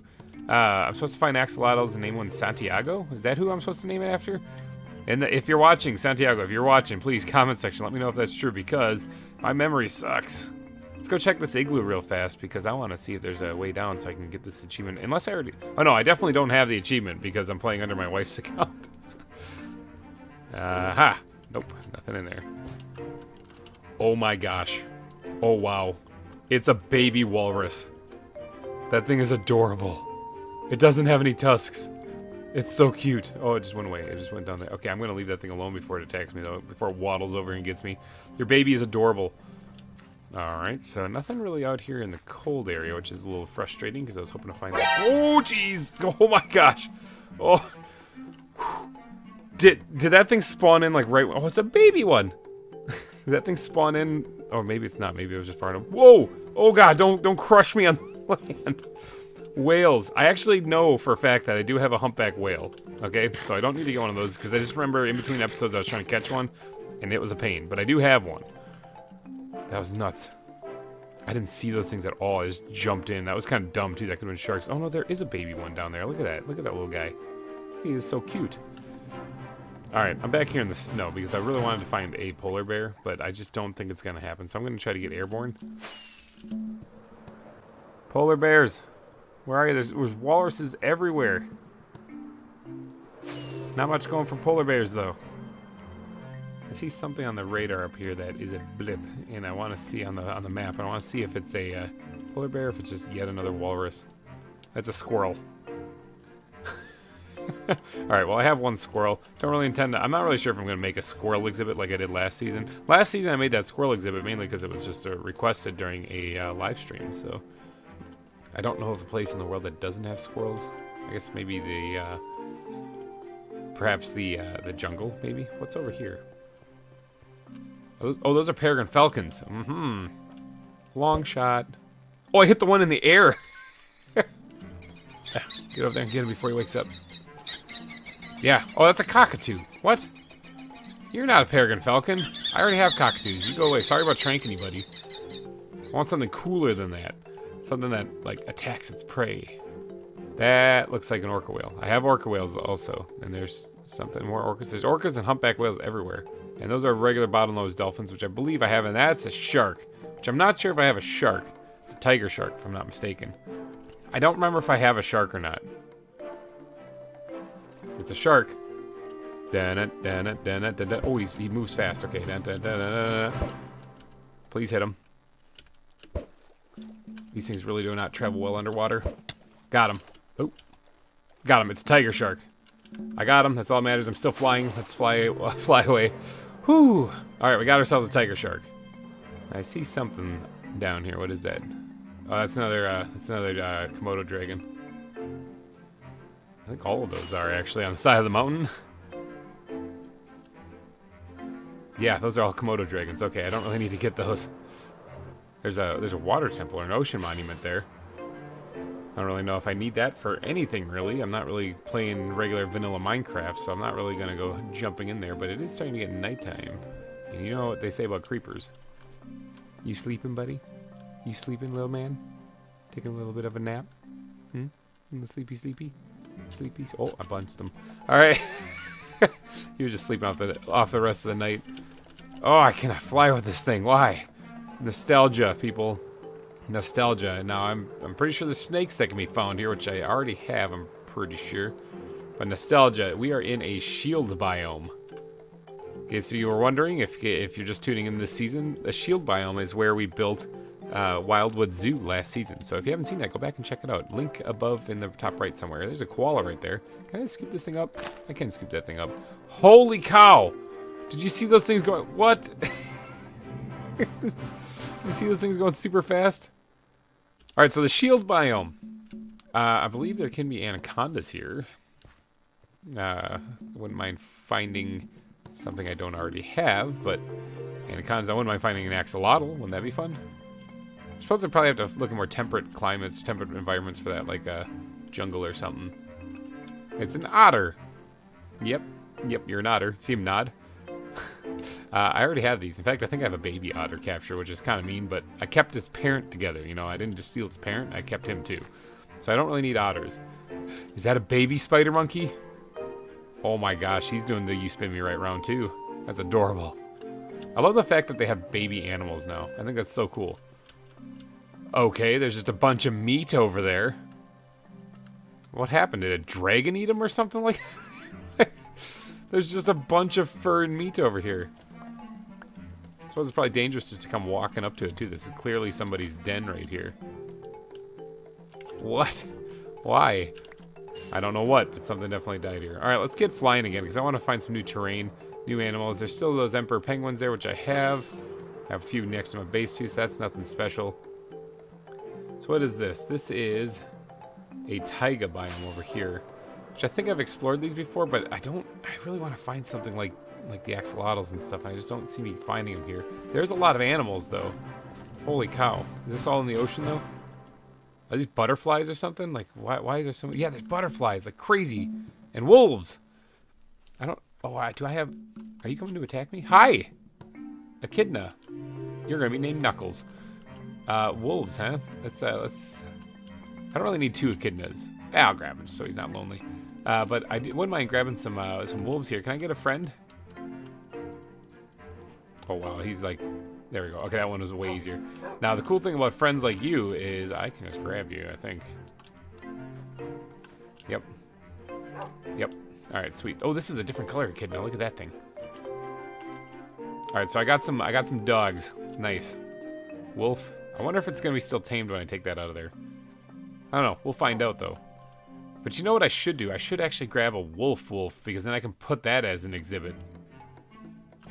Just like that. Yeah, and wolves tend to travel in packs, don't they? So let's grab another one. All right, so we got some wolves, some untamed and some tamed ones also. So we got dogs and wolves. So the butterflies, I'm actually going to see if I can't grab a few of these things. There was one right here. Where did it go?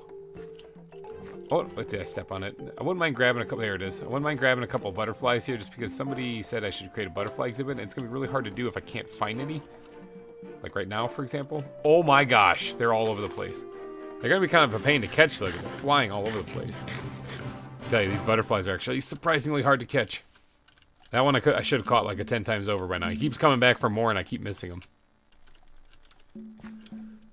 Sad face. Wow, those things are really hard to catch, and I think they're all flying out to sea right now. Look at them all out there. They're taunting me. Oh my gosh, he flew right next to me. I still can't get him. Curse you, butterflies! All right, I give up. I got one butterfly. Hopefully that's enough for my exhibit. Those things are really hard to catch. I just want, if I could get like 3 or 4 butterflies, that would be fine. I want to fill like an exhibit with those things. Actually, I got an idea. Dive bomb. Can I catch him? Dive bombing again. This isn't working. I just want to get one doing this. It'd be just so crazy to just swoop in and get one. Odds are I'm going to smash into one and like splatter it on my face as I'm going by. Just dive straight into the water after him. See, I'm like determined now. I want to get this. Come on! Oh, that was so close. I got one! I did it! I actually caught one doing that. That is incredible. I'm never going to be able to do that again. Alright, let's just rocket over here and try to get on the land so we can sleep, because creepers be creeping and I don't want to get blown up now that I finally caught a second butterfly. You gotta be kidding me. Hold on, wait, before I sleep. Oh, one had just landed. Got him. Alright, got another butterfly. One just landed right over. Oh, do these things land at night? Is that like the secret to catching them? Because I'm going to feel so foolish. I just like spent forever just flying around trying to catch them in midair. I thought I saw some land over here. There's zombies spawning now, too. Oh, wait, zombie, I don't have time for your crap. Oh, no, that one was so cool. I want to catch it. Why is this so difficult? Oh, I want to catch that one. He looks so cool. He landed for a second. Come back and land again. Okay, so it doesn't look like he's going to land. I missed my opportunity. There's a witch over by where I'm going to be sleeping, too. That's kind of a shame. Oh, right where the thing landed. Zombies, I don't got time for your crap right now. Oh, it landed and it flew off again. It's in the water now. I got it. I caught the cool butterfly. Alright, sweet. Zombies, you mind? Alright, so I got a couple butterflies. Not going to complain too much about that. I need to get a different net, though, or a different backpack. Here, I'll just stuff them in this one right now. Because that's getting a little too full. Alright, this has been, I think, this has been a pretty good adventure so far. I found some cool stuff, got some butterflies finally. I'm going to actually mark this maybe on the map as butterflies. Where am I? Follow. We're going to put a waypoint here. Butterflies. That way, whoa, if I didn't have cap locks on it, it wouldn't look like a ransom note. Okay, let's do butterflies. That way I'll know that, we'll make it a nice like pink color or something. That way I'll know that there's butterflies here. But now I really kind of need to head home because I got like a full backpack full of new animals, or at least what I think is new animals. And oh, there's another butterfly out there I want to catch. But I think I need to head home. So let's get past this thing. Oh, I want that thing. I don't know where he went. You win the. Oh, there he is, right there. You win this round, butterfly. All right, let's get back home though because I think it's time to wrap this episode up. Alright, I'm going to wrap it up actually mid-air. So if you did enjoy this episode, please go down and smash that like button. It would really help me out a lot. And thank you guys so much for donating your eyeballs and ear holes to this episode. I will be back next week with more ZAWA if I don't fall out of the sky and die. So, oh, I just disappeared. Am I too high now? Where am I? Alright. Thank you guys so much for watching. And I will be back next week. Bye-bye.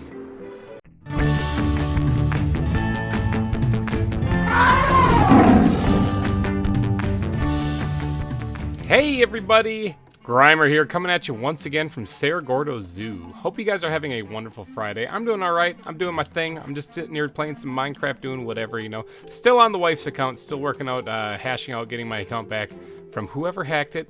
Boy, it's been frustrating. I have heard back from Mojang a couple of times now. None of their solutions have worked. Frustrating. Anyway, though, I'm not here to dwell on that, though. I'm here to do some building, and hopefully you guys get to enjoy this episode with me just kind of building some fun stuff here at the zoo. Hopefully you guys continue to have a wonderful Friday. If you are having a wonderful Friday, if you're not, hopefully it gets better. All right, let's get to this, actually. While we're here in Sponsor Park, let me give a big shout out to Brianna Winchell and Todd Feltz for donating last stream. And if you guys did miss the stream, check it out on the channel. It's on there. We did a lot of work in the stream this past weekend. Okay, so if you guys missed it, you're gonna want to check it out. Let's see if we can't get airborne here, and I can show you guys exactly what it is that you all missed there. Then, if you didn't catch it, we built the river. We got the river with the rapids put in. We didn't do any of the detailing on the shores though. We also got these waterfalls in with all the mist coming off of it, as well as the caves that they come out of. All built, and let's see if I can land gently right here. Look at that, beautiful, soft, smooth as a baby's bottom. So we got those caves all done up there. I got these fart bubbles around me right now because I flew too close to the beacon over there. But, well, we got the caves all done up there, so they look all deep and dark and creepy. But if you really zoom in, that's actually just like coal blocks and black concrete powder and whatnot. That's actually just a facade. It's not really a thing. They're not really deep, dark, creepy caves, but they sure look it, don't they? Look at that. From a distance, it looks amazing, and I almost busted into song there. But this kind of blending that we did with the mountains here is kind of what I'm planning on doing for the entire valley around here, to get this kind of dry, arid environment down here in the valley, kind of what I want it to be as it blends into the mountains around it, including having some of the foliage there. Okay, but today, in this episode, you're probably wondering what are we going to watch? Although maybe from the title you figured it out.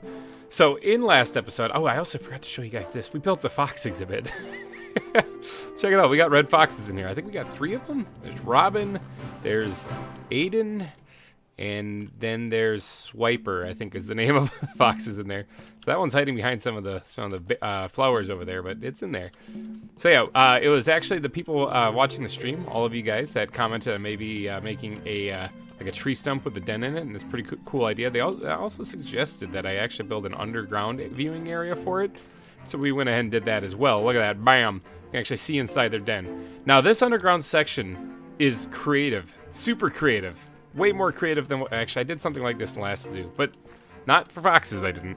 But it's way more creative than what I normally would come up with. Now, if you remember my original plan for this area, it was to create like a picnic area kind of thing right here. I'm throwing that out the window. I'm not doing it anymore. Why? Because I think this looks way better. This access to the underground is something that I don't want to just... have for the fox exhibit. I think that this would be a great idea because there's like this peninsula area, or not peninsula, plateau area, I guess you could call it. It's a little bit raised up off the ground here. Oh yeah, I also had a creeper blow up right there too, and I didn't fix it. Whatever, I'll have to fix it anyway. So as I'm doing all the terraforming, but this like 3 or 4 block raised elevation right here for a big portion of the zoo, and there's a big section right here that'd be perfect for another exhibit. And so that's what we're going to do in this episode. What I want to do is I want to build the otter exhibit right here. I think that'd be great. Nice big otter exhibit with a big underground section so you can see them swimming in the water and stuff. How cool would that be? I think that'd be fantastic. But to do that, we're going to have to get to marking out this area and figuring out how big I'm going to make this. As far as the viewing area itself, this might be a pretty big exhibit. Let me look at the map real quick here because there's a lot of space right here. And if I have this path continue this way, I'm trying to think, how do I want this thing to fit in here? This also was not marked on the overview of the map. I do want a path that kind of comes along this river right here, so it can't go past the hill, basically. So it's going to fit somewhere right in here. But I want one of the viewing areas up here, kind of so as you walk past the bathrooms, you can either go down to the fox exhibit, or you can just sit here and maybe view them from this area. So maybe just like right here. Maybe a nice big area right here, because I want to make sure that I have an underground section where you can view it also. In fact, I want a tunnel basically connecting over here to where this path is going this way. So I need this to burrow out this way. So maybe right here, maybe this southern end of this plateau will be the otter exhibit. I think that'd be pretty good. Thinking something maybe like that, and it's kind of, I kind of just winged it, eyeballed it, but if the tunnel connecting is going to go like right here, maybe. Yeah, I'm thinking if the tunnel connecting is going to go like right here, then I don't want it to go much farther. Actually, I suppose it could go just a little bit farther out this way. Let's actually have it extend out just a little bit farther that way. Plotting it out with the torches first, trying to figure out where I'm supposed to put this thing. Yeah, all right, so let's just say that's the otter exhibit. Okay, it's a very big exhibit, so I think I only have like 2 otters. So maybe as time goes on and as I do more animal hunts and stuff, I'll keep my eyes peeled for more otters. I think I saw one, a couple episodes, or last actual episode I did, but I didn't catch it because I was like, I got otters. Well, I'm going to change my mind on that. Next time I see an otter, I'll catch it. But to get this to fit correctly, I got to do some digging. So I got to dig this out now.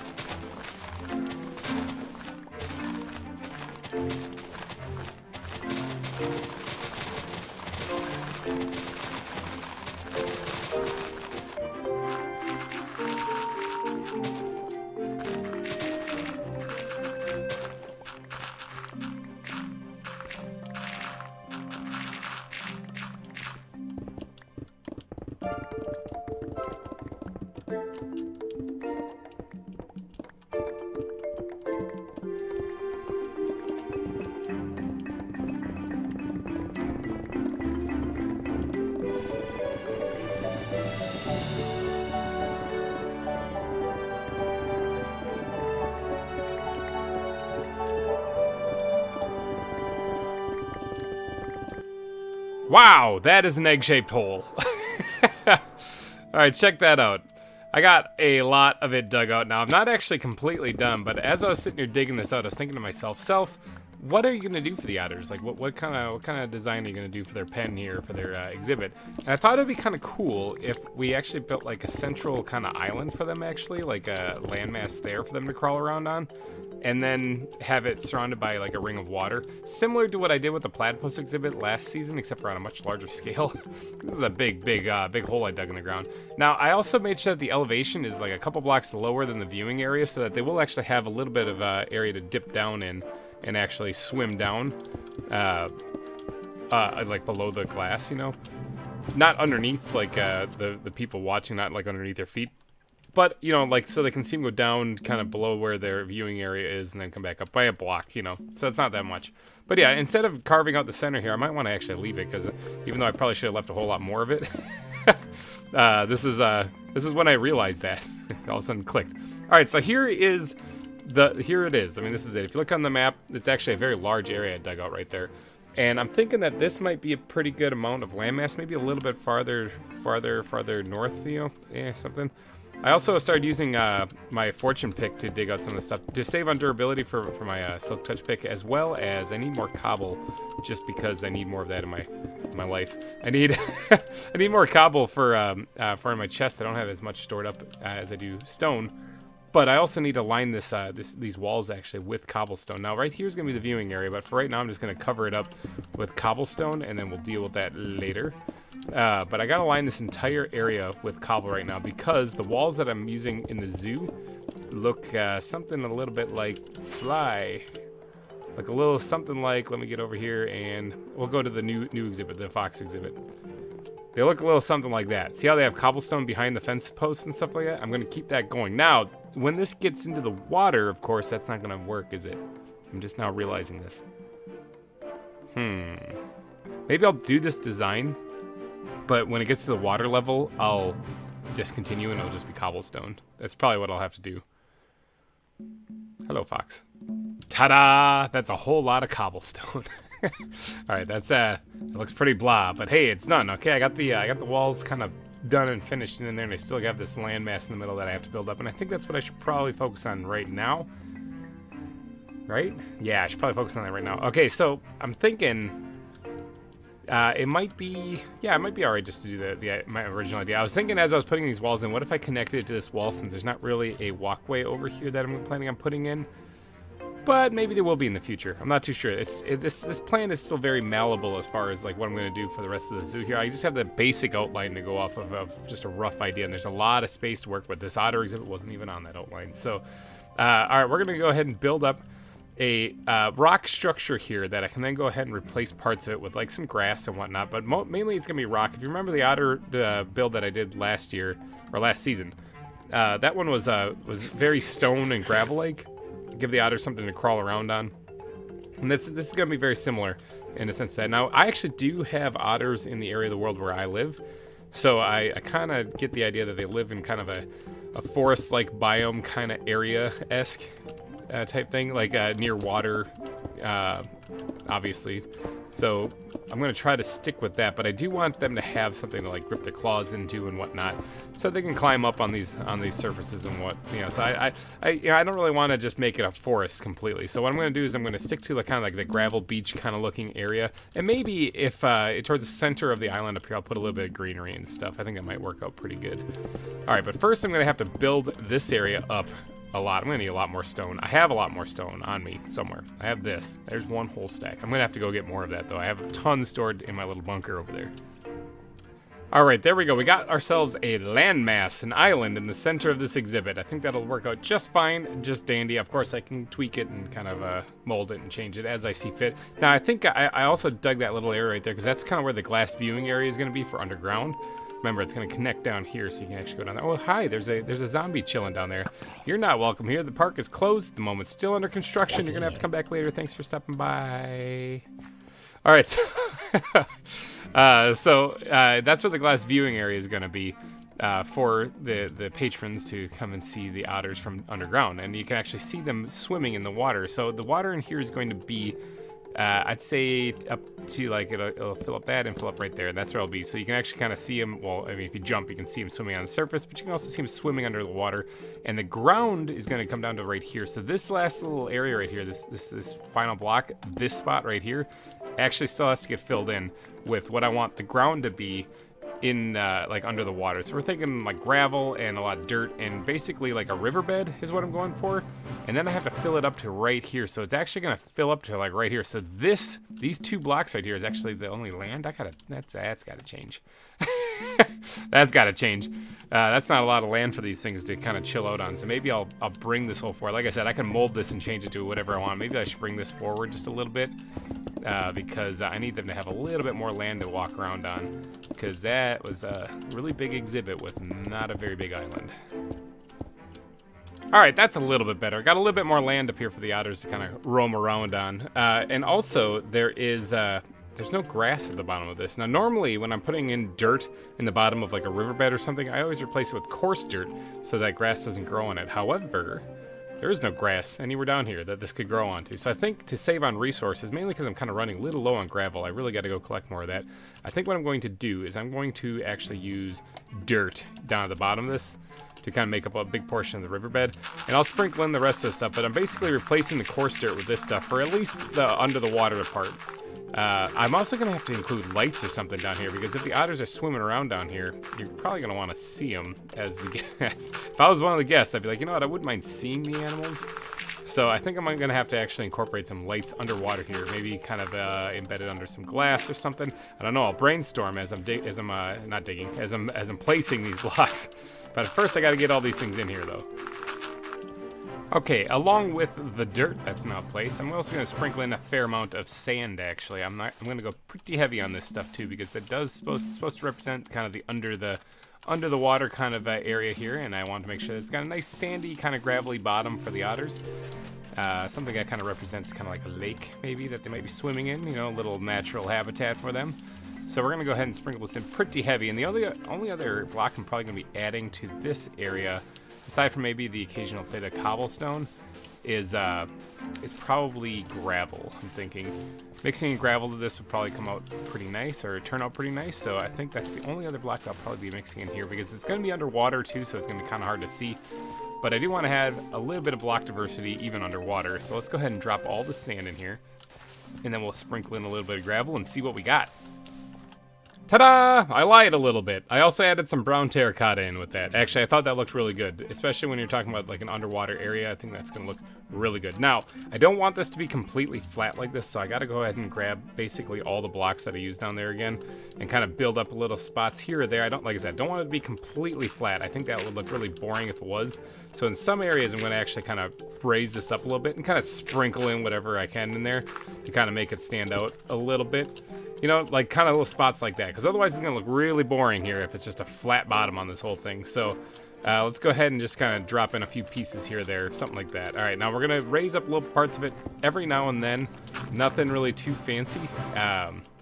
Like I said, ooh, big leg spike. Like I said, just enough to raise this up to make it look a little bit more interesting than what we have going on right now. Okay, and with that, I think we're ready. Nope, never mind, I lied. I was about to say I think we're ready to put in the water, but I think it would be much easier to put the lighting in if we did that before all the water went in there. So let's start off right here in where the viewing area is going to be. We're going to slap a light down right here, actually. Oh, a little too far down, or was it? Yeah, it is. Okay, let's raise that up just a little bit. Slap down some glowstone, slap down some brown glass above it right there to kind of blend it in a little bit with kind of the area around it. I think that looks pretty good. All right, we're gonna go ahead and sprinkle in a few of these things throughout this. Well, I keep digging. The haste kind of really goes nuts here, so we're gonna keep putting these things in occasionally, about that far apart, all the way around here, so this place is lit up at the bottom, so that people can actually see the otters if they are swimming down there. Now, I don't think the otters are gonna drown. This is gonna definitely be 3 deep water instead of 1 deep water. I'm pretty sure otters don't drown, but if they do, it looks like this whole water level is getting dropped. But first, I'm gonna go ahead and put in these lights real quick, and then we'll get to adding the water. Ow.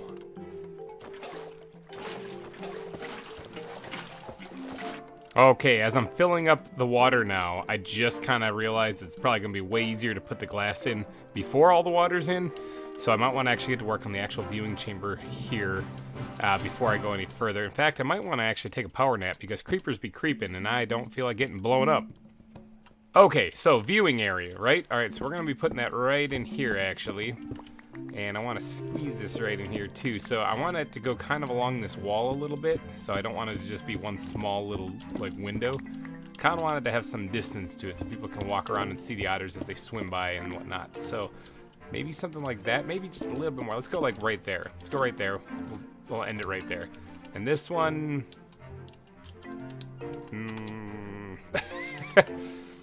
right there. We'll end it right there. So that'll be the viewing areas for the otters. Yeah, all right. Now I got to connect this because I got to actually... There's actually like a little bit of a cave opening right here. Or this isn't a cave. This is actually the natural terrain still. So this right here should be where the fox viewing area is. This could actually be probably easier than I thought. Oh, never mind. Already digging up in the wrong spot. Let's go ahead and plug that back up. And maybe right about here. Yep, that's closer.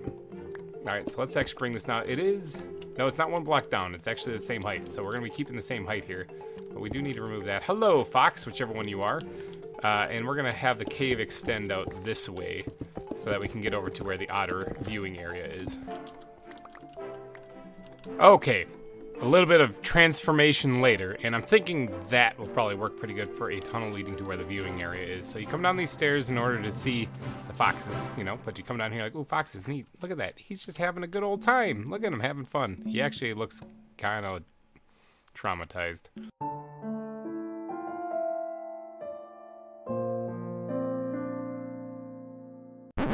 What have you been through, buddy? You've been through some stuff, haven't you? He's like, I don't want to talk about it. All right, but anyway, you turn over here and you go over here to see the otters then. Now, I carved this out right here, just kind of going straight line. I'm just going to leave that the way it is right there. I know it looks bad, but that's for a future project. That's for a future GReimer to worry about, not this one right now. This one is focused on this build right here. So this is where all the glass is going to go, is right in here. I'm going to probably just leave it with a cobblestone frame, actually. I think that looks fine because it can meshes really well with the rest of the exhibit. So I'll just leave it just how it is right there. Just like how the fox's perimeter, or their outline for their window, has a wood design because it matches or meshes with their outline that they have going on there. This one works pretty good for in here. All right, so that looks all right, except for now I'm outside the exhibit looking in. But I'm thinking that looks all right for what I have in mind here. Now, I'll do that up this cave later. That's why I just threw down some torches instead of actually, you know what? I could probably put those in. Oh, I have to fix the top part. Let's get the glass backpack out, which I usually don't actually open. Let's throw those in there so that I have those all put away. Goodbye, glass backpack. We'll see you on the next exhibit. Up here, I had to do a little bit of terraforming to get this all to kind of make sense, and I'm thinking about just filling this in because it looks really weird.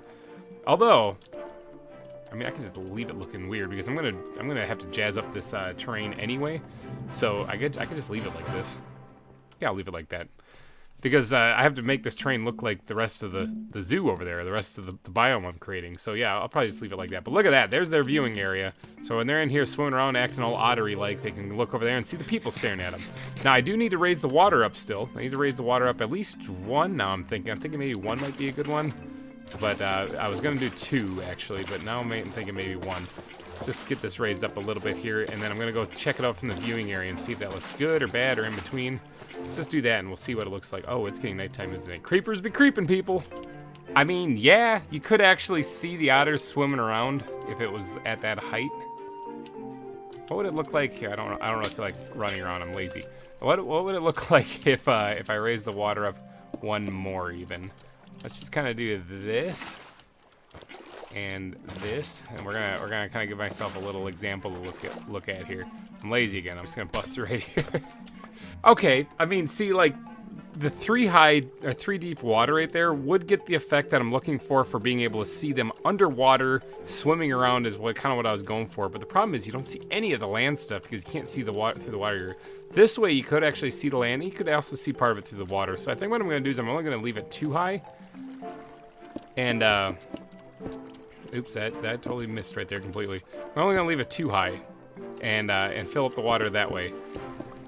Change of plans from my original idea. This will also give them a little bit more land on in the center here too, so it will be a good thing, I'm thinking. Ta-da! All right, the water is in. The water's in place. Now, didn't think ahead of this, did I? I actually never finished the walls. Never finished the walls yet, so that's kind of a whoopsie. So we're gonna go ahead and have to try to finish that with the water in place now, which actually might not end up looking too bad. So maybe it's kind of a blessing in disguise, but I think on this one, I was talking about putting the fence posts in and stuff. I think I might skip the fence post because this is mainly just a water exhibit. So instead of putting fence posts in between these supports, maybe I'll just leave those missing on this one. I know it's kind of different from all the other exhibits, but I just don't think they're going to look very good if they're just encompassing. You know what? Actually, I could probably make it work, but I don't think I'm going to put like all the fence posts in. I think I'm just going to put them in almost like they're supporting the wood supports, if that makes any sense. Probably doesn't. All right, just trust me. It'll look good. It'll look good. It'll look good. Let me get it done here, and then I'll show you. Something like that. Okay, that's what I was thinking. I was having trouble explaining it. It's like they're kind of underneath supporting the wood. I don't know. Like I said, this is what I was thinking about right here, not this part right here. This was me trying to get rid of an invisible block. Something like that. I also went ahead and sprinkled in some mossy cobble in there too, because if this is sitting in the water for a long time, it's probably going to get a little mossy. You know, unless the zookeeper keeps up on his duties and cleans the tank, which I might forget from time to time because I kind of forget some things from time to time. But anyway, so this is the basic gist of the entire exhibit, actually. Now, the only thing really left to do is to actually doodad up the land here. So I'm thinking I have 2 bits of gravel on me. That's not enough. How much? I don't need anything out of there yet. Not that one either. Hold on, where is it? Ground backpack. That's what I'm looking for. Ground blocks. All right, so we got some gravel in here, gravel in there. I'm going to need some of that. I'm also going to need some coarse dirt and some grass. Maybe even a little bit of sand. Might even sprinkle in a bit of andesite in there just to give it a little bit of texture. And we're going to go with some of these things. In fact, I'm going to need more than just 2 of those slabs, so we're going to go and do that. Although I probably have plenty inside of my squid backpack. But all right, so let's go ahead and get the hotbar up and running here. First things first, let's start off with the coarse dirt. Now, this is not a lot of coarse dirt, and I don't have a lot of coarse dirt, to be honest. But that's fine, because actually I don't really need to put a lot in here. This is actually going to be just a couple of little spatterings here or there. Primarily, this is going to be a gravel or stone beach kind of looking area, so I don't really need to overdo it too much with the coarse dirt. Just a little bit here or there. Now, up here, I'm going to actually have a little bit more foliage, I'm thinking, as you go farther up on the little island up here. So I'm going to kind of put in a couple bits of this a little bit heavier up in this area. But it's going to trickle down, really. It's not going to be a dominating block throughout the whole island here, I think. In fact, that might be good enough. Let's just do one like diagonal from one right there. That's good. Good. Maybe one more down here. Just kind of spread it out, even it out a little bit. All right, now the gravel, on the other hand, gravel is going to be a little bit more of a dominating block in this area. So especially down here near the water's edge, I think gravel is going to be a more important block. I wanted to make it look like there are gravel patches actually in this, almost like veins of it. And I think having it bleed into, that's an axe, that's not going to do anything.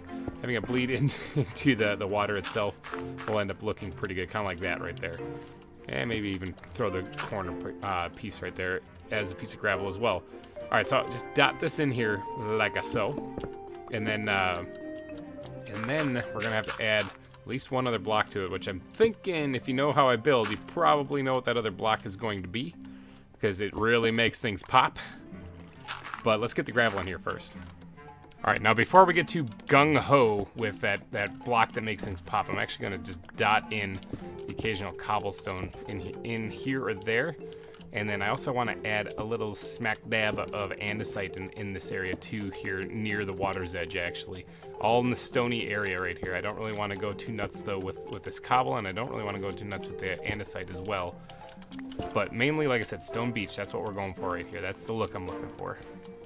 All right, then the final block here, now we have the andesite put in a couple of spots, and we got a little bits of cobble here or there. Final block, and this is going to be used sparingly, is grass and path blocks. Okay, both of those actually. I don't really want to mat down every grass block I put in here, but I do want to put a little bit down here or there.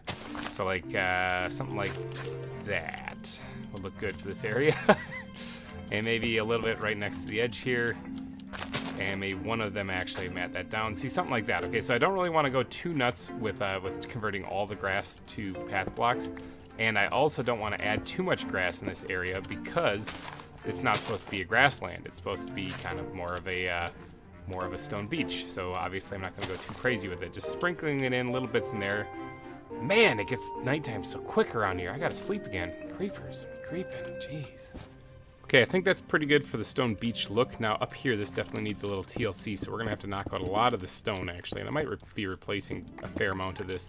But up here, actually, I'm gonna go a little bit heavier on the actual greenery, because this is supposed to be more of the actual grass area with a heavy amount of stone interference, I guess, you know. So the stone is definitely gonna be sprinkled in here still, but I do want it very heavy on the on grass.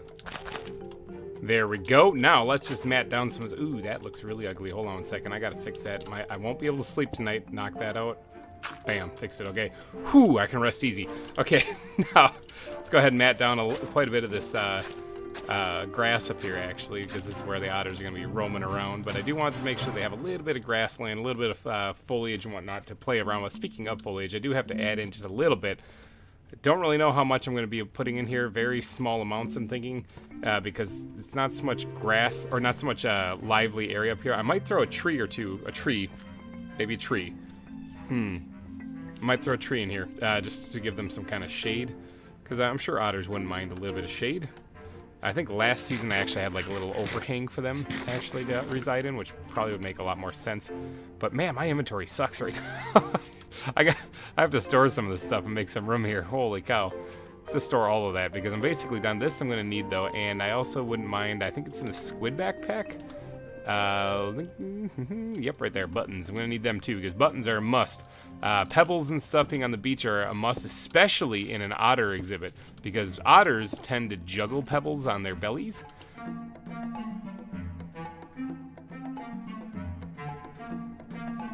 So they probably are going to want some of these to actually play around with.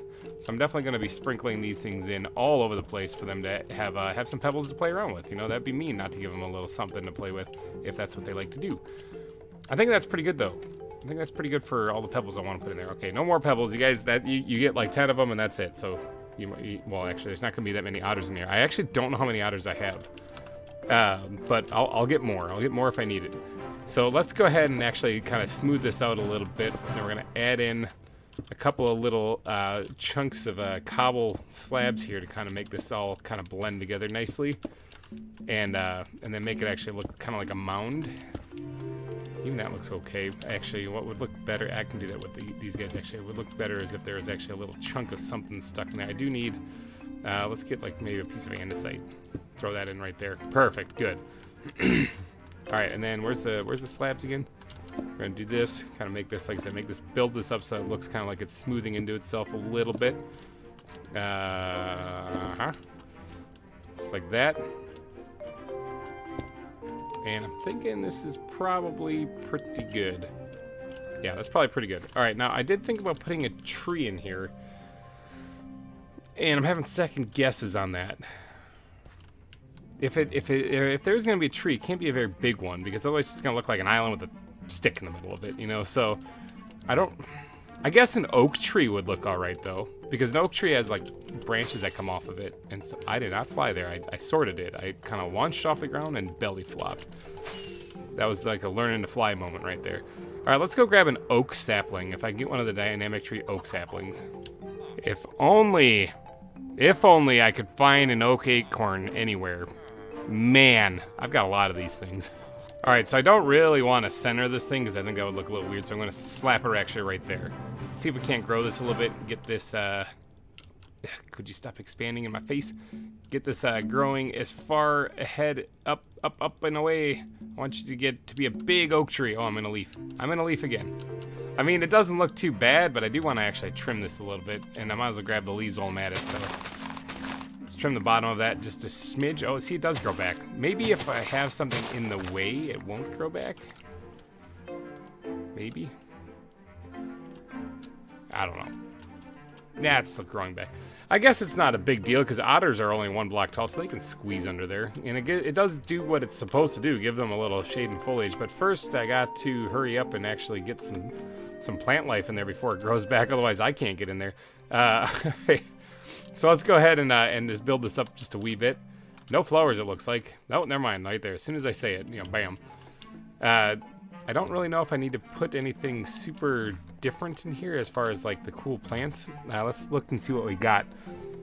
So give me a couple mushroom, I should say, not a couple, but a mushroom or something like that might look pretty good, like on the side here, next to the tree. And then is there any other kind of fun fancy stuff? I could put some lily pads in here, which wouldn't look too bad.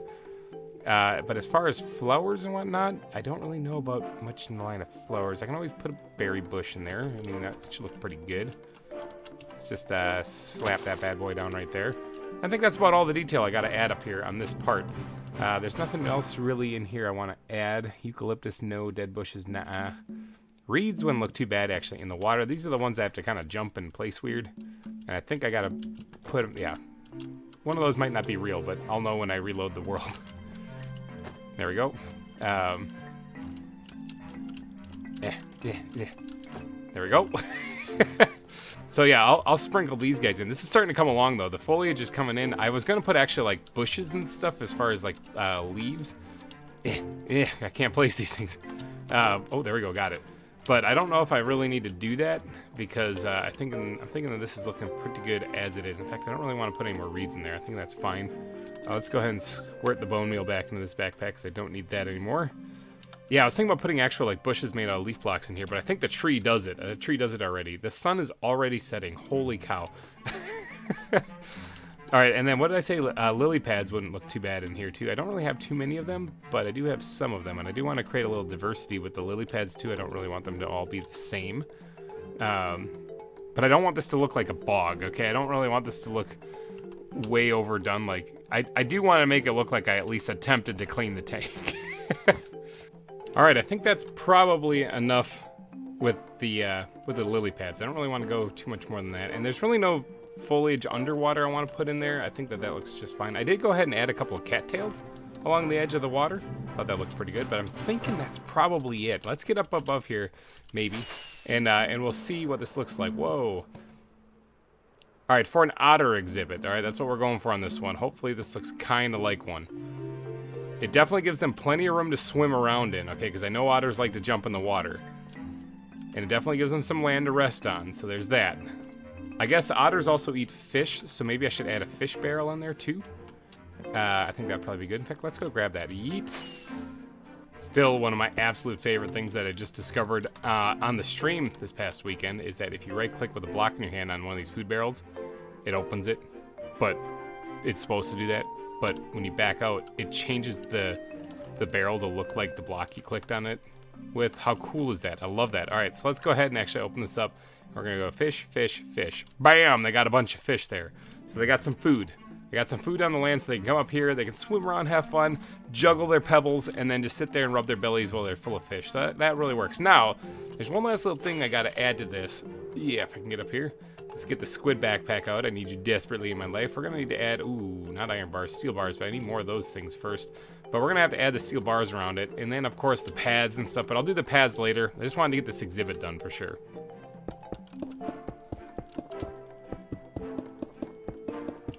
Okay, the steel bars are put in, and I think that exhibit is finished. All right, so if you guys like this exhibit, go down and smash the like button and just let me know. Or just go in the comments and say, hey, I like the exhibit. But let's also talk about one other thing I'm going to need you guys to drop in the comment section. Names, okay? Because I think I have otters, but I have to go check to see how many I actually have. I've got 2. All right, I've got 2 small clawed otters, okay? So I need 2 names. Probably going to see if I can't find more, so feel free to pitch as many names as you'd like.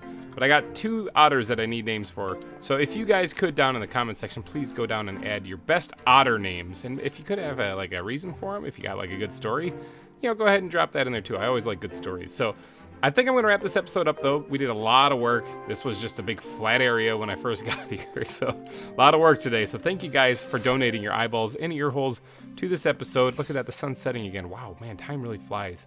I will be back next week with more ZAWA for your eyeballs and ear holes to enjoy. In fact, actually, speaking of ZAWA, before I go, apparently ZAWA has updated, okay? There is a beta out. It's called the Beef Beta in honor of VintageBeef. For all the support that he has given the developers, they released a beta version of ZAWA Evolved. All right, it's out there for you guys to go download. I wish I had a link in the description. I might be able to drop one in there. I have to go look for it real quick, okay? But if it's not there, just look for it. Look for the ZAWA Evolved, okay? That's out there if you guys want to play it. I'm going to hold off on updating this mod pack right away, at least, until either Beef does or something like that. But mainly because it's a beta and there's still some issues and bugs with it. But it's like what they got going so far. So go out there and play it if you'd like. Check out the new animals that they've added. I'm kind of excited for it. I can't wait until it's like fully released so that I can really dive into it. But yeah, just to let you guys know it's out there. Ooh, creepers are spawning in. Okay, it's also on the Omega server. So if you're looking to play on a multiplayer ZAWA server, check out the Omega server, okay? It's a lot of fun. So, okay, guys, I got to get out of here before I get blown up. So thank you guys so much for tuning in, and I will see you guys next week. Bye-bye.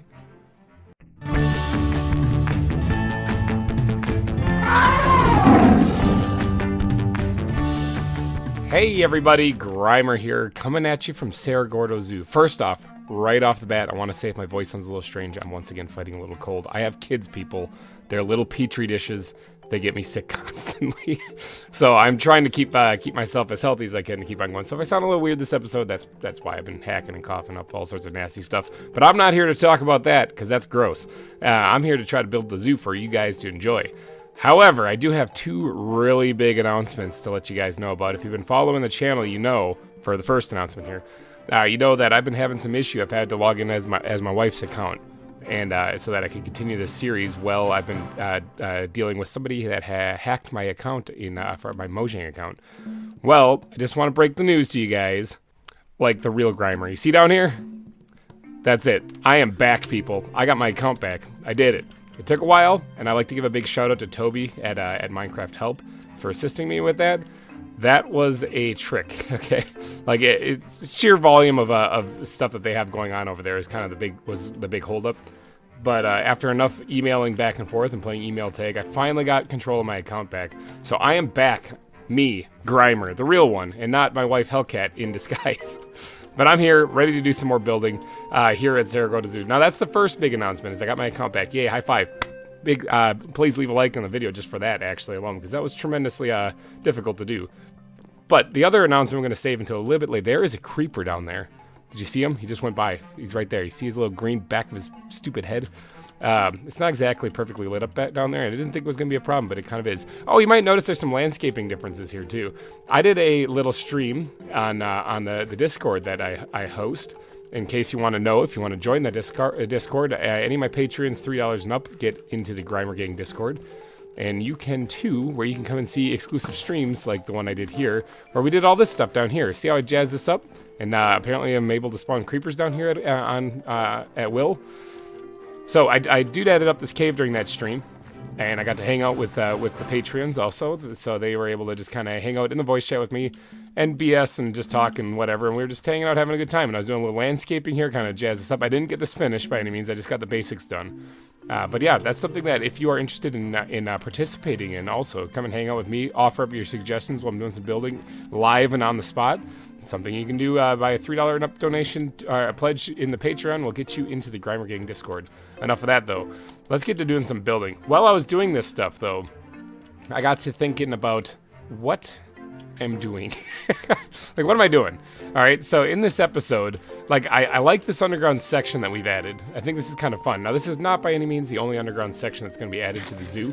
I'm going to add more to the zoo, more underground spots. But for this part right here, there's not much left to do.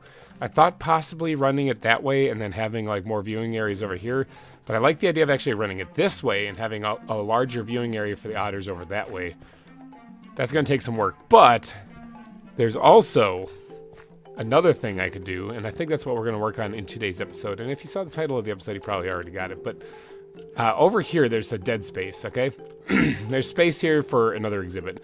And it doesn't have to be a very large exhibit. I do want a walkway to come down here and cut around this way.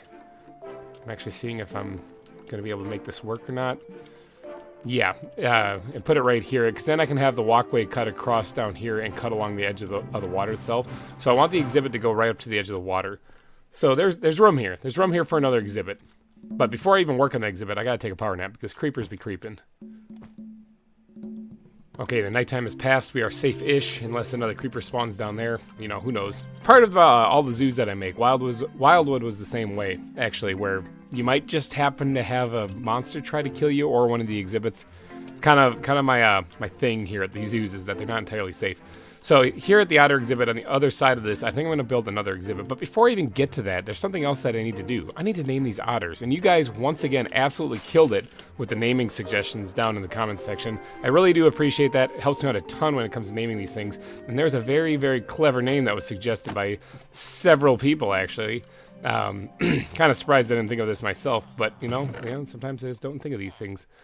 Let's go ahead and grab 2 name tags because I have 2 otters right here. Go ahead and bring these guys down too.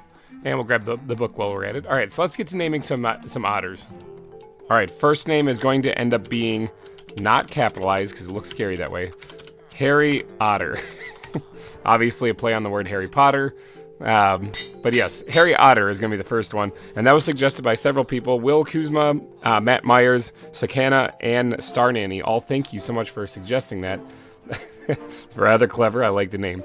If I had more otters, I think it was Peter, maybe. I think that's our top donor, also, on the super chat board. Peter suggested that I name the other ones Lily and James, which would have been a fantastic idea, but I only have one, so I'm gonna go a little bit off of the Harry Potter fix there, and we're gonna go to another one that I actually like the story behind it. We're gonna name this one Tarka. All right, so Tarka was suggested by Sidrus. Thank you so much for that name suggestion, by the way. Apparently, that's the name of an actual otter that an English novelist followed around for years, back in like 1920. That's fascinating, but it definitely earns a spot as being named one of the otters here at the zoo. So we're gonna go with that one. So Harry Otter and Harry Otter and Tarka. That's what we're gonna go with. All right, first one's gonna be Harry Otter. Let's go ahead and slap that bad boy down. Name him that. Is it actually a boy? No, it's not. Harry Otter in this world is a female. All right, let's go ahead and slap. Oh, that's the baby one. That's the baby one. That's the mommy. Okay, I remember Tarka. There we go. Bam. Both of them are females. Nice. Okay. So I remember when I caught these, actually, I caught one, and then there's a baby nearby, and I didn't want to separate them, so I caught both of them. So look at that. I wonder if that guy will actually, or that girl, rather, will grow up, actually, or if she'll suffocate in a block. I'm not too sure. I guess we'll find out. But we'll find that out later. Let's go ahead and stash the book in these nets as well. And then we're going... Oh, let's actually throw that in there, too. I don't really need it. Let's see if we can't yeet ourselves out of here. All right, so... And... Bloop, into the water. So right here is where the exhibit's going to be for today's episode. Now, I've been seeing one person in the comments section that has been constantly suggesting this. And I've been basically putting it off, not because I wanted to watch him keep commenting, but because I just hadn't gotten to that point yet. And now I think I might be there. I might be able to squeeze this in. And that is Matt Myers, if you're watching this, which I know you are because you're desperately trying to be the first person to comment. And if you are, thank you for that. I appreciate it. But he's been suggesting that I do a penguin exhibit. And I think that's what we're going to do in today's episode. We're going to make a penguin exhibit. Not only to appease Matt Myers, but because it's actually time. I need to squeeze this in here. And I think that would be a perfect thing to put another underground viewing area on. So if I can squeeze it in right here, getting it almost to the end of this hill right here. I think that'd be perfect. So the pathway will hug the edge of the fox exhibit. I mean, let me get some torches here and actually mark out where I want the path to go. I did not actually get around to doing the path in the stream on the Discord the other day, so that's something that I got to do still. So the pathway hugs this area right here, and then it basically just continues down to where the water's edge is here to maybe, I don't know, like a boardwalk looking thing. Maybe I'll terraform this a bit, but something like that. It goes down this way. And then it continues to hug the shore until it cuts across right here. In which case, I got some more stuff I got to do there. I got some ideas floating around in my head. But I'm going to have to let those ideas float for a little bit because I got to get to marking out this exhibit. Now, I don't really know if I want a above ground viewing area for this exhibit. Here, at least not on this side. So this terraforming that I kind of did and added these little spikes, these spires of stone here, just still have to decorate up and do that up. Probably will happen on another stream on the Discord, so keep an eye out for that if you are part of the GReimer gang, where I'll get to doing some more of that decorating up on those parts there. But for the viewing area for the penguins, there's going to be the underground section right here. So like right underneath where I'm standing, so you can see into the exhibit over there. So it's going to be, what might be easier actually is if I go down here, make sure there's no creepers down here anymore. No, okay. It's going to be on this wall here, so I'm going to knock this back here, and I'm going to poke a hole so I see where that actually is. Yeah, okay, just like that. Now I can get up here and actually see where that is, so I can tell where the exhibit has to start.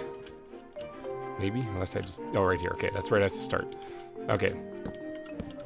So it starts right around here, and I think it goes like kind of roughly around here. This is just a rough guess as to where that tunnel is underneath. And then right up to where this is, actually, I don't really want it to go past that. And it's going to curve down, and it looks like it's going to meet up with basically right over here where the path is. And then it's going to take up this whole rest of this peninsula area, or not, I keep calling it a peninsula. It's like a plateau. Raised area. So a peninsula is, you know, a body of water surrounded on three sides of, or body of land surrounded on three sides of water. Definitely not this. So I think that's going to be the shape of it, which should give them plenty of room to move around. Now, I'm not going to have the only place where you can view these guys underground here. That's one of the two locations where you can view them. The other place you can do, well, I guess there'll be a part of a above ground viewing area right here. But as this drops down, I might have to do a little bit of terraforming. As this drops down to the water's edge, I want to have this area on this side exposed also. So basically, it'll be another viewing area here that people can actually see these things as they're walking along the water's edge. They can see them swimming in the water and whatnot. So that's going to take quite a bit of terraforming, though, to kind of get that set up. Not to mention I have to dig a big hole right here. Good news is, though, I think... Yes! Big portion of this is completely hollow. Hollow. So... yeah, that'll save some digging.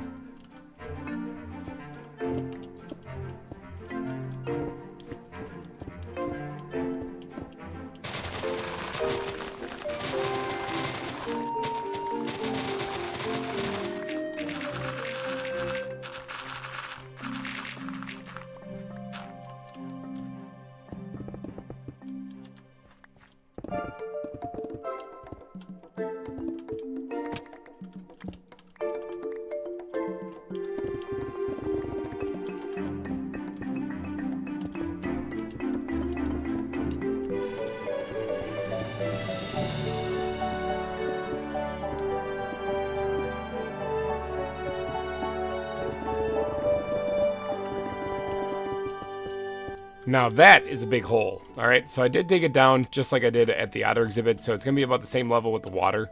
So this area right here, this block right here will be the ground actually, and then the water will be about 2 deep, allowing the penguins plenty of room to swim around. And then I'll allow the people down here to be able to look in there and see them just like the penguin exhibit, or the otter exhibit here. So this should all work out really good, but now I have to line the walls with cobblestone because I'm gonna be putting a similar type of wall pattern in there as that over there. Alright, now, before I get too crazy on designing the rest of the walls, I think what would be a good idea is if I took some time to figure out where I want the land masses to go on this, because I do intend on having a fair amount of land mass in this exhibit so that the emperor penguins have something to stand on. Now maybe it's going to be land, maybe it's going to be ice, you know, because this is supposed to become more of a frozen area. After all, these penguins are not like the banded penguins, which, by the way, are right there. There's one.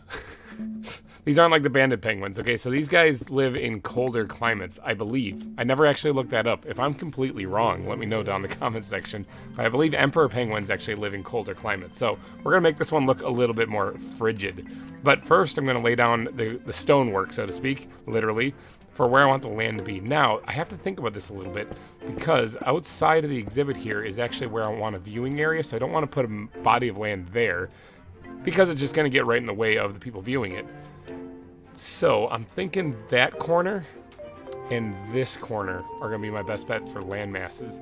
So I'm going to just quickly hop down here, and I'm going to get to work on actually outlining where I want these to be. So we're going to do a little bit of, like, it's going to be a rough, or a quick, actually, you know what would be kind of cool is if some of it actually extended in front of this, not the land itself built up in the way of it, but like flat area right here where they could actually see some of them standing on land from down here. I think that would be actually really cool. So we're going to do that. We're going to build up a little bit of land right here and maybe have it come out like so. Yeah, like right about here. And then it can build into a bigger landmass right here, then maybe like a little bit of a hill actually, where they can actually get way out of the water, stand up on little perches, maybe even have a waterfall or so in this. I think it would look pretty good. So we're going to get to work on doing something like that. All right, yeah, something like that. That's what I'm talking about with the shape of the landmass. All that obviously would have to get filled in. There's some work to be done there. And then over on this side, doing a smaller one, something where they can actually hop down on, or hop up on, and then jump down into the water again and just kind of relax. Maybe a little overhang on this one, you know, something so that it's a shallower, like a lower land area for them to climb up on, maybe one block only, and then there's actually like an overhang of stone and ice with icicles and stuff. That would look pretty cool, actually. Brainstorming, people. And then this will be an area where they can actually like swim around. So I'm actually going to extend this out a little bit as well, because if there's going to be a viewing area right here, I wouldn't mind having the same effect where they have some land to actually stand on over here. And then, yeah, and then people can actually see them. That's the idea. After all, it is a zoo. All right, I'm thinking something kind of along the lines of this. This should work. I know this is pretty gray and boring and not really interesting at all, but this is just the general shape. I got to do all the detailing and stuff still now that I've got this done. So over there is the cave that I was talking about, where it's a little bit of an overhang kind of thing, where it's kind of the little lip right here, which I might be able to add some ice to or something to kind of make it look a little bit more frozen and Arctic. I'm going to add some ice spires in here as well to kind of get the cold feel in here, as well as adding maybe possibly some snow. I believe this is a woodland biome after all, so I don't believe snow will melt in this biome. I don't actually know that. Snow blocks shouldn't though, so I can always integrate those. I do need to actually get them. In fact, I need to get some ice. Hold on one second. Do I have any ice? I don't have any ice, and I only have 16 pieces of snow. That's not enough. I'm going to have to spend some time farming up some of this. Okay, so I can make a snow golem to get more snow. That shouldn't be a big deal, but ice. Actually, there is... I sound like one of the villagers here now. There is a biome called a cold desert. Let's grab nature's compass here. Let's go ahead and open this up, and let's go to cold desert right here. Start search. All right, so there's one not too far away from here, about a half a kilometer only, actually. I think it would be wise for me to go there, because they have, like, stone... They have, like, frozen ice. That doesn't make any sense. It's... One sec. Hardened ice. That's what I was talking about. They have hardened ice here. This stuff will probably look pretty good. Ooh, this does not break very fast. Okay, so I'm going to collect down a stack of this or so, because I'm going to be sprinkling this in there. I think it'll look really good, make the place look nice and cold. There's actually a lot of snow blocks here, too, that I could just collect. I'll probably do that before I leave. I'm going to fill up on some frozen items. Now, there's one thing here that's, or one thing that's not here, and that's ice itself. So ice, I'm pretty sure, will melt in the biome that I have. So I don't really want to use that, but packed ice should be just fine. However, this is 1 to 12, so packed ice. Yeah, there's no recipe for it. Not in this version of Minecraft. Which means that I have to go actually find it. Now, that shouldn't be a big deal, because I have the nature's compass, so we're looking for an ice spikes biome. But I do have to go fly out there and actually collect some of it. Alright, well, I'm going to grab some of this, though, while I'm out here right now. And then we'll grab some snow while I'm here, too. Ooh, yeah, is this marble? Marble actually would probably look pretty good in there, too. I didn't even think about that. But I'm going to grab some of this here. Obviously, there's also some gravel here, which I wouldn't mind snagging. I did collect some gravel off camera in between episodes, so I do have some more of that. But we're going to sprinkle that in there as well. And we're going to make, basically, we're going to make the cold beach biome. This one that you're seeing right here, for the penguins, but we're going to be adding some more ice to it, more so than what's here. But first, block collecting. I got to collect some blocks.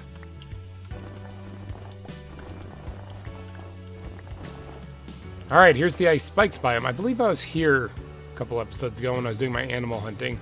I think the only thing here is big birds of some kind, and that bear right there. I was going to land there, but I guess not. Let's go over here and try to land over here instead. And there's walruses around too, but I do want to collect a bunch of this ice. I'm surprised I didn't grab any while I was here. I probably did, and it's just in the backpack, and I have no idea where it is. But I did collect a bunch. Oop, this bird. These guys, what are these? Condors are here. I did collect a bunch of, is it under ground blocks? Did I leave one under here? The bird just ran right into me. No, it's not under here. Okay, so I did grab a bunch of snow and that hardened ice. So now I just have to grab some of this packed ice, and I think we'll be just about good to go. All right, we are back at Cerro Gordo Zoo. We're ready to do a little bit more building here. We got all of our frozen blocks that we want to put in here, so let's get in here and actually add them. Bink, nice soft landing. All right, so I also went ahead and cut down some of those red-leaved maple trees there. They're maple samara trees. So I went ahead and grabbed some of those. They also dropped some persimmons too. Persimmons? Fruit. They dropped fruit. All right, so one thing I want to test. I also grabbed some ice off of a nearby glacier that was out there. One thing I want to check, and I'll check it actually in here. Actually, if it has a block over it, I don't think it will melt. I just want to see if this melts in this biome. Let's just slap that bad boy down right there, and let's see if it actually melts. Because if it does, then I can't use regular ice. But if it doesn't, then I can totally use regular ice as part of the decorations, which I think is pretty awesome. But if there is a block above the ice, I don't believe it will melt. As long as there's not any light source nearby it, even if it isn't in a biome where it normally can, I think. I don't really know too much about ice in Minecraft. That's something that I don't spend a lot of time messing around with. Is there a zombie nearby? Oh, hi. Okay, yeah, there was a zombie nearby. Now, where did you spawn? Because I don't want to deal with you guys growling down here.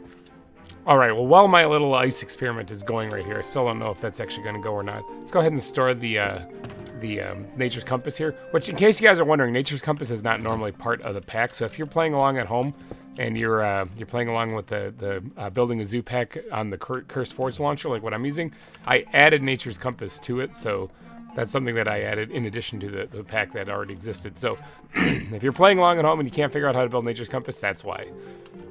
But all right, this is where the waterfall is going to go. It's just going to be a little stream kind of coming down. And then the rest of it has to be looking frozen-like. So I'm going to get to work on adding some of this, a lot of this stuff. And we're going to see what we can do to this land to make it look good and frozen. And then it looks like that stuff's not melting, which is awesome to see because that means I can actually use it for some stuff. I'm also going to build up some ice shelves kind of along the walls. I don't really want to build one up here because this is where one of the viewing areas is going to be, all along this wall right here. So I don't really want to build it up right there, but I do want to build it up over here and maybe even over it. That might work. All right, let me get to work on placing some of these blocks and seeing what I can build.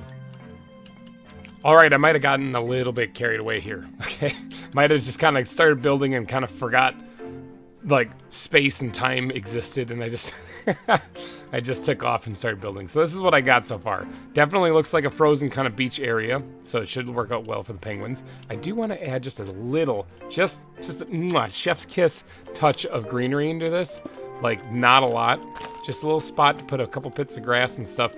And if you think, well, that's gonna look weird with all the snow and whatnot and all the stone that you have everywhere, you're absolutely correct. But hold on, just trust me, this will look good. It's just the subtle bits of grass here or there. Nothing too fancy, nothing too overpowering. You're just gonna want it in little couple places here or there, including actually up here. Be good up on top of these places. I know you're not gonna be able to see it from there, but I'm gonna do a little trickaroo right here with some bone meal. And we're going to bink, grow some tall grass there. It'll look good from down below now. Okay, so yeah, little couple bits and pieces of this stuff, just in places, you know. And that'll make this whole thing kind of pop then.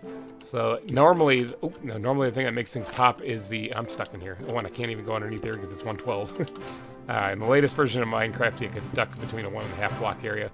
But let's go ahead and see if I can't reach it, just like that. Yeah, we'll put a toll on there. Sure, why not? Let's go back up here and take a peek and see what that looks like. Yeah, I see how there's like some grass up there, kind of greenery. Kind of makes it look like actual land. That's the idea, you know?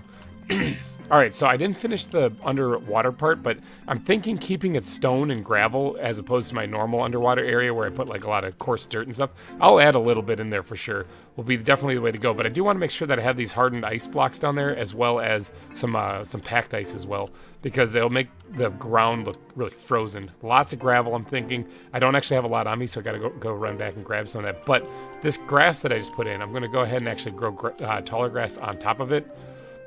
Nothing too tall, nothing like the double tall stuff over there. But this is like the only real greenery that they're going to get really here inside of this area. And it's just going to make it, look at this, look at, bam. See how that looks nice and frozen over? As far as path blocks, I don't really know if I need to add too many of them really in this, because this is already kind of a diverse landscape enough. Now, I'm normally the guy that always puts path blocks in the builds that I do. And I mean I could. Let me just drop one down here and see what this looks like. I mean, it doesn't look bad, but I'm just not sure if it's necessary. That's the thing, because this looks just fine the way it is. So I think I'm just going to leave it like that. But actually, one thing I do want to add...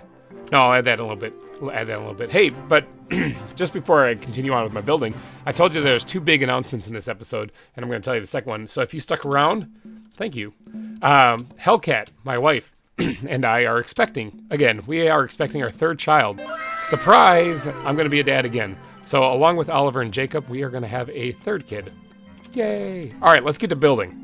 All right, I think that's it. I got the ground put in completely in the where the water's going to be, and I think it's time we actually get around to actually adding the water. Let's go ahead and just drop that up there. Let's see where that flows. Hopefully it actually goes the right way. Yeah, it did. All right, sweet. It flowed down there just exactly the way I was hoping it would. Yeah. All right, let's go ahead and grab... actually, you know what? Let's grab some ice, because I can turn that into water pretty easily. Let's go actually start an infinite water source right here.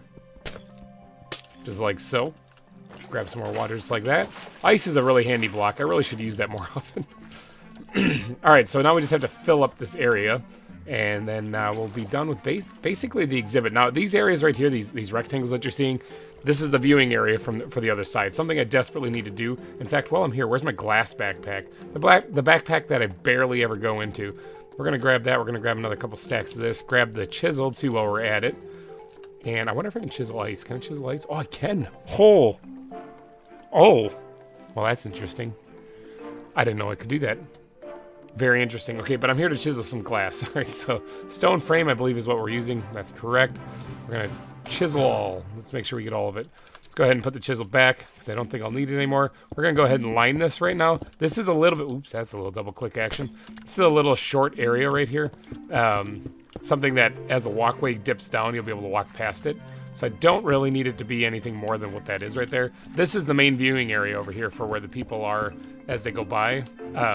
This is the walkway leading. It's on, what is it, the the eastern side of the zoo, of the exhibit here, is where they'll be able to see the. Oh, jeez, misclick. Where they'll be able to see the penguins in here. So that's why I had to squeeze those in there real quick, so that as the water fills up, it doesn't, flow out that way. Clearly I need to do a lot of landscaping on that side, because if you actually, I think it's right here. Yep, there we go. I can hop up here. As you can see right here, this needs to be dug out. There's a lot of work that needs to be done, but that'll be in a different episode. In this episode, I think I'm just going to focus on getting this exhibit finished. Let's go ahead and pile that up like that. All right, now I got to fill in all this water, so give me a second. All right, there we go. The water has been added. Now, what I want to do is I want to go through and I want to add like some ice that's freezing on the shoreline here. Kind of add that in here just a little bit to make this kind of look really like it's frozen. Adds a nice little interesting detail to this part. And I was kind of trying to do that before adding the water, and it just doesn't work out as well. So, kind of like that. See how the shoreline's kind of freezing? Let's go ahead and break that one. Yeah, something like that. All right, I'm going to do the same thing to the other side here, and I think this exhibit is just about done then. All right, I got the ice put in, and it's only after I added the ice that I realized I never actually did the walls. Well, let's see what I can add to those things to make those things kind of blend in, because right now they're just cobble. So I kind of want to do them like this over here, but I don't have a lot of room on the side of the walls anymore because I've actually filled it up full of stuff. Now, I don't think the penguins can get out of here. I suppose I probably should have thought about that ahead of time, huh? But I don't think they can get out of here. They can't jump up there. Yeah, I don't think there's any place where they can get out of here, but I should actually kind of try to decorate up the walls a little bit because right now they don't really look that great. All right, I think that's it. I went ahead and added a wall around the edge of this thing, which kind of looks okay. I mean, it's a little short over there on that end, but that's fine because the land's actually going to come down right there, so you're not going to be seeing it from up on top there. I also have this little ice patch right here in the middle, which I think is kind of fun. Everything kind of looks pretty good. I don't want to add ice over here because people are actually going to be walking down there and seeing it from about this elevation. I think it looks pretty good. The sun is setting and creepers be creeping, so I think that's probably it for this one. Let me actually fly up here, see if I can't get a good view of what this looks like. Oh yeah, it definitely looks like a cold ice patch right there where the penguins would be. Now the question is how many penguins do I have? Now, it's not really a problem if I don't have too many of them because I know where I can get more. Just over this hill actually is more. Let me get down here before creepers come and blow me up. Get down to the safety of my hidey hole here so I don't have to sleep. But let's go see how many penguins I actually have. Alright, I only have 2, but that's a pretty big exhibit. And I want to add more because penguins usually have a nice like big pack or herd of them. So I want to add more into that. Let's actually fly up here. How many do you think I can squeeze into there? At least 5, maybe 6. Let's go for 6. All right, so let's fly over here and I'll go grab a couple more of them because they're just over here by this village, I believe. They're just let's see if we can get eyes on them. Right here, now there's one right there. All right, let's go grab a couple of emperor penguins.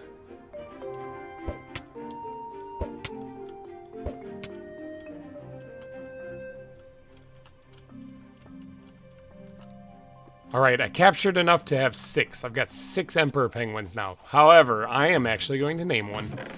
That's right, I'm going to get into the naming game here just for fun. I'll name it in this episode, and then the other 5, though, I'm desperately going to need your guys' help for. Alright, so we're going to name this one Oswald. I said this when I first caught him, actually. Cobblepot. Oswald Cobblepot. In case you guys don't understand, that is the name of the penguin in Batman. So that's Batman's villain, the Penguin, Oswald Cobblepot. He was in Batman Begins, I think. Or no, not Batman Begins. What is it? Batman Returns. He was in Batman Returns with Michael Keaton. He was played by, I think it was Danny DeVito played him. I can't remember off the top of my head. That was many years ago. But yeah, Oswald Cobblepot is the Penguin. So let's go ahead and actually add him, to the exhibit here. And then the other 5, though, I'm going to need your guys' help with naming. All right, Oswald. You're gonna be this one right here. Actually, this net is almost gone, so let's go ahead and drop this one in. And what is he? Let's go ahead and pull this out here. Oh, they're also gonna need food. All right, let me put this down. Oswald, you are a male. Okay, that's nifty. And we're gonna name you Oswald Cobblepot. There he is. Bam. All right, Oswald, you hungry, buddy? Let's go ahead and just pop this out real quick. Slap that down there. We're gonna go ahead and change the color of it to look like stone. And then we're also going to put a bunch of fish in there. There you go. Bam. Fish. Enjoy, buddy. I think that's going to wrap it up for this episode, though. So if you did enjoy, please go down and smash that like button. It would really help me out a lot. I'm getting trippy. I mean, it's getting trippy flying around out here without being able to tell where I'm going. Let me get down to the ground here real quick. If you did enjoy this episode, please go down and smash that like button. It would really help me out a ton. Landed it. Perfect. And thank you all for donating your eyeballs and ear holes to this episode. I hope you guys have a wonderful Friday. And I will catch you guys in next week's episode. Hopefully my voice comes back and is a little bit more normal. So thank you all for watching, and bye-bye.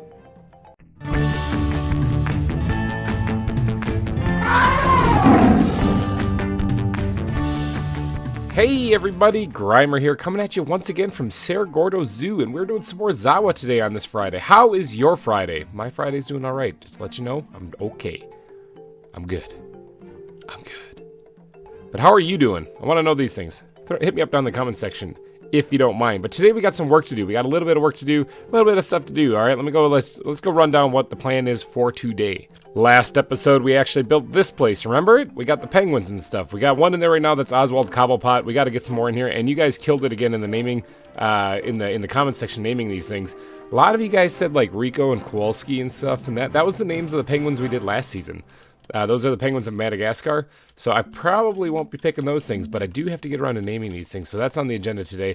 Also, the area around here is where we left off last episode, where this was just kind of the natural slope that was here. And it's fine, but I want to turn that into like a boardwalk kind of walkway along the side of the lake here. Maybe a park. Something like that, I'm thinking. And then also the otter viewing area down here underground. This tunnel sucks. The otter view, and let's make sure there's nothing down here because sometimes creepers be creeping down here. We're good. We're good. We're good. All right, so down here, this tunnel is nice. I like this just fine. I love how you can see like the penguins on this side, and then you can look over this way and you can see the otters, which are right there, by the way.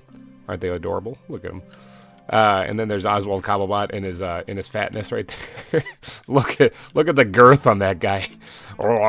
Anyway, all right, but this cave here, or this tunnel, needs to continue and actually break free into the open area here and come back to the surface because this is going to continue on to the rest of the park. So in today's episode, I think what we're going to do is we're going to spend a little time on this slope right here and in front of these exhibits here on the, what is it, the eastern side of the exhibits. Doing a little work here, terraforming and getting this place looking good. It's a little bit of a break from the traditional episode of just building a exhibit, but I think this will be kind of fun. I think this will be good. I think this will be good. All right, so the first thing we got to do though is we got to get to naming some of these penguins. You guys offered up some names, and I have to try to sift through them and pick out ones that I think are either fun, cool, interesting, a mix of both. Let's get to naming. All right, we've got our name tags. Now, the first one, got to give credit to Matt Myers and Star Nanny both suggested Palpatine. Now, that's obviously from Star Wars, Emperor Palpatine. Since we're naming Emperor penguins, that kind of makes sense now, doesn't it? The next name, I got to give credit to Tim Sourbeer as well as Peter, who all suggested Waddles. I think that's I just love the name. I think it's cute, adorable, and perfect for a penguin. Now, apparently, there is a penguin in the show Adventure Time named Gunter. So we're going to go with that. I don't know. Some of the pictures I saw online, I've never watched Adventure Time, but some of the pictures I saw online made him out to look like maybe he's a bad guy. But that's okay. Big shout out to Pampy Dougler, which, by the way, I love the name, and Joran Connings for suggesting that one. All right, and then Star Nanny and Tim Sourbeer. Thank you guys both for suggesting Chili Willy. It made me laugh when I read it. I was like, absolutely, got to do it. And then there's, of course, the movie Happy Feet that's out there. And Christopher Renshaw and Joran Connings, thank you both for suggesting Mumble. All right, now we only have a certain amount of spots on the hotbar, so this is going to take a little bit of shuffling as we go. But let's first put down a penguin, and this is going to be Palpatine. And Palpatine is a girl. All right, there we go. Palpatine's a girl. There we go. How many Jedi are like, nah, Palpatine's a girl. Okay, Waddles is a guy. And these guys can, like, swim and stuff, right? Like, okay, yeah, they can swim. All right, so they're not going to drown in here. I didn't even think about that first. There are some too deep spots in here, too, so that could have been a problem. All right, let's set down another Emperor Penguin here, and this is going to be Gunter. And Gunter is a dude. All right, let's go ahead and shuffle some stuff here. Like I said, we got too many animals and not enough spaces. So let's go ahead and get those down on the hotbar. We're going to go over here and give Oswald Cobblepot a little bit of a company over here. So let's go ahead and slap down another penguin, and this one's going to be Mumble. And Mumble is a dude. All right, and then the last one here is going to be Chili Willy. All right, so this, I guess would make sense if it was a dude, but let's see. Chili Willy's a chick. All right. So Palpatine and Chili Willy are two females in here, although I can't remember what Oswald Cobblepot is. Okay, he's a dude. Okay, so Chili Willy and Palpatine are the only chicks in here. Oh well, enjoy yourself, all of you. You guys got quite a little herd of you in here, so that's pretty nice. Okay, apparently they like to swim. Isn't that right, Gunter? Ooh, you stay away. Yeah, I don't know if they're going to attack if I get too close. He came up to me. All right, let's get out of here. Holy cow, I took off no problem that time. That was scary. Usually I kind of spam rockets and stuff. That was just one good click and bam, I was airborne. Okay, so here, okay, we got some stuff to do because you can't really see the penguins. I also don't know if they're going to be able to escape. I'm pretty sure they can't, but I suppose we'll see. If we have some random penguins wandering around the zoo, then it looks like I have some work to do. But all right, we got to. Speaking of some work to do, we got to get to work on this part because right now there is actually no real good viewing area for the penguins except for that spot underground. I wonder if those guys are going to drown under there. I mean, they're getting their head above water, so yeah, I'm sure they're fine. They're just using it like a water slide. They're having a good time. Wow, he is spinning like crazy. He's probably a little dizzy. Okay, so yeah, there's no real good place to view these guys except for right over there in that one viewing area right there. Big exhibit with not that much space to view them. So what we're gonna do is I actually kind of meant to complete this path before the episode, but I kind of blanked and forgot because I'm a big old da-da-da. So maybe we'll have to actually finish that real quick. or I'll just save it for a little bit later, and we'll work on just this area right here, okay? Just this part right here where it slopes down. Now, the viewing area that we have, let's see if I can't squeeze in here, is, I'm just going to jump in. Don't mind me, is right here, okay? Right here. Okay, so how many blocks over? 1, 2, 3, 4, 5, 6. Okay, so the 6th block over is where the glass starts. I need to be down at that level so that you can see in here by the time I get there. So we got some work to do. We got some, oh, fly, please. Oh, please, fly. Learning to fly. But if I ain't got wings, here we go. Actually, I do have wings. Let's get in the air. There we go. So I had that one really excellent takeoff and then one really botched takeoff.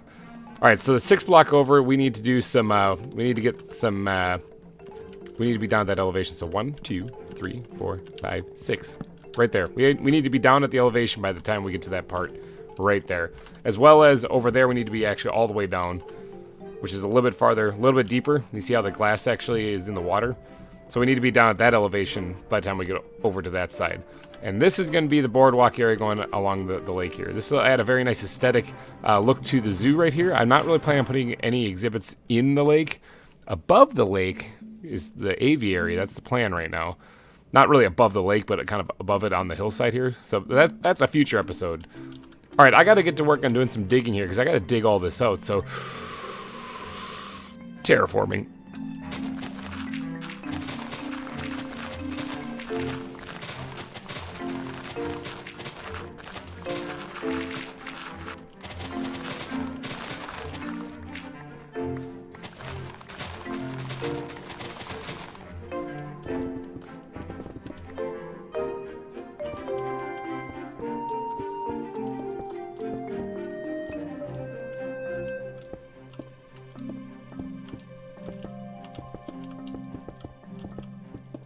There we go. Now, I know this does not look like much, and that's okay, because it's not much right now. I still got to put the path in itself, but this is kind of generally where it's going to go. Now, I do need to like pop out a couple of these too as well, because I need to make room for other blocks other than just stone, but I do need to sprinkle in a lot of stone back into this, because it's going to be the same paths that you're seeing in the rest of the zoo, really. And this part right here is actually going to change. I think it's hollow underneath here someplace, though, so I'll have to do some extra special work on this section right here, but we're going to focus just a little bit down here for right now. This area right here along the edge, though, will probably remain pretty solid, like that. Because we're going to have to put like a barrier up there, so we don't have guests just falling into the lake, you know. Alright, so this has got to get sprinkled in with a bunch of stone as well. It's kind of all randomly kind of thrown in here. Get that all dotted in there nice and neat. Nice, actually not neat, opposite of neat actually, nice and messy actually. We don't really want this to be a very neat looking area. Let's go ahead and grab some more stone. And it's a walkway, it's a pathway. It's one of the pathways here in the zoo, so we gotta make sure that it's very rugged and looks a lot like the other pathways here to kind of make everything blend together. Now right here, this is actually something that's a little different. There's actually a ravine underneath here that kind of surprised me, but we dealt with it, we covered it up. Let's go ahead and sleep, because you know what be creeping. Creepers be creeping. Alright, all the creepers should be away and not bothering me anymore. That should be enough stone for right now. Let's go ahead and start sprinkling in some coarse dirt, kind of signify that this is an actual path. Kind of dot this around here. That should be good for right now. Let's go ahead and get one of these ones on the edge where it drops down, covered in or filled in as well with coarse dirt. Alright, once we get the coarse dirt put in, then we have to add the gravel and the occasional bits of cobblestone, I think, are going to be next. Let's get the gravel put in here. Get this all nice and filled in too. Actually, I was wrong. It's actually, I'm going to put the gravel in, and then I'm going to put the path blocks in, I think would be the next best thing. Because I want to make sure that path blocks have a place in here and that they're not like added later, because it's not going to look quite right then. It's not going to look very natural, and it's just not going to work. Now, I am actually going to have to dig this out just a wee bit. Because this is actually an area where it's going to be... Yeah, I don't really like that. It's actually an area where it's... Yeah, I just did it again. Be gone. This is actually an area where it's going to go up a little bit. Now, what we should do... Where's the squid backpack? Let's get the squid backpack out here. Grab all these half slabs here, these slabs of cobble. And this is where it's actually going to raise up, so we're just going to drop that in there for right now. Let's go ahead and raise this up a wee bit. Yeah, like that. That should be fine. That's good. All right, let's go back here. Because, the reason why it raises up there is because this is where the tunnel comes out. for the of where the otter and the other and the viewing area is for one of the viewing areas for the penguins. So I need to be at this elevation, so I have to raise it up a little bit once it gets here. But down here it can be actually like flush with the water. I think it looks okay. This is supposed to be like the lake walk here, right here, so you can see the nice water here. We might have to go get some fish and stick them in here. Probably make a lot of sense, huh? All right, and then over here also, I want to make sure that I get the cobblestone put in to kind of mark the pathway up as well, like so. And then again right here as well. So there'll be a little bit of a barrier here. It'll be a little narrow fit. I do want to try to hide, like, and I kind of did a little bit here. I kind of hid the cobblestone the best I could along these edges. But ultimately, it's okay if some of it shows. Because once you get here, it's going to have to. So I'm going to have to create like a lip or something along the edge of this. Because this just doesn't look very... Oh, I just fell in a small one block hole. This doesn't look very good. Like right here, this is where the stone can come back in.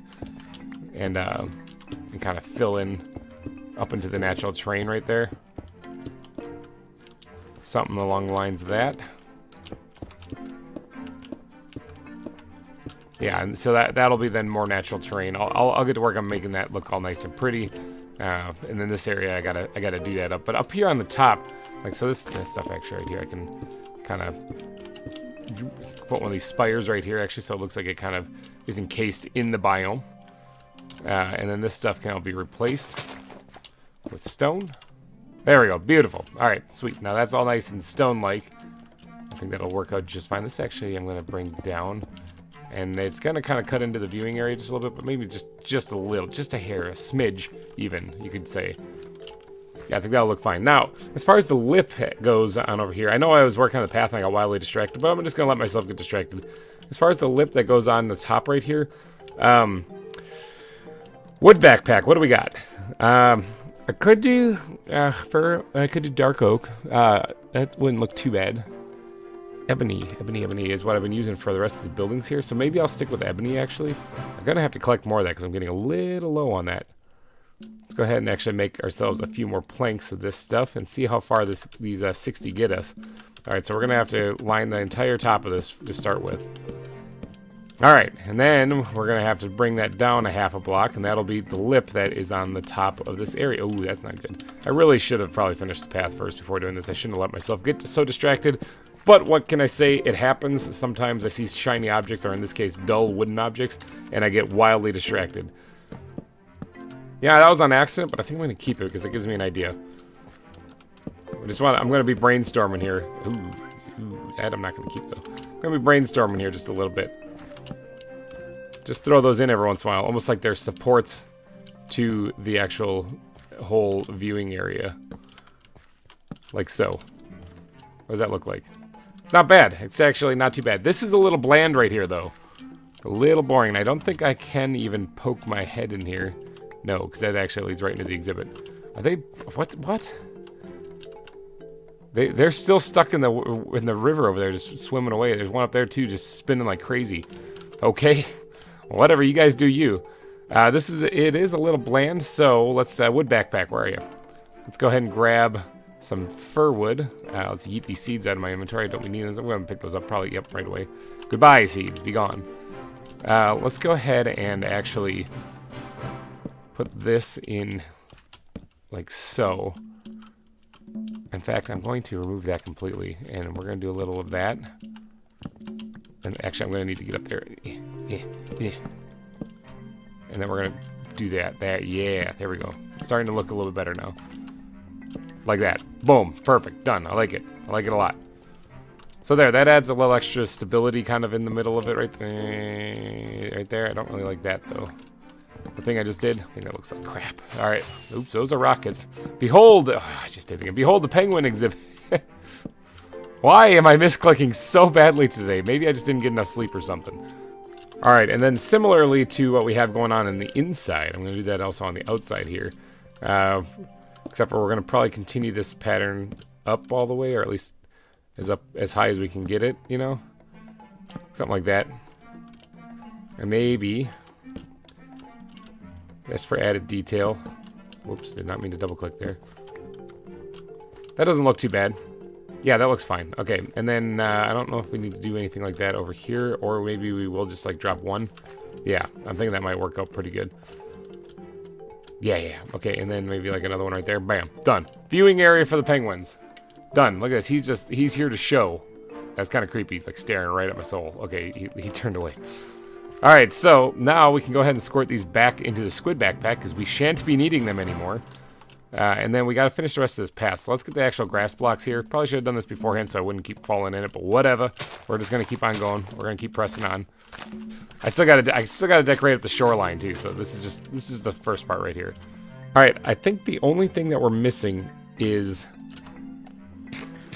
cobble. I think it's cobble. I think that's the only thing we got to squirt in there and it'll be done. Do I have any more cobblestone? Where's my ground backpack? Right there. Bam. Ground cobble. Let's get those things on the hotbar and let's get to. Oh my gosh, the sun is setting again. Wow, sun just sets so fast when you're just building like crazy. Let's go ahead and fill in the rest of these things with cobble then, and I think that will make this place look complete for the path itself. Then we are by no means done with this though. This is just the path part completed and the viewing area looking oh so nice. I think anyway. What do you guys think? You guys let me know what you guys think of the viewing area so far. If this works, I think it does. I think it'd be pretty good if we didn't tweak it too much. I do want to kind of get a path block kind of a little bit closer here to show that people are actually walking up to this and seeing the penguins as they just flap around in the water. They're not going anywhere. That's their favorite spot. Hey, if they want to hang out there, by all means, have at it. All right, so what we need to do though is I need to actually do that up the edge of the river here. So this is going to be a whole lot of actually building up chunks to make it look like the rest of the biome. You know, just little parts like this, roughing up the landscape just a wee bit to kind of get this to fit correctly so that it actually looks like you're part of the biome that we're actually creating here. So this is all going to require me to replace some of the stone blocks. I also probably going to want to get into the water here itself and dig up some of this stuff and replace it with stone to kind of blend it in. I think gravel works just fine, so I just don't see a real point for sand being this close to the shoreline since this isn't supposed to be like a sandy beach area. Maybe sand at the bottom, because it's like the sediment has kind of settled there. But sand up here right next to the stone I don't really think should be here. With the landscape being just slightly jacked up a little bit here, it's just kind of making it look slightly what I want. I didn't really do much over here, because I mean, I'm thinking there might have to be something over there a little bit later on. But for right now, I'm just focusing on the viewing area for the penguins. For this, what I have here, I can go through now and actually kind of sprinkle in some other blocks into this to kind of make it look like it's got a node, you know, like of andesite here. Make it kind of look like it's blending right into the ground even, like that. I think that looks really good. And then let's actually move the rockets because I don't really think I'll be needing those right away. Maybe famous last words if a creeper comes running up on me. But let's go ahead and get these spires, these pillars that we have jutting out of the landscape kind of jazzed up a little bit too. And then we're going to give them a little extra cobble treatment here. Oops, I did not mean to do it right there. A little extra cobble treatment here as well. So that it looks kind of like it's collapsing and crumbling. That's the idea anyway. There we go. Yeah, I'm thinking it looks good. Now I need to make sure it looks all right from this side as well because once we get to building over there, you're going to be able to see over here. So I can't neglect this side. I have to focus on it as well. All right, so let's go ahead and put a couple more down. This thing can actually change to, let's put an andesite node here actually. Wouldn't that be fun? Oops, a little too carried away there. There we go. All right, that already looks a billion times better than what it was. This thing actually right here, this little lone wolf sitting here, can, let's go ahead and get some cobble going here. Can just replace with a straight up piece of cobblestone. All right, and then to jazz up the terrain itself, we got to make sure that we replace some of the blocks here actually in the ground itself. We're going to replace them with gravel and the occasional coarse dirt, as well as, I'm going to be replacing my entire hotbar here, as well as, where's the ground blocks? Grass. So remember, there's not a lot of grass in this biome, but there is some, so I can't just neglect it completely. I have to add it into places, otherwise it's just not going to look right. There we go, got the terrain put in. And I'm thinking that looks pretty good right now. Now, it's all in the details after, so we're going to go ahead and sprinkle in a few of these things. Oh, look at that. How embarrassing. There is a block missing. I'm going to go ahead and sprinkle in a few of these pebbles along the way, just all over the place, kind of sporadically, in the path and alongside it. Doesn't really matter where it actually is. Let's go ahead and throw one down there too. Sure, why not? Let's go around here to the shoreline as well, where we got a little bit of this grass kind of peeking in right here. We're going to throw one on top of that too. Why not? All right, so now the edge of this needs some kind of fence or barrier to keep guests from just kind of waltzing on in there. Let's go ahead and grab the cobble walls as well, cobblestone walls. We also got our fir fences, which I'll probably need to make more of, and some oak fences. We're going to sprinkle those in there. Now, what we also need is we need the bat backpack in our life, desperately, because I need to get some foliage here. Dead bushes, kind of running a little low on those things. Dead bushes come from dead trees. Now, I have not put a lot of dead tree or trees at all in this because this is supposed to be a very dry kind of area. The only trees that you're going to get for the most part are the ones that are actually in the exhibits themselves. Let's go ahead and just inhale the chicken here while we're sitting here watching the otters. Nom, nom, nom, nom, nom, nom. You're only going to get trees in the exhibits themselves. However, this is right next to a lake.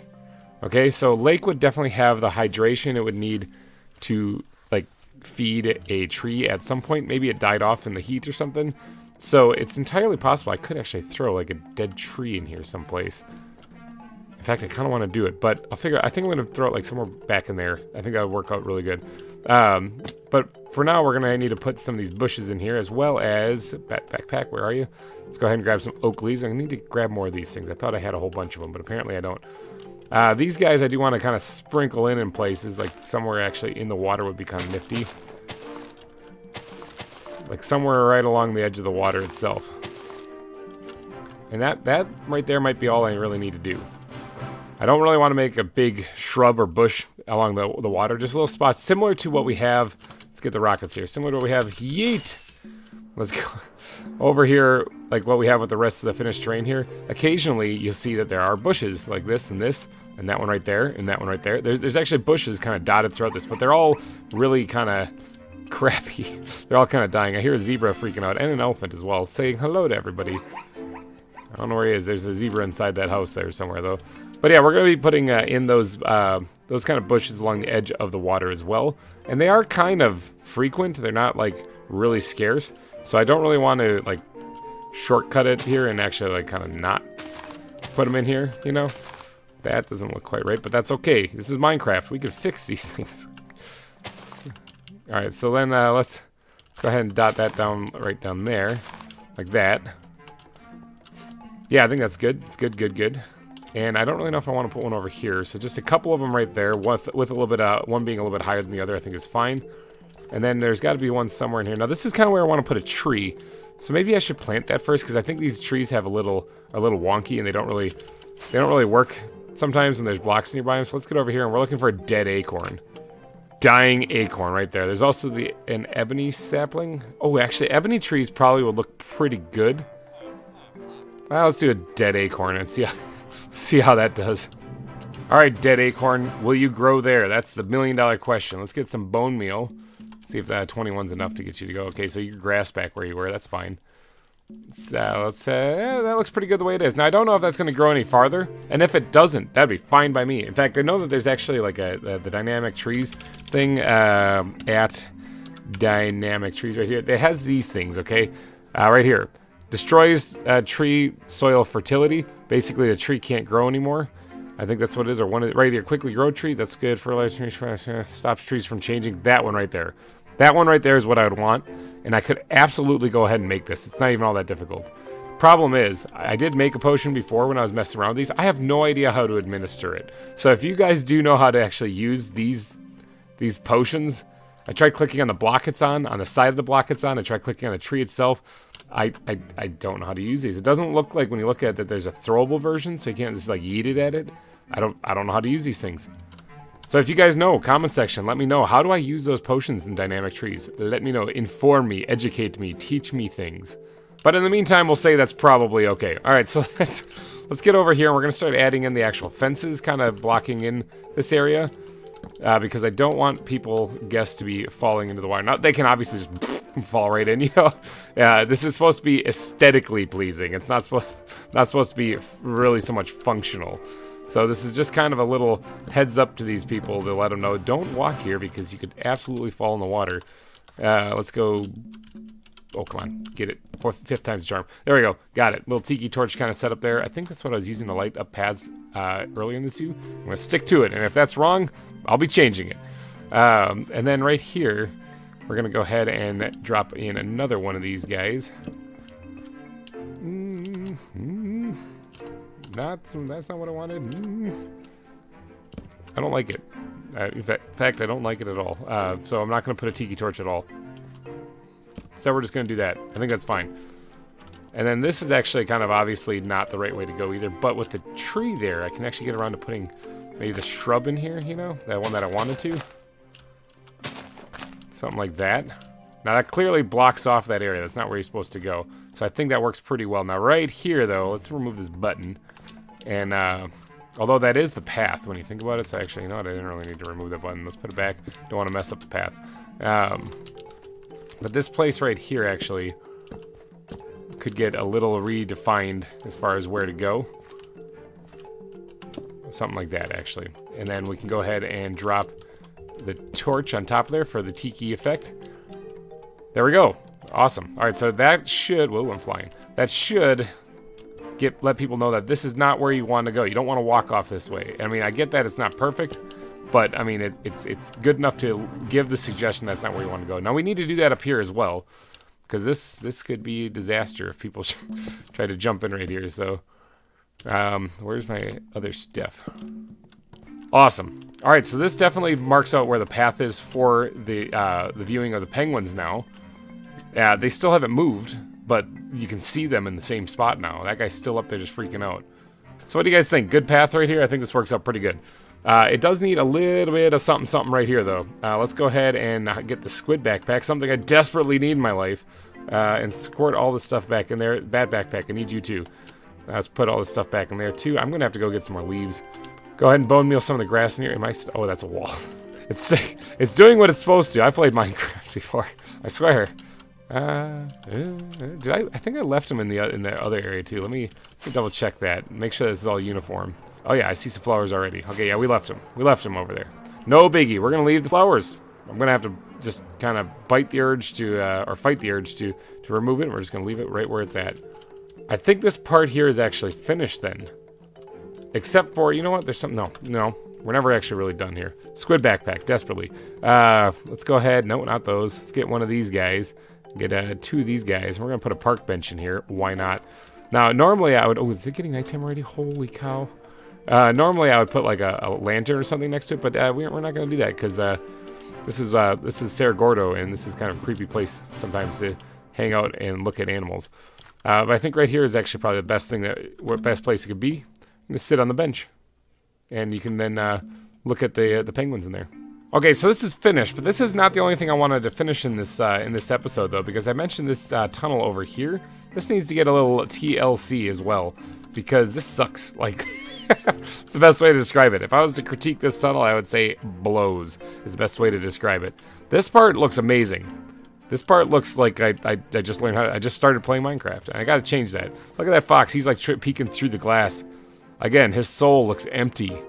My gosh. I am so sorry for whatever happened to you. Anyway, I'm sure he's good. I'm sure he's much happier now. Okay, he just has some bad repressed memories. I wonder if that's the same one from the other episode I looked at. Now, this creeper blast right here inspired me. Yes, creepers sometimes, yeah, they're always creeping, but they can sometimes inspire. In this case, he blew up in my face. I didn't get my gunpowder. I was really upset, and I was like, I'll have to fix that later. And then I said, or maybe I don't. How about I don't? What if I didn't fix it? What if I left it and used it instead? Right now, I have this path coming through right here because I just kind of quick carved it out and that was the way it was. I didn't think it would be a straight path when I was done. Figured it'd be a little bit of an angle. But what if I put a lot bit of an angle on it? Meaning, this otter exhibit down here is cool. I like it for a couple of reasons. You can view it from up here if you go past the bathrooms. You can go here and you can see the little otter just chilling right there. He's so cute. Look at him run. And then you can also go down here and see it along with the foxes and the depressed foxes and the penguins that are still just spinning like crazy. Okay, and then yeah, right here you can actually view them as well. But now, like right now, for example, is a perfect example how I don't know where they are. They are totally not. There's one right there behind the grass, okay? But they're really hard to see from here. But over there, they might be easier to see. So what if this tunnel continued to hug this exhibit, and we put in some viewing glass parts over there as well? I think that would look amazing. So I'm going to do that. But first, I got to dig a huge section out and fill this all back in. A lot of digging later, and here we have it. We have the tunnel kind of dug out already, so it's working pretty good. I dug it down one just so that we can actually fill in the path blocks like what we have right here. But what I need to focus on right now is 1, inventory management, and 2, let's go ahead and just squirt all the stuff in here and get that out of my inventory. And 2, actually I'm going to keep the cobble because that might come in handy here real quick. 2, I need to focus on glass. All right, glass backpack, I need you. Let's go ahead and grab some of this. We'll grab as much of it as we have actually in there. And I'm going to need to poke some holes in the exhibit here. Maybe I should do this from the other side, actually. That'd probably be a little bit better. Let me fly, please. There we go. Fly up here and come down and land in the otter exhibit. There we go. Hi, guys. How are you? Oh, hi. He looked right at me. Hello. I'm just here to poke some holes in your walls. Okay, you go over there. Yeah, it's a good idea if you go over there, actually, because I kind of need to do a little renovating here in your area. Let's go ahead and remove that. Now, I'm okay with leaving, like, some of the supports and stuff in here, but I'd had to remove some of them, though, because I need to make room so that I can actually look in here. Oh, that's actually where the water is. Okay, I guess that makes sense since let's go ahead and put a piece of glass in there so that I can stop that. We'll just drop that there so I can get up and down in here easily. But yeah, in between these supports is basically where I want to put the glass. I know it's going to remove a lot of the mossy cobble, but that's okay. I think the otters will get over it. All right, there we go. We got the glass put in. Now, I do think that the ceiling is a little crunched down. I still have to get the path put in down below, but I do think that the ceiling is a little too far crunched down, so we're going to have to go ahead and change that just a little bit. Let me see if I got any more stone in my ground blocks. Oh, yeah, I do. I got plenty of stone. All right, we're going to have to raise that up just a little bit. We're going to bring this forward. Even this part right here obviously needs to get covered up for the sake of selling the illusion of there's stuff here, you know. Or this stuff has to get covered up. That's what I'm trying to say. I'm trying to make it sound way smarter than it actually is.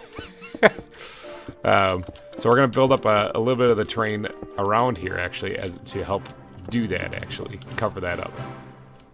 Like that. Perfect. Okay. And then, obviously, there's more stuff that needs to be done here. Obviously, this also needs to be hidden. So there's stuff right there, but I'm going to save that for in-between episodes, or possibly even a stream on the Discord, which, by the way, if you are not part of the GReimer Gang Discord, to join that, all you need to do is be a $3 tier or higher donor on my Patreon, and you can join up with me and all the other people that are in there, and you can come hang out with me. I do streams from there quite often, actually. Haven't done so much lately just because I've been battling illness, but I will get back to it, and ZAWA is something that I like to stream occasionally whenever I'm doing just some kind of decorating things, you know, some kind of fun stuff, and you guys are welcome to join me there. Now, this also gives me an excellent opportunity to kind of put what looks like a mine shaft area right here as well. I probably should have done it here, but I had exhibits on both sides, so I didn't. I mean, maybe a little bit right here I could have done, but I didn't really have a lot of space to do it. And here, I think I can pull it off, at least on one side, especially since I have the wood supports on the other side as well. So yeah, I can probably pull this off. Now, I'm not talking like a vanilla Minecraft mine shaft, but something a little bit more custom. First things first, though, I need to get the ground put in here. Otherwise, this just isn't going to work. There, the path is put in. That makes it a lot easier to determine whether or not this looks correct or not. I also had to tweak the roof just a little bit, the ceiling just a little bit. I like this overhang as it sits right here. I think that works out really well. Now this path, I'm guessing, will probably come over and connect to this one. That'll kind of create a full loop, and then also it'll tee off to the right here when you're coming out of here. Come out of here to the right, it'll go that way. Now this does give plenty of room here along the river to do some more fun stuff, maybe even add some exhibits. That's all up in the air as far as what we're going to add in there. But for right here, this part's looking pretty good. Now I did want to actually make this look a little bit more like a mine shaft, so we're going to grab some more wood, and we're going to go ahead and add some supports. Ooh, not like that. We're going to add some supports in here, though. Something that, let's go ahead and actually knock this back just a bit, and we're going to go like this and add a support in there. And then this can also get changed over to stone.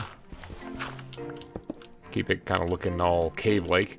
Some of these things right here actually don't, they have grass or dirt up on the top of it. That's intentional. I plan on putting some roots up there here in a little bit, but for right now, I'm just trying to get this to look a little bit more supported. Yeah, I like it. All right, so that works pretty good. Now we just have to doodad up this cave and get all the little detail and the smoothing, the blending, all that done. Let me work my magic. Just putting the finishing touches on this place. I'm thinking this looks pretty good the way it is. I don't really want to add too many roots, plus I'm also running out of those things, so I probably should actually go get some more of them. As far as plant life, I'm thinking possibly maybe a mushroom or toadstool, something down here might actually make a little bit of sense. But I don't want it to spread, so I think I'm going to actually put like a toadstool instead of an actual brown mushroom, because yeah, the brown mushrooms, like, they kind of grow all over the place. Now, as you can see, the sun is setting and it is getting a little dark in here, and that's okay because we have a squid backpack that can totally help us out in this case. Now, I could actually use these wall lamps here, but we've been using these heat lamps down here this whole time, so I'm just going to keep up with that. So right in here, we're going to put another one to light that up a little bit. Now, I know this isn't lighting it up perfect, and there's still mobs spawning down here, but that's sort of the fun of coming here to Cerro Gordo. You might get blown up in a cave.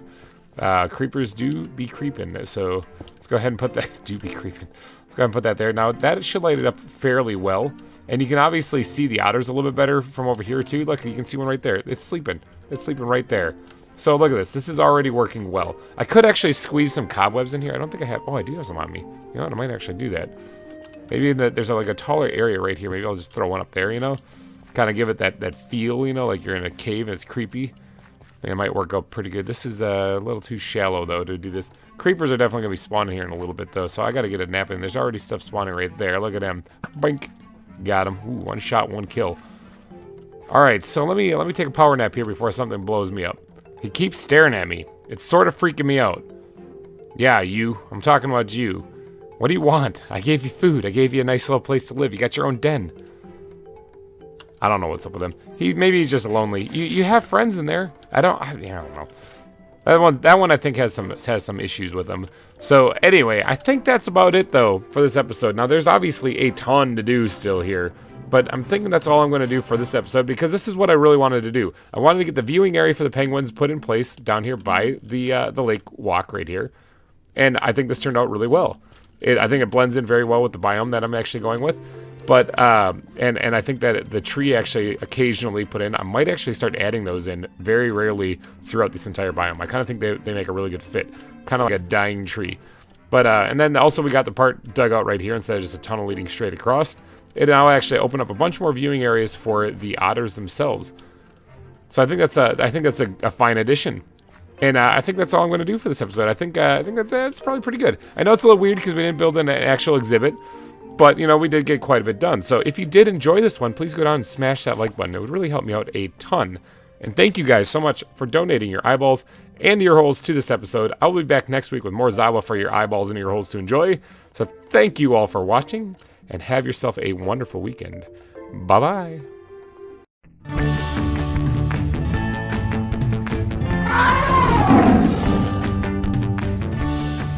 Hey everybody, GReimer here, coming at you once again from Cerro Gordo Zoo with some more ZAWA for your eyeballs and ear holes to enjoy. I hope you guys are all having a wonderful Friday. I sincerely hope that, and if you are not, I'm really hoping that it turns around and gets a little bit better for you. Remember, there's always tomorrow, there's always next minute, there's next whatever. It'll get better, don't you worry. Alright, let's get to work on doing a little bit of screenshotting on accident, as well as doing a little bit more building here at the zoo. Last episode we finished this lakeside path, which I think turned out pretty good. Not too bad. Someone, Kathy, was it? I think it was Kathy Clism, suggested I should probably build like a gazebo in the lake here someplace. I think that's a really good idea, and I might get around to doing that one day, but not today. Today I'm going to be focusing on something else. Oh, I also finished this path. What do you guys think? I mean, it's nothing really right now. I also did a little bit of landscaping here and didn't do too much detailing on it yet. Just kind of got the basics down. Just did a little in-between episodes work there, you know? But I did get the path put in right now. But in this episode, I think what I want to do is I want to head over here. Because over here we have this blank area. Oh, I also finished this path. I said I was going to do it in the previous episode, like before the previous episode, and I didn't. And then I did now, though. Look at that. I got it done. But over here, this is where it goes back into just the regular grass area. This area I kind of want to jazz up just a little bit. I don't know what to do, but I looked through my animals is what I have and what I could squeeze in here. And this is a reasonably large area, actually. Like, if I bring the exhibit that I want to put in here up to the side of the lake, this is a pretty big exhibit right here. And it kind of goes down a couple blocks, too. So I got to try to really figure out how to get this to fit in here. But what I'm thinking about putting in here is... Hold on, I got it right here. Moose. I got 4 moose. Moose? I don't know. I got 4 of them, though. One of them, I believe, is albino, too, so that's kind of cool. I want to put at least a couple of them in here. I think if 4 of them seems like it's too crammed, then maybe I won't do that. But I'm going to try to squeeze the moose exhibit in right here, which means I got to get to work, though, because, yeah, I'm thinking this one will probably have to be recessed, too, just like how these ones have been. These turn out really nice, actually, so I kind of like them. The above-ground ones, like what I did with the elephants and stuff, those worked out pretty good, and I don't mind them, actually. I think they look all right. It's just that I'm thinking that this one, the recessed ones give you such a great view of, like, the animals and stuff. So I think what I got to do is I got to do a little bit of landscaping, a little bit of digging here. Got to eat some chicken, and I got to think about where I got to lay this thing out too. I just realized I'm putting a moose exhibit in here. Holy cow. Okay, so it's going to come right up to the walkway, of course, so that you'll have foxes on one side, you have moose on the other. I was trying to think of something that's like woodland creatures and animals kind of nearby each other, and a fox and a moose could absolutely occupy the same forest. So that kind of makes sense. Of course, the penguins don't really match up. Everything's not gonna be perfect, whatever. But so I gotta lay out this exhibit where I want it to go, and I'm thinking having it go even down here to right about here and kind of curve it around. I gotta leave a little bit of land so that I can actually kind of blend this in with the landscape itself, and maybe right up to the edge of this mountain actually would probably be a pretty good fit. And just hugging the shoreline here. Did that light just kind of freak out right there? There's like a little shadow glitch right there or something. In fact, there still is. Let's see if I can hop down there and fix that. At least keep it from spawning random things. Alright, great. Now I'm stuck down here. Alright, well, I got to mark out this exhibit. And then and there's got to be some digging that needs... Actually, I think I almost already did. Yeah. Alright, so that's the exhibit right there. I gotta dig all this out now. Grab my pickaxe and my shovel. I got this.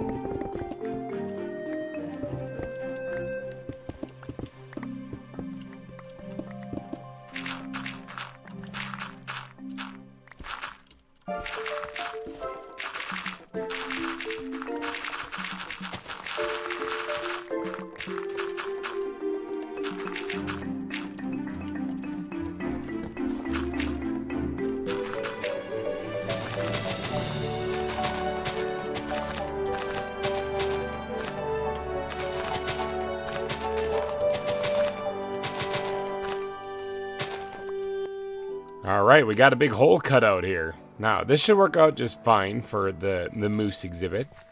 I think it's a decent size for the size animal that I'm going to be putting in here. I don't think I'm going to smash all 4 of them in here, though, because it is a little cramped for 4 moose. But I will definitely be putting 2 in here for sure. So get your thinking caps on. I'm going to be needing names down in the comment section for sure, because I don't know what to call them. I know I do have a bull moose, and I do have a cow moose as well. I think the cow is the white one, the albino one. So I'm going to be putting that in here for sure, but get your thinking caps on for sure. Now, this is open, obviously. Remember, this was all hollow. This was most of the land here in Cerro Gordo on the eastern half here was all custom built. This was all a different kind of shape entirely. This is all stuff that I added later. So a lot of times as I'm digging here, I run into hollow sections here where I try to save on resources because I was actually running out of stone for a while, where I actually left it hollow underneath. And this is just another one of them. But what we're going to need to do here is we're going to need to line this entire area now with cobblestone. No, I just lied. I just lied to you guys. I'm sorry about that. Please forgive me. Because the pathway's right here, actually, what I want to do is I want to replace the background area here, actually, with cobble. Because what I'm going to be doing... this exhibit looks a little weird how it gets narrow over there. I could either build up the land, or I could actually have, like, a fence area, which I might do. But what I want to do, I think, for this part right here is I want to actually put cobblestone in here, because then... See, I grabbed some of it here. Yeah, there we go. Then this stuff right here will be in front, and this is where the actual, let me get up there real quick. This is where the actual bars will be then, so that you can look over and see. So to get it to look like the walls in the other exhibits, I'm going to have to actually recess the cobble in back here instead. like so. Yeah, and then this can carry on right over here, like that, and then pink, something like that. All right, so then obviously I've got to replace all this stuff too.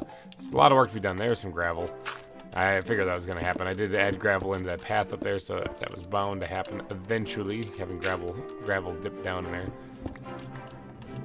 Yeah, all right, so I got to go put the walls in now, and I think I'm going to try to get a little creative over here and maybe add a fence instead of like a recessed into the ground area like what I'm doing over here. So this part will all have these walls in it, and then over there we'll have, I don't want to say chain link fence because I'm not sure if that would hold a moose back. Moose are surprisingly big and strong. For those of you who might live in like Canada or anything in those kind of areas, or any parts of the world that have moose, you probably already know that. You don't need me telling you that. But yeah, they're surprisingly strong. But I guess in the world of Minecraft, a chain link fence actually would hold them back. So maybe I'll just go with that. But I don't want to ruin the terrain here too much around the lake. I kind of like keeping it a little natural with just adding my custom terrain. As far as I don't want to add like the big spires like what I did over there to try to keep the exhibit intact over there. So I think adding a fence over on this side will be a little bit better. So all right, let me get to work on putting some of these walls in. There we go. Check it out. Got the walls put in. The walls are put in for the most part. I haven't put like the fences in between them yet. I'll add that detailing a little bit later. Right now I just wanted to get kind of the basics done. Now right here is kind of where I was thinking about adding that fence. I'm not sure if I'm going to do chain link or should I do actually like a wooden fence. That might work. I don't know. Let me actually get the squid backpack out here. I do have some iron bars, which is what I would make the chain link fences out of. I'm going to need to grab my chisel for this though. Oops, just yeeted some gravel on the ground there. Did not mean to do that. All right, let's go ahead and click on that. And we're going to change this to, not barbed wire, geez. Modern fence, I guess is what we'll go with that. All right, let's chisel that whole stack there. And then let's see if we can't just sprinkle this in here and see what this looks like. Now, on the straightaway like this, on a straight line, I remember these looked pretty good. But I'm worried about on the diagonal part where I have to kind of go zigzagging. Like, yeah, see, that looks fine. That looks great. But this part right here is the part where I'm a little bit worried. Because this is where things start to get a little janky. You know what? That doesn't actually look too bad. I thought that was going to look way worse, but you know what? That doesn't look too bad. Although, let me put away the rest of these chain link fences here. This actually might work. I was gonna say that this doesn't actually. I'm gonna leave that on the hotbar. I can put the chisel away for right now. Let me grab just some random blocks so I can get up here. I was gonna say I want to get up here because these things kind of could use a little TLC. That was a terrible jump. Parkour master right here. Let's knock this out real quick. That makes my parkour skills or lack thereof. Oh gosh, lack thereof. Lack thereof not as important. Made it. Okay, actually, I could have just walked over here. That would have been way faster. I need to grab the wood right here. We're going to do that. And we're going to put little caps on the end of these things so that adds a little extra detail. Like so. And then we're going to knock these out. All right, what does that look like? This can go too.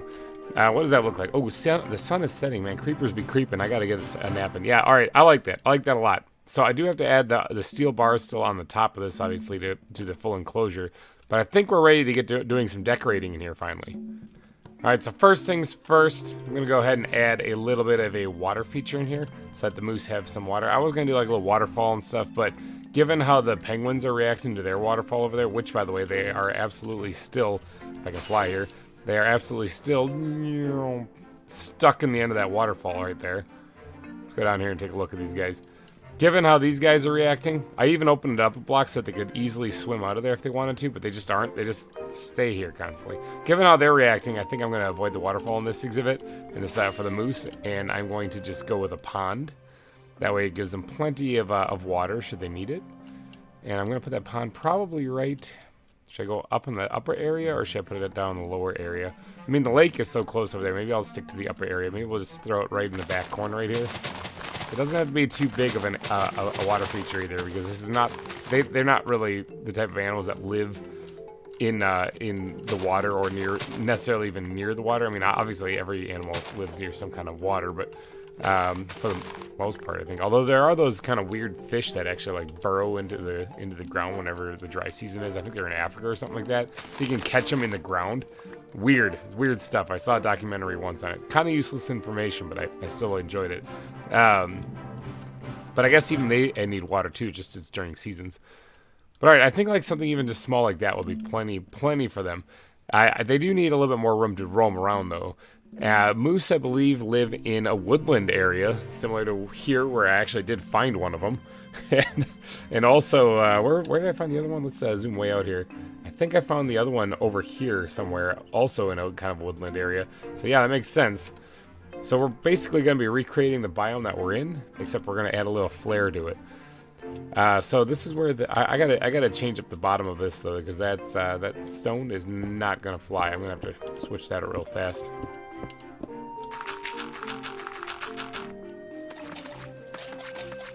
All right, the pond is in place, and that's good. Like I said, not the main point of this exhibit. Is the water feature is not supposed to be the main point of this exhibit. Now, we do have to change up the terrain though, because this is just plain grass is not going to fly. I do want to make sure that it's emphasized the greenery, so we're going to make sure we add some green concrete powder to this thing. We're also going to be adding a little bit of coarse dirt, so we're not going to be shying away from that. Let's go ahead and just squirt the rest of this dirt that I have, regular dirt in my inventory up there. And then of course podzol, because podzol makes things seem like damp and kind of like not arid, I think, when you mix that in, especially with some greenery. So we're going to go ahead with that. Now, grass or concrete powder is always fun when you're dealing with water, because you can't exactly put that right next to water without it turning into concrete. So we're going to have to get a little creative around the pond itself here. Well, let's go ahead and remove some of this stuff here and sprinkle in a couple bits of podzol and coarse dirt as well. Now, coarse dirt, I don't want to overdo it too much. I don't want this to look like it's like the foliage is gone. But especially when you're dealing with like the underside of like a tree or something where the grass doesn't exactly grow as well because it's blocked by the leaves and the canopies of the trees, that I wouldn't mind sprinkling that in. But for the most part, I think what I'm going to do is I'm going to be adding podzol in and the green concrete powder most in this area. And then I obviously have to go through with the path blocks too to really make it pop. So there's a little bit of work I have to do here. But first, let's start off by doodading up this pond, and then we'll get to adding some of the podzol into the areas. All right, so the podzol is sprinkled in now, which I think looks pretty good. I did want to go kind of heavy on it though, so that, you know, it really kind of blends in with the rest of the area. Now what we're going to do is we're going to sprinkle in some of this green concrete powder, pretty heavy as well. It adds a different colored green, but with a similar texture, just like a little, I guess it's technically a lighter color green than the grass block.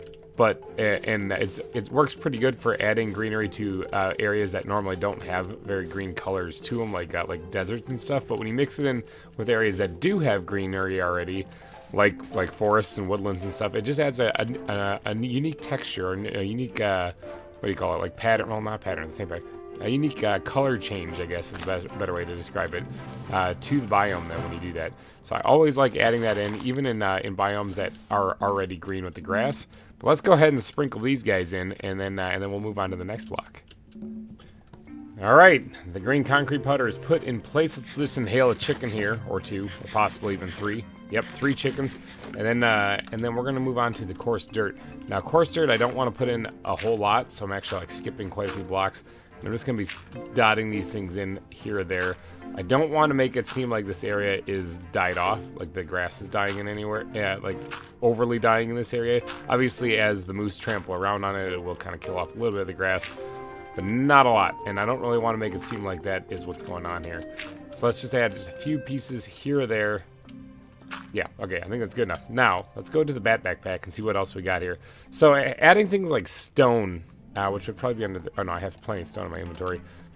Adding things like stone wouldn't be a bad idea in places as well. I do want to also squirt in a little bit of gravel, which I have some on in my inventory right now. So we're gonna just dot this in here or there. Stone piles also kind of added in every once in a while would be probably a good idea. But once this is added here, yeah, all right, this is already looking pretty good. It's starting to look like a forest. I've still got to add the leaves and the bushes and the shrubs. There's so much stuff to add to this still. But this is starting to look kind of like what I was hoping for. Alright, I think I'm just going to call it quits with that for the gravel. Let's go ahead and add in some stone.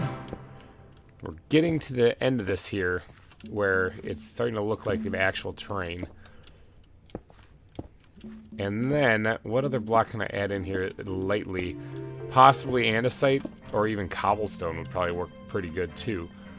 But I don't really know if I really want to do that. Maybe we'll just fill it in with the rest with grass since, I mean, there's already an overabundance of grass. Let's dig into the bat backpack again real quick. And we'll throw in the coarse dirt. Even though I didn't want to add too much to this, we'll make sure to dot this in the remaining spots. I think the other blocks are a little too different. Like the gray blocks, I don't want to overdo it. I don't want it to seem like this is just a stone area. So this at least will go well once I start adding in the path blocks. Because the path blocks kind of suggest that it is matted down a little bit. But, you know, I don't want to kill all the grass. So, yeah, I guess that's about the healthiest compromise I can do. All right, so let's go ahead and just put all these blocks back, at least the ones. Let's try to get them in their respective places. Because now I got to, I'm going to actually keep the cobble on me, maybe even this mossy cobble. Because I might have, nah, never mind, I'll put it in there. So indecisive, sorry about that. All right, let's try to figure out what to do next. The next step, I guess, would be to add the path blocks to this thing. You know what? I'm going to hold off on the path blocks too, just because I'm going to add those in at kind of near the end before I do the foliage, because I want to add the detailing into this exhibit now. So let's go get the bat backpack out again. We're going to go ahead and grab some spruce leaves and some oak leaves. Now this is not going to match the biome outside of the exhibit, because this exhibit is like a little mini biome of itself. And we'll actually grab some jungle leaves in case I want to use those as extra details, but I don't really see myself doing that. Now, I don't want to give the moose a way out of here, so we're going to go ahead and do that up a little bit of like bushes actually in here. But like I said, do not want to give the moose a way out, which might be getting a little too close there actually. So let's push this whole thing a little bit closer towards the center. And then that way I won't have that issue for sure.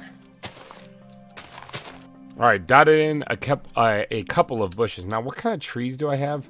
I don't think I actually have any really on me here. I think these are all just plants and stuff. So we're going to have to do a little flight back to the hidey hole back here. We're going to have to dig up some trees. Now, we're talking trees like oak and pine trees is where what's going to be around moose, I'm thinking a lot. Probably even pine, I think would go with. Might look pretty good. So let's, not that one. There we go. Let's go look for some, there's spruce. That wouldn't look too bad. Spruce and pine. Fir, pine, here we go. That's what I'm talking about. Let's get at least 3 of these things and maybe a spruce tree. And I think 4 trees in there should probably look pretty good. All right, let's grab a couple, let's grab some bones just to make sure I have plenty of them, which I do. And let's get back there and start planting some trees. So I do want to make sure this place looks reasonably heavily wooded, because I know moose are probably going to appreciate having a good place to hide in. Ooh, that actually like changed the whole shape of it. That was pretty cool. That looks pretty good. All right, I'm sure that'll grow more. Let's go ahead and grab some of these pine trees as well. We're going to put one right up here in the front. Grow. All right, that'll, I'm sure, grow more as well, too, so that's no biggie. We'll put one back here as well, right next to the pond. We're going to need some more bone meal. Go ahead and grab all these bones, turn them all into bone meal. All right, good, good. And then let's see if we can't squeeze another one in, like, right back here. All right, that doesn't seem to want to grow anymore, which is fine. It's fine to have a smaller tree. I almost want to do another one, to be honest. Like I said, moose, I think, like to live in foliage, although they don't mind like some plains and open area too. But usually it's like openings in the forest that they hang out in, I think. So they don't exactly like hang out in the fields, really, you know. So, but yeah, actually, yeah, let's go grab it. Let's go grab at least one more. I want to grab one more. I'll grab a spruce tree. All right, coming in for a landing. Boom, right here. I'm thinking pinching it kind of back here in the corner might work best. Let's go ahead and grow this a little bit. All right, good, good. This is actually growing. And it's not like getting stuck on something. All right, good. I think that looks good. Now, these trees, like I said, I'm guessing are going to continue to grow, so that's not exactly a big deal. So now, this is looking pretty good. All right, now I'm going to go ahead and probably add in the path blocks, because now that I know where the trees are and everything, I'm kind of getting the shape of this. Actually, real quick, before I do the path blocks, there's other features in the woods I wouldn't mind adding. Let's grab some of these pine logs right here. And we're going to add like a downed tree someplace, or a downed log someplace, like right here. I think that works pretty good. And I don't really think I need anything else from that. So we'll just leave it at that. All right, we'll leave it at that. So there's down log, a little plant life here because one thing I like adding next to the down logs are the toadstools and or the flat mushrooms. Maybe even a little mix of both. Why not? Especially on the mycelium there. I think it's gonna look really cool, just like that. Now I wish you could put like fungus on top of the wood, but you can't. So at least I don't know a way to do that. But that works out pretty good. All right, let's go ahead and add the path blocks in now. And am I ready for that? Oh no, I did want to add a stone pile. I'll get around to the path blocks eventually. I did want to add a stone pile though, so let's grab some stone. And I also am going to need some cobblestone for this. Gravel, and say yep, cobblestone, and then where's the squid backpack? I'm gonna grab these things too, and oh, there's a couple buttons in there. All right, sure, we'll find a home for those. All right, I do want to add in a little bit of a stone pile in somewhere, maybe like right here. So let's go ahead and throw that in, and a couple bits of andesite, and maybe we'll throw in a little bit of gravel right here, and then maybe I won't even like that. Maybe I was gonna say maybe I won't even have it stick out that much actually, but no, I don't really know if I want to do that either. Let's go with this. All right, I think that works out pretty good.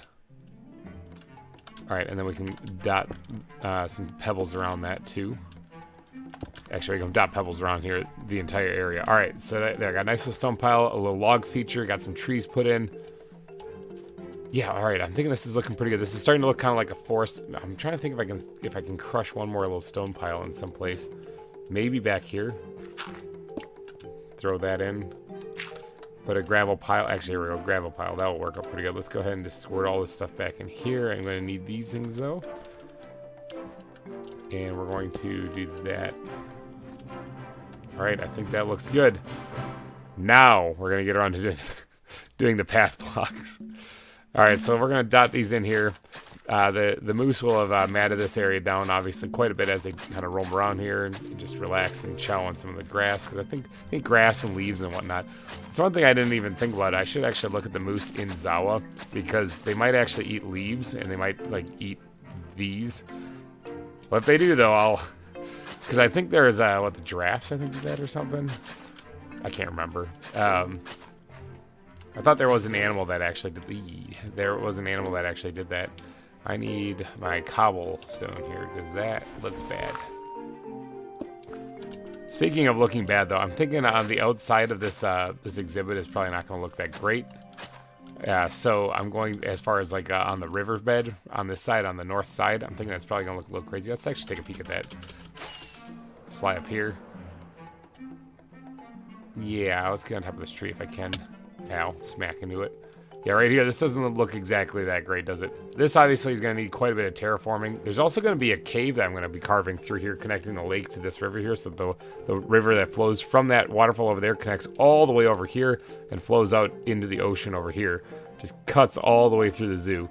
But I do need to terraform that cave. So there's more work that needs to be done over here. But for the rest of this episode, though, I'm going to be focusing on the moose exhibit. So let me get these path blocks put in, and then we'll see what we got. All right, this place is looking good. I added a little bit of detailing in here, and this is looking pretty good. Now, obviously, a torch doesn't really have any place in the exhibit. I don't think that will work out really well. As far as lighting in here, I don't really plan on doing any. I'll just let the natural sunlight do its business. Now, as far as plant life, though, there could be wildflowers. Bluebells, I think, actually might work out pretty good in here. Actually, just kind of sprinkle in places here or there. Because this is going to be like more in the woods, so I think this will be fine to add little bits of wildflowers here or there. And maybe one back here, somewhere right around there. Good. Like that. All right, let's go ahead and see what other plants I can squeeze in here. Now, I do need to put some stuff next to the reeds. Let's go ahead and get at least a couple of these things in the water. I want to add some stuff. Now, someone in the comment section said I have to look at the surface of the water to place these. And I'm sitting there like, I'm looking at the surface of the water right now, but the problem is that, you know, you're looking at the block also, but maybe if I look at it from the side, oh, I think that person might be onto something. Because right now, like, if you look at Wayla in the top left, it says I'm looking at a block, and that doesn't really work. But if I look at it so that goes away. Aha! Mr. Person, I don't actually remember your name. I'm so sorry. Whoever you are, though, you know who you are. Thank you for that tip. That was amazing. If I could look it up in the edit, your name will flash on the screen right now. Thank you. All right, so we're gonna definitely be adding some cattail also, because those would definitely be growing in an area where we would find moose. So add a few of them on the side as well. Sugarcane would be a nice Minecraft thing to be adding, but that's not super necessary because the sugarcane wouldn't be really growing around where moose are, I don't think. I guess maybe. I'm not too sure. I'm not exactly a moose expert, but I don't think they would be. All right, let's go ahead and dot in a couple of these lily pads as well. I don't want to make it look like that's a bog. In fact, that might be perfect just right there. I do need to go get more of these tiny lily pads. I'm going to have to take a trip to the swamp. Maybe even catch some animals along the way. But I think that looked perfect just the way it is right there. I don't know if there's anything else I really want to do to the pond right there. I think that's good. So now it's all about adding stuff into the exhibit itself. And what can work in here? I'm sure I'll get some flowers of regular poppies and dandelions when I try using bone meal, which will happen in a little bit. But as far as other stuff, bushes, yeah, these can be added. These can absolutely be added. Berry bushes and whatnot will definitely appear in the forest. Let's just add a few of them, and I don't want to overdo it though with these things. But just the occasional one here or there, I think would look fine. Actually, that's probably good. Just add a few, just a little touch. What other eucalyptus? Not really. Temple bells, maybe. I don't really know if those are found, where those are found in the world, but nice looking flowers are always nice looking flowers. Let's add a couple bits of flax as well, although this is also a blue flower similar to what we already had. But we are gonna, I think, just adding it in just sparingly. Like maybe we'll put two in here. We'll just put one up there and one back here. That'll be fine. All right, is that gonna be enough detailing to actually just go for it? You know what? Actually, what we'll do is we'll add, although dead bushes make things look arid and dry, we'll add like one or two somewhere in the exhibit as well. That way it won't be an overpowering looking feature, but it will add a little extra detail to it. All right, let's go ahead and grab some bones, like a whole bunch of them. We're gonna make a bunch of bone meal. And I think we're about ready to add the actual bone meal. Actually, you know what I should do before I get to going bone meal crazy? I should add the fences into the walls, because I said I was going to do that and I completely forgot. Give me a second. Now that we got the fences put in, now we can go ahead and start doing some bone mealing action. Okay, so sweet. I'm going to leave flowers. Flowers will look fine here in this exhibit, even if there's a whole bunch of them. It'll make sense because it's actually in the forest, so we're not going to worry too much about flowers popping up here. We're just going to let those things grow wild. So let's go ahead and just sprinkle in as much bone meal in here as I can fit in here, because this is supposed to be heavily forested. So I'm okay with there being a lot of grass here. And then I'm going to go through and I'm going to select some spots where I'm going to want to make it so that it's too high. I already selected some one that was right behind, or one or two that was behind the pond, because that's fine. I just don't want to have it all be too high, because I don't want the moose to literally hide in it and people can't see them at all. It does look like the sun is setting. Man, creepers be creeping so early. Man, it seems like I just slept. That's the thing about this game, is that time just blends together and you just forget about it entirely. All right, I think that's probably enough greenery there. Now let's go ahead and actually raise up a few of these grass spots here, especially in the back part of the exhibit, because you're not going to need to be able to see through those anyway, because you're going to be viewing it from over there. That's actually the main viewing area right there. And you're probably going to be able to get a good viewing area a little bit as you go down the slope that way as well. So we're just going to pick a couple of these areas here just to kind of raise up. Now, one thing actually I wanted to add, and I totally forgot about it, is I wanted to add not only dead leaves, but I also wanted to add live ones as well. Do I not have them here? Am I blind? I guess I don't have them. I guess there's one way that I can make them easily enough. Let's go grab the bat backpack, something I need desperately in my life.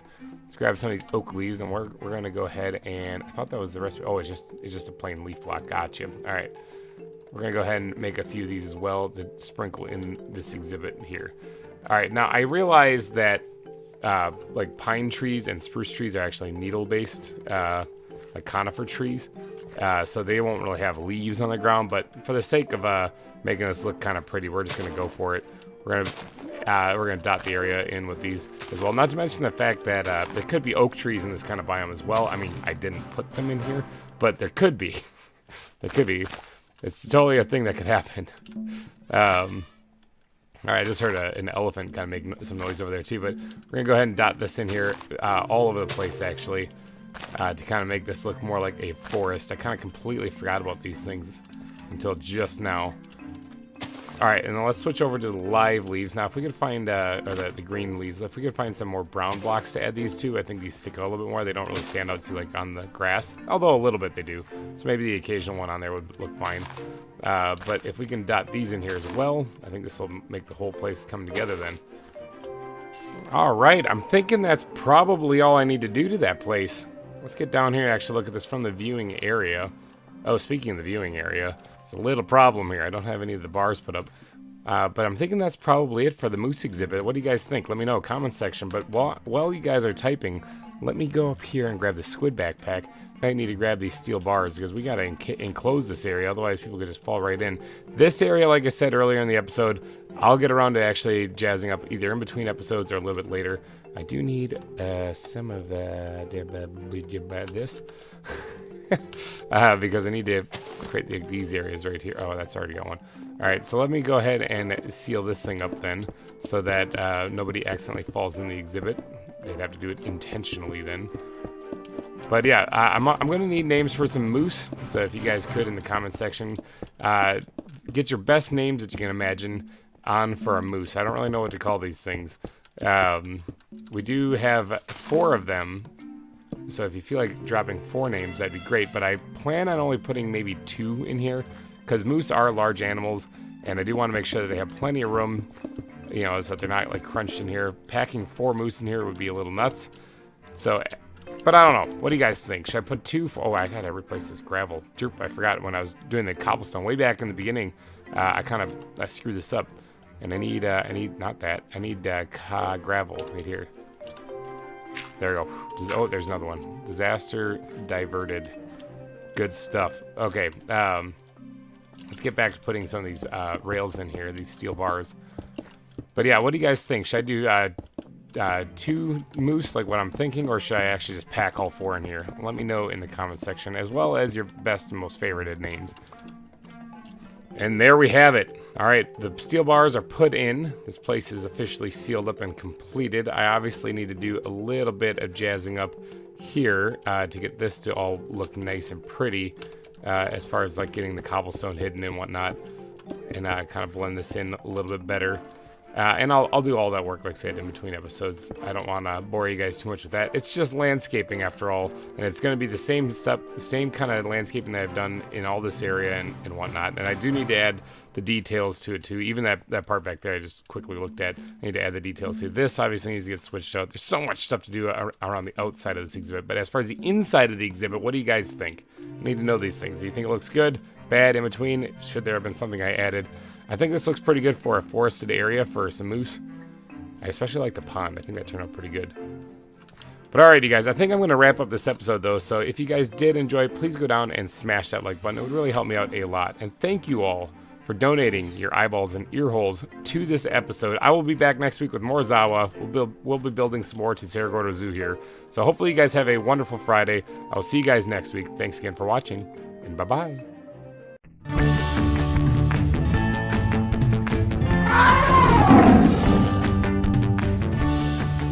Hey everybody, GReimer here, coming at you once again from Cerro Gordo Zoo. And how is your Friday? Mine's doing pretty good. I had to work overtime. I mean, even with the overtime work, it was pretty good. So I'm busy at work, whatever, you know. If you guys are busy at work, let me know down in the comment section. If you're not, let me know down in the comment section. I want to know how your guys' Friday was. Mine, even with the overtime that I had to do, was pretty good. I don't mind it. It's fun to stay busy, and we're staying busy here at Cerro Gordo Zoo, and you guys are here to watch this because this is where the fun begins. You can still see that the penguins are back there flapping their wings, not going anywhere. I don't know. That's just where they like to be, so that's where they'll just stay forever and ever, I guess. But let's get to doing some work today because we have some work to do. In the last episode, we built this wonderful moose exhibit, and you guys have killed it once again in the comment section naming these animals. I appreciate that. Everybody who comments on the videos and adds animal names, I really do appreciate it. It makes my life a ton easier. Like a lot easier, like holy cow. A lot of you said that this is a big enough exhibit to smash all of the moose in here, so we're going to go ahead and do that. But I got to go name these things, and you guys are the ones who offered up names, and I selected a few. If I did not pick your name, I apologize. Keep trying, because I kind of select people sometimes at random because it's like all the names are good, and sometimes just because I get a chuckle out of it and it tickles my fancy. But let's go get the moose, and let's go get the name tags, and let's get these things named. All right, we got 4 moose, so we're going to have 4 names on here. So first one, I'd like to give a big shout out to Love to Craft, who suggested that I name one Mountie after the, was it the Royal Canadian Mounted Police, I believe it is? They're called Mounties. And since moose are found up in Canada, there's that. So I thought that was a wonderful name to name a moose. Second one, I got to give a big shout out to 2 C's, actually, because I laughed when I saw this because it was so silly and kind of ridiculous that I had to name a moose this. We're going to name this next one. It's, what do you call a moose that is a composer? It's Amadeus Mozart. Mozart. I know, it's silly. That's why I picked it, because it was just too perfect not to. And for moose number 3, we're going to go with Moose Bumps. And that is a big shout out to Mattisboy07 for dropping that name in the comments section. That was amazing. I was a big fan of the Goosebumps books back in my day. And so that just kind of hit my nostalgia bone there, and I had to go ahead and pick it. And for the final one, you guys saw this coming, Bullwinkle. Okay, so we had several people suggest the name Bullwinkle, actually. We had William Cunningham, Gavin Boland, and Star Nanny all go with Bullwinkle, and that is just too cliche, too spot on, too perfect to not pick it, so we're definitely going to go with that. So what do you say we go get these bad boys in there? Actually, I think it's only like half of them are bad boys. The other ones are bad girls. I know the albino moose is a bad girl. It'd be a cow, actually. Do I have any names for... No, they're not really specific for the boys and girls. Whatever, we're just going to throw them in there. You know how we do things here at the zoo. We just kind of slam them in there and just whatever they get, they get. Now, I don't know if these moose are going to be a little crabby with me because I kind of shot them in the face last time I saw them, so we're going to go ahead and get this ready just in case I have to put them down again. Let's go ahead and get the hot bar ready and set up for... We don't need a sword in here. I'm not going to be killing any of them. Let's go get the hot bar set up for this, and then also we're going to grab the book. Okay, I'll move the book. I'll do it. All right, let's get some of this set up first, and then we'll go ahead and let's figure out which ones they actually are. You know, yeah, I won't need the gun right away. I won't need the gun right away. Not for the first one. I have faith. I'll be fine. Or I can just run away. One of those. All right, so here we go. The first one is going to be Bullwinkle. Actually, I do want to make sure that I get one that has all the antlers and stuff as Bullwinkle. So if this is not a male, you can probably tell it for sight. I'm going to switch it. That is not a male. So this one's going to be Mountie. Okay. And then this one, ooh, that's Bullwinkle right there. Bam, Bullwinkle. And then this one, so that means either Mozart or Moose Bumps is going to be the albino. Haha. Okay, so Amadeus Mozart is going to be the other male in this. That means Moose Bumps. Oh, I'm trying to put down the name tag. No, I thought I had an albino. Moose Bumps is going to be right there. I caught an albino, didn't I? I got to get out of here before these things wake up. I distinctly remember catching an albino. Or did it, like, change? Is this it right here? Or did I miss it? Is it still in my bin?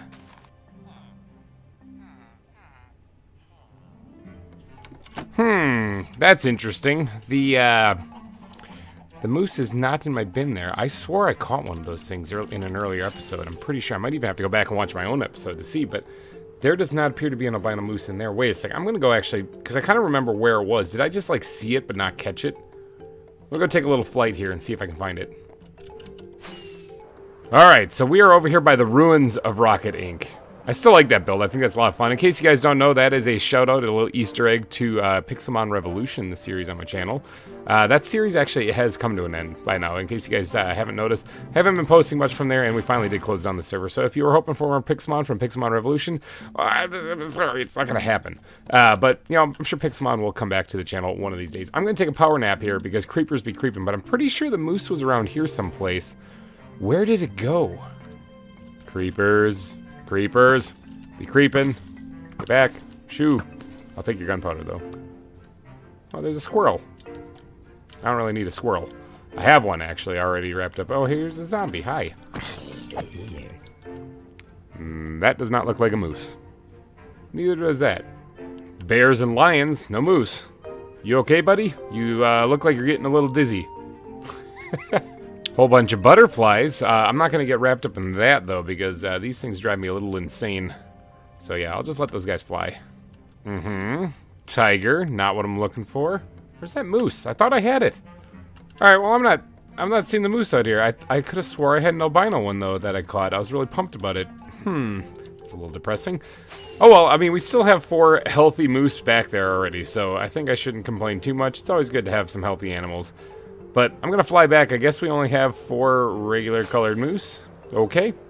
I guess that's the way the cookie crumbles. Bye, Rocket Inc. We're going to go back to the zoo. All right, back in the storage area. Now, in today's episode, you might be wondering to yourself, Self, what is he going to be building today? I kind of want to know these things. And that's probably a valid question. So what we're going to have to do is we're going to be adding another exhibit. Let's look at the map. Let's look at the actually above ground area of the map. We're going to be adding another exhibit, and I kind of want to smash it in like right in this area, which means I got to do a little bit of terraforming here because I didn't actually finish it right there. I just kind of built that up for the bear exhibit. I want to put another exhibit in like right here, and I got kind of an idea-ish about kind of what I want to build there. But I don't know what animal I want to build it for. Now, it has to be something that can't climb, so I gotta look through here and try to find something that doesn't climb. I mean, coconut crabs don't. I could build an exhibit, a big exhibit for coconut crabs. Jaguars, I think, might get out. Walruses wouldn't be a bad one. But I think what I'm gonna have to do is just look through here and try to find something that I can build a nice exhibit for, because I gotta fit something in there, and I don't really have anything specifically planned. But I do have an idea of what it has to be something that can go on land specifically, because the idea of what I have, I need to have that. A hippo, maybe? No, that's kind of a swamp more. A rhinoceros, that could work. Why don't we do a rhino exhibit? I think that'd be kind of fun. Do I have any other ones, or did I just catch that one? I probably only caught that one. Plus, if these things are anything like the Sumatran rhinos from last season, if they run into each other, they're going to levitate off the ground. So I don't really want to be doing that, because that won't really help out much. I do have another moose. Oh, that's got to be the albino one. That has to be, unless my memory is totally junk. Which, I mean, let's be real here. It could be. Okay, we need another name. Okay, there was actually some honorable mentions, but one of them that really stuck out to me, and I'm going to go ahead and just name it that right now, is Alberta, one of the provinces of Canada, and that was suggested by Matt Myers, actually. And if I had a 5th moose, I was going to name it that, but there we go. I do have a 5th moose. Let's go put this in there. I think I'm going to be making a black rhino exhibit in this episode. Oh, it's nighttime. Creepers be creeping. I'm going to just hide in my little hole here and take a nap. All right, the zombies be cooking out here, except for that guy. He's got a helmet on. So these guys are die. Ooh, missed that one. Die. Creepers. All right, the moose are in place though, so I kind of have to be careful here because the moose could probably charge it. Like 3 of them are over there, and then there's this female over here. So can I just kind of jump over this with my elytra? No, of course I can't. I don't have the mad skills to do that. Let's grab the ground blocks real quick here. Let's just grab some stone out of here real fast, and then we'll just use this to cheat our way up in here. All right, let me do a little parkour along the edge here, try to get away from that other moose. Never mind. We'll just jump over the back over here. All right, try to keep a distance away from those. I got the tranquilizer gun on the ready. Let's try to hop in here. I also want to get the those on the ready. All right, let's try to put this down. Is this the albino moose? It is. It's gonna be named Alberta. All right, let's get out of here. All right, with all the moose in place, this whole adventure is, I mean, we're probably like halfway through the episode or something like that, and I'm just now getting started. I got some catching up to do. I have to terraform this to be better than what it is, but also this is kind of the area that I was thinking about doing a little bit of construction right here. Maybe I can actually fit 2 exhibits in here, looking at how big this is. It's only 1 rhino that I have, so I don't really need to make a monstrous exhibit, because I could squeeze 1 more in right here. So maybe I'll just limit it to maybe right here. Maybe about the size of the bear pen, or about 2/3 the size of the bear pen. I think would be pretty good for a rhino. All right, so I got to do some terraforming here, so let me get to work on placing a bunch of stone.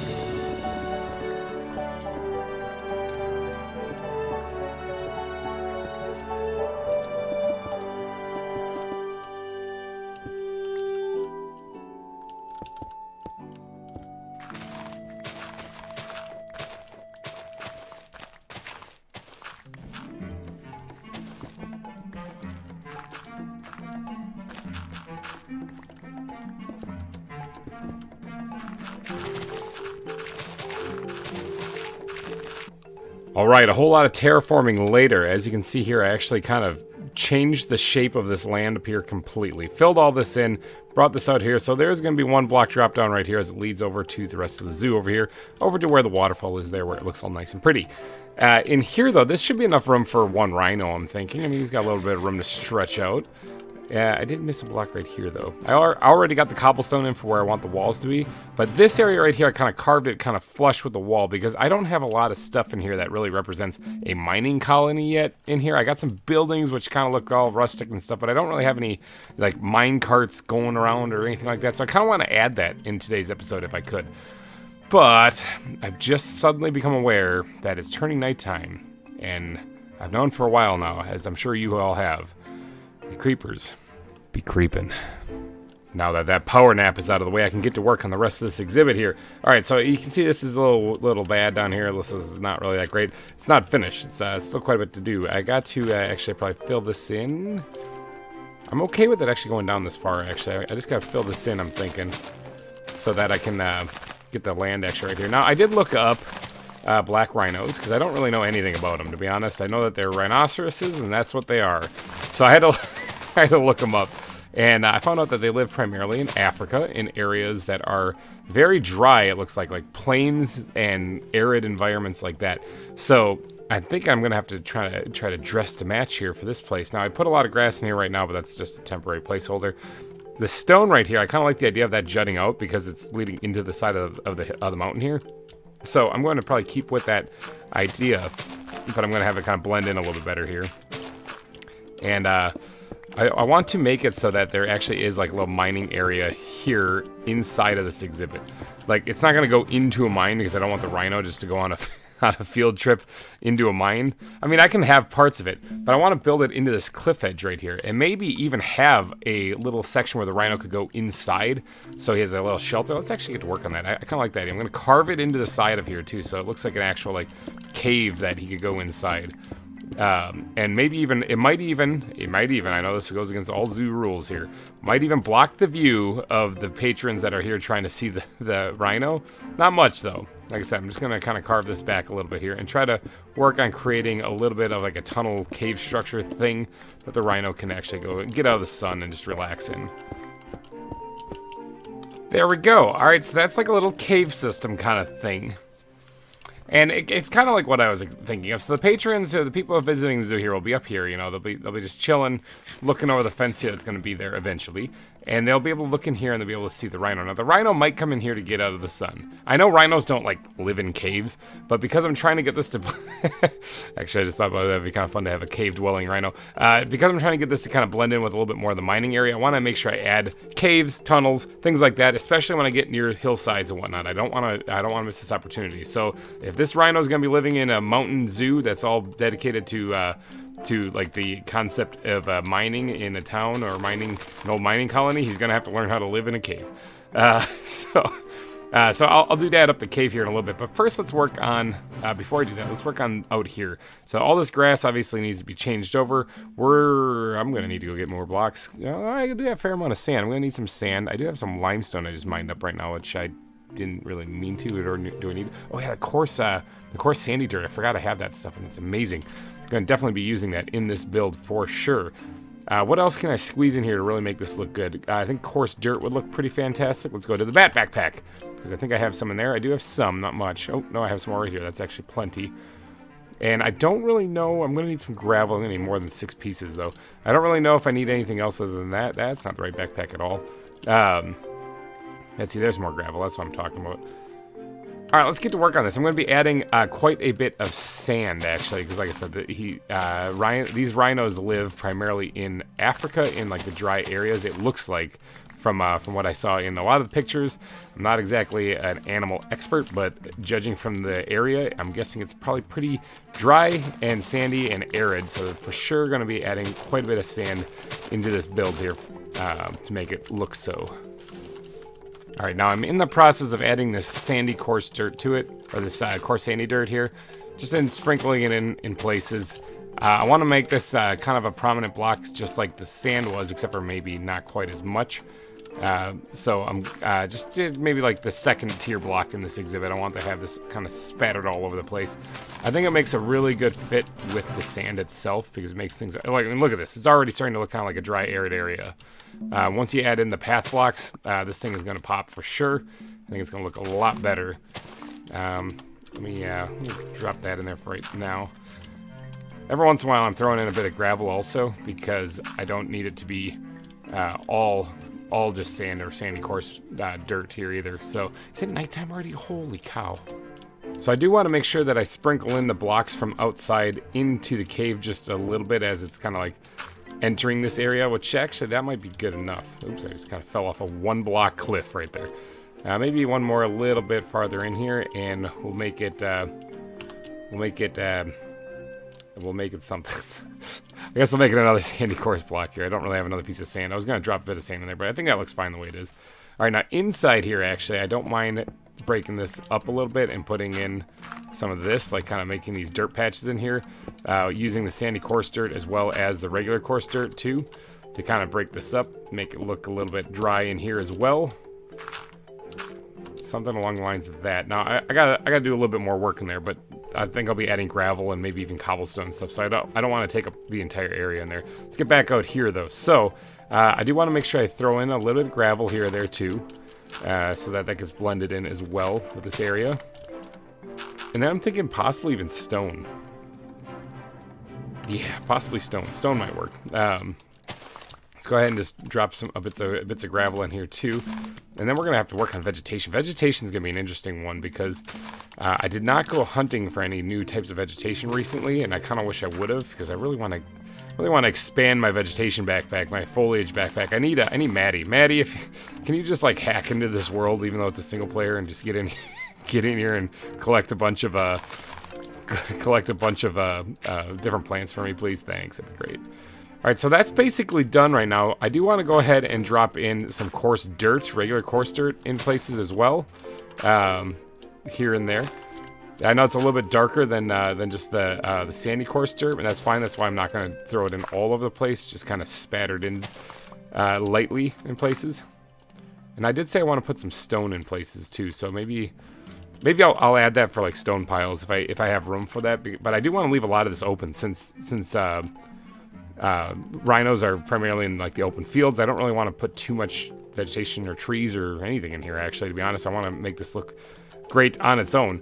So maybe I'll leave that the way it is. Now this actually is dirt, not coarse dirt here, but I'll just replace it just because of anal details. You know, I'm just like being anal retentive or being OCD, trying to make sure it's all nice and pretty. All right, so now I think the last thing we got to do is we got to mat down a lot of this. And that should make it, they do what path blocks do, make it pop. Alright, that's looking pretty good. I think what I want to do before I get too carried away, though, is let's get this backpack out right here. Let's start yeeting all this stuff in here right now because I'm not going to need it for this next part. That frees up a lot of room. Let's go ahead and grab the wood backpack, and we're going to get ourselves some fir wood. I'm going to go ahead and get the outline for the walls actually put in here because that's going to be super important then for getting the rest of this exhibit done, because I always add this to the last and then I kind of forget and I have to try to cram it in there. So I'm going to try to do it. I'm going to try to be proactive. Ooh, that's not proactive. That's just an incorrect block placement. I'm going to try to be proactive and actually get this put in place beforehand. Look at me learning and stuff. I got the walls put in. All right, sweet. So yeah, I think those look all right. I think that looks pretty good, actually. They'll work great for the walls. Now I'll get around to doing the stuff on top, like the steel bars and whatnot, in a little bit. But first I want to get in here and work a little bit more on this part in here where the rhino can come inside and get some shade. Let's see, we are going to need squid backpack. I need you desperately in my life. I need some of those for sure. Probably won't use cobble slabs. I'm definitely going to be putting some buttons around this place. And I'm probably going to need to throw in a heat lamp or 2 or 3 even in this part right here. I hear a skeleton. Looks like there's a skeleton up on the map from here. 50. Wonder if there's something over there. I'll find them later. But for right now, I'm just going to keep working on this. Alright, so let's go ahead and turn this into actually a little bit more of a cave-looking structure as opposed to just some blocks that make a vague-looking shape of a cave. We're going to go ahead and add in a few details in here to make it look a little bit more smoothed out. Something that actually looks a little bit more defined as a cavern. See, this is already looking better, just those little bits and details like that. I lied, by the way, when I said I didn't need these. I do. So we're going to go ahead and add those in places too. Like so. Alright, so that looks pretty good. Yeah. Yeah, alright, that looks pretty good. Not gonna complain at all about that. Alright, sweet. Alright, so now I am going to go ahead and add... that was on accident, but actually, you know what? I kind of like... never mind, I'm going to take this off. Alright, I kind of like it. Now, let's go ahead and do that up the ground a little bit. So we're not going to need the squid backpack, but we are going to need the ground blocks backpack here, because I'm going to be needing some of this for sure. And you know what? We're just gonna be happy with that. We're just going to use gravel in various parts of this. And then the rest of the stuff we can use either cobble slabs or andesite, actually. I just realized I should probably squeeze in here too. Actually, when all else fails, a really good block to add is path blocks. So I think I'm going to add those in occasionally, sporadically throughout here. I think that always adds a really good texture to any surface, actually. It's weird how much I actually just obsess over the path blocks. Alright, so those are all put in. I even got some pebbles spattered around too. Now, one thing I absolutely love adding in these caverns here is actually dirt on the ceiling, because you can add those roots on the underside of it, which I think look really cool. So we're going to go ahead and sprinkle in a few of this, and then we're going to add a couple of those roots. I think I still have a couple of them. Not many of them, actually. So I'm kind of running a little low on them, but hopefully we have enough to actually get a couple spots in here put down. Let's go check the plants backpack here. I have 5. Okay, that's not a lot. It's not a lot. I'm gonna get a little nervous, but let's go ahead and actually put some of these things in here too. Like one right there too. How does that look from outside? Like when people are looking at this, are they gonna be able to even see those? Probably not. Let's go ahead and there's that one right there. Let's go ahead and just drop one right there too. Let's go ahead and put these back because I don't want to keep using those. Grab the dead bushes because those are gonna come in handy here real soon. And we're gonna go ahead and sprinkle the dead bushes around in this place as well, because this is supposed to look like a dry and arid environment. I believe I've got mini cacti. Yeah, right here, tiny cactus. Now, I don't think these actually hurt you when you walk over them, but they don't, but I think that might be because I'm wearing boots.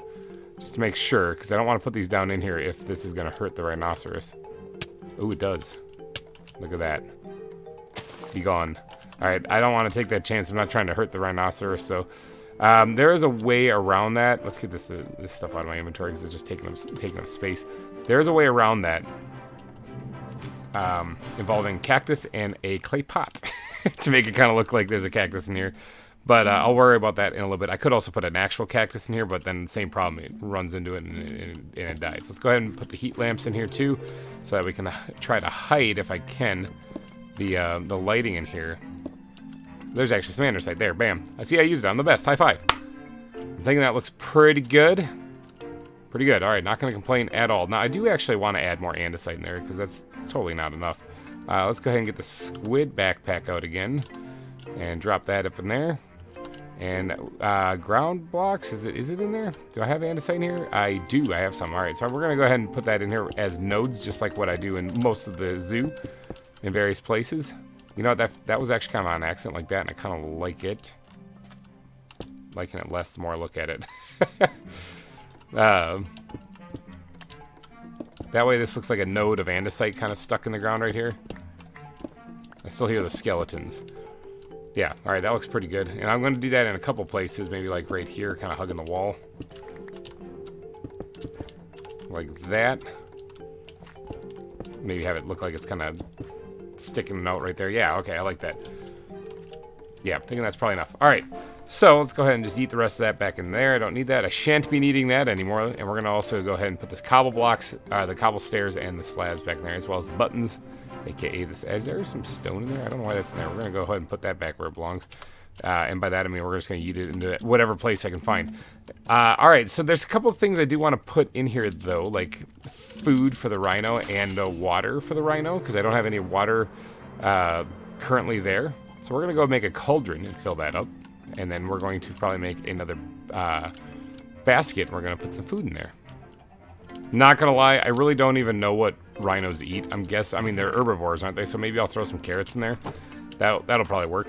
I got the cauldron made and the food barrel made. I'm just gonna get in there and get that going. Now I do want to do my little trickaroo here, where I'm gonna turn it into a stone barrel looking thing, and then that way it'll blend in with the ground a little bit better, because I'm gonna go put it back here, kind of maybe a little in the cave. Maybe right here I'll throw it. So I have the food barrel right there, and then grab the stone, right click on it, and bam, just like that, it's a stone barrel. I think that's one of the coolest things in here. Alright, so we want to add just carrots in there. Now this is just a visual thing, it's not to actually feed it, because I'm going to keep it wild, but there, it's got some food to eat back here. One thing I wanted to do, like I said, I wanted to create this looking like a mining colony, and to do that, I think what I need to do is get a little bit more active with these like oak planks that are in the shape of a crate. Let's grab the chisel out here and see if we can't do that to the rest of them. Which one is it? It looks like a crate. There we go. Let's chisel all those two. And then we got 13 of them here. Now, I do also want to grab some... let's get... actually, I can make this out of some of this dark oak wood because I'm not using it as much. I do want to make a bunch of crafting tables because I think these things work together really nicely. Crafting tables and these crate-looking things. And I want to make it so it looks like this is actually like a little storage area back here. Like,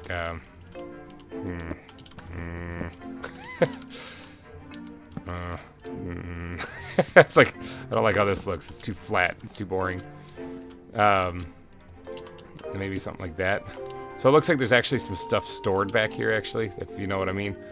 It's like I said, it's supposed to be looking like a mining area. Now, I don't have the mod installed for like, it's a plugin actually, I think, for Minecraft, where you can have like armor stands you can make invisible and stuff, because I would totally put like items like pickaxes leaning on the walls and stuff. I think that would look really cool, but unfortunately I don't have that, so I don't want to, like, I would love to put a stack of crates right here, but then the rhino could just get out, so that's not going to do any good. So maybe I got to do one a little bit off the wall, or a little bit off the wall, so that it can't escape. Place one right there. Right there. Yeah. Alright, so it looks like there's some storage crates here, like there's an operation going on. And there's just a rhino living in it. Of course, it's nighttime. You know, that's probably pretty good. Just a couple of spots where there's some extra storage crates and whatnot. I think that looks pretty good. I don't think the rhino can get out of there. I can, though, so that's kind of nice. The rhino can't sprint jump and doesn't have an elytra to fly it, but it does have to suffer through leg spikes like that. Wow. Alright, so let's go ahead and yeet this stuff back into there. I don't really know where to put these things. I'm just going to throw them in there for right now. I think that's pretty good. Thinking that's pretty good. Alright, so now the last thing we got to do in here, though, of course, is to add the vegetation. The dried, arid stuff. So dried bamboo, that probably would look pretty good. Oh, I didn't add the cauldron, did I? Yeah, they don't have any place to actually, like, drink water. Maybe we'll just put that right here. Like so. And then fill that bad boy up. There we go. Food and water for the rhinos. Now, I think this does grow, if I'm not mistaken. So, what I want to do, actually, is grab a little bit of string. And I want to put that right there so that doesn't grow any farther. And this sucks right there, so I don't really like that. Maybe put it right there. And maybe we'll put string right there, too, so that doesn't grow any farther. So we'll leave that just like that. Just some dried areas like the way it looks right now. Never to grow up. It's like Peter Pan. No mushrooms. This is not supposed to be a damp area at all. So we're looking for, it's like thorns will look good, but obviously I don't want to hurt the rhinos. The sea oats are probably gonna look fantastic. Plus I can put them on sand, which is incredible. So we're gonna go ahead and sprinkle these guys in here too, like so. That looks pretty good. All right, let's go ahead and eat those back into the backpack. Eucalyptus. I know eucalyptus probably wouldn't be growing in this area, but how does it look? Looks a little. I mean, it looks a little too green, but I think putting like just one in there will look fine. Oh, I do need to do the cactus trick thing, so it actually, because I think a cactus looks amazing in here, but I don't want to hurt the rhino. I suppose I don't even know if the rhinos actually get hurt by the tiny cacti. I could test it, but I don't really want to hurt the thing if it does work, so we're going to go do the little trick instead. Alright, I got myself a flower pot. So let's go ahead, and there's kind of a dead space like right in this area here, so we're going to just slap that down right there. Take a cactus. Beautiful. All right, so looks like there's a cactus, and that one, actually, let's take the boots off. That one doesn't hurt things when they run into it. So I know it looks a little weird, but it also doesn't grow, and that'll be it. There, we got a cactus.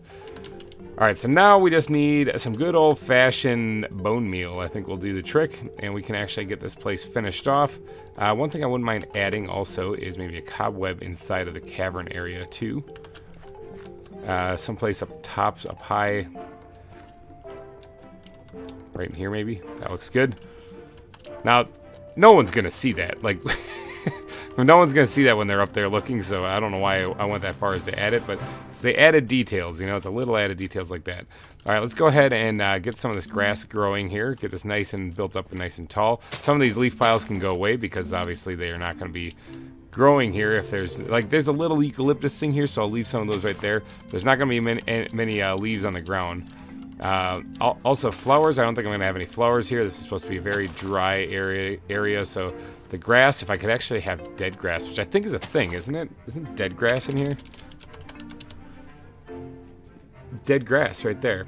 I don't know where to find it, but it's a thing. I think there's also like desert grass and stuff that I don't really have, so otherwise I'd be adding that for sure. Maddie, I need help. Yeah. But let's go ahead and just sprinkle in this bone meal, get this grass growing here, and then that should finish off the exhibit. By finish off the exhibit, I'm using that term very loosely because I actually didn't finish this area up here at all, so I kind of have to do that. Get the fence put in up top, of course. But then the zoo or the exhibit will be finished. All right, there we go. The fence is put in. It looks pretty nice. I do have to do a little bit of work, like as far as in between here, kind of building up some landscape, changing that hillside over just a little bit to be more something in line. I kind of added a little spike right there to kind of blend in with the rest of the environment as it's going on. Whoa. Okay. What? Why are you in the tree? And you could totally get out from there. How are you in the tree? Okay, so we got to do a little recovery effort here because that guy's not supposed to be in there. I don't need that. I need an empty net. We're going to just kind of give you a little pop. Get you to sleep. Then we're going to try to get up there and land next to you if I can fly. Learning to fly, but I ain't got wings. All right, we're going to come down here real quick and land softly. Scoop you up. Ingrid. It was Ingrid was the one that was up in a tree. Why are you up in the tree? All right, let's go ahead and put you down here. Ingrid, there you go. You're safely down at the bottom here. That was freaky. Okay, provided no more elephants climb trees. I think that's about it. Now, I do have to put a path in here. That's something I'll probably work on in between episodes or on my a little bit later time or something like that. I'll probably forget by next episode. Let's be honest here. Sometimes my mind wanders or I get wrapped up in another series. I do have a lot of other series that I've got to get going on in recording. If you guys haven't been watching Subnautica, that wrapped up actually. So we're going to have a new series next Monday. So please tune in. It's going to be a good one. I'm kind of excited for it. I'm going to be returning to New York City in it, so hopefully you guys tune in and watch because I'm pretty excited and pumped for it. Not to mention that, but next week is the finale for Among Trees, so if you've been watching that, it's coming to an end as well. So there's a bunch of space open for new stuff, and if you are one of my patrons, you know exactly what's coming up. And if you're not one of my patrons, well then, why not head on over to my Patreon? It's over there the link is in the description. But all right, I'm going to go ahead and wrap this episode up. I need a black rhinoceros name, though. I have one. So one of you out there is going to be selected to pick the name of this rhino. So if you guys could, down in the comment section, please drop your name ideas. All right, the sun is setting, so I've got to get out of here because creepers be creeping. So thank you all for donating your eyeballs and ear holes to this episode. Hopefully you enjoyed, and if you did enjoy, please go down and smash that like button. It would really help me out a lot. I will see you guys next week with more ZAWA, so thank you all for watching. And bye-bye.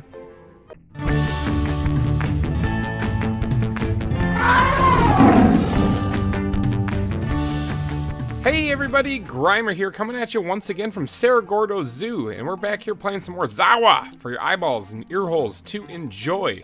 First off, I want to start off this announcement by thanking all of you for tuning in and watching the series. I'm enjoying myself making the zoo, and I'm hoping you guys are enjoying yourself watching me make the zoo.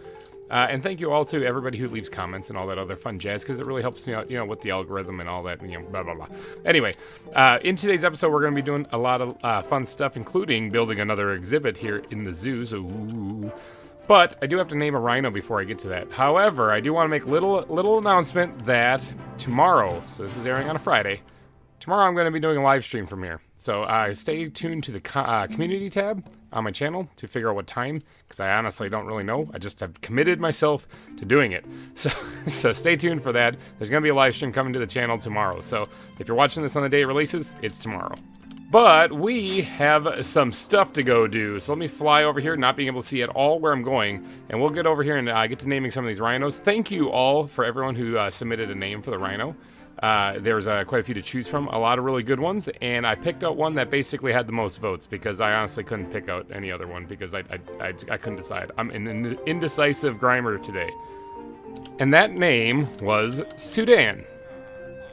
So thank you. Big shout out. Thank you to Kathy Clism for suggesting it, and for Love to Craft and Tim Sourbeer for backing it up, saying that would be a fantastic name. All right, let's go name this this rhino this. Actually, I got a little bit of gunpowder on me. Let's just eat that into there. I don't need it. All right, let's go name, and I got some cobblestone. Okay, all right, let's go name this. Let's go name this rhino here, and then we'll get on with the rest of the episode.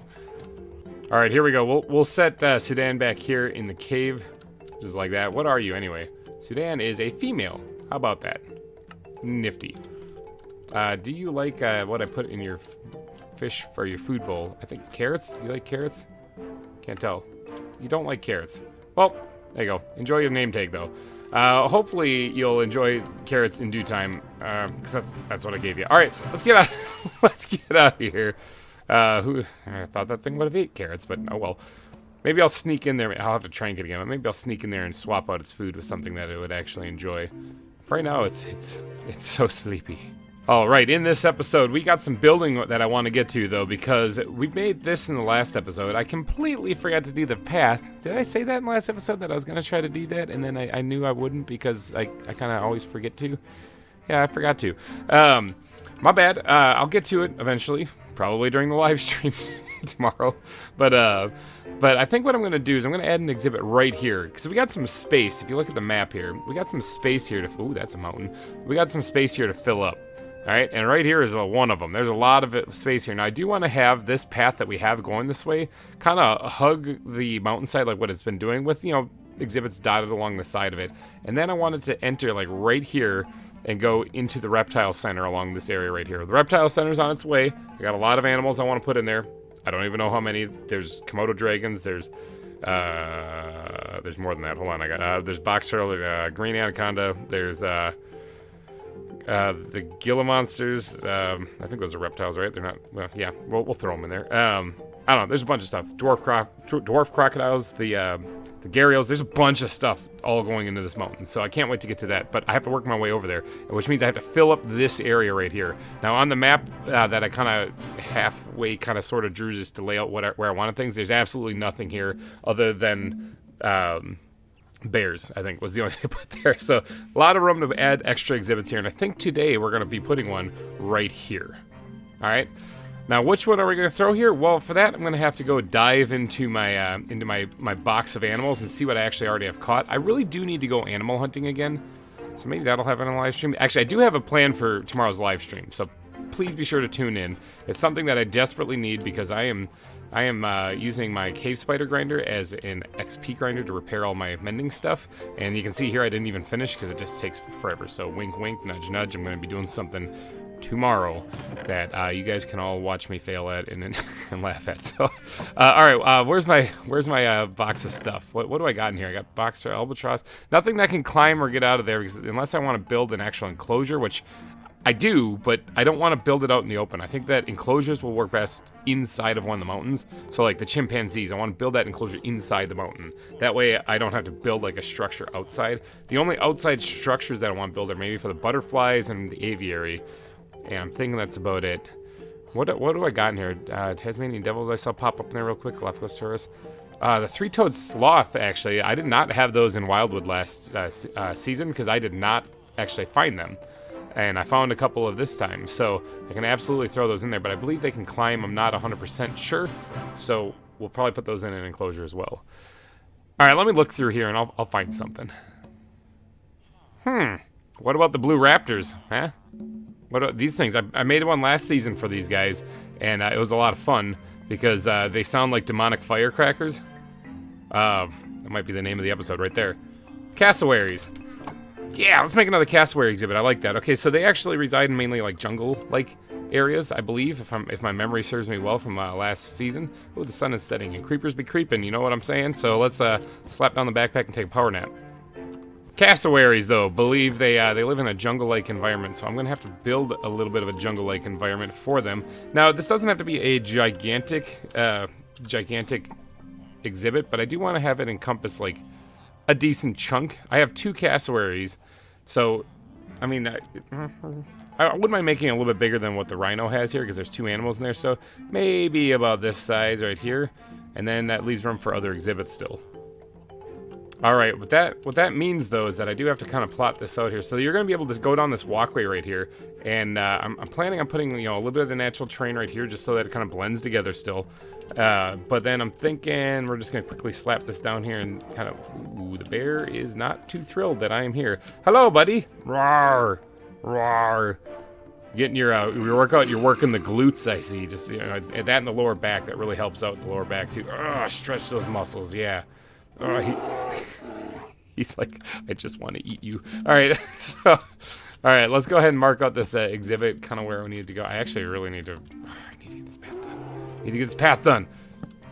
Okay, I know it's another oval, but it basically, oh, you can't see it on the map anyway. Basically that, I'm thinking will be the best course of action for the cassowaries. Gives them plenty of space, enough space to put it in a tree in here too, you know, something, a little something, something.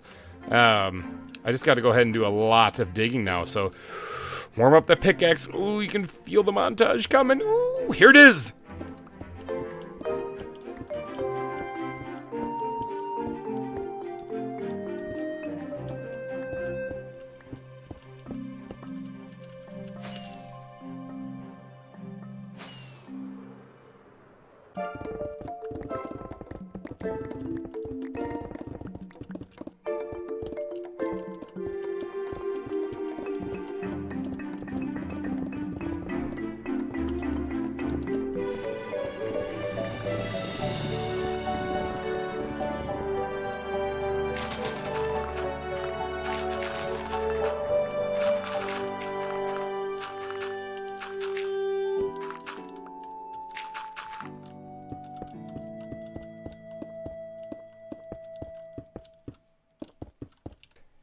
Behold, a hole. I did it. I dug it out. It's all done. Look at this. How's the cassowary exhibit looking? Pretty good? Pretty spot on? This is, of course, just the beginning of it. There's obviously a lot of detailing to be done in here to make it look a little bit more jungle-esque. I actually wouldn't mind adding, you know, like some more shrubs and stuff. I haven't really done a jungle build, I think, in this entire zoo. No, I haven't. Okay, so sweet. This will be the first jungle exhibit. All right, so I'm thinking... Little beard scratch. Thinking doing, like, down here gets a little bit lower, just the wall does, just natural terrain, and instead of trying to alter that, I figured I'm just going to go with it. But I'm thinking I'm going to maybe create, like, a little water thing. A water thing. Maybe a pond. We'll go with a pond, okay? I'm thinking a pond will look good. Also, I want to go ahead and grab out of here a bunch of grass, because I want to raise this side up just a bit.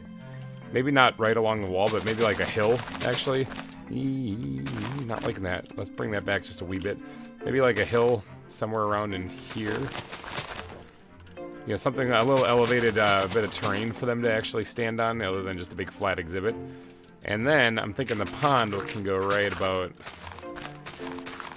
Cassowaries, I don't think are going to drown in this, because I'm pretty sure they stand too tall. But can go probably right around there, somewhere. Take that back just a wee bit more. Give it a little bit more of a unique shape rather than just like a box. Yeah, you know, that might work all right. Yeah, all right, we're going to go with that. All right, I'm going to get to work on getting a nap in before the creepers be creeping. And I'm also going to get to work on filling in all of this grass. And then we might even be able to get to work on some of the terrain.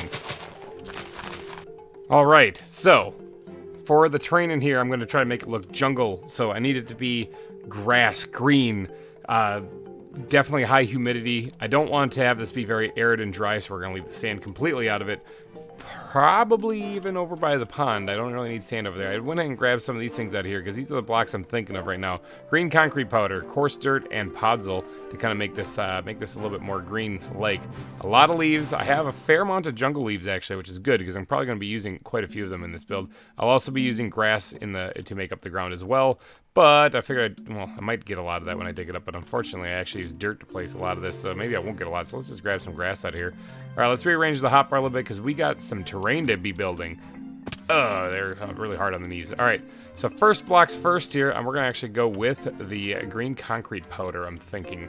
I'm also tempted to let this grow over real fast and try to, so that it's mainly grass instead of dirt, because that's going to really throw off my building style if I'm trying to think of this as dirt. So let's just kind of get some grass in here and let this start spreading. And I'll start working on the hill instead. Okay, so on the hill, it's basically going to be a lot of green concrete powder, I'm thinking, just to kind of really make the greenery kind of pop through in all of this. So this is going to be a predominant block in here, but I got to keep in mind that I can't actually plant any plants on the green concrete powder. So even though I need a lot of it actually in here, I got to be a little careful as to how much I actually put in here. All right, the green concrete powder is in. Let me just inhale a chicken here so that I'm not starving to death. I'm thinking I should probably give the pond a little TLC before I get too carried away with the rest of the landscape, because I got to make sure that I have the green concrete powder placed in a good spot so that it doesn't turn into green concrete. So let's get down here. And what blocks am I putting down here? What am I doing? What? Let me open up the bat backpack real quick. I'm gonna put some grass in there for right now just to make some wiggle room here. Oh boy, I need some more. I got a lot of stuff. Hold on, I gotta get rid of this worm. And yeet that worm off into oblivion. Let's get back there. All right. That one worm. I always get a worm when I'm digging up the dirt, and it always fills up an inventory spot, and then it always bugs me. That's not even the right backpack. What am I even clicking on? Let's go with the ground blocks here. I need to get more brown terracotta because that's definitely not enough. Let's just go ahead and sprinkle that in places. So obviously this is kind of like the mud block. Now we do have mud blocks, but if you haven't seen any of the earlier episodes, I don't actually use mud blocks because the animals get stuck in them. So I use brown terracotta as a substitute. Something like that should probably work out pretty good for a little pond. We do have to fill that up, of course, with water. So I got let's use not that backpack. Where's my iron golem backpack? Let's get a bucket of water out of here. And then we will make an infinite water source here. Like so. And then I can actually take this and put this back in here. Fill up my backpack again so I never run out of water. Alright, let's fill this up completely so that they have a nice pond. I just realized something. I'm probably going to want to put like some lily pads in here. If it's going to be inside of a kind of a jungle build, I'm going to want it to be kind of overgrown. And I don't think I have a lot of lily pads. Actually, let's do that real quick. I know I usually do foliage later, but let's look. What do we got? Oh, we got some. In fact, we got the small ones too, so that's actually pretty good. That's kind of the ones I really wanted. So let's go ahead and dot these things in here. One of those isn't real. Something like this. I'm actually overloading this with small lily pads because I wanted to make it look like it's overgrown. And let's get at least a flowering one in there and maybe a couple of regular big ones here. Eat that down right there. A couple of them in here like that. Good. All right, I'm thinking I like that. That looks good and overgrown. Man, time flies. Before I get too much more carried away with the pond there, I think it's probably a good idea if I go through and add the other blocks to make up the terrain. That way I don't have to like break some of the plants or something if I place a few things around there, you know, that I want to, or I have to move so I can get the terrain put in. So let me go through. I'm going to be adding some coarse dirt and a slight bit of gravel. And I might even throw in some brown terracotta every once in a while, but I also need to add the podzol. There's so much stuff to add. Oh, I got this. There we go. All right, I even added the path blocks and everything. Look at me go. Now, I think it's time that we start adding like the bushes and the trees and the foliage and all that other fun jazz in here. Let's start with the pond here. I already have a little bit of things in there, but I want to add maybe some of these guys. What else can I add in there? Perhaps some river cane. I think that would look pretty good. And maybe a little bit cattail also. Sure, let's go ahead and just kind of sprinkle these in. Now, let's see if I can still do this, because somebody, remember, told me that I can place these if I look at the surface of the water, which it looks like that is true. Look at that. All right. Maybe a little bit of river cane along the back here, you know, kind of spread out a little. Good, good. And then we're going to put a couple cattail maybe on the other side, kind of back here. Where can I put this? Oh, I don't have a spot. Okay, never mind. Maybe just one cattail. One cattail is good. It's better than nothing. All right. So now I still don't have a lot of plants. Okay, so I'm going to have to probably kind of go hunting for those a little bit, but definitely want to include some bamboo growing in here because it would make sense given that it's going to be more in a jungle-like setting. So I'm going to put this in a couple of places, actually. Maybe like that. I'm thinking that would probably be fine. All right, yeah, just a few pieces. I think those grow again, and I think I've said this before, but I need to grab maybe some string. Let's grab some blocks of some kind. And what we're going to do is we're going to prevent this from growing very high. Oh, I just also realized this. Oh, man, I gotta finish the walls. I didn't finish the walls. And here I am placing things up against it. That's kind of a foolish move. All right, so I got to quickly finish the walls, and then let's get the wood backpack out here. And then we can get going on the rest of the build. All right, now that I got the walls put in, we can go ahead and finish up with doing the little string trick here to prevent these things from growing any farther. I don't want that. I didn't need to place that block. I don't want that to grow any farther than where that's at right now. I think having just a little one block high one will be fine. This one can go just a hair higher, so I'm going to slap a piece of string there. And then this guy right here, I'm thinking can go, yeah, right here. I think they only grow 3 high, so that might be a little redundant to even do that, but whatever. I'm going to put it there to just kind of prevent it from going any farther. All right, so what else can I do to make this look jungle-like? Let's get the plants back out here. Do a little shopping. I'm thinking adding a few bushes in here would make a lot of sense. I have one of these guys, which I think looks amazing. In fact, I think that's actually found in the jungle. I should go grab a couple more of them. That might help out a little bit in this area. Vines would be handy, but I don't want the animals to grow or to climb up them. So that's always kind of a pain using them. So I don't really know if I'm going to. As far as adding glow shrooms and stuff, that would make more sense in a mine. So it looks like just a lot of flowers then, and I don't really have much of them. Temple bells, they're going in here someplace. I only have one of them. Man, I really need to go hunt for some more plants. Rafflesia? Rafflesia? Big flower. There you go. Got it. All right. I'm just going to slap that down there. Going to put that one over there, I'm thinking. Now, I do need to put a tree in here of some kind because I'm thinking that would probably look really good. And instead of doing a dynamics trees, I'm thinking about actually doing a custom tree. Why not? I don't really have... I'm going to probably use just oak wood for this. I don't really have a lot of jungle wood, but that's okay because it doesn't really absolutely need to be. But let's go ahead and actually just start kind of plotting this thing out a little bit as far as where I'm going to put this tree.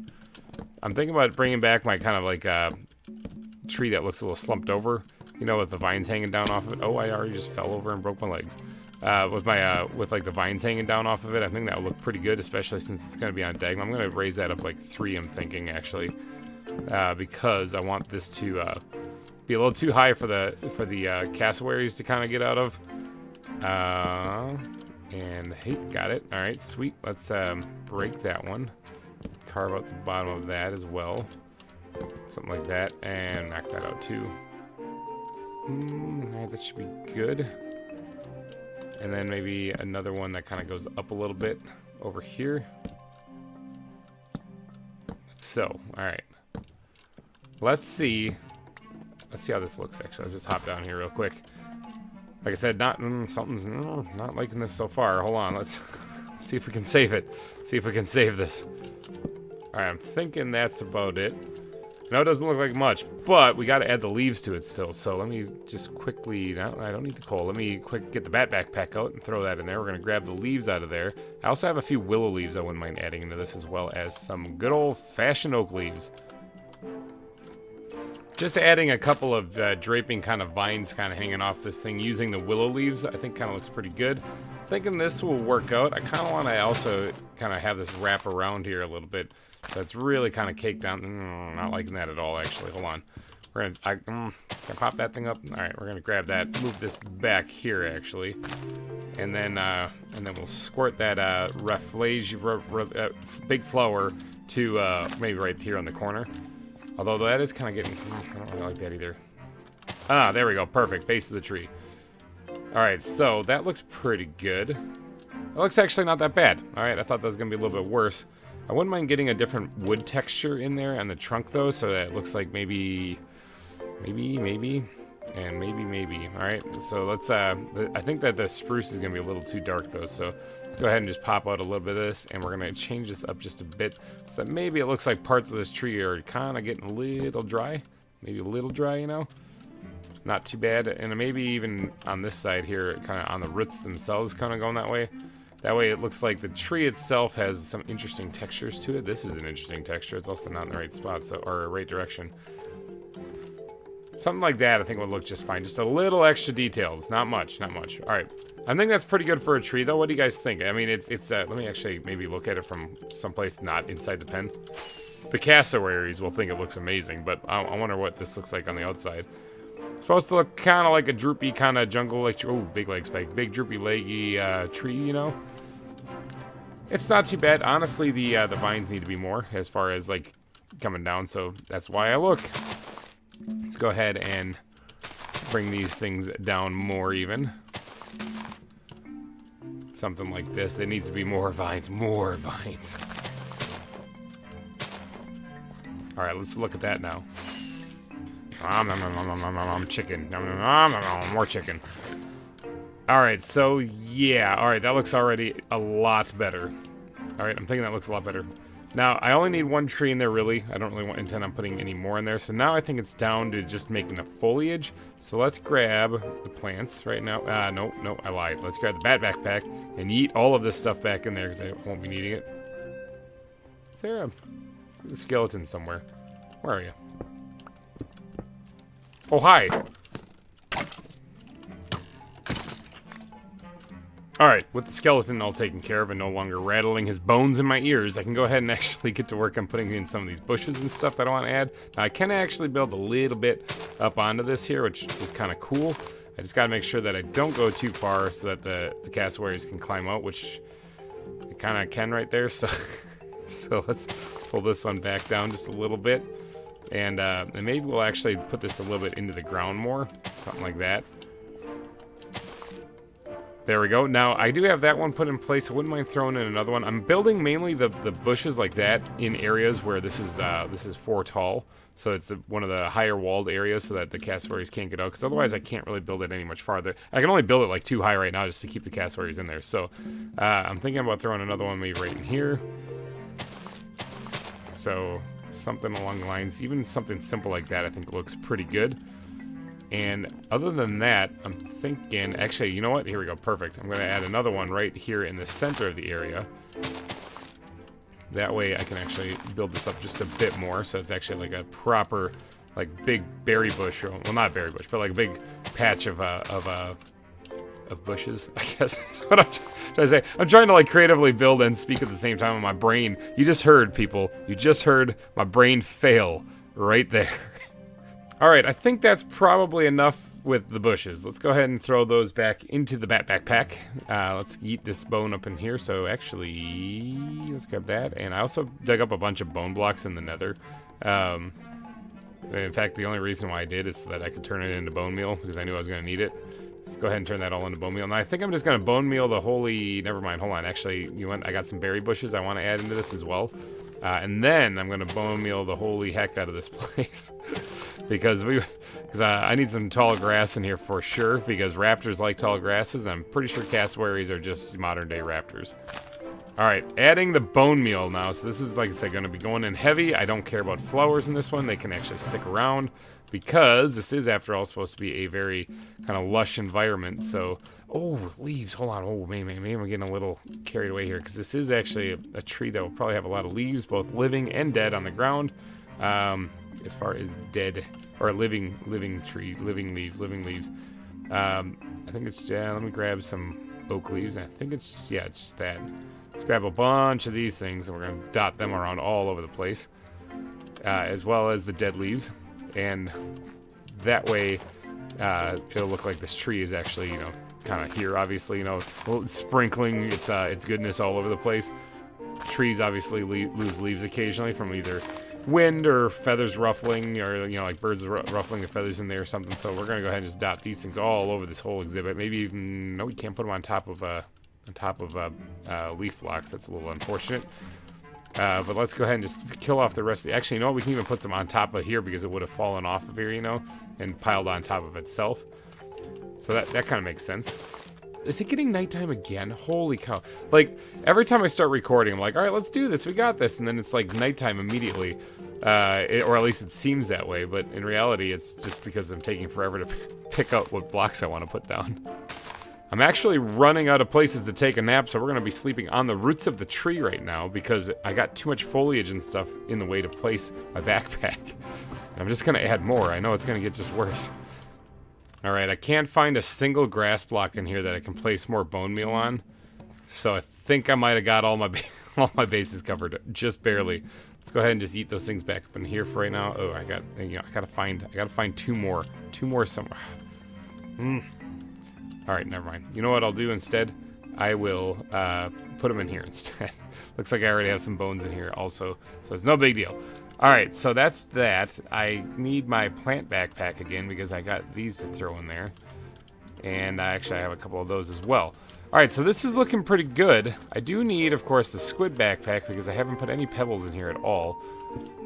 And I don't need to put too many. This isn't supposed to be a very rocky area. So just a couple here or there.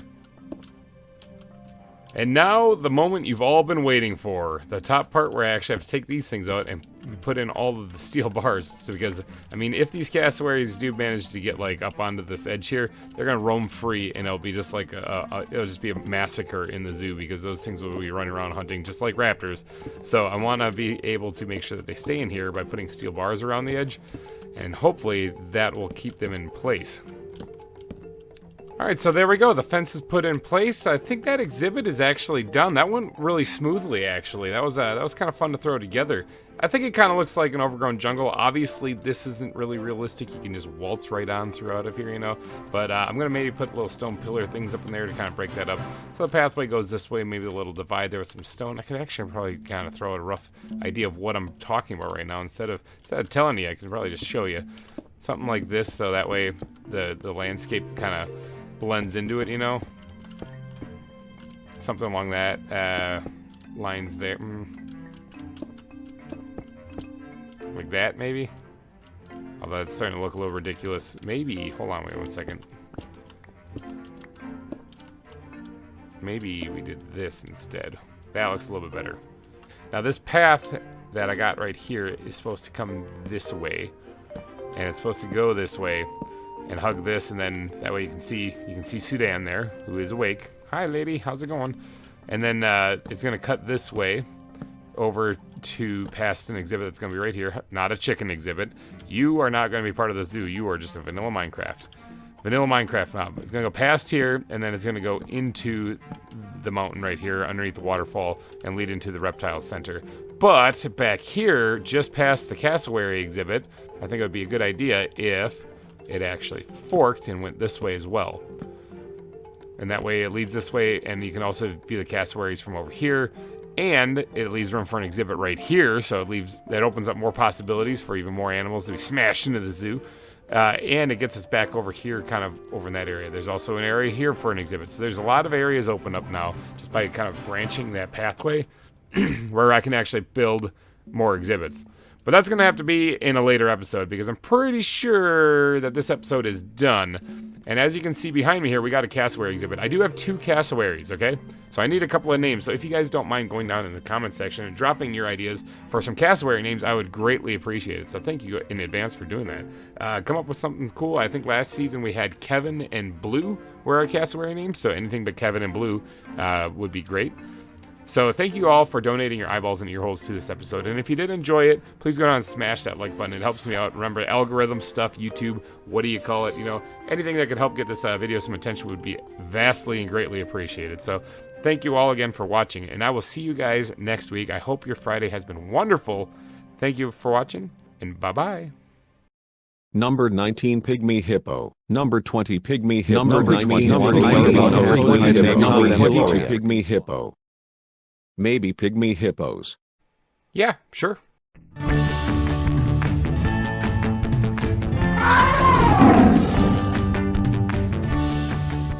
Hey everybody, GReimer here coming at you once again from Cerro Gordo Zoo, and we are here to have some more ZAWA fun. I hope you guys are having a wonderful Friday. I actually got today off. Apparently it was Good Friday, and I totally forgot about it, but hey, I got the day off, so woohoo, go me, some time to spend with the kids. Anyway, I'm hoping you guys enjoyed today's episode, and if you do go on to enjoy it, be sure to leave a like. Helps me out a ton with the whole YouTube algorithm and whatnot. But enough of that. Enough of that. We're here to do some building. Now, as you probably saw with that little bit in the beginning before the channel title drop there, I've been requested a couple of times to build a pygmy hippo exhibit, and I think I'm going to do it in this episode. All right, so we're going to get right on into doing some building, but before we do that, I got to recap the live stream that we had last week, actually. Right after the episode that aired last week, the next day, actually, we had a live stream here on the zoo, or in the zoo. And hopefully you guys caught that. If you haven't, it is available on the channel, so you can see it in all its glory. But one of the glorious things we did was we got another otter. All right, so there's actually 3 of them in there now somewhere. I don't exactly know where, but there's 3 of them now. So we got another otter, and I'm trying to remember what we named it. Oh, there it is. All right, let's get in here. And we named, there's Harry Otter, there's Tarka. What was the other one we named? Otis. We named it Otis. That was it. So we got Otis the otter in here now. Let's fly. There we go. Oh, never mind. I'm not flying. Okay, we're flying now. Look at us go. All right. And also in that live stream, we built an Ender. Okay, so I have an Ender XP farm now here on or in this world. So go me, high five. All right, and and also we built this. Okay, we got a red panda exhibit named May. Isn't it lovely? And yeah, nice little exhibit here we added. We had a little extra time in the stream, so I was like, let's build an exhibit. It's building a zoo after all. So yeah, we got quite a bit done. We also did a little bit of landscaping and blending of the hillsides together. So hopefully you guys caught that. The bears are still very angry with me. They still don't like it when I walk past. But we did a little bit of decorating here too. A little bit of extra odds and ends in between here to get a little bit more done, as well as completing this path. And we did some stuff. So go back, check out that live stream if you haven't. Throw it on and just kind of casually watch throughout your day. But all of that was not the only thing that we did on that live stream. We also managed to catch ourselves another cassowary. So we have 3 of them, and you guys once again killed it with the names. So I have to name 3 cassowaries. I'm going to comb through your comment section and actually pick out 3 of them instead of just 2, like I said last episode. I lied. I got 3 now. All right, the first cassowary is going to be named Cassie because I love that name. It's a lovely name and it's wonderful. It's Cassie the cassowary. Big thank you to Sakana for suggesting it, and also Tim Sowerby for suggesting it. Excellent name. The next name is going to be Karen, because let's face it, cassowaries are kind of mean. So it's very applicable. Thank you to Chelsea. I'm going to butcher this. Severtson? Is that how you say it? I'm not too sure, but thank you so much for suggesting that name. We're definitely naming one Karen. And then the final name is going to be Gertrude. Okay, so thank you to Simon Holmes for suggesting that. Really do appreciate it. I just kind of like the name. I thought it was funny. Gertrude the cassowary. Sure, why not? All right, let's go name these guys. Or girls. I don't really know what they are. Let's go figure it out. Coming in for a landing. Bink. All right, here we are in the cassowary exhibit. Now, I'm going to have to do this quickly because these things are mean. Like I said, they're not really friendly. So let's go ahead and try to lay down Karen first. We're going to put her back here, I guess. Or him or her, actually. I don't really know what it's going to be. Bink, there we go. What are you? You are a male. Karen, welcome. Welcome to Cerro Gordo. All right, next is going to be Cassie. Cassie is a male as well. There you go, Cassie. Welcome to Cerro Gordo. And then finally, we're going to lay down Gertrude. And Gertrude is a male. They're all dudes. Okay, so let's get out of here before these dudes wake up and just murder me. Because they have a tendency to be rather violent. But there, we have our 3 cassowaries here now in the exhibit. Ready to go to just make their weird demonic firecracking noise. It's creepy stuff. As always, I would like to thank everybody who submits names because they're making noises. Listen to them to go. I'd like to thank everybody who submits names. And if I didn't pick yours, don't fret, do not fear. You can always try again on this video because I'm going to need some more names for the pygmy hippos. That's what we're going to make. So now trying to think of a spot for the pygmy hippos to actually be. I'm thinking since I actually have, if you open up, not that, that one right there. I have, look at this, I have 4 pygmy hippos. We caught them in the live stream, so I did manage to find them. I actually specifically went looking for them, managed to find a whole bunch of other stuff, including that red panda, and then finally on the way back, stumbled upon them on accident. So I thought that was kind of funny. But what if we built it right here, okay? Now, I know that the ravine's right here, and that, like, it's instant death jumping down here, and this is actually a really big ravine, so I think this is kind of cool. Ooh, look at that little loading area. Oh, God, that made me jump. Let's get out of there. He shot me. I've been shot. I actually don't... Oh, I've been shot in the back somehow. Oh, brutal. Actually, yeah, right in the shoulder. Ooh, it feels so good. That actually made me jump. But I'm thinking maybe building it right here next to the ravine. So basically, let's get my torches. Basically, like right up to here, maybe. And I'm gonna, of course, build. Okay, so that's gonna be the path. Okay, no, that's fine actually. Right there's fine. Let's build it all the way up to here. I might have to tweak this just a bit, or alternatively, I could also just like end it before it gets there. That might be a better idea. So I'm thinking that's going to be the exhibit. Now, that's actually a rather large exhibit for such a small little hippo, but I'm actually going to go with it because I have 4 of them. And so I want to make sure they have plenty of room to spread out. You know, small little hippo, big exhibit. That's what I'm going with. Now, I did some very quick research in trying to figure out what kind of habitat these guys live in.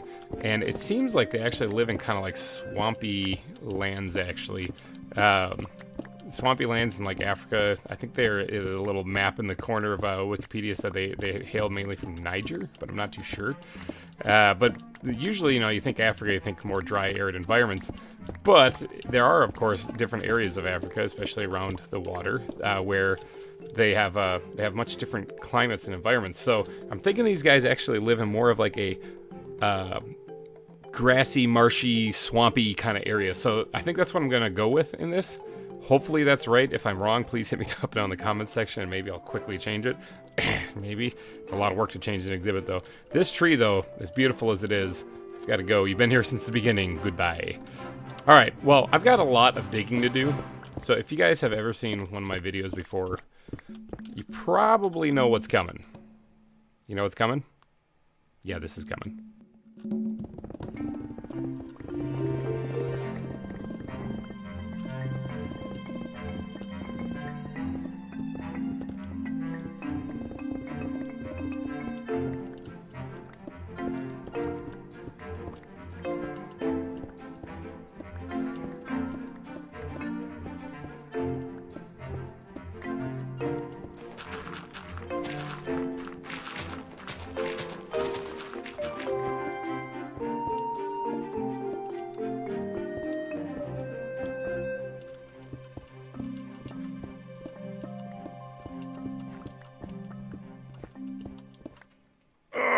Yeah, big stretch right there. All right, so we got this whole place dug out. All right, took a little snooze because creepers be creeping, and I want to have a nice full day ahead of me here. I took a little snooze, dug up everything here that I kind of want to, I think. Now, I don't really know if hippos can drown or not. Like, probably not, but I'm just going to go ahead and fill this in here.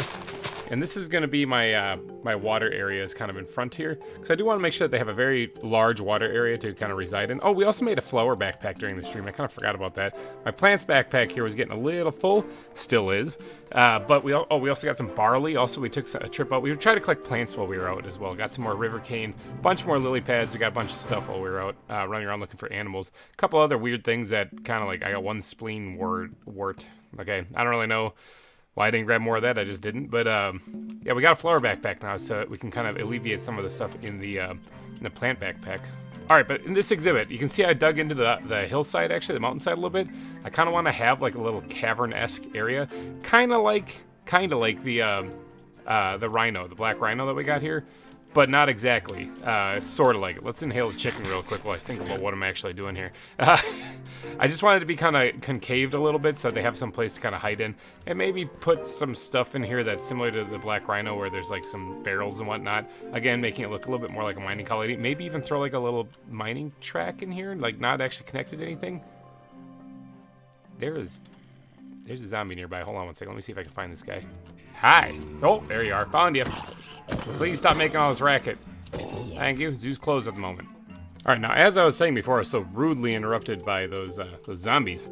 In this exhibit, I kind of want to have like a concave, like little area underneath this. So there's a little bit of a overhang here for the hippos to kind of take shelter if it's raining. I guess they probably wouldn't care if it's raining, would it? They would just like the water. All right, but I just kind of like it because I think it'll add a nice little touch to this area. Like I said, try to get it to blend in a little bit more with the mining colony-esque looking area. But this part right here, though, I kind of need to doodad this up because this all needs to change. In fact, this grass can probably go back just a little bit further, and then I can change it over to be more like a swamp here. So I'm thinking I'm going to need to add some podzol for sure, because podzol is kind of a thing that always made it look kind of dirty. You know, and swamps are supposed to be kind of mucky and dirty, so I'm going to be adding podzol for sure, a little coarse dirt, and then we're actually going to be doing some fun stuff with water and lily pads too, kind of sprinkled in here. So let's get the rest of this grass put in. All right, so I'm just digging through my blocks here, trying to figure out which ones I'm going to be using, and I think I got them all right here, okay? I think I like them the way that they are right here. I think this is a good block palette, a lot of browns and a lot of dirtiness kind of looking colors, because this is, after all, going to be a swamp. So I had to pull that basically all out of the bat backpack, which I'm not really complaining about. Let's go ahead and add the podzol first, and we're going to make this a little heavy, actually. Ooh, not like that, though. A little heavy here, you know, just to really kind of drive home the fact that this is like really kind of dirty area. So let's start adding a lot of this all over the place. All right, with the podzol added, I think it's time to add the coarse dirt. Now, I didn't do anything down here. Why? Because this is where the water's going to go. It's going to be a completely different block palette. So we're just going to stick to the land right now up here, where I want them to be able to roam around a little bit. Now, we are going to have to add a fair amount of dirt as well, but I do want to keep a lot of the grass in places too, so I don't really want to overdo it too much here. So we're just going to sprinkle in some coarse dirt, probably take a power nap here coming up because creepers be creeping, and it looks like the sun's already setting. Holy cow. I think it feels like I just started, but apparently I didn't. I only have been doing this for a little bit. So, all right, I'm going to get this coarse dirt added then real quick. All right, that's looking pretty good. I didn't want to overdo it too much with the coarse dirt, so I think that's fine. Now we're gonna grab some brown terracotta because that's gonna act like mud. Even though, like I said, and every time I use this, I always want to point out. I feel like I need to justify this a little bit. I know that there are mud blocks in this, which would actually look perfect, and I would rather use them. Problem is animals get stuck in them, and then they just kind of get stuck and they don't move. They're kind of like the penguins in the water over there, where they're always stuck and they don't ever go anywhere. And I'm not really about that. I don't mind imprisoning animals in these exhibits. I just don't want to have them stuck in just one spot. So, all right, we're gonna go ahead and we're gonna add some dirt, or not dirt. We're gonna add some of these terracotta blocks acting as mud, kind of throughout this actually, because I'm gonna go heavy up near the water's edge, but it's gonna be kind of dotted all back in here too, because it's supposed to look like it's kind of like a muddy, damp area. So, you know, there would be actually like mud kind of spreading out back here as well. You know, I think that's about all I really need to do. Now, there is one other thing that I want to do, is I'm going to need some water. So what I actually going to do is I'm just going to create a little temporary infinite water supply here by taking, where's my, this backpack. Let's go ahead and grab a bucket of water out of there real fast. And let's dump it in there. There we go, got some infinite water source. Now what I'm gonna do is, in a couple of spots, I'm just going to, in fact, you know what we're gonna do? We're gonna put some mud at the bottom of this. There's another zombie making a racket someplace. Jeez, they are so rude. I'm not gonna hunt that one down though, I got more important things to do. We're gonna add a little bits of water in places, and then where's my plant backpack here? We are gonna take probably like the tiny lily pads here, because I think they almost look kind of like algae. Put those right on top of it. That way they don't fall in it, and it adds another little added detail in this place. And like maybe right here, closer to the water's edge, throw that one in right there. Same thing. That one, and then maybe somewhere over here. Those were kind of in line, which I didn't mean to do, so that's sort of on accident. Maybe somewhere back here. Throw one right in here as well. Let's get some water. Grab that. Squirt that in there. Bam. And that might be all I really need to do, just a couple of spots. Although I wouldn't mind, actually, I'm going to need more of these guys. I wouldn't mind putting some closer to the water's edge as well. Like maybe even like an inlet like that. So, no, let's put that back. Like that, yeah, I like that better, okay. Like that, you know, something a little bit closer up to the water here. So that it kind of looks like it's sort of blending in to the, to where the water actually is. All right, with those added, let's go ahead and knock out these torches because they're not going to do me any good in here. This is actually remnants because of this used to be an area that was hollow, so I just dug out the top area and dropped down here, and it was pretty easy digging that out then. But those are remnants of lighting up the area underneath here, so if you actually take a peek in here, that's just a whole lot of nothing back there. A whole lot of empty hollow space. All right, so I'm thinking this looks pretty good for a swamp-like area. I'm really liking it. I do want to kind of shape this just a little bit better here. Just that's actually pretty good. All right, I like that. All right, so now we have to create the block palette for down here. Okay, so I'm thinking, let's see, we're gonna definitely want some gravel, some coarse dirt. Podzol, I think, is gonna possibly die, especially at nighttime with the water on top of it, but it might not. If not, we'll add that. And of course, some mud as well. I'm thinking that's the block pallet for down here. And actually, hold on, no, one more thing. Stone wouldn't be too bad, but I'm looking for my ground blocks. Let's grab my ground blocks real fast. There we go. I'm going to add some good old-fashioned cobble in here. So it's a overused and completely underrated block sometimes. Adding cobble, just in little accent areas, really makes things pop. But first, I got to actually remove basically all of this. All right, so I got the coarse dirt kind of slopped around in here, sort of all over the place. But right now, I'm going to be adding a lot of the brown terracotta. Ooh, not right there, because this is actually, you know, it's not that bad of an idea to have it poking up a little bit. Kind of accidentally placed that one, and it gave me some inspiration. That's usually where most of my ideas come from. A big whoopsie, and then there it is. But all right, we're gonna go ahead and add a little bit of mud in this area here, because this is obviously gonna be like the underwater area, so there's gonna be a lot of it. Now we can go ahead and sprinkle in some podzol in places too. Oh, jeez, podzol in places too. Not too much of it though, just kind of periodically here or there. So I'm gonna go relatively light on the podzol, but I do want to add a little bit down in there. And then we're gonna go ahead with gravel. Yeah, we're gonna go ahead with the gravel and sprinkle that in here too. And then we're gonna fill in the rest of it with probably cobblestone, I'm thinking. Yeah, look at that. All right, so that should work pretty good for like the underwater area. Of course, it doesn't look like it's underwater at all because I didn't put it underwater yet. So we got to drop as much of this in here. Oh, that's the wrong backpack. What am I doing? I need the ground backpack, not the plant one. Let's go ahead and just drop as much in here as we can. We're also going to need the bat backpack back here too for sure, because we're going to put a lot of that in there too. All these grass blocks, man, I got to find some place to put those. Let's just throw them up here. Kind of need the room. All right, so that's good. I also do have a worm, which we're going to take that, and we're going to say, enjoy your new home out here in the middle of nowhere. All right, now we got to fill this thing up. So I got one bucket of water here. I'm going to have to drop that down right there, and then go into my iron golem backpack, which has my water in it, and create another infinite source. Just like so. And now we got to fill this whole thing up. All right, water has been added. So we're getting kind of done with the base of the exhibit, really. I didn't want to raise the land up really at all, because it's supposed to be like lowland, marshy kind of thing. So I don't really want to add like a hill or anything in this, simply because of that.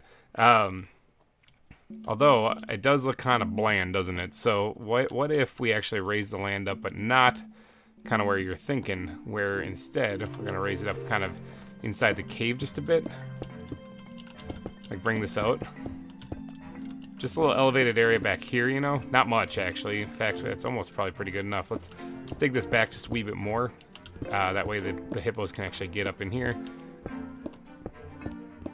Just like a little inlet to the cave, a little area for them to have a little bit more elevation, a little bit of a different elevation change, so that it's not just a flat area. Thinking something along the lines of this would work. I don't actually want to create a one block opening there for them. Is it getting nighttime again? Holy cow, so creepers be creeping, man. Alright, I'm thinking that's pretty good. It is kind of lacking something though. In fact, a lot of this cavern area is lacking a little something. So we're going to go into the squid backpack, grab these slabs, and we're going to add a little bit of something to this. We're going to change this up just a bit so that it actually adds a little bit more, you know, shape to it than what we currently have. Because I'm not really liking this current setup here, so we're gonna do just a little bit of tweaking here to make this look a little bit more cavernous. I'm thinking it's already looking a lot better than what it was to start off with. Something dark side, something like that. All right, let's take a step back here, hop in the water, see what this looks like. All right, yeah, it's better. It's better. All right, now there is one other little detail that I want to add. Bat backpack, where are you? I need you desperately in my life. Just wanted to throw those away, actually. Put those back in there. Now I need the ground backpack. We're going to grab a little bit of dirt, and we're going to go up in here, and we're going to knock out a block here, replace it with dirt, and then maybe another one right here, and replace it with dirt also. Now the reason why, and I'm sure you've seen this in other videos I've done, we're going to grab the plants. I also managed to grab a couple more roots, and we're going to squirt those right on there. Give it a feeling like it's underground. I kind of like how that always looks. It adds a little extra detail. All right, so I'm thinking that the cave is getting pretty close to done, but we really need to focus on the vegetation out here in the swamp. So let's start off with the edge of the water. We're gonna go with where are they? Where are they? Reeds. We're gonna go with some of these reeds. We're gonna throw these in here, get them going like so. Now these can actually be kind of heavily. Ooh, I gotta step back. One of those isn't real. I think it was the one that I wanted to keep. There we go. All right. These are gonna be relatively heavy throughout this because it's supposed to be swamp after all, overgrown and stuff. Actually, that's not bad. That's pretty good the way it is right there. All right, and then other vegetation that we can throw in a swamp. Cattails are probably a good thing to have in here as well. So we're gonna go ahead and slap those down along the water's edge as well. Maybe something like that. Get rid of that one right there.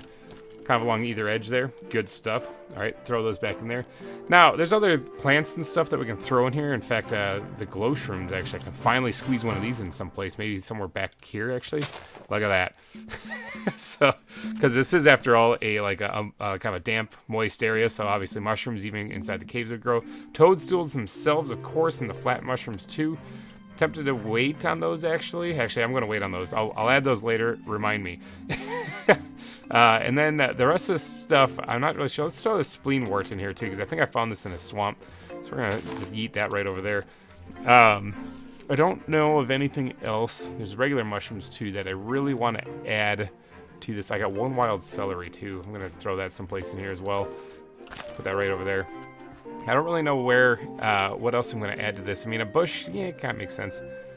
Those look more like a jungle, so I'm not going to worry. Oh, devilweed, this actually looks pretty good in this area, too. Because it's got, like, curled tips to it like that. You can see it's like tall grass, but with curly tips on it. So dotting this in here every once in a while would probably be a good idea. Something, yeah, maybe like that. That's probably good enough, actually, I'm thinking. Now, I do actually want to add path blocks, so maybe I should do that, but I don't want to do it as overpower. Remember, path blocks are what makes it pop, but I don't really want to overpower them like I've done in other exhibits. So I'm just going to kind of sporadically drop these in carefully. In fact, that might be about enough. Yeah, all right, I think that's good. I don't really want to overdo it, though. Maybe right here. Right there. I said I don't want to overdo it, I just keep adding more. All right, I'm cutting myself off. That's all I'm going to add. Okay, so now I do need to put like a tree in here. Now, a willow tree would look great. You know what else would probably look pretty good? I know I just built one of these things. But one of these trees, like in the cassowary exhibit that I built right here, where it's like kind of hanging down, would probably look pretty good. Ow, I just ran into that. Would probably look pretty good in a swamp. Hello, you demonic firecrackers. Would probably look pretty good in a swamp. Just going to sit here and eat chicken while looking at you. Does that make you uncomfortable? No? All right. But this would probably look pretty good in the swamp, actually. I could also go with a tree from Biomes Plenty, or from the dynamic trees. I also didn't finish the walls. Dang it! I do this all the time. Hold on, I gotta quick finish the walls. A few inches later. Okay, the walls have been added. There's actually something else I wouldn't mind adding to it, but it's not gonna be in there. But I don't know if I have any. I do have 5. I was gonna add some more of these guys to it. I wonder if I have any more vines hanging out at home. Real quick, let me. Actually, I probably have them on the back in my plant backpack. Actually, I got some right here. Let's make a couple. Actually, let's find some cobblestone real quick. It's probably not safe to be doing this while I'm flying around, but whatever. All right, let's go ahead and add this to that. Bam, we got a few more mossy stone blocks here. So let's get back in here. We're gonna add those around where the water is, because I really want that to kind of look like it's a little damp, you know, and obviously having stuff flowing on it. Ooh, look at that, we're knocking out everything here. I gotta go fix that real quick. Oh, look at that, we have a guest down here too. Would you please get out of my park? Okay, there we go. Got some mossy stone kind of added into the walls here on the sides, especially by where the water is right now. We can go ahead and just eat those back into their backpack now. And we can also, I got a toadstool here. I don't need my inventory at the moment. I do need to inhale a chicken, though, because I'm getting a little hungry. Now, you can see I actually added spruce logs down here in the water to make it look like they're waterlogged, you know? Kind of thought that'd add a nice little detail. Now, we got to get a tree in here, so I got to fly back, if I can. Fly. There we go. I got to fly back and check what acorns I have, because I got to put a tree in here, and I don't think I'm going to build a custom one. It's getting kind of late here for me, and I think I'm going to go with a good old-fashioned, cheesy, easy way out. I'm going to add a tree, maybe from Dynamic Trees. And maybe I can even find like a willow. That would be perfect if I had one of those. Do I have a willow? I do have willow trees. Okay, let's grab, let's say 2 of those. I'll grab a 3rd one just in case I want to add it. Let's go back there and plant those things. See if this looks all right or if this looks absolutely terrible. All right, so for one of them, I kind of want to plant it like right there. Hopefully that grows. And maybe another one right, well, I want to go one block farther ahead, but that's fine. We'll go with it. Maybe just 2 for right now. We'll grow these up and see what they look like. Let's see, I need some of this. Let's grab a couple of these blocks here. Turn those back into bone meal as well. Let's give this a little juice and see if it grows up. Oh, it definitely grew up. There we go. Let's get this all the way. Well, I'm sure it'll grow even farther as it goes, but let's give the other one a little bit of juice too and see. Ooh, it's hard to reach this. Let me get in the water here. There we go. All right, so yeah, these things probably need a little bit more time to mature, and I can't always give them a little boost with bone meal. But I think they only go so far with bone meal, and then after that they start. That actually looks pretty good with it. It almost looks like it's draping down a little bit. And these don't appear to have. That looks about as far as that one's going to go. These don't appear to have vines actually on them, it looks like. Which is good, because I was thinking about adding them, but at the same time I don't really want to. Because, oh, one of those leaf blocks just disappeared. Because I don't really want there to be a place for the hippos to climb up. But what I can do is, since those leaf blocks, when they spawn naturally hanging down like that, it looks like they kind of disappear. What I can do, not that backpack, bat backpack, I need you desperately. I do have some willow leaves. Now, these ones I place, and because I place them, they're not going to despawn. So I can actually kind of jazz this tree up a little bit more to be a little bit more willow-like without it actually disappearing on me. Something like that. Same thing with this one, too. And that way I don't have to add vines to this. I can just keep it the way it is. Yeah, look at this. Oh, yeah. Yeah, this is way better already. I'm liking this. All right, we're going to go ahead and grab some regular leaves to throw on the ground as well. Kind of sprinkle them in places, too. Because this is definitely would have leaves on the ground if there was a live tree in here. So, I mean, obviously the leaves sometimes fall off. So we're going to go ahead and just dot these in here wherever we can find them. We're going to throw a little up there, too. It's kind of made the wind blew it over there, you know. Same with over here. And then what we're also going to want is, I'm on to plants right now, people. What we're also going to want is probably a couple of flowering lily pads in here as well. Not too many. This isn't supposed to be like a very lush and lively area, other than, I mean, it is going to be a little bit lively. It's going to have a lot of greenery in it. But then we're going to mix in the rest of these lily pads here in places to kind of make it all really pop. Now, I don't really want to take up one of those is fake. I always grab the wrong one. I don't really want to fill this area up too much. Aha, I guessed right that time. With lily pads, because I do want them to have some room to swim in, but I do need this to look really kind of overflowing with vegetation and murkiness. Because if I don't, one of these fake, dang it. I hate that. It's places 2 at a time. Because I want to give them places to roam around and you know, be hippos in, but I don't want it to make it look like it's super clean either, because this is supposed to look really kind of dirty. You know, one thing that would really make this kind of look dirty is if some of these blocks like poked up, I think. You know, like that way it was like a proper like muddy area. Little detail, I know, not really much there to really add to it, but I think that it does add just enough that I kind of want to add it. So let's just go ahead and just add just a little bit more detail in here by doing stuff like this. It's getting nighttime again, holy cow. All right, this is starting to look fantastic. I'm thinking this is really looking like a swamp, actually. Kind of what I was thinking it would. No, I said I wasn't going to go too overboard with that, so I probably should stop doing that. Probably kind of like what I think it would kind of look like, but what we need to do now is we need to get some more bone meal, because I need to get the vegetation now growing. Although, one other thing I should do before I get too crazy with that, let's get back into the bat backpack here. Let's grab some spruce leaves, I'm thinking would be a good idea. And I got dead leaves, and I also have these hellbark leaves I picked up in hell. Not really what you'd expect to find, you know, in a swamp, but I think the color, if you ignore the fact that they were found in hell, where it was like super hot, if you ignore that and just look at the color alone, these look like dirty leaves. Like, these look gross. So that, along with the dead leaves, I think look really good too. So I'm thinking that if I want to add some bushes in here, what I should do is add a little bit of liveliness to them like that, and then maybe sprinkle in like, look at that. Doesn't that look good? I love it. Something simple like that might actually be enough for what I have in mind. Yeah, that actually might be good enough. So I don't really want to add this too much everywhere, because there's not a lot of room left in here. But I do want to add at least one more, maybe even dipping into the water. Let's remove this right here. Let's throw those in the water, actually. And then we'll do a little something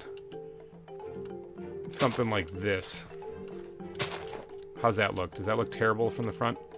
It doesn't look too bad. It's actually not that shabby, except for this I think would look a little bit better if I put it right here instead. How's that look? Yeah, all right, I'm liking that. I can even squirt these lily pads back into where they were before. All right, I like it. Now that does mean the hippos can climb up here, and can they climb trees? Are these? Can I climb trees? Okay, no, I don't think they'll be able to. That'd be really awkward if they could. Ooh, they could hop up here. Look at this. How did I get up here? What magic is this? One last detail that I want to add in here is probably somewhere in back right here. I'm going to add it. Let's go ahead and turn that sideways. Get the axe out here. I need the ultimate axolotl. We got another zombie in the wall someplace. Those guys really like to make a ruckus. Let's go ahead and just drop that in like right there. A little down log in the back. And let's get the green backpack out here, the plants backpack. We're going to need some flat mushrooms. We're going to need some regular mushrooms probably as well. And we're going to need some toadstools here because we're going to add the funguses into the area now. So I really do wish you could put flat mushrooms or even regular mushrooms on wood because it looks so cool, but we can't. So I'm not going to cry too much about it. So we're going to go ahead and just slap these things in places throughout the area. Little spots here or there with that have mushrooms on them I think will look pretty good. Regular mushrooms even will look fine. And then we're going to go ahead and add a couple of these flat mushrooms in places too. And then of course the toadstools I'm thinking will look tremendously good almost anywhere actually. So let's just drop a couple on. It might be enough actually. All right, we're removing the flowers in the area of course because that's not going to make much sense. This was like that nice green flower, red flower. I mean, that's not gonna make sense. This guy has got to go. Hold on 1 second. Oi, noisy, get out of here. All right, what that zombie dealt with again. Man, those guys like to interrupt things. We were adding bone meal, I believe. Get rid of flowers because we're not gonna be using them anywhere in this exhibit. The blue ones would probably make a little bit of sense because those are kind of naturally spawning in swamps already. But that is a vanilla Minecraft thing. I'm not really feeling that, you know? I want to make it look like this is more like a natural swamp, not necessarily a vanilla Minecraft swamp. So I'm thinking I'll leave the blue mushroom or blue flowers out of this exhibit because of that. So let's go ahead and just finish this off here with a couple bits of tall grass too here and there. I'm thinking that's about it. Let's actually get out of here once and actually see what this looks like. I didn't actually have too many flowers spawn there, which I'm very thankful for. Let's go flying around and let's zip back here and let's see what this actually looks like from up on top. Oh yeah. Yeah, I'm thinking that looks like a swamp area. What do you guys think? Down in the comment section if you don't mind. Let me know. Do you like this exhibit? Did it turn out good? I'm thinking it did. I kind of like the way it looks. So, all right, let's just add the fence and we'll call it a wrap. And there we go. Check it out. We got a pygmy hippopotamus exhibit. So, Matt Myers, if you're watching, I made it. I made the pygmy hippos. I got it. I did it. I saw your requests, your multiple requests. And plus, it seemed pretty fitting. I mean, I thought it would work pretty good in this little area too. So, I agree with you. This place needed a pygmy hippo exhibit. And now it has one. But what I need from you guys, if you don't mind, is I need 4 pygmy hippo names. I got 4 of them. And I don't know what to call them. So if you guys could, in the comment section, please leave your hippopotamus names. There is a Tasmanian devil up there. Anyway, I'm getting distracted. All right, if you guys could leave your pygmy hippopotamus names down in the comment section, I'd greatly appreciate it. And hopefully you guys did enjoy this episode. And if you did, please go down and smash that like button. Of course, it helps me out a lot. And thank you guys so much for donating your eyeballs and ear holes to this episode. I hope you guys have a wonderful Easter weekend, actually. It's coming up. I kind of forgot about that. Happy Easter, everybody. And hopefully you guys have a great time and have a lot of fun finding them eggs, you know? So, all right, you guys, I'm wrapping this episode up, so I will see you guys next week. Thanks again for watching. Bye-bye.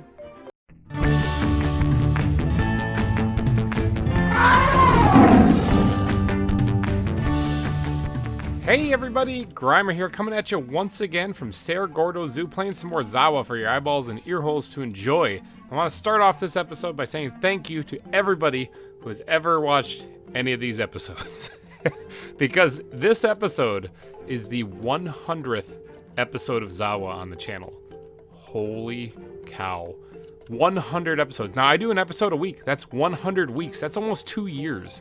Okay, I've been making zoos in Minecraft, and you guys have been here watching it either from the beginning or at any point along the way. So I just want to thank you, the viewer who's watching right now. Thank you for everything that you do to support me on this. Everybody who's ever watched any video, everyone who's commented on any video, anyone who's left a like on any video, like this one, wink, wink, nudge, nudge. Anyone who's done anything like that, anyone who's done any super chats during the live stream, every one of you who have seen this, thank you so much for all the support you've done. I couldn't do this without you guys. Not gonna lie, I couldn't. And as I'm doing this introduction, I just realized that there's no vehicles behind me. So if you watched the live stream, you know that I added vehicles right there. They just despawned. They're just gone. I don't know where they went. Anyway, we got more we got important things to do this episode. 100 episodes, that's a lot. That is a lot. All right, so we got a lot of stuff to do in this episode, so let's get to it. Why don't we, huh? All right, so you guys, once again, killed it in the comment section. Thank you guys so much for all of your support there, too, and all these fine people right here for all the support you've given. But thank you guys so much for the in the comment section for naming the pygmy hippos. Okay, last episode we made a pygmy hippo exhibit. It was, can I fly? Whee, right over here. I didn't do any of the pathing like I thought I was going to. Life gets busy sometimes, and I mean, sometimes I just don't get to it. I'm sorry. I'll get to it, though. That's just more stuff to do on a live stream for you guys to sit down and enjoy with me, or for me to do in between episodes if I can squeeze it in. But this right here is our pygmy hippo exhibit. Now, I did receive one comment saying that they actually live in, like, rainforests and not swamps. But, I mean, this kind of looks like rainforest, right? With a little bit of water. Doesn't look too bad, right? I also completely forgot to put any of, like, the mining things, like the boxes or something in there, but they don't really need it, I guess. I did add it in the black rhino exhibit over here. He's got them. See, he's got them. They're fine. So anyway, we're going to get to naming these things. You guys once again killed in the comment section. Thank you again for that. Let's head back, because I got 4 pygmy hippos to name. As always, I would like to preface this by thanking every single one of you who left a name. There was more than 4 names suggested, so some people, unfortunately, I didn't pick your name. Some of this kind of came at random. Some of it also just came because it made me laugh, and I just thought it was kind of fun. But the first name, keep submitting your names, though, because if I didn't select them this week for the future animals, for next animals and stuff like that, I'll probably get around to it, especially if you give me a good story as to why you think that it would be should be named that. Although sometimes it is kind of a coin flip because I need one more name and there's too many to choose from and I panic and I just pick one. There is one on this list that I did that to. All right, so first one's gonna be named Pippo. And thank you to Nymphet for submitting that name. I think that's an excellent name for a hippopotamus, Pippo. It made me laugh.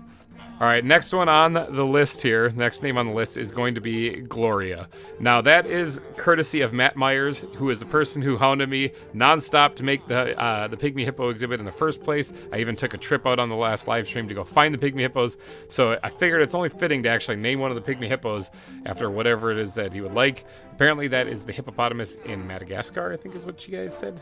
So, yeah, it wasn't just Matt Myers who suggested that. Tim Sauerbeer also supported that, and Jordan Connings also suggested it. So thank you guys for submitting that name. We're going to go with Gloria. All right, so for the next one, this one just made me laugh a lot for some reason. We're going to name this one Chubby Thunder. All right. So Chubby Thunder was submitted by Evil Banana 07. Thank you so much for that name. As soon as I read it, I was like chuckling to myself like, that would be a good one. And then for the last one, no joke, I couldn't decide between all of them, so we're just going to go with Dave. All right, so Dave was submitted by Tyler Reams. Thank you for that name suggestion. I love how you're like, just name it Dave. I was like, yeah, okay, because I can't pick between all the rest of them. There's so many good names. Thank you for everyone again who submitted names. But let's get to naming these bad boys or girls. I don't know what I caught. Let's land in the tree apparently.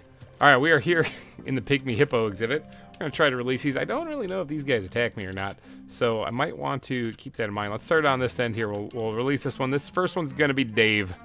There you go, Dave. And Dave is a girl. Remember, we don't really care around here at the zoo what gender the animals come out as. They just come out whatever we get. All right, so Chubby Thunder. Chubby Thunder. Oh, it's such a little one, too. Chubby Thunder is a male. All right, and then the next one, I think we're going to throw that down right there. That must be the baby one right there. That's adorable. This is going to be Gloria, and Gloria is a dude. I really probably should have checked these first.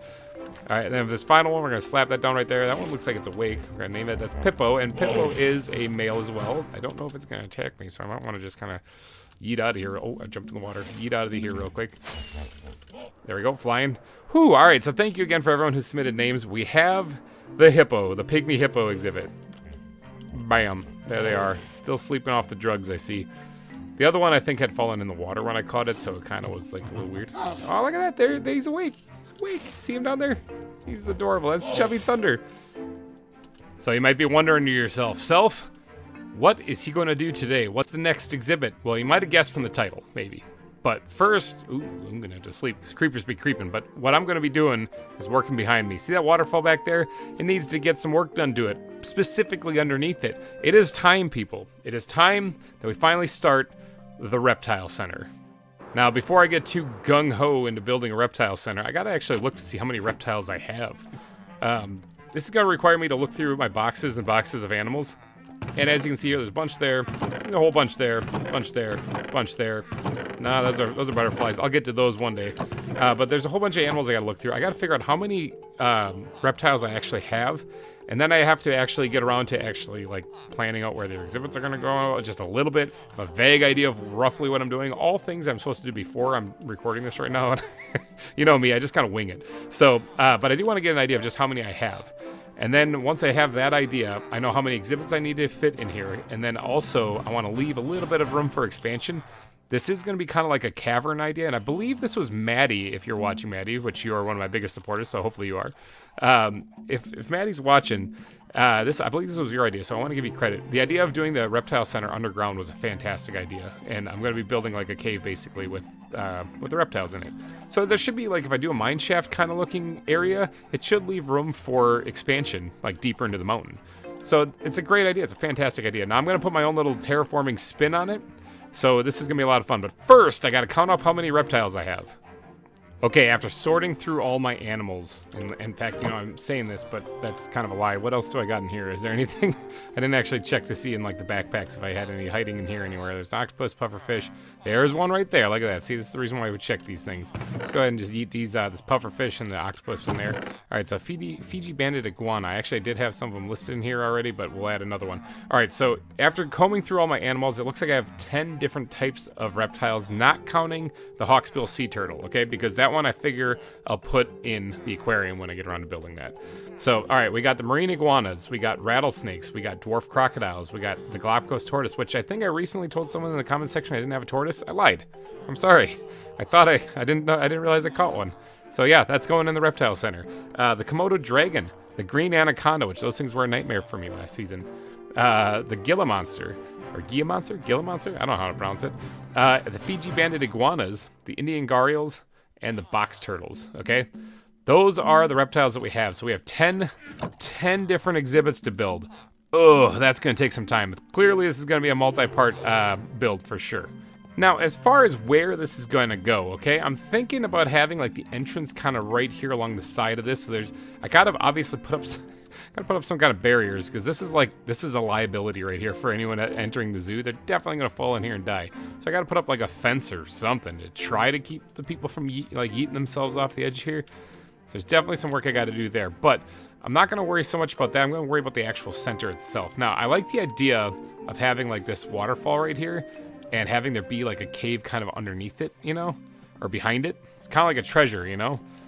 So the entrance to the cave being like right here and curving around to the left, and then oops, I fell right in the lake. And then possibly, and actually kind of, I know that I did some work in one of the streams of you know, doodadding this up and blending it together, but possibly destroying a big part of that, so that there can be like natural windows kind of where the cave can be seen right there, almost like what the Endermen have been doing here to the landscape on their own. Thanks for that, Enderman.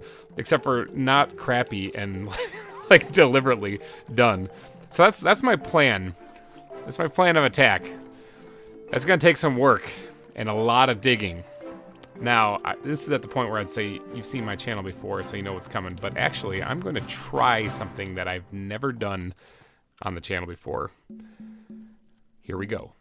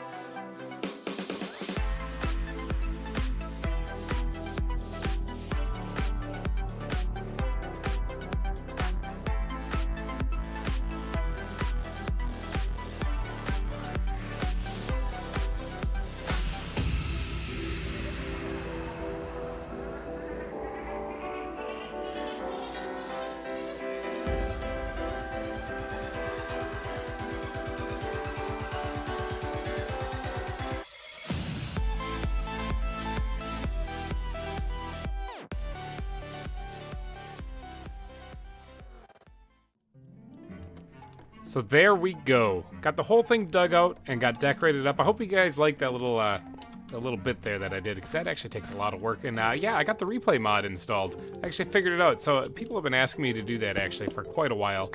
And I've tried and I failed, and I finally got it working the other day, mainly because I'm bad at following people's tutorials, or a lot of them are outdated, basically. But all right, so as you can see here, we got ourselves a nice little mining cave here that looks kind of nice and fancy. It's should be great for the reptile center. There is actually a natural cave here, which is pretty awesome. It saves me a lot of digging here. But this will be for the expansion part. This will be for the parts where we can go farther in. But for right now, we're going to just work with this area back here. And I don't want to end the episode just making this. No, I want to actually get an exhibit in here. But it's probably got to be one of the smaller animals, though. So I'm thinking maybe the Fiji banded iguana I'm going to go for. So, where am I going to put this? I'm thinking I'm actually going to throw it right here in this wall right here. Just like a nice little enclosure right here just for those little lizards, you know? Now, I don't really know where these guys hail from, but it doesn't really matter, because first I got to dig this wall out. Bam! Just like that. Alright, so I got this dug out. I did that really quick, just kind of didn't feel the need to do a time-lapse on that one. It's just digging a hole here in this wall. Alright, so I did also look up Fiji banded iguanas a little bit. And they're kind of they're on islands, basically. Well, they're Fiji, but they're on islands. They're also apparently they were introduced to the island of Tonga, which I believe was recently in the news because of a big volcano erupting nearby it.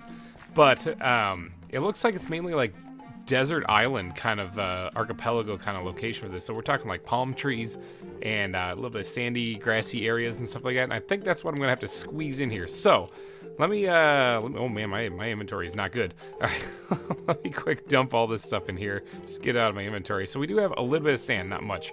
But we also have this coarse sandy dirt, which I'm definitely gonna use. But see, I don't have a whole lot of area to cover here.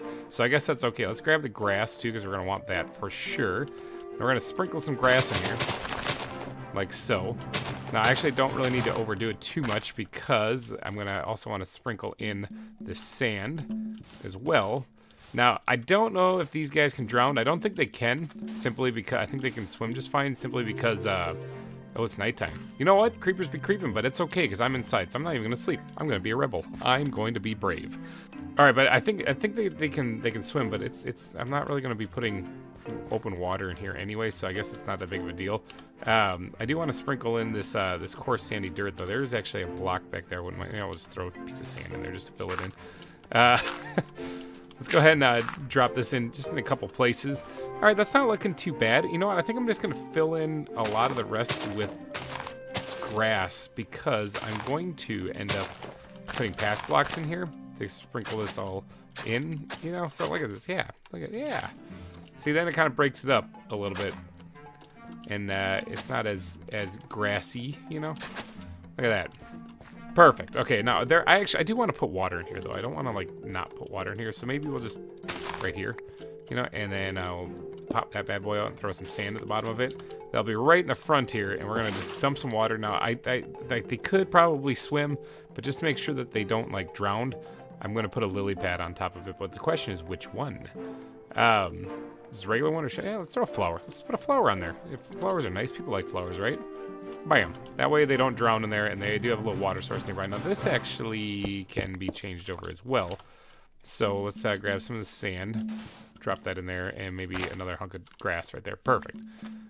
All right, so yeah, this is looking all real good. Now it is, of course, going to be inside of a cave, because that's where the reptile exhibit is. So I have to create like little mini biomes inside of this cave as I go. So that's kind of the reason why it's kind of fun.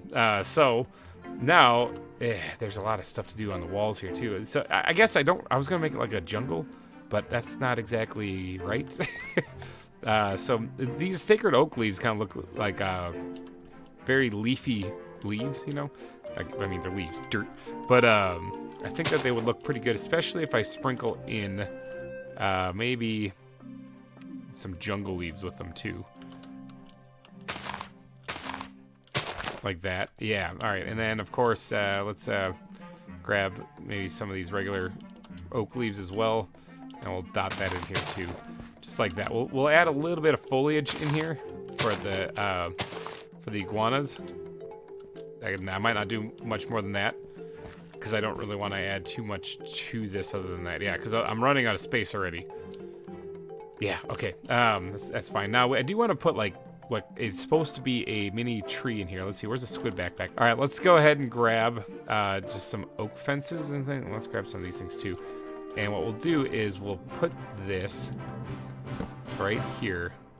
Like, it's kind of... I don't like any of that. All right. Let's go ahead and remove this, remove that.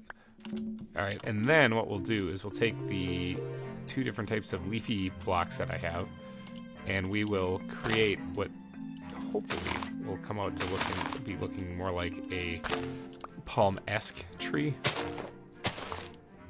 Now, I did make a lot of palm trees for the Kingdom of Babel back in the day, but that was a while ago, and things have changed since then. Okay, so that cat, it's really not that great. I don't like this. It needed a leaf block there, which is what I was originally planning on, but that didn't happen. Actually, hold on, wait, maybe I shouldn't have tore that down. Let's go ahead and put that back and do that instead. There. Okay, it's not perfect. It's not like the greatest, but it's not that bad. This is supposed to be a smaller exhibit. Now, I'm going to remove the lights in here, so this is going to kind of be bad for YouTube, but I'm only going to do that temporarily because I got to see the lights. Let's get the squid backpack, make sure no creepers are creeping up on me. Let's take the squid backpack. We're going to take these heat lamps. That's what we're going to use to light in here. So we're going to make sure that we put these in here someplace so that they're kind of hidden, not really. So one in back there is pretty nice, but I wouldn't mind having one up front here too to light up the whole exhibit. That looks good. Lights the whole place up very nicely. Now, you can throw those, you can yeet those right back into the backpack. Don't need them anymore. And throw away the bones, put those in that backpack. Now, I should have a glass backpack around here. Bam! Let's grab that, and we're going to go ahead and start putting in some of the glass in here. Now, Fiji banded iguanas, right? All right, so I've got a couple of them. I think I have like 3, maybe? I just counted them this episode. You think that I'd remember that? Nope. But see how that looks? See how it's like built into the cave wall? I love how that looks. Yeah, see, I think, yeah. Actually, you know what would look a little bit better? Let's pop this out right here, and we're going to throw that right down there, and then we're going to put the glass in. That way, yeah, all right, I like that better. All right, so that's where their home's going to be. Now, I do need to add a little bit of vegetation in there, though, because it does look a little bland right now. So, I don't know what that is, but it kind of looks like a tropical island kind of plant, so we're going to go ahead and throw that in there in a couple places. There we go, even though it's on, like, kind of the coarse sandy dirt. Should be fine. Let's see, what other plants can we throw in there to make it look really kind of fun? And, oh, sea oats for sure. We're going to go ahead and eat this somewhere along the edge here, right there, maybe? Maybe one right in front, actually. Oh, I need shears to do that. Okay, yeah, that's fine. I didn't really want that one on the side. I know they eat berries, so maybe we'll throw a berry bush in there, you know, just to make it seem like they actually have a food source in here. Get some berries growing on that. And I think the rest can probably just be bone mealed. And I'm going to put a tall bit of grass in the back there. But that's probably about it. Oh, and actually... You know, it'd be kind of fun. Let's put the bone meal away. Where's my squid backpack? Right here. Bam. This should have buttons in it. All right, so the buttons, you put them on the sand, they could actually almost look like seashells. We'll throw one right there as well. I think that's going to be it for the banded iguanas.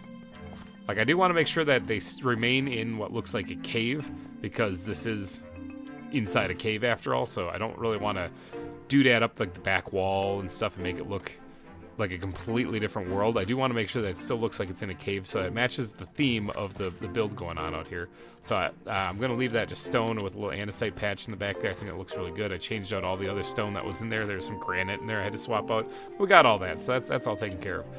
But I think that's about it. So I guess the last thing to do is to go find out how many banded iguanas I have. Let's go ahead and just yeet a couple pieces of glass there so I can quickly replace those or fill them in whenever I do get the iguanas in there. Let's power nap now, because now I'm going to have to go deal with the creepers. And let's go figure out how many banded iguanas I have. I have 3. 3 of these bad boys. Okay, so I need some names, people. If you wouldn't mind going down into the comment section, dropping me your favorite Fiji banded iguana name. I'm kind of interested to know what those are. But I think I'm going to wrap up this episode here, because it's been a lot of recording. I don't actually know how long this episode's going to be. It is the 100th episode, so if you are happy for this series, if you've been enjoying it at any point in time, please be sure to leave a like before you go, because it really keeps me motivated. And thank you guys so much for donating your eyeballs and ear holes to this episode. I will be back next week with absolutely more ZAWA for your eyeballs and ear holes to enjoy. Thanks again for watching, everybody, and bye-bye.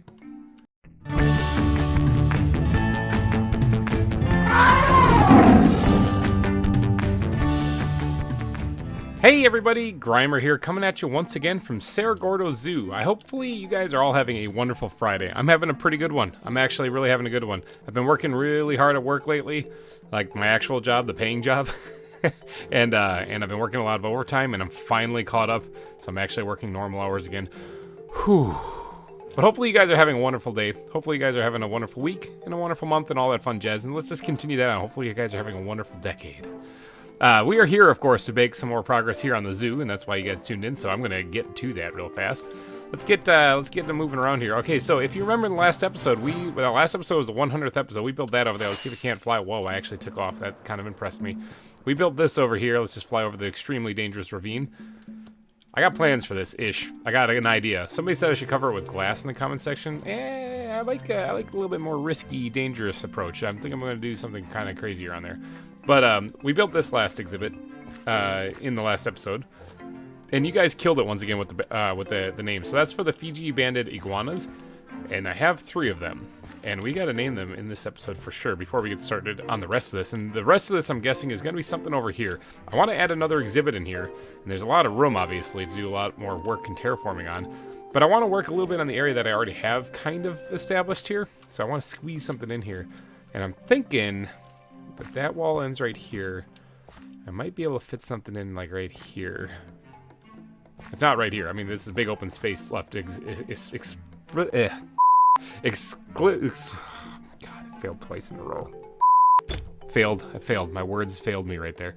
Exclusively for for another exhibit. That's why we have this here, okay? That's why I left it flat right here, because I want to put another exhibit there. I guess this, I could probably squeeze something in there. Especially if I redo it a little bit. I'm not sure. But I got an idea for the animal I want to add in this, ooh, it's getting nighttime, in this episode. But we got to get to naming the iguanas, though. So let's head back to my little hidey hole, fly, and we'll get to naming those things. As always, I would love to thank you all for submitting your names. And if I don't select your name this week, don't worry, there's always next week. I got a bunch more animals to go, so please keep submitting them. I look through all the people who comment on the videos and pick out some names, some of them sometimes at random, sometimes because they make me chuckle. But I try to give everyone a name of an animal in the zoo. So if I haven't named one yet for you, keep trying. It'll happen. All right, so today I would like to say thank you to GC3 for offering up the name Haku. We're gonna name one Haku. Made me chuckle. All right, and another big thank you to Juked out there for offering up the name, and it's appropriate considering what time it is. Treelon Musk. All right, so in case you guys didn't catch last season, we had an eel in the aquarium named Elon Musk, and so I saw this and I laughed, and I thought, wouldn't it be funny? Like, and it was just coincidence because I know he's in the news lately for his purchase of Twitter. Has nothing to do with that, actually. It's just I thought it'd be funny if every zoo I make, there's one animal in there named something after Elon Musk. Now, it's going to become a tradition. So, Treelon Musk it is. We're naming a Fiji banded iguana after him. I guess it would have made more sense to name like a bluebird or something. But, like I said, this comment came in before that whole announcement. Whatever. So, that's fine. We're going to go with it for a Fiji banded iguana instead. All right, and then the final one, I got to give a big shout out to Simon Holmes. We're going to name this one Coconut, and that's it. We're just going to name it Coconut. Said that it reminded him of coconuts because there's palm trees, or supposed to be like a mini palm tree in the exhibit, and that's kind of the logic behind it. And I thought it would be an excellent name for a small little lizard. All right, here we are. Let's get this out, because I'm going to need this so I can seal these guys off. Grab those real fast, and hopefully I won't need my pickaxe. Actually, I definitely won't need my sword, I don't think. Is there anything in here? I don't think so. All right, so let's get to naming these guys. And I think what we'll do, because these guys aren't asleep, actually, I'll do that, and that way I'll be able to use this to get out of here. Or maybe I do have ender pearls, so I'll do the ender pearl trick and phase through the glass. That worked out pretty well last season with the rats and bats exhibit, so I didn't have any of them escape. All right, so here we go. This first one's going to be Haku. There he is. Bink, Haku. And Haku is a boy. And then the next one, Bink, is going to be Treelon Musk, and Treelon Musk is a girl. And then the final one is going to be Coconut, and Coconut is a girl. So there you go. we got our Fiji banded iguanas in here. It looks like 2 of them are roughly the same color scheme. What's this? Basks in sunlight. Well, that's awkward. Because, I mean, you got artificial light in here. I mean, it's in a cave. Sorry, buddies. I guess you'll have to bask in the UV light of the heat lamp. But alright, let's see if we can't get out of here without creating a mite. Yeah, we did it. Alright, I love that trick. I hope they never fix it. Alright, so now we got to get on to the next thing that we're going to be doing today. We're going to yeet these nets away because we're not going to need them. Get some stuff back in the hotbar the kind of the way it was before. So that I kind of know what I'm doing. And then we're going to get to work on doing some building. Now, let's get some food down here too in case I get a little hungry. This is kind of where I'm thinking. It looks like there's a lot of red blips on the radar, like right over here. Right up here. There's some stuff in this cave. There we go. Oh, I got a music disc. What did I get? Cat. Alright. Alright, with that riffraff taken care of, we can get back to... But what is that? There is a creeper in here. Excuse me, good sir. You need to get out of here. This is where I'm doing some work. Thanks for the gunpowder, though. With that riffraff taken care of, we can get to work actually on the construction here. So, I think today what I'm going to be doing is I'm going to be working on the green anaconda exhibit. Figured that would be a good one to add to the reptile center here, and this looks like a good place to do it. Now, I also do want to do a little bit of work over here because I believe it was Peter in the comment section. He left me a comment telling me about maybe adding like something like a still active mine shaft. Actually, it's a fantastic idea. It was already kind of planned to do, but I just didn't get to that yet. This was just kind of the entrance dug in here, but that was something that's going to be going on like over here more. But I think in this area right here, it would be a great place to add the green anaconda exhibit. In fact, if I can somehow incorporate it, like wrapping around here where there's like a stone pillar supporting it right here so that you can kind of see it over here too, I might try to do that instead of it just being right here. How much room do I have over here? I got some. I mean, I can always doodad it up if I need to, but yeah, I think I'm going to add it in right here. But first, I got to do a little bit of digging.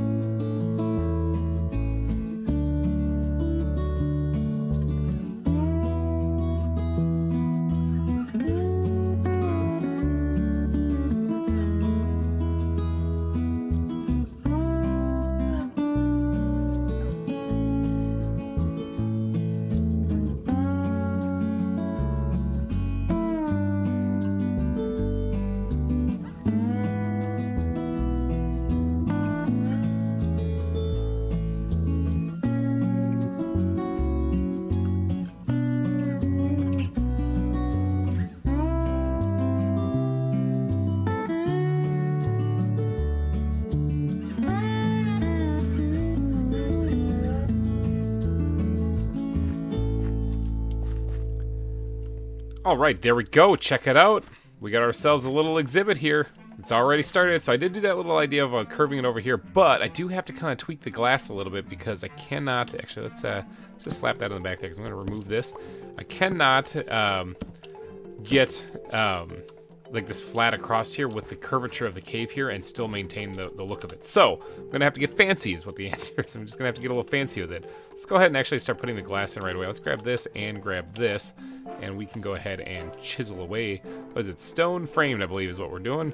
We're going for, I think just single chisel. Yeah, there we go. All right, good. So we got this. Now, this is what we're going to do to actually get this to fit on here correctly. We're going to have to put this at an angle. I mean, how does that look? It's also nighttime, but hey, I don't have to worry about that because I'm inside. Haha! Creepers be creeping, but I am inside and not really sleeping, but I'm building. I think that looks all right. I mean, technically this should be cobble, but it kind of recesses back, so it's sort of like the angle. You know, it doesn't have to be perfect. I think that actually will do just fine. We're going to go ahead and add the glass in here as well. I might have to go ahead and just get the lights put in right away, because that way you guys can see what I'm doing. But let's get the glass put in here, and that way we'll get an idea of just what this exhibit's going to look like from the outside.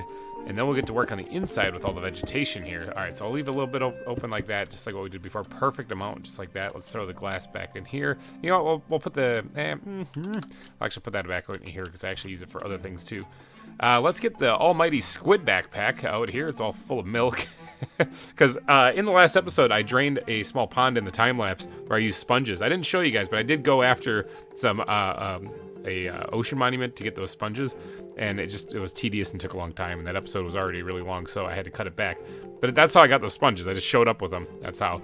So I had milk with me because I didn't want to deal with the Elder Guardians. Let's grab these heat lamps. I think these are going to make for excellent lighting in these exhibits in the cave. I'm going to have to add quite a few of them, I think, in this one, just to light it up properly. This actually, I don't. This sucks. I'm gonna bring this back just a little bit. Feng shui. It's thrown off my feng shui. Want to make sure this looks good. Obviously, otherwise I wouldn't be building this. yeah. No, people, I want this to look bad. I want this to look really bad. That's actually can stay like that. I think it'd be fine to have like a little dip down there where it's almost like a little stalactite coming down. Because it's like it opens up into a kind of a new cave over here as well. And let's drop one right up in there, and maybe one back here. I want to make sure this is well lit, because I don't really want things like creepers or something in here with the snake. So let's get rid of all the torches and see if there's any dark spots in here, which there probably are, especially in that first room, I think. Like right in the back here, so it looks... What if I back that up just a bit and did that? It's a little bit in the front now, so... Ugh. Actually, you know what? Here we go. Check this out. We are going to hide one up in here, just like that. So I don't think we'll be able to see. Yeah, that looks good. All right, good. So lighting's taken care of. Squid backpack, you've done well again. All right, so look at that. You can kind of see that one right there, which kind of aggravates me. But I got some work to do here. I'm not done, so I got a lot more work to do. Let's grab all this stuff and get this in the appropriate backpack, so that I don't get all confused and flustered later. Let's. Oh, this one's completely full. All right, we're just going to stuff it in here for right now. I don't really have a lot of space. My inventory is a disaster. I'm sorry about that. Professional. I'm a professional YouTuber. All right, but as far as foliage goes, let's get to work on the ground first, because that's always a good place to start. Let's get the bat backpack. I need you desperately in my life. We're going to... Okay, so anacondas. If I remember correctly, I built one of these exhibits last season because I had green anacondas absolutely everywhere in that shield biome that I built in. So we're going to go with... I kind of remember how to do this. We're going to go with some podzol. We're going to go with some green concrete powder to really make it look kind of rough. Probably a little bit of brown terracotta to imitate mud. Somebody said in the comment section that I should use chiseled dirt as an imitation for mud. I've looked at it. I mean, it could work. It could work. It's just that this color matches it so well.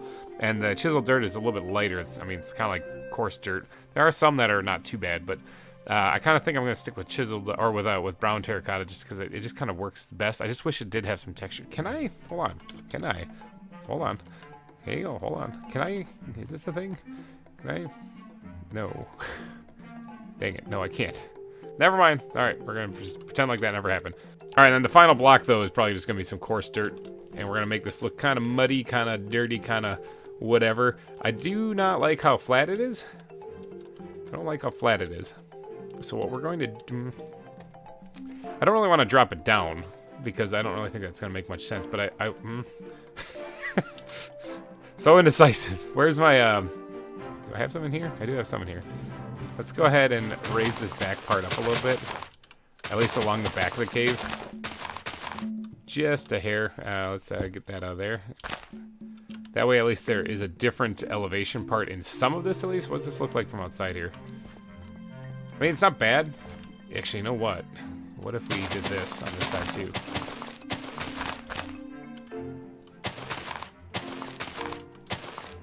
Now, I don't know if I like it touching the glass right there. It's not that bad. That's not bad. You know what? That's actually really not that bad. And then what we're going to do is we're going to, on this side, add a water source of some kind. Just a small one, like a small pond. And I don't think the snakes can drown, but I'm going to cover this thing with lily pads anyway, so it's not going to matter.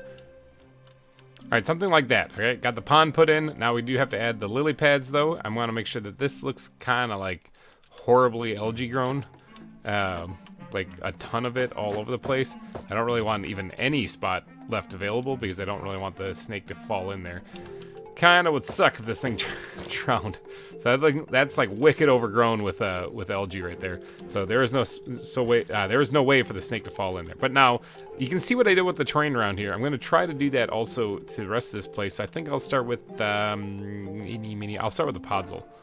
Okay, the podzol is added. I think that's a healthy mix throughout the exhibit, so I don't really want to do any more. I think the next thing to do would be to add the coarse dirt, because I don't want to overdo it with the mud in here.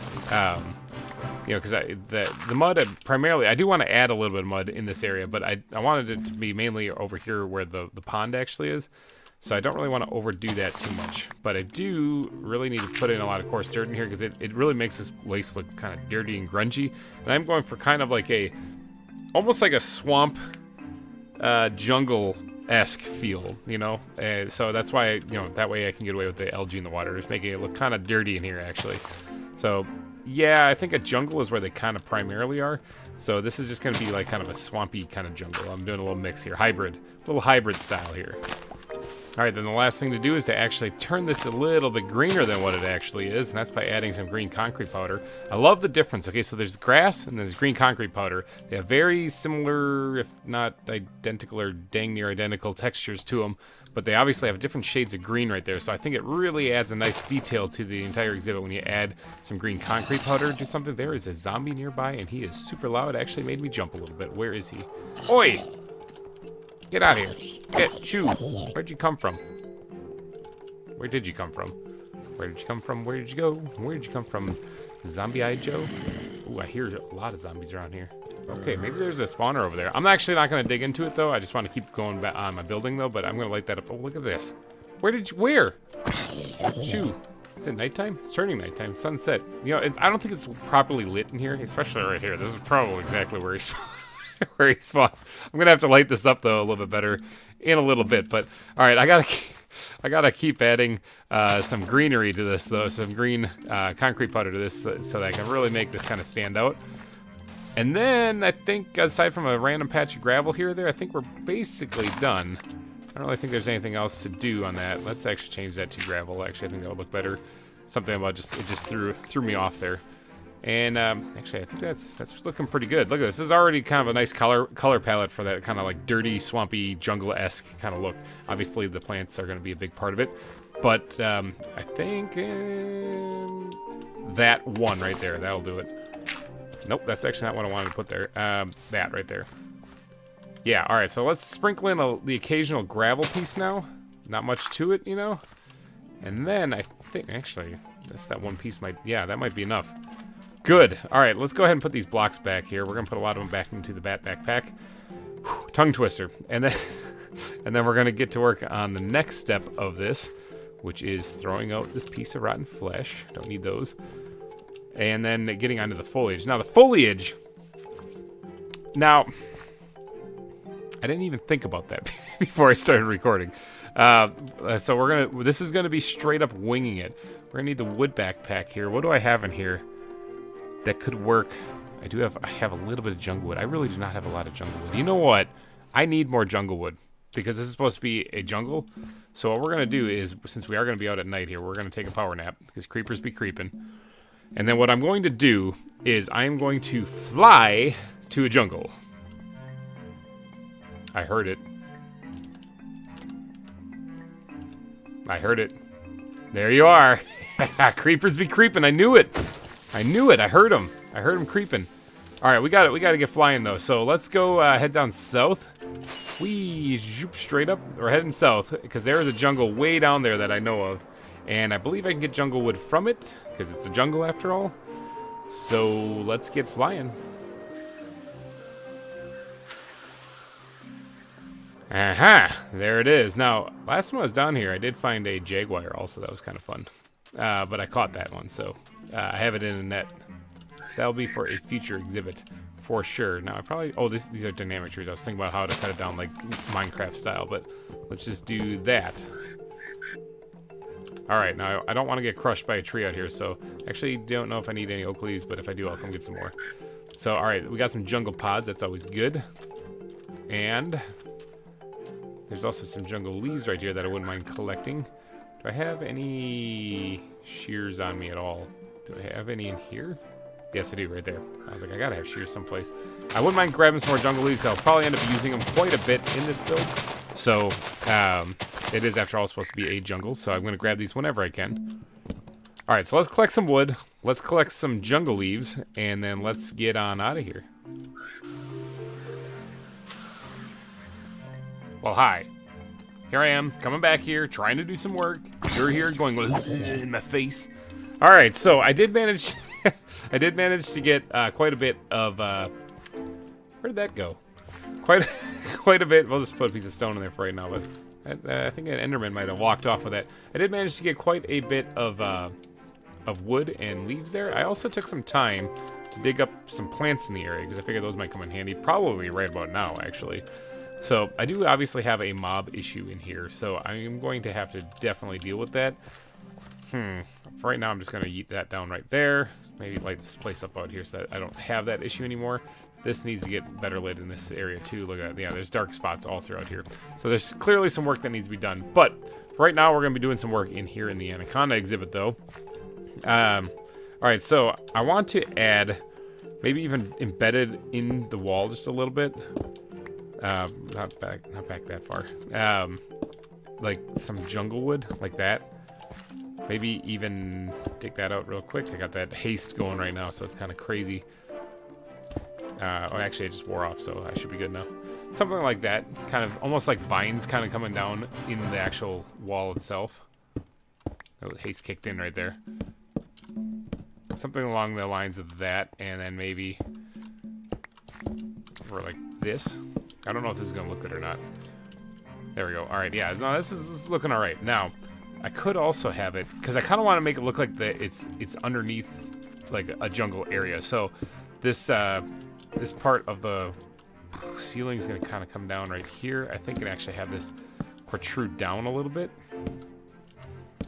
Something along the lines of that, and we'll have it connect right to the ground here. I'm winging it here, people. Like I said, I didn't plan any of this out. This is all just straight up winging it on the fly. All right, as far as like the roots that look like they're embedded in the wall, I think that's good enough. In fact, this I kind of like because it juts out just a little bit more, so I might try to incorporate that somewhere else too. Or not. No, or not. I'm just going to leave it at that. All right, so let's go ahead and grab some of these jungle leaves that I got. And we're also going to want to grab the bat backpacks. I need it desperately in my life. And we're going to grab the oak leaves as well. I do like these sacred oak leaves. I think they look good, but I think we're going to go old school on this one here. And what we're going to do is we're going to line the roof of this, actually, the ceiling. This should allow us to actually hide a lot of the lights in here too. But we're going to line this in here so it's going to look heavily overgrown. And that way the Anaconda has plenty of spaces to hide in here. Something like that. Actually, I'm thinking that'll work out pretty good. Yeah, that actually worked out really good.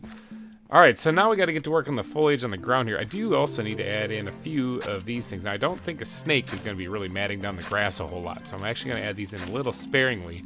I still like the way that they look, so I want to make sure they're added in here, but yeah, like I said, I don't really see a snake matting down the grass a whole lot, so maybe just something like that is actually fine. Alright, so let's get the bat backpack out and squirt these things back into the bat backpack. Whew, that is a tongue twister. If I ever do make merchandise, people, make sure that I add that to it. Squirt that back into the bat backpack. Try saying that 10 times fast. Alright, well, the next thing we got to do, though, is we got to add the foliage to this place, because there's not much else I really want to add, although I could... Here, I want to get a different type of wood for this, actually. I'm going to add a down log in here, and for that, I usually like using the pine logs. I think those look really good, because they kind of look like, actually, they sort of look like dead wood, but honestly, the fir wood would look a little bit more dead, but it's supposed to look damp in here, though, so I don't, yeah, actually, I think the pine wood would work just fine. Now, I don't want to center this. I want it to be kind of off to the side, so we're going to put it right here. I need my ultimate axolotl there. I put that right there. Now, this does give the anacondas places to hide, actually. Not only can they hide behind this pillar and be back there someplace, but they could also be behind the log, so you never really know where they might be. Before I go any further, though, I just realized I meant to actually doodad up that cave a little bit better than what it is, and I only have 9 of these things. That's not very good. Where's the ground backpack? Let's do this. I should have these guys in here someplace. Man, my inventory is not healthy, is it? Let's go ahead and just grab a whole lot of those things. No, I don't want to make it worse than it already is. Let's put these things kind of back. Actually, we'll use some of them, and then we'll put the rest back. All right, so I need to do that up this cave to make it look a little bit more cave-like. You know, something that actually looks like it might even belong underground. Because right now it's a little rough. Just a wee bit. So I'm going to go ahead and add these little key details like this are all around here. And then we're going to see what we get. All right, there we go. Got the cave looking all cave-like. Now, I also went ahead and added some of these roots hanging down from the ceiling. I think that makes it look very underground. So now we just got to add the foliage. Now, I did collect a bunch of foliage stuff while I was out there.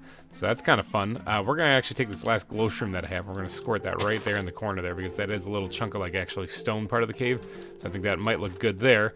And then I did grab all the stuff from the jungle. So I'm assuming that this all is stuff found in the jungle because that's kind of where I got it.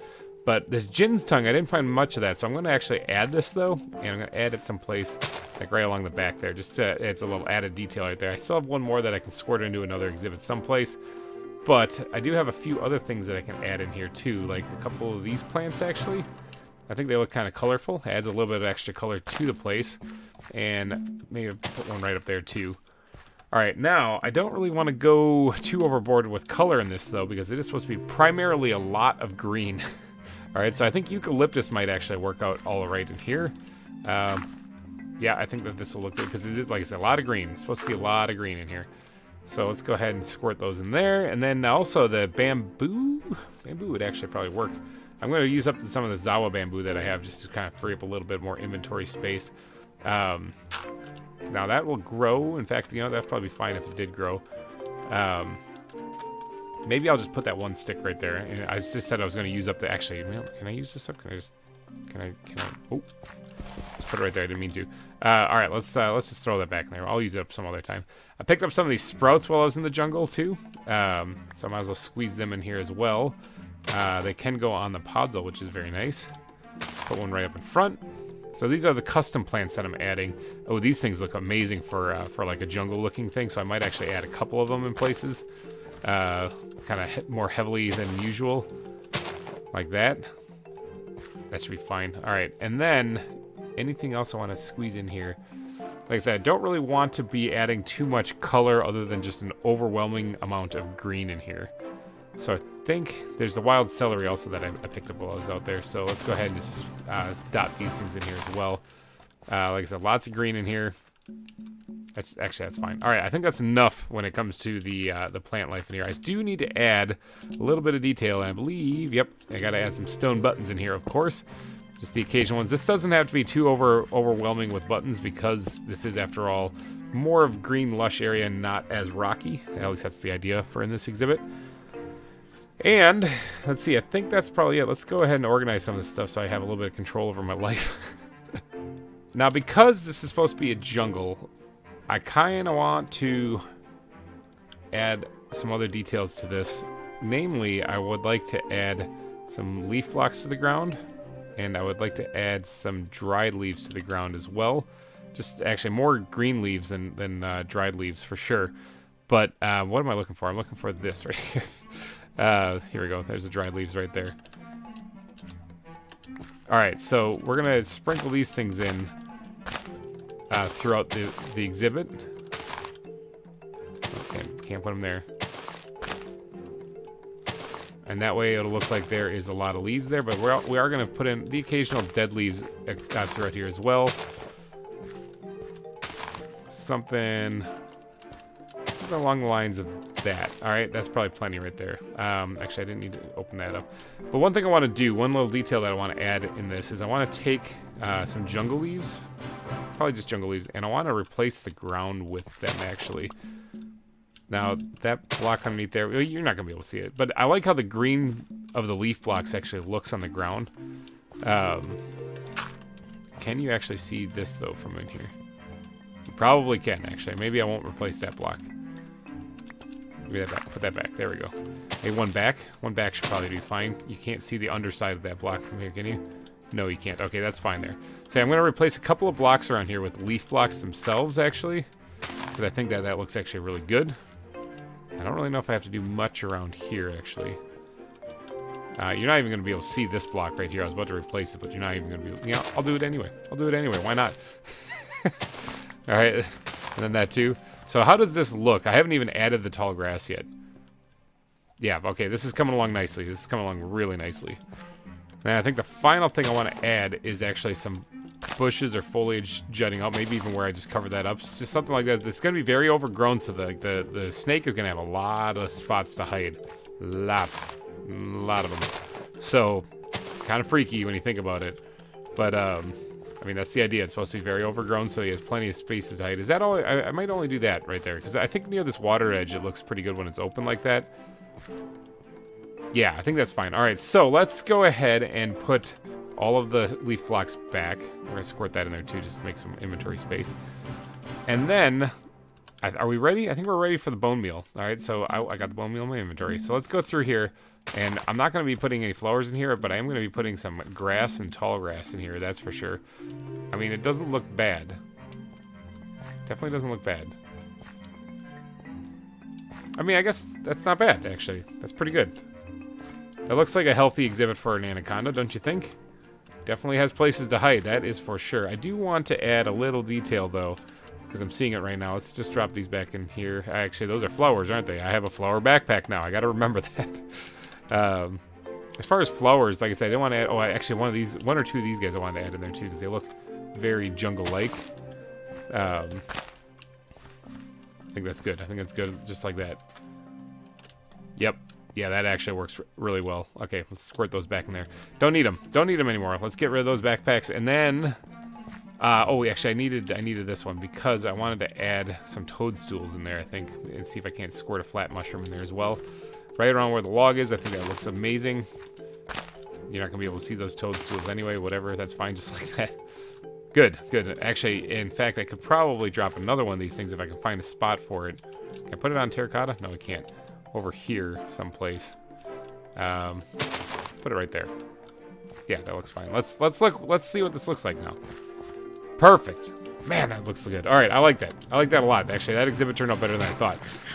So now we need an anaconda. So let's head back to the hidey hole. Let's take a power nap because it's nighttime out there, and creepers be creeping. And let's head back to the hidey hole, and then we're gonna get to naming the anaconda. Now, normally, this is where I would be saying, hey, guys, I'm going to need some names. I'm going to need some names for this. But how many anacondas do I actually have? Like, I was only planning on throwing one in there because I thought I only had one. But maybe I have two. I'm not sure. I do have two. Okay, so, yes, I do need anaconda names. However, I only need one. Okay? I only need one anaconda name because there was somebody during one of the live streams who donated in order to... Let me actually go run over here real fast. Who did a super chat in order to upend... I believe it was Blackout at the time. Can I fly? Thank you. I believe it was Blackout at the time. Blackout was the top donor, the top super chat amount, and then he got upended by LCat13, who beat him by 1 penny because Blackout, where is he? He's up here. Blackout here did $49.99. LCat beat him by 1 penny and did 50, and then Peter came along and beat her in the same stream and did 51. So. Thank you for basically everyone who is racing for the top super chat right now. Peter is the one who actually has it. So if you would like to upend him, next live stream that I do from here, that's your chance to do it. But let's talk about LCat13 for example, for a second here, because LCat was the one who suggested that I name the anaconda Sir Mix-a-Lot. Which I'm sure if you know Sir Mix-a-Lot and you know the songs that he's made, you can probably understand why an anaconda being named Sir Mix-a-Lot is kind of funny. But I think that I'm going to do that, actually, in honor of that donation that took over the top super chat for just a moment, basically, just for like an hour. In honor of Elcat, I'm going to name one of these anacondas Sir Mix-a-Lot. All right, that's how she spelt it, so that's how we're going to go with it. So, bam, Sir Mix-a-Lot. That's how one of these anacondas is going to be named. We're going to go ahead and add that to the exhibit in this episode. However, I do need one more anaconda name. So if you guys want to get your thinker caps on, and let me know. I need an anaconda name to go along with Sir Mix-a-Lot. So this... I love the name, by the way. Ow, I just ran into that crate. If you guys could, down in the comment section, add it. And I hope this thing doesn't kill me. I'm going to go ahead and add it over here. There we go, Sir Mix-a-Lot. And Sir Mix-a-Lot is... Not that. Is a boy. Makes sense. What is that thing he does? Venomous attack and basks and something. You know, I'm gonna get out of here. This thing's gonna have a venomous attack. I'm deucing out of there. Okay, so there. Sir Mix-a-Lot has been added. We do need one more anaconda name, though. Now, about this tunnel where we're going to be making it look like a mine shaft, like a still active mine shaft. I do want to get to that, but you know, originally at the beginning of the episode, I actually kind of thought maybe I should just add it right here, and then I added the anaconda exhibit there. So it's going to have to go over here, and this is going to take a tremendous amount of work, so, and that's, I think it's a little bit more than the time I have for this week's episode, to be honest. It's going to be probably almost like a stream thing to clear this part out, otherwise it's going to be another tremendously long time lapse. So, I think I'm going to save adding the mine shaft for a later episode, and just probably call it here, because we have, oh, there's that familiar sound. We have an animal added, and we also named the Fiji banded iguanas too, so we got a lot done. Where are they? Oh, they're hiding. They're hiding back there. Look at them. You can see his little eyeball poking through. Look at them. Are all of them back there? Oh no, there's one right here too. Look at him. All right, so I think what I'm going to do is I'm going to wrap this episode up though. So if you did enjoy it, please go down and smash that like button. It would really help me out a lot. And thank you guys so much for donating your eyeballs and ear holes to this episode. I hope you guys have a wonderful weekend. Thanks again for watching, everybody, and bye-bye.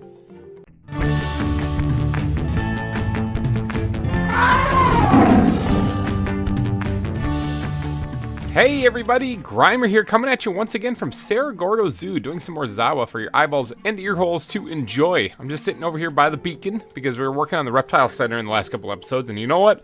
We're continuing it in this episode because I want to get that finished. I'm having a ton of fun in there, adding all the reptiles in there, and also carving out more of it because I did a little bit of work in between episodes, and I want to show you all of that. It's going to be a lot of fun. I think you guys are going to enjoy it a little bit. Why is he in a tree? There's a hippo. Hold on, we got to investigate. Press F5 one too many times. We got to investigate. Why are you up there? All right, the question is, which one is it? Which one? Let's see, a long shot. Let's see if we can't pop this guy. Oh, got him. Oh, did he fall out of the tree? Don't say he fell out of the tree. I'd be horrified. Which one are you? You're Pippo. Pippo, what are you doing in the tree, man? Let's get you back down here near your buddies. There you go. Enjoy your non-tree related freedom there. That was a little strange. I'm not really sure. That's actually the second animal I've had up in a tree. I don't know how they're getting up there. Maybe. Oh, I thought that moose was in a tree. No, they're just on top of the bushes. Okay, never mind. That's fine. I can understand how they got on top of a bush, but on top of a tree? Really? For a pygmy hippo?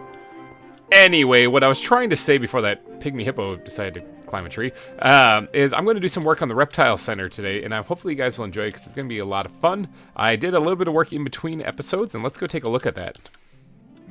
Alright, when I mean a little work, I mean I really did a little work. I just basically got the cave kind of established rather than doing a whole lot of decorating. So if you remember correctly, there was, from the last episode, there was like a cave going down that way, cave going that way. There's caves going all sorts of directions in here, and now this is actually just a completely enclosed cave with a nice little tunnel leading this way. And this is kind of what I want to work on in today's episode, is this tunnel. And it exits right here, back out to the zoo. So I kind of want to work on this area right here. Oh, that's just a roof. I thought that was another animal escaping. I was like, please not again. But this is the area I want to work on. But first, I gotta clear this side of the way because it's not supposed to be here. If there's gonna be a walkway there, I'm gonna need that going for sure. All right, so yeah, this is where the path is gonna come out. So I can go ahead and carve this down, and I think I'll worry about actually carving that path out and doing this part up later. But right now I want to get back in here. I also have to name an anaconda, don't I? You know what? Let's get to that first, because you guys once again killed in the comment section. One anaconda to name. You gave me a whole lot of options. And I'm bad with options, but there was one name that actually had me laugh out loud. And I am going to absolutely name the anaconda that. And that name was Julius Squeezer.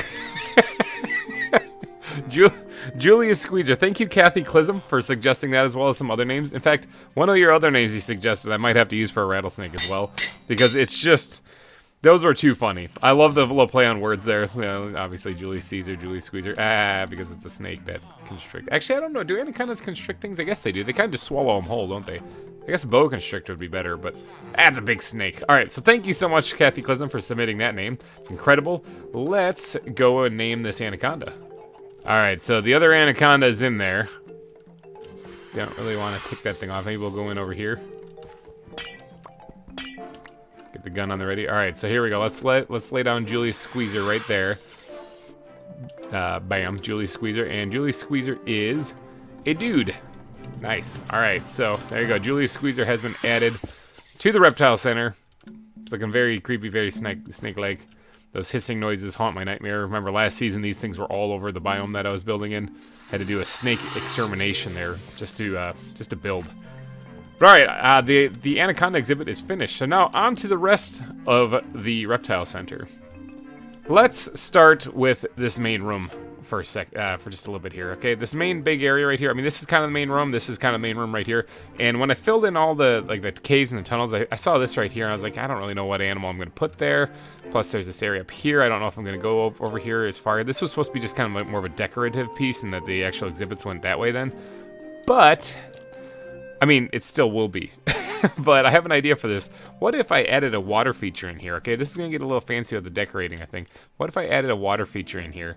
I've got a water bucket. I've got plenty of other water, too. So what if, let's get the ground blocks out here and see. Do I have some stone? I definitely have some stone. Let's grab some of this stuff. Put that back. What if we actually had like a water stream coming out from the ceiling right there and like going down like a stream of water going into a pond right here? We might even be able to go catch some fish and put them in there. I know it's not an aquarium, but it's like a little pond. I think that'll look good. In fact, this is like the same depth as this. Actually, no, it's fine. It's fine. I'll have it filled with water. That'll be good. All right, so let's do that. Let's do a little decorating here. So if we had a underground spring that was coming out right here, for example, what would that look like? Okay, so there's the cave on the other side. So let's just plug that up. Like if that came on down like right there, for example, it would land right. So water coming down right here. Let's see if I can't punch one more out. There we go. And it would land right here. Alright, so then I gotta carve this back just a little bit. I'm out just outside of my range of my haste, but that'll probably kick in on accident here as soon as I get over here. Alright, so what is water gonna do if I put that right here?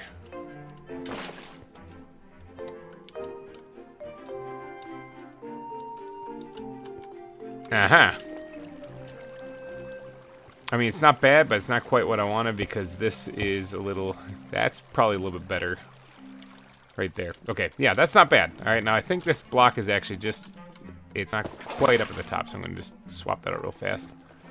All right, good, good. So there, it kind of flows down into the pond that I'm going to be putting here, which I think looks nice. I also want to get rid of some of this diorite because I think it looks like bird poop, and I don't really like it. I don't mind the granite, or the andesite being there, because I think andesite looks pretty good. But the diorite, that needs to go. Alright, yeah. I think that looks pretty good. There is a little bit of dirt or something up here. Granite, maybe? No, it's dirt. Gotta pop this out real quick. Don't really want that there. And then, let's go grab the squid backpack here. And we're gonna grab some of these cobble slabs, because we're gonna do-dad up this cave. We're making a cave, people. We're making it look all cave-like. A little bit here. There's also a worm that came out of one of those. I always get worms from all the dirt in this area, too, so... Alright, we're going to do that up this cave, make it look good and rocky, and then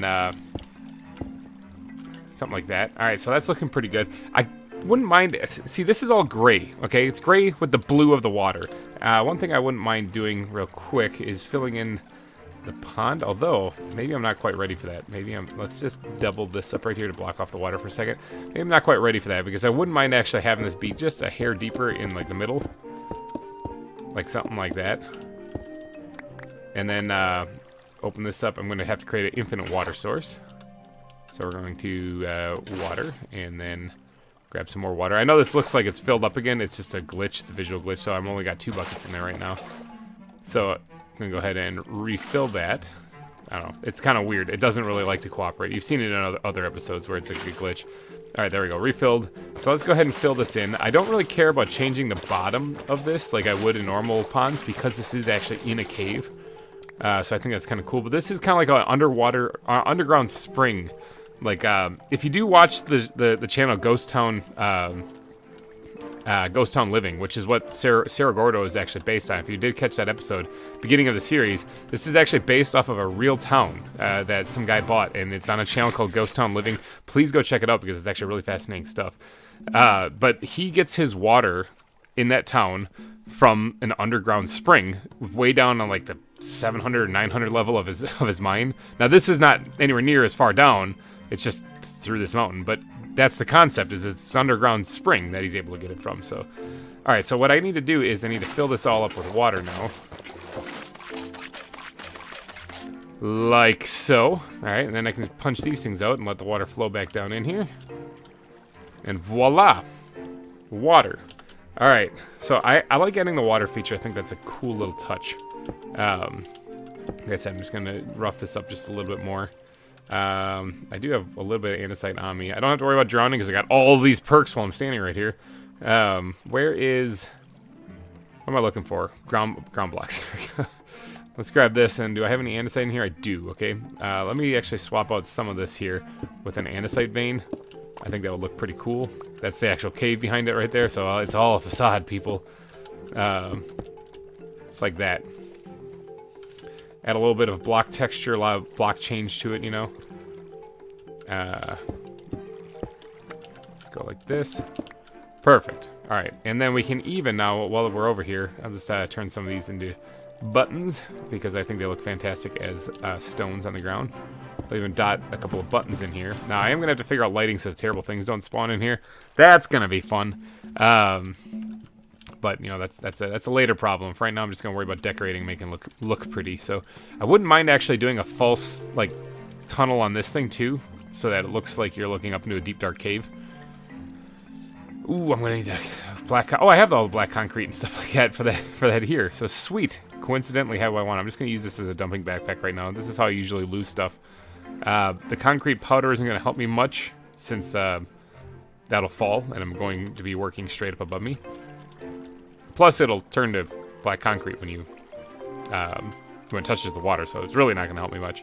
All right, so let's start off with the gray right there, and maybe right here. Oh, that block is freaking out. All right, one thing for sure, I want to knock out this block here and put a black concrete block there. And then I'm going to have to build that up around it in there. So I know this is kind of tedious, but it's a little bit of detailing that I think is going to be very helpful. So let's knock these all out right here. We're going to mix in... Where's the one I did too? We're going to put one black concrete there, and then we're going to put in some coal blocks in here. And let's see what that looks like when we look up there.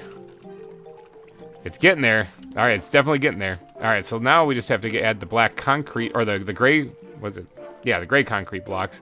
And I think we might be able to have something that looks kind of right here. All right, something like that I think should look just fine. It'll make it look like it's coming out of nowhere, basically. Yeah, I think that'll be all right. All right, so another thing I want to add in this, though, is I want to add a little bit more color because it is just blue of the water and gray of the cave, and that's what I kind of fixed that over here, aside from also the path blocks, so it's just going to add a little bit of brown to it. We could add a little bit of color in here by adding supports, like what we've done with this, and as well as adding this, like, this ravine kind of crack in the side of the mountain here. With the support kind of going across to hold everything together. We can actually continue that, because if you look, this kind of cracks this way over into this area. So what I'm going to do is I'm going to hop out here, and I'm going to see where I might be able to squeeze another external light source in on this place. Let's see, it goes right around here. Right? Did I do that right? Let me look at this. Yeah, it's basically right here. And I also landed here without even thinking about it, but there are creepers right there. There's totally creepers, and they be creeping. Let's take these guys out. Alright, creeper taken care of. Didn't even look around to make sure that the landscape was safe or anything like that. I just kind of landed and said, yeah, it's probably fine. Now, there is this actual, like, natural little pond right here. Now, the part on top here is outside of the zoo. I'm not really too worried about it. There's also some animals up here, including, that looks like an echidna and a Tasmanian devil up there. But I'm not really worried about the top part of the mountain right here, so this isn't super necessary to make that look super fantastic. But I do kind of want to line up this this crack right here, and it is basically right here. So let's get the shovel out here. And let's add a little bit of a... Oh, look at that. Oh, there's also a block that I'm running into. There it is, that one. That is an invisible one. There's also something here. Look at this. Man, there's water all over this place. Now, it would make sense since there is, you know, that spring there. But I'm going to dry this up because it's going to be a nightmare to do this do this ravine or this crack in the cave in the ceiling here with the water still there. So let's go ahead and squirt those in there for right now to get rid of them. All right, so we are going to be creating a crack in the ground right here that allows natural light to come into that cave down there. This being here actually could work to our advantage. Perfect. Look at that. That's actually a pretty good spot for it, too. Now, that will lighten it up a little bit here. I wouldn't mind bringing it back just a little bit, too, just to kind of get some light in that area as well. So there's still quite a bit to dig out right there. I just got the basic hole punched in there, and that's about it. Let's get up here. Yep. All right, so it has to come back. Ow, that was a bit of a rough landing. A little bit more right here, too. Like so. And then we can have vegetation flooding in from the roof. All right, I'm going to get to work on carving this out just a bit, and I will catch back up with you guys when it is done. All right, I know it doesn't look like much, but that's kind of what I'm thinking. It's not supposed to look like a Minecraft ravine. This is supposed to be a crack in the ground leading down into like a cavern underneath. So this part right here is going to have like some bushes kind of dotted on the landscape above it. Remember, this part I'm not as worried about looking great because this is on top of the mountain, and I'm not really too concerned with that up here, you know? We're just supposed to add some detail should people ever look up. Because there is going to be like some vines kind of draping down into this area. I think that would look pretty nifty if there were. So there'll be some greenery coming down, basically right through there. I need to get out of here though. I made too good of a ravine. I do have to worry about like creepers and stuff spawning up here, so maybe I better dot some. Oh, ow! Just clipped my belly on the ground there. Maybe I should better put like some buttons or something up here so that they don't fall down onto the patrons that are down visiting the zoo, because that'd be awkward. Hey, come check out the reptile center. Kaboom! Get exploded, you know. So let's drop down here. Like I said, there's gonna be some vines dropping down in certain places, and I kind of want to add them here first, so that I can pretty them up down below. Now, I know it's not a perfect fix because it's just a bunch of stones thrown all over the place, but like I said, up here, not the important part. It's down here that is, but hopefully that will prevent things from spawning up there so that they don't rain down on people. Now, down here, I do want to bring these vines down just a little bit, kind of draping down a little, as well as having them kind of hug the ceiling a little bit here. Actually, what I should have done is I should have done this part first. Like this, and then bring this back. That should be fine right there. All right. So I want it kind of draping down just a little bit. I don't want it to be kind of really blocking the view of this place, though, so I don't want to go too heavy with it. But just a little bit kind of coming down, just like that. So it looks like there's foliage raining in from above. And that's probably all I need to do really for that. I think the rest of it here is, I probably should finish the walkway, actually. Now, it's going to be leading back this way. This is where I could probably squeeze an exhibit in here, if not right here for sure. There's plenty of spots. I put these torches right here because behind here is the waterfall for one of the waterfalls outside. And I can't build that way, so I'm just not going to. But I think what I should do is I should probably get to work on doing the actual walkway. No, I'll save the walkway for last. I'm going to build some supports, actually. First off, bat backpack. I need you desperately in my life. Let's go ahead and squirt all these in there because I don't really need them. And squid backpack, I need you desperately in my life. Squirt those in there too, making some room in my inventory. Let's go put those away. All right, supports. We're gonna need some wood supports, so we're gonna talk. We're talking fir wood, and we're talking squid backpack. Come back. We're talking fir fences and some oak fences and some cobble fences as well. So supports for this place, it looks like it would probably make sense for there to be one over here. So what if we pop that out and put that in place? And built this up to right here, actually. Like that. And then I'm going to need to get up here and get my axe out again. Chop that out. And that should be one. I'll add the fences actually in a little bit. Let me get the main supports put in first. All right, there we go. I got the supports put in. I think this that should be enough little supports here. There. Now this is actually just a natural cave, also, or at least that's what it's supposed to be. So I don't really want to make it look like this is solely here existing because of these supports. So that's the reason why I kind of spaced them out. Now this right here, though, this part actually is going to have some more structured supports going down it because that's like an actual tunnel that's been dug. Maybe we'll go with that. So it goes down this way. But for right now, I'm just going to focus on this main chamber. One thing I was talking about putting an exhibit here, but I have a better idea because I think there's actually a. Is there a, maybe not? I was thinking that there was actually a cave back here. Oh, there's that. Yeah, there is actually a cave right here. I don't really care about the cave so much, but I think it would be fun if we actually created a mine shaft right there. What do you guys think? Maybe something like that? An actual functioning, or not functioning, but a functional looking mine shaft. It's going to be a facade though, of course. It's not actually going to be a real mine shaft because this is not a mine. This is a zoo and it's just supposed to be set in an old mining colony. So I think if I dug this out, now the mine shafts, they kind of curve and snake a little bit, but for the most part they actually kind of like go deep and straight. So that's what I'm going to go with. Maybe a little bit of curvature down one end, but it's not going to be a very far mine shaft. It's just going to look like it because I'm going to do the fake, like I said, the facade, the wall kind of making it look like it's kind of like deeper than it actually is. That's the plan anyway. So let's go back here. Okay, here's the actual cave here that I don't really care about, but also I don't really know if I need to go any farther because people aren't going to be going down there. They're just going to be looking down there. So that should be probably far enough. Is right around here anyway. Something kind of like that, okay? I kind of like it. I kind of like it. Now, we do have to add the supports and everything in here still. So we're going to go ahead and add those in right now. I think would be a good idea. Let's make it look like this is actually deliberately done to have this place carved out. And it's being held up, actually, as it goes. Not just by this one pillar right here. Something like that, yeah. And then we got to make sure we put like a cross member up here, although I'm not sure that would be super necessary, but just for the sake of how it looks, we're going to. And maybe we'll put like one more somewhere back here too, like right here. I'm tempted to make that a darker colored wood because what I'm going to try to do is get that to fade into blackness back there. So if I made it a darker colored wood, that would probably make a little bit more sense. But let's first leave it as fir wood, and we'll see how it looks once it's all done. But one thing we got to do is we got to create the facade again, the false wall.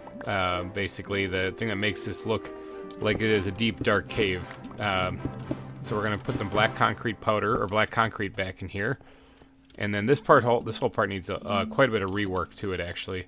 So we're going to kind of seal this up a little bit and bring this out here and maybe up here as well, like this. Let's knock this out. I can't have any stone back here for sure. That's not going to work.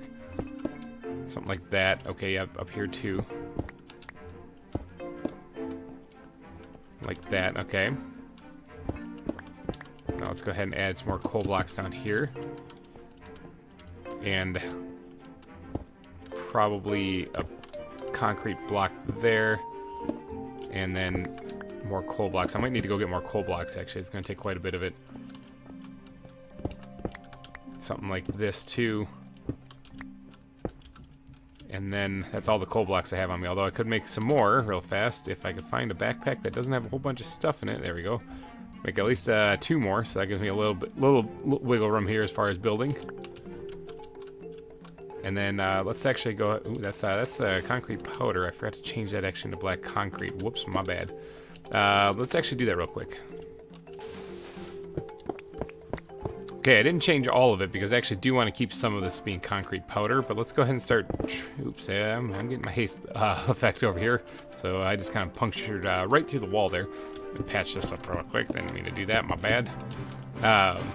Let's go ahead and put the concrete blocks in here too. Start fading it into the actual grade that it is. And then I'll probably put some concrete powder in there too. just to kind of blend it in even more, because it is slightly less gray. So like this right here can be concrete powder. See how it's just slightly less gray, so it really starts to kind of blend it back in. Oops, that's actually a hole. Fill that in. It starts to blend it back into the regular stone then, I think, really nicely. Alright, let's knock out the light real quick and see how this looks when you're looking down it. Oh yeah! Okay, so that definitely makes it feel like it's a really deep, dark cave back there, when it actually isn't. Now, I don't actually really want things to be able to come out and kill my people here, so like touring the zoo. So let's get the fences out right here, the squid backpack, and let's get some of the fence action going here. My inventory, whoa, it's really bad, people. Let's get these out and actually get back there and fence some of this stuff off so that it's not a viable place for mobs to come through. So we're going to put some buttons back here so that they'll negate some of the spawning platforms. Although you can really see them. Never mind. You know, never mind. We're not going to do it. Maybe it just won't be totally safe. Maybe it's just going to be a little dangerous. I mean, that little danger never really hurt anybody except for, I guess, except for when it did. But we can sprinkle some buttons in there, of course, to make it look like pebbles. I also want to redo the ground just a bit with bad backpack. Where are you? Let's get some coarse dirt going here and some gravel. And I'm going to redo the ground just a little bit in some spots with just a little bit of this action here to really kind of look like it's been kind of walked on, you know, make it look like this is actually a path-ish that people have gone down. So it's not just stone, but people, while they're mining, would have absolutely gone down this thing. Now, I've been focusing on trying to keep it dark in there, or light in there, or no, dark in there so that it looks like a deep, dark cave, but that's kind of what the blocks are for. Now, there might be some spawnable places right here, but if I put this lantern right here, check this out. Bam. It still kind of looks like a dark cave back there, doesn't it? It looks like it goes back quite a ways, so it still has the same effect at first glance. Like, you would think that that's just a creepy, dark area. And I can keep it lit up down there. Now, the benefit of putting a light in there is that, oh my god, benefit. I speak of benefits while my entire inventory is a disaster. Let's try to get some of this stuff out of there. The benefit of putting a light in there is that I can actually, is that all the fences I have? Don't have room for those. I can actually put something in here now. Like, do I have any iron on me? How do I not have iron on me? Where's my golem backpack? I have, oh yeah, I have iron on me. There we go. I was like, I have to have iron on me. I need a stick. Let me take two of these things and go in here and craft myself some rails, like so, and then craft myself a minecart also. Benefit of this is that I can actually take minecart tracks and kind of connect them together like this. Kind of broken minecart tracks, actually. They don't need to be perfect. Like that. And then I can even take a rail, or a minecart, and throw it on there. Bam, just like that. So it looks like an abandoned mine. Now, there's still a couple of details I want to do on this thing, though, because it's getting there. You guys see the vision coming into it? This is all just a decorative piece, too. This is not actually... this is to make it atmospheric here in the zoo. There's a skeleton right there, invading my safe space here. Let's take him out. Oh, he's still alive. We're going to get you. We're going to get you. We're going to get you. Gotcha. So it's nighttime. That's probably why he's in here. But this is all just a decorative piece. Look at that. You can even see the dark cave back there. How cool that looks. All right, this is just to decorate the place, add a little extra background feature to really immerse the person in where they're at. So let's finish up this part right here.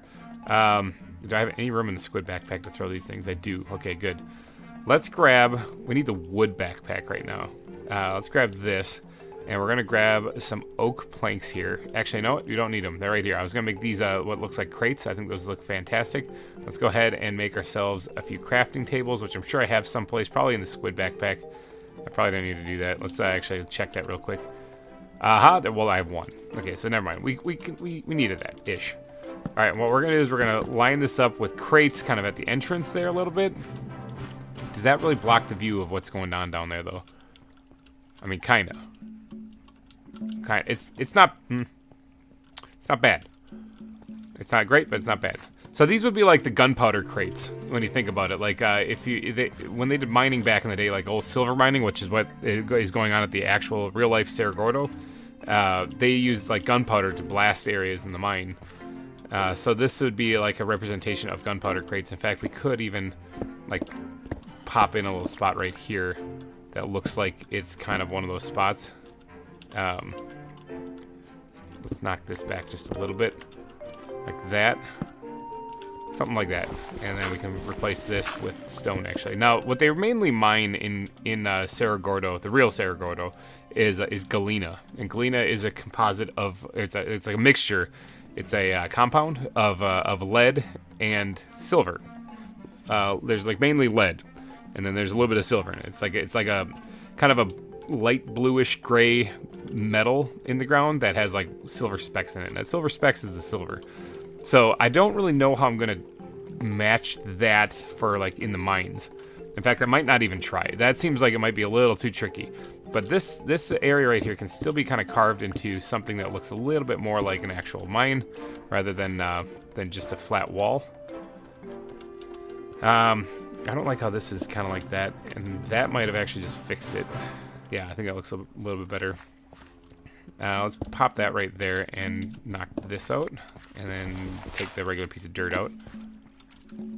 Yeah, all right, I'm thinking that looks pretty good. So there is an actual, honest to God, mine shaft now here in the underground mine sections. So I know that I've been saying I've been wanting to add stuff like that in parts of the zoo, and I just haven't yet because I haven't had a really good spot for it. But if you're walking down here, bam, it's an actual mine shaft now, and I think that looks pretty good. The only thing that we could do to change it, well, let me yeet this worm out of my inventory because I hate how I keep getting those things. The only thing we could do to change this to make it just a little bit better, let's grab a couple pieces of dirt here. We're gonna add those roots, maybe.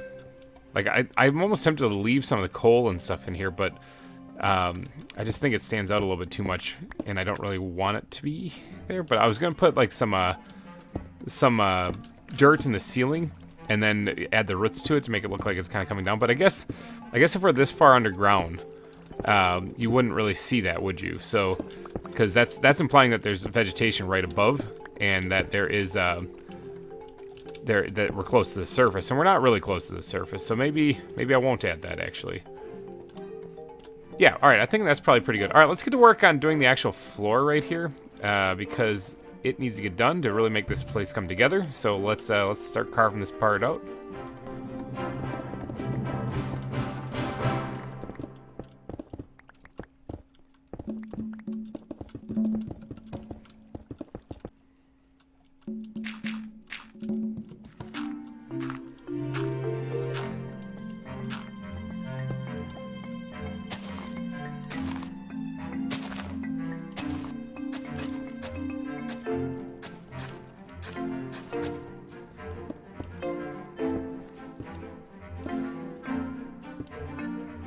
All right, there we go. We got the floor put in. Now, I don't actually want people like walking too far over this way, but I wouldn't mind actually having this walkway kind of continue this way just a hair, because there is. I do want to. I don't need to plug that up. I do kind of want to put like some fish or something in here. So I'm gonna have to probably go take a trip to the ocean just to make that happen. But I do want to have some kind of barrier here to prevent people from just walking on into the puddle that's there, the pond. So we're gonna put up a little bit of a fence, something like this. Now that sort of sucks. So maybe we'll get actual like a proper fence post put in here, and kind of break this up just a wee bit. I mean, this won't actually keep anyone out though, because it's I mean, I guess it's not really super supposed to. It's supposed to just kind of be a little bit of a barrier or deterrent. So I guess that's fine the way it is. All right, let's go ahead and stuff all this stuff back in here. Yeah, that works all right. Now, the lighting, okay? I really do got to tackle the lighting here because I can't have these torches just up everywhere. I think that's a little distracting. So I really do have to try to figure out how to light this place up more effectively than what it currently is. I could absolutely, though, use some heat lamps hiding things. I don't really need to light up over the pond, but up here in this back area, I probably should. Can I get away with using one of these? Let's get a couple of these lamps. Using one of these lamps, like right here, and light up the whole area enough that things aren't going to spawn in immediately. Maybe, now, things back there definitely will. So, I mean, I guess I'll be able to see it and shoot it if that happens. That looks well lit enough up there, actually. So I think that looks pretty good. And then we're back over here where there's still a bunch of torches. Of course, it is daylight here, so when it's nighttime, it'll probably be a lot darker here. But Yeah, hold on, I gotta sort my inventory. This is an absolute wreck. All right, inventory is a little bit more sorted. It's still pretty bad. It's an ongoing problem for me. I don't think I'll ever be able to escape it. But I do want to actually get to work on doing a little bit more terraforming here on this cave to really make this stand out. Because I think that it's got some potential to look really nice as soon as I get done doing a little bit of work on it. So, I'm going to be adding a couple slabs and stuff in here to really make it look a little bit more custom, as well as, where's my ground blocks? As well as adding some andesite nodes throughout it as well. If nothing else, andesite, I mean, if it was a little bit more bluer, it would look a little bit more like galena, and I think that would look pretty cool, but it doesn't, so, there's gotta, I really wish there was a block that would look perfect for this. I mean, obsidian, sort of. Although coal coke is pretty close. It's got a lot of different textures you can change it to with chisel. Big tile, and it's not too far off, actually. It's actually pretty good. That's like kind of like that. It's a gray, kind of light bluish. Coal coke is actually pretty close. Now, how do I make that? Coal. How do I make this? How do I get you? I don't know how to get this. Yeah, I don't know how to actually make this stuff, so maybe I won't use that either. So yeah, I'd have to look through here and try to find a block that actually matches galena, and it might take a little bit. But for right now, I'm just going to work on the stuff I do know how to do instead. Now, I do want to actually add a little bit of something in the ceilings in places. Like right here might be a good spot. Kind of drooping down just a little bit. And then maybe like a stalactite, you know? Kind of something like that. I think that would look pretty good. And this is another spot where it looks like we could actually fit another one. Maybe. Come on, there we go. This is kind of coming together. Now, I don't actually have, like, there's dripstones and stuff like that in the later version of Minecraft, but I don't have that in this version, so we're not going to be able to get away with doing that. But what we can do is we can actually create little imitation ones like this. Because I don't think that there is stalactite. No, there's not. Yeah, no, there's not. All right, so we're going to have to kind of make them up as we go. Now, I wouldn't mind actually having a couple of them actually right here. One maybe even poking out of this, you know? Kind of creating like almost like a little field of it right here. Maybe even punch this back just a hair to try to squeeze one more in here. Yeah, there we go. All right, now it is actually nighttime right now, and I'm in here. Now, this does look a little bit dark here, so there definitely will be things that can spawn in here, which is not exactly what I was hoping for. I wonder if I can get away with... Let me go back into the wood backpack, grab some of these things out of here. I wonder if I can get away with actually... Is there a lantern that I can put, like, on the ground? Like there is in the later versions? Not really. Well, maybe I can work with some of the ZAWA ones, like one of those things there, and actually get this to work. I'm going to put like a pile of boxes right here. And something like that. We'll do this. Yeah, that kind of makes it look like it's sort of embedded in there. And let's see, can I work with the lanterns that I have? Where's the squid backpack? These guys, the wall lamps. Can I work with these things somehow and get a little extra light in here? I mean, it's not perfect. It's not perfect, but I mean, it might work at least a little bit right there. It won't fix everything though, because there's still a dark spot right there, but it is something. I kind of want to maybe take that out right there. If I had a lantern, I'd put it right there, but I don't, unfortunately. Now, I do want to add more boxes and stuff to make this look like a actual like mining area. Maybe stacked up in various places, like so. Yep, that works so pretty good. All right, yeah, this is looking a little bit more busy than what it was before. Now, there needs to be a little bit more block diversity here on this pillar, I think. Putting maybe a node of andesite in there might work to kind of change that up just a wee bit. Oh, yeah. Yeah, definitely helped out a lot there. This is almost done, I'm thinking. Now, I do want to get up here and do a little bit of smoothing out right here. Let me pillar up here at the andesite. Maybe throw in a little bit of blocks up here. Like so. That actually looks pretty good. This is coming along. All right, now I know this is not a zoo exhibit. This is something else. This is part of the aesthetics of the zoo, but it's equally important because if you're going to make a really awesome zoo that pops, you need to take the time to do the aesthetics of the place. Otherwise, you know, it's just going to be like a bunch of exhibits that look pretty good, but they're not actually like a zoo, you know? They're just a bunch of holes in the ground. Yeah, I'm thinking that's about it. Is there anything else you guys can think? If you can, put down in the comment section and think about what I can add to this. I probably should do a little bit of work back here, actually, because I didn't really jazz this up at all. Make this look a little bit smoothed out a little bit more. Yeah, all right, that's fine. All right, you guys, I think that might be about it for this part of the reptile center. Now, what we're going to be doing is I like the tear in the ceiling. I think that's a really nice little feature, really nice touch. But what we're going to be doing is in the next episode, we're going to be adding another exhibit here in the reptile center for sure. I'm not going 2 weeks in a row without adding an exhibit. I just wanted to make sure I got a little bit of the decorating done in this one. But before I take off here, I think what I'm going to do is I'm going to quickly do this little stretch right here, connecting it to that mine shaft. Although that's not exactly where people are going to be walking. They're going to be walking this way. I do want to make sure that I get this part at least partially done so that I don't have to worry about it in the next episode. All right, there we go. Got the ground put in. This looks pretty good. The sun is starting to come up, but this is kind of what it will look like at night, actually. It'll be kind of dark and gloomy in here like a cave is supposed to be, but it is reasonably well lit up. I did remove all the torches in the area, so that's good, except for up there where I'm going to be going. And I still have some back here in this tunnel, too, that I should probably quickly hide. I could have put some heat lamps in there to add a little bit of more brightness, but effectively this is not ever going to be like super safe. There's always going to be a little bit of a threat here in the zoo.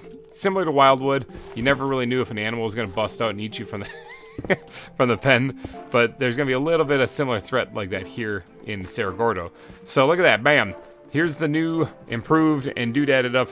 Oh, there's a guy. You never really know when you're going to get shot by a skeleton here in the zoo. All right, let's take that guy out. So clearly this isn't lit up enough. There's also a torch right here I gotta hide.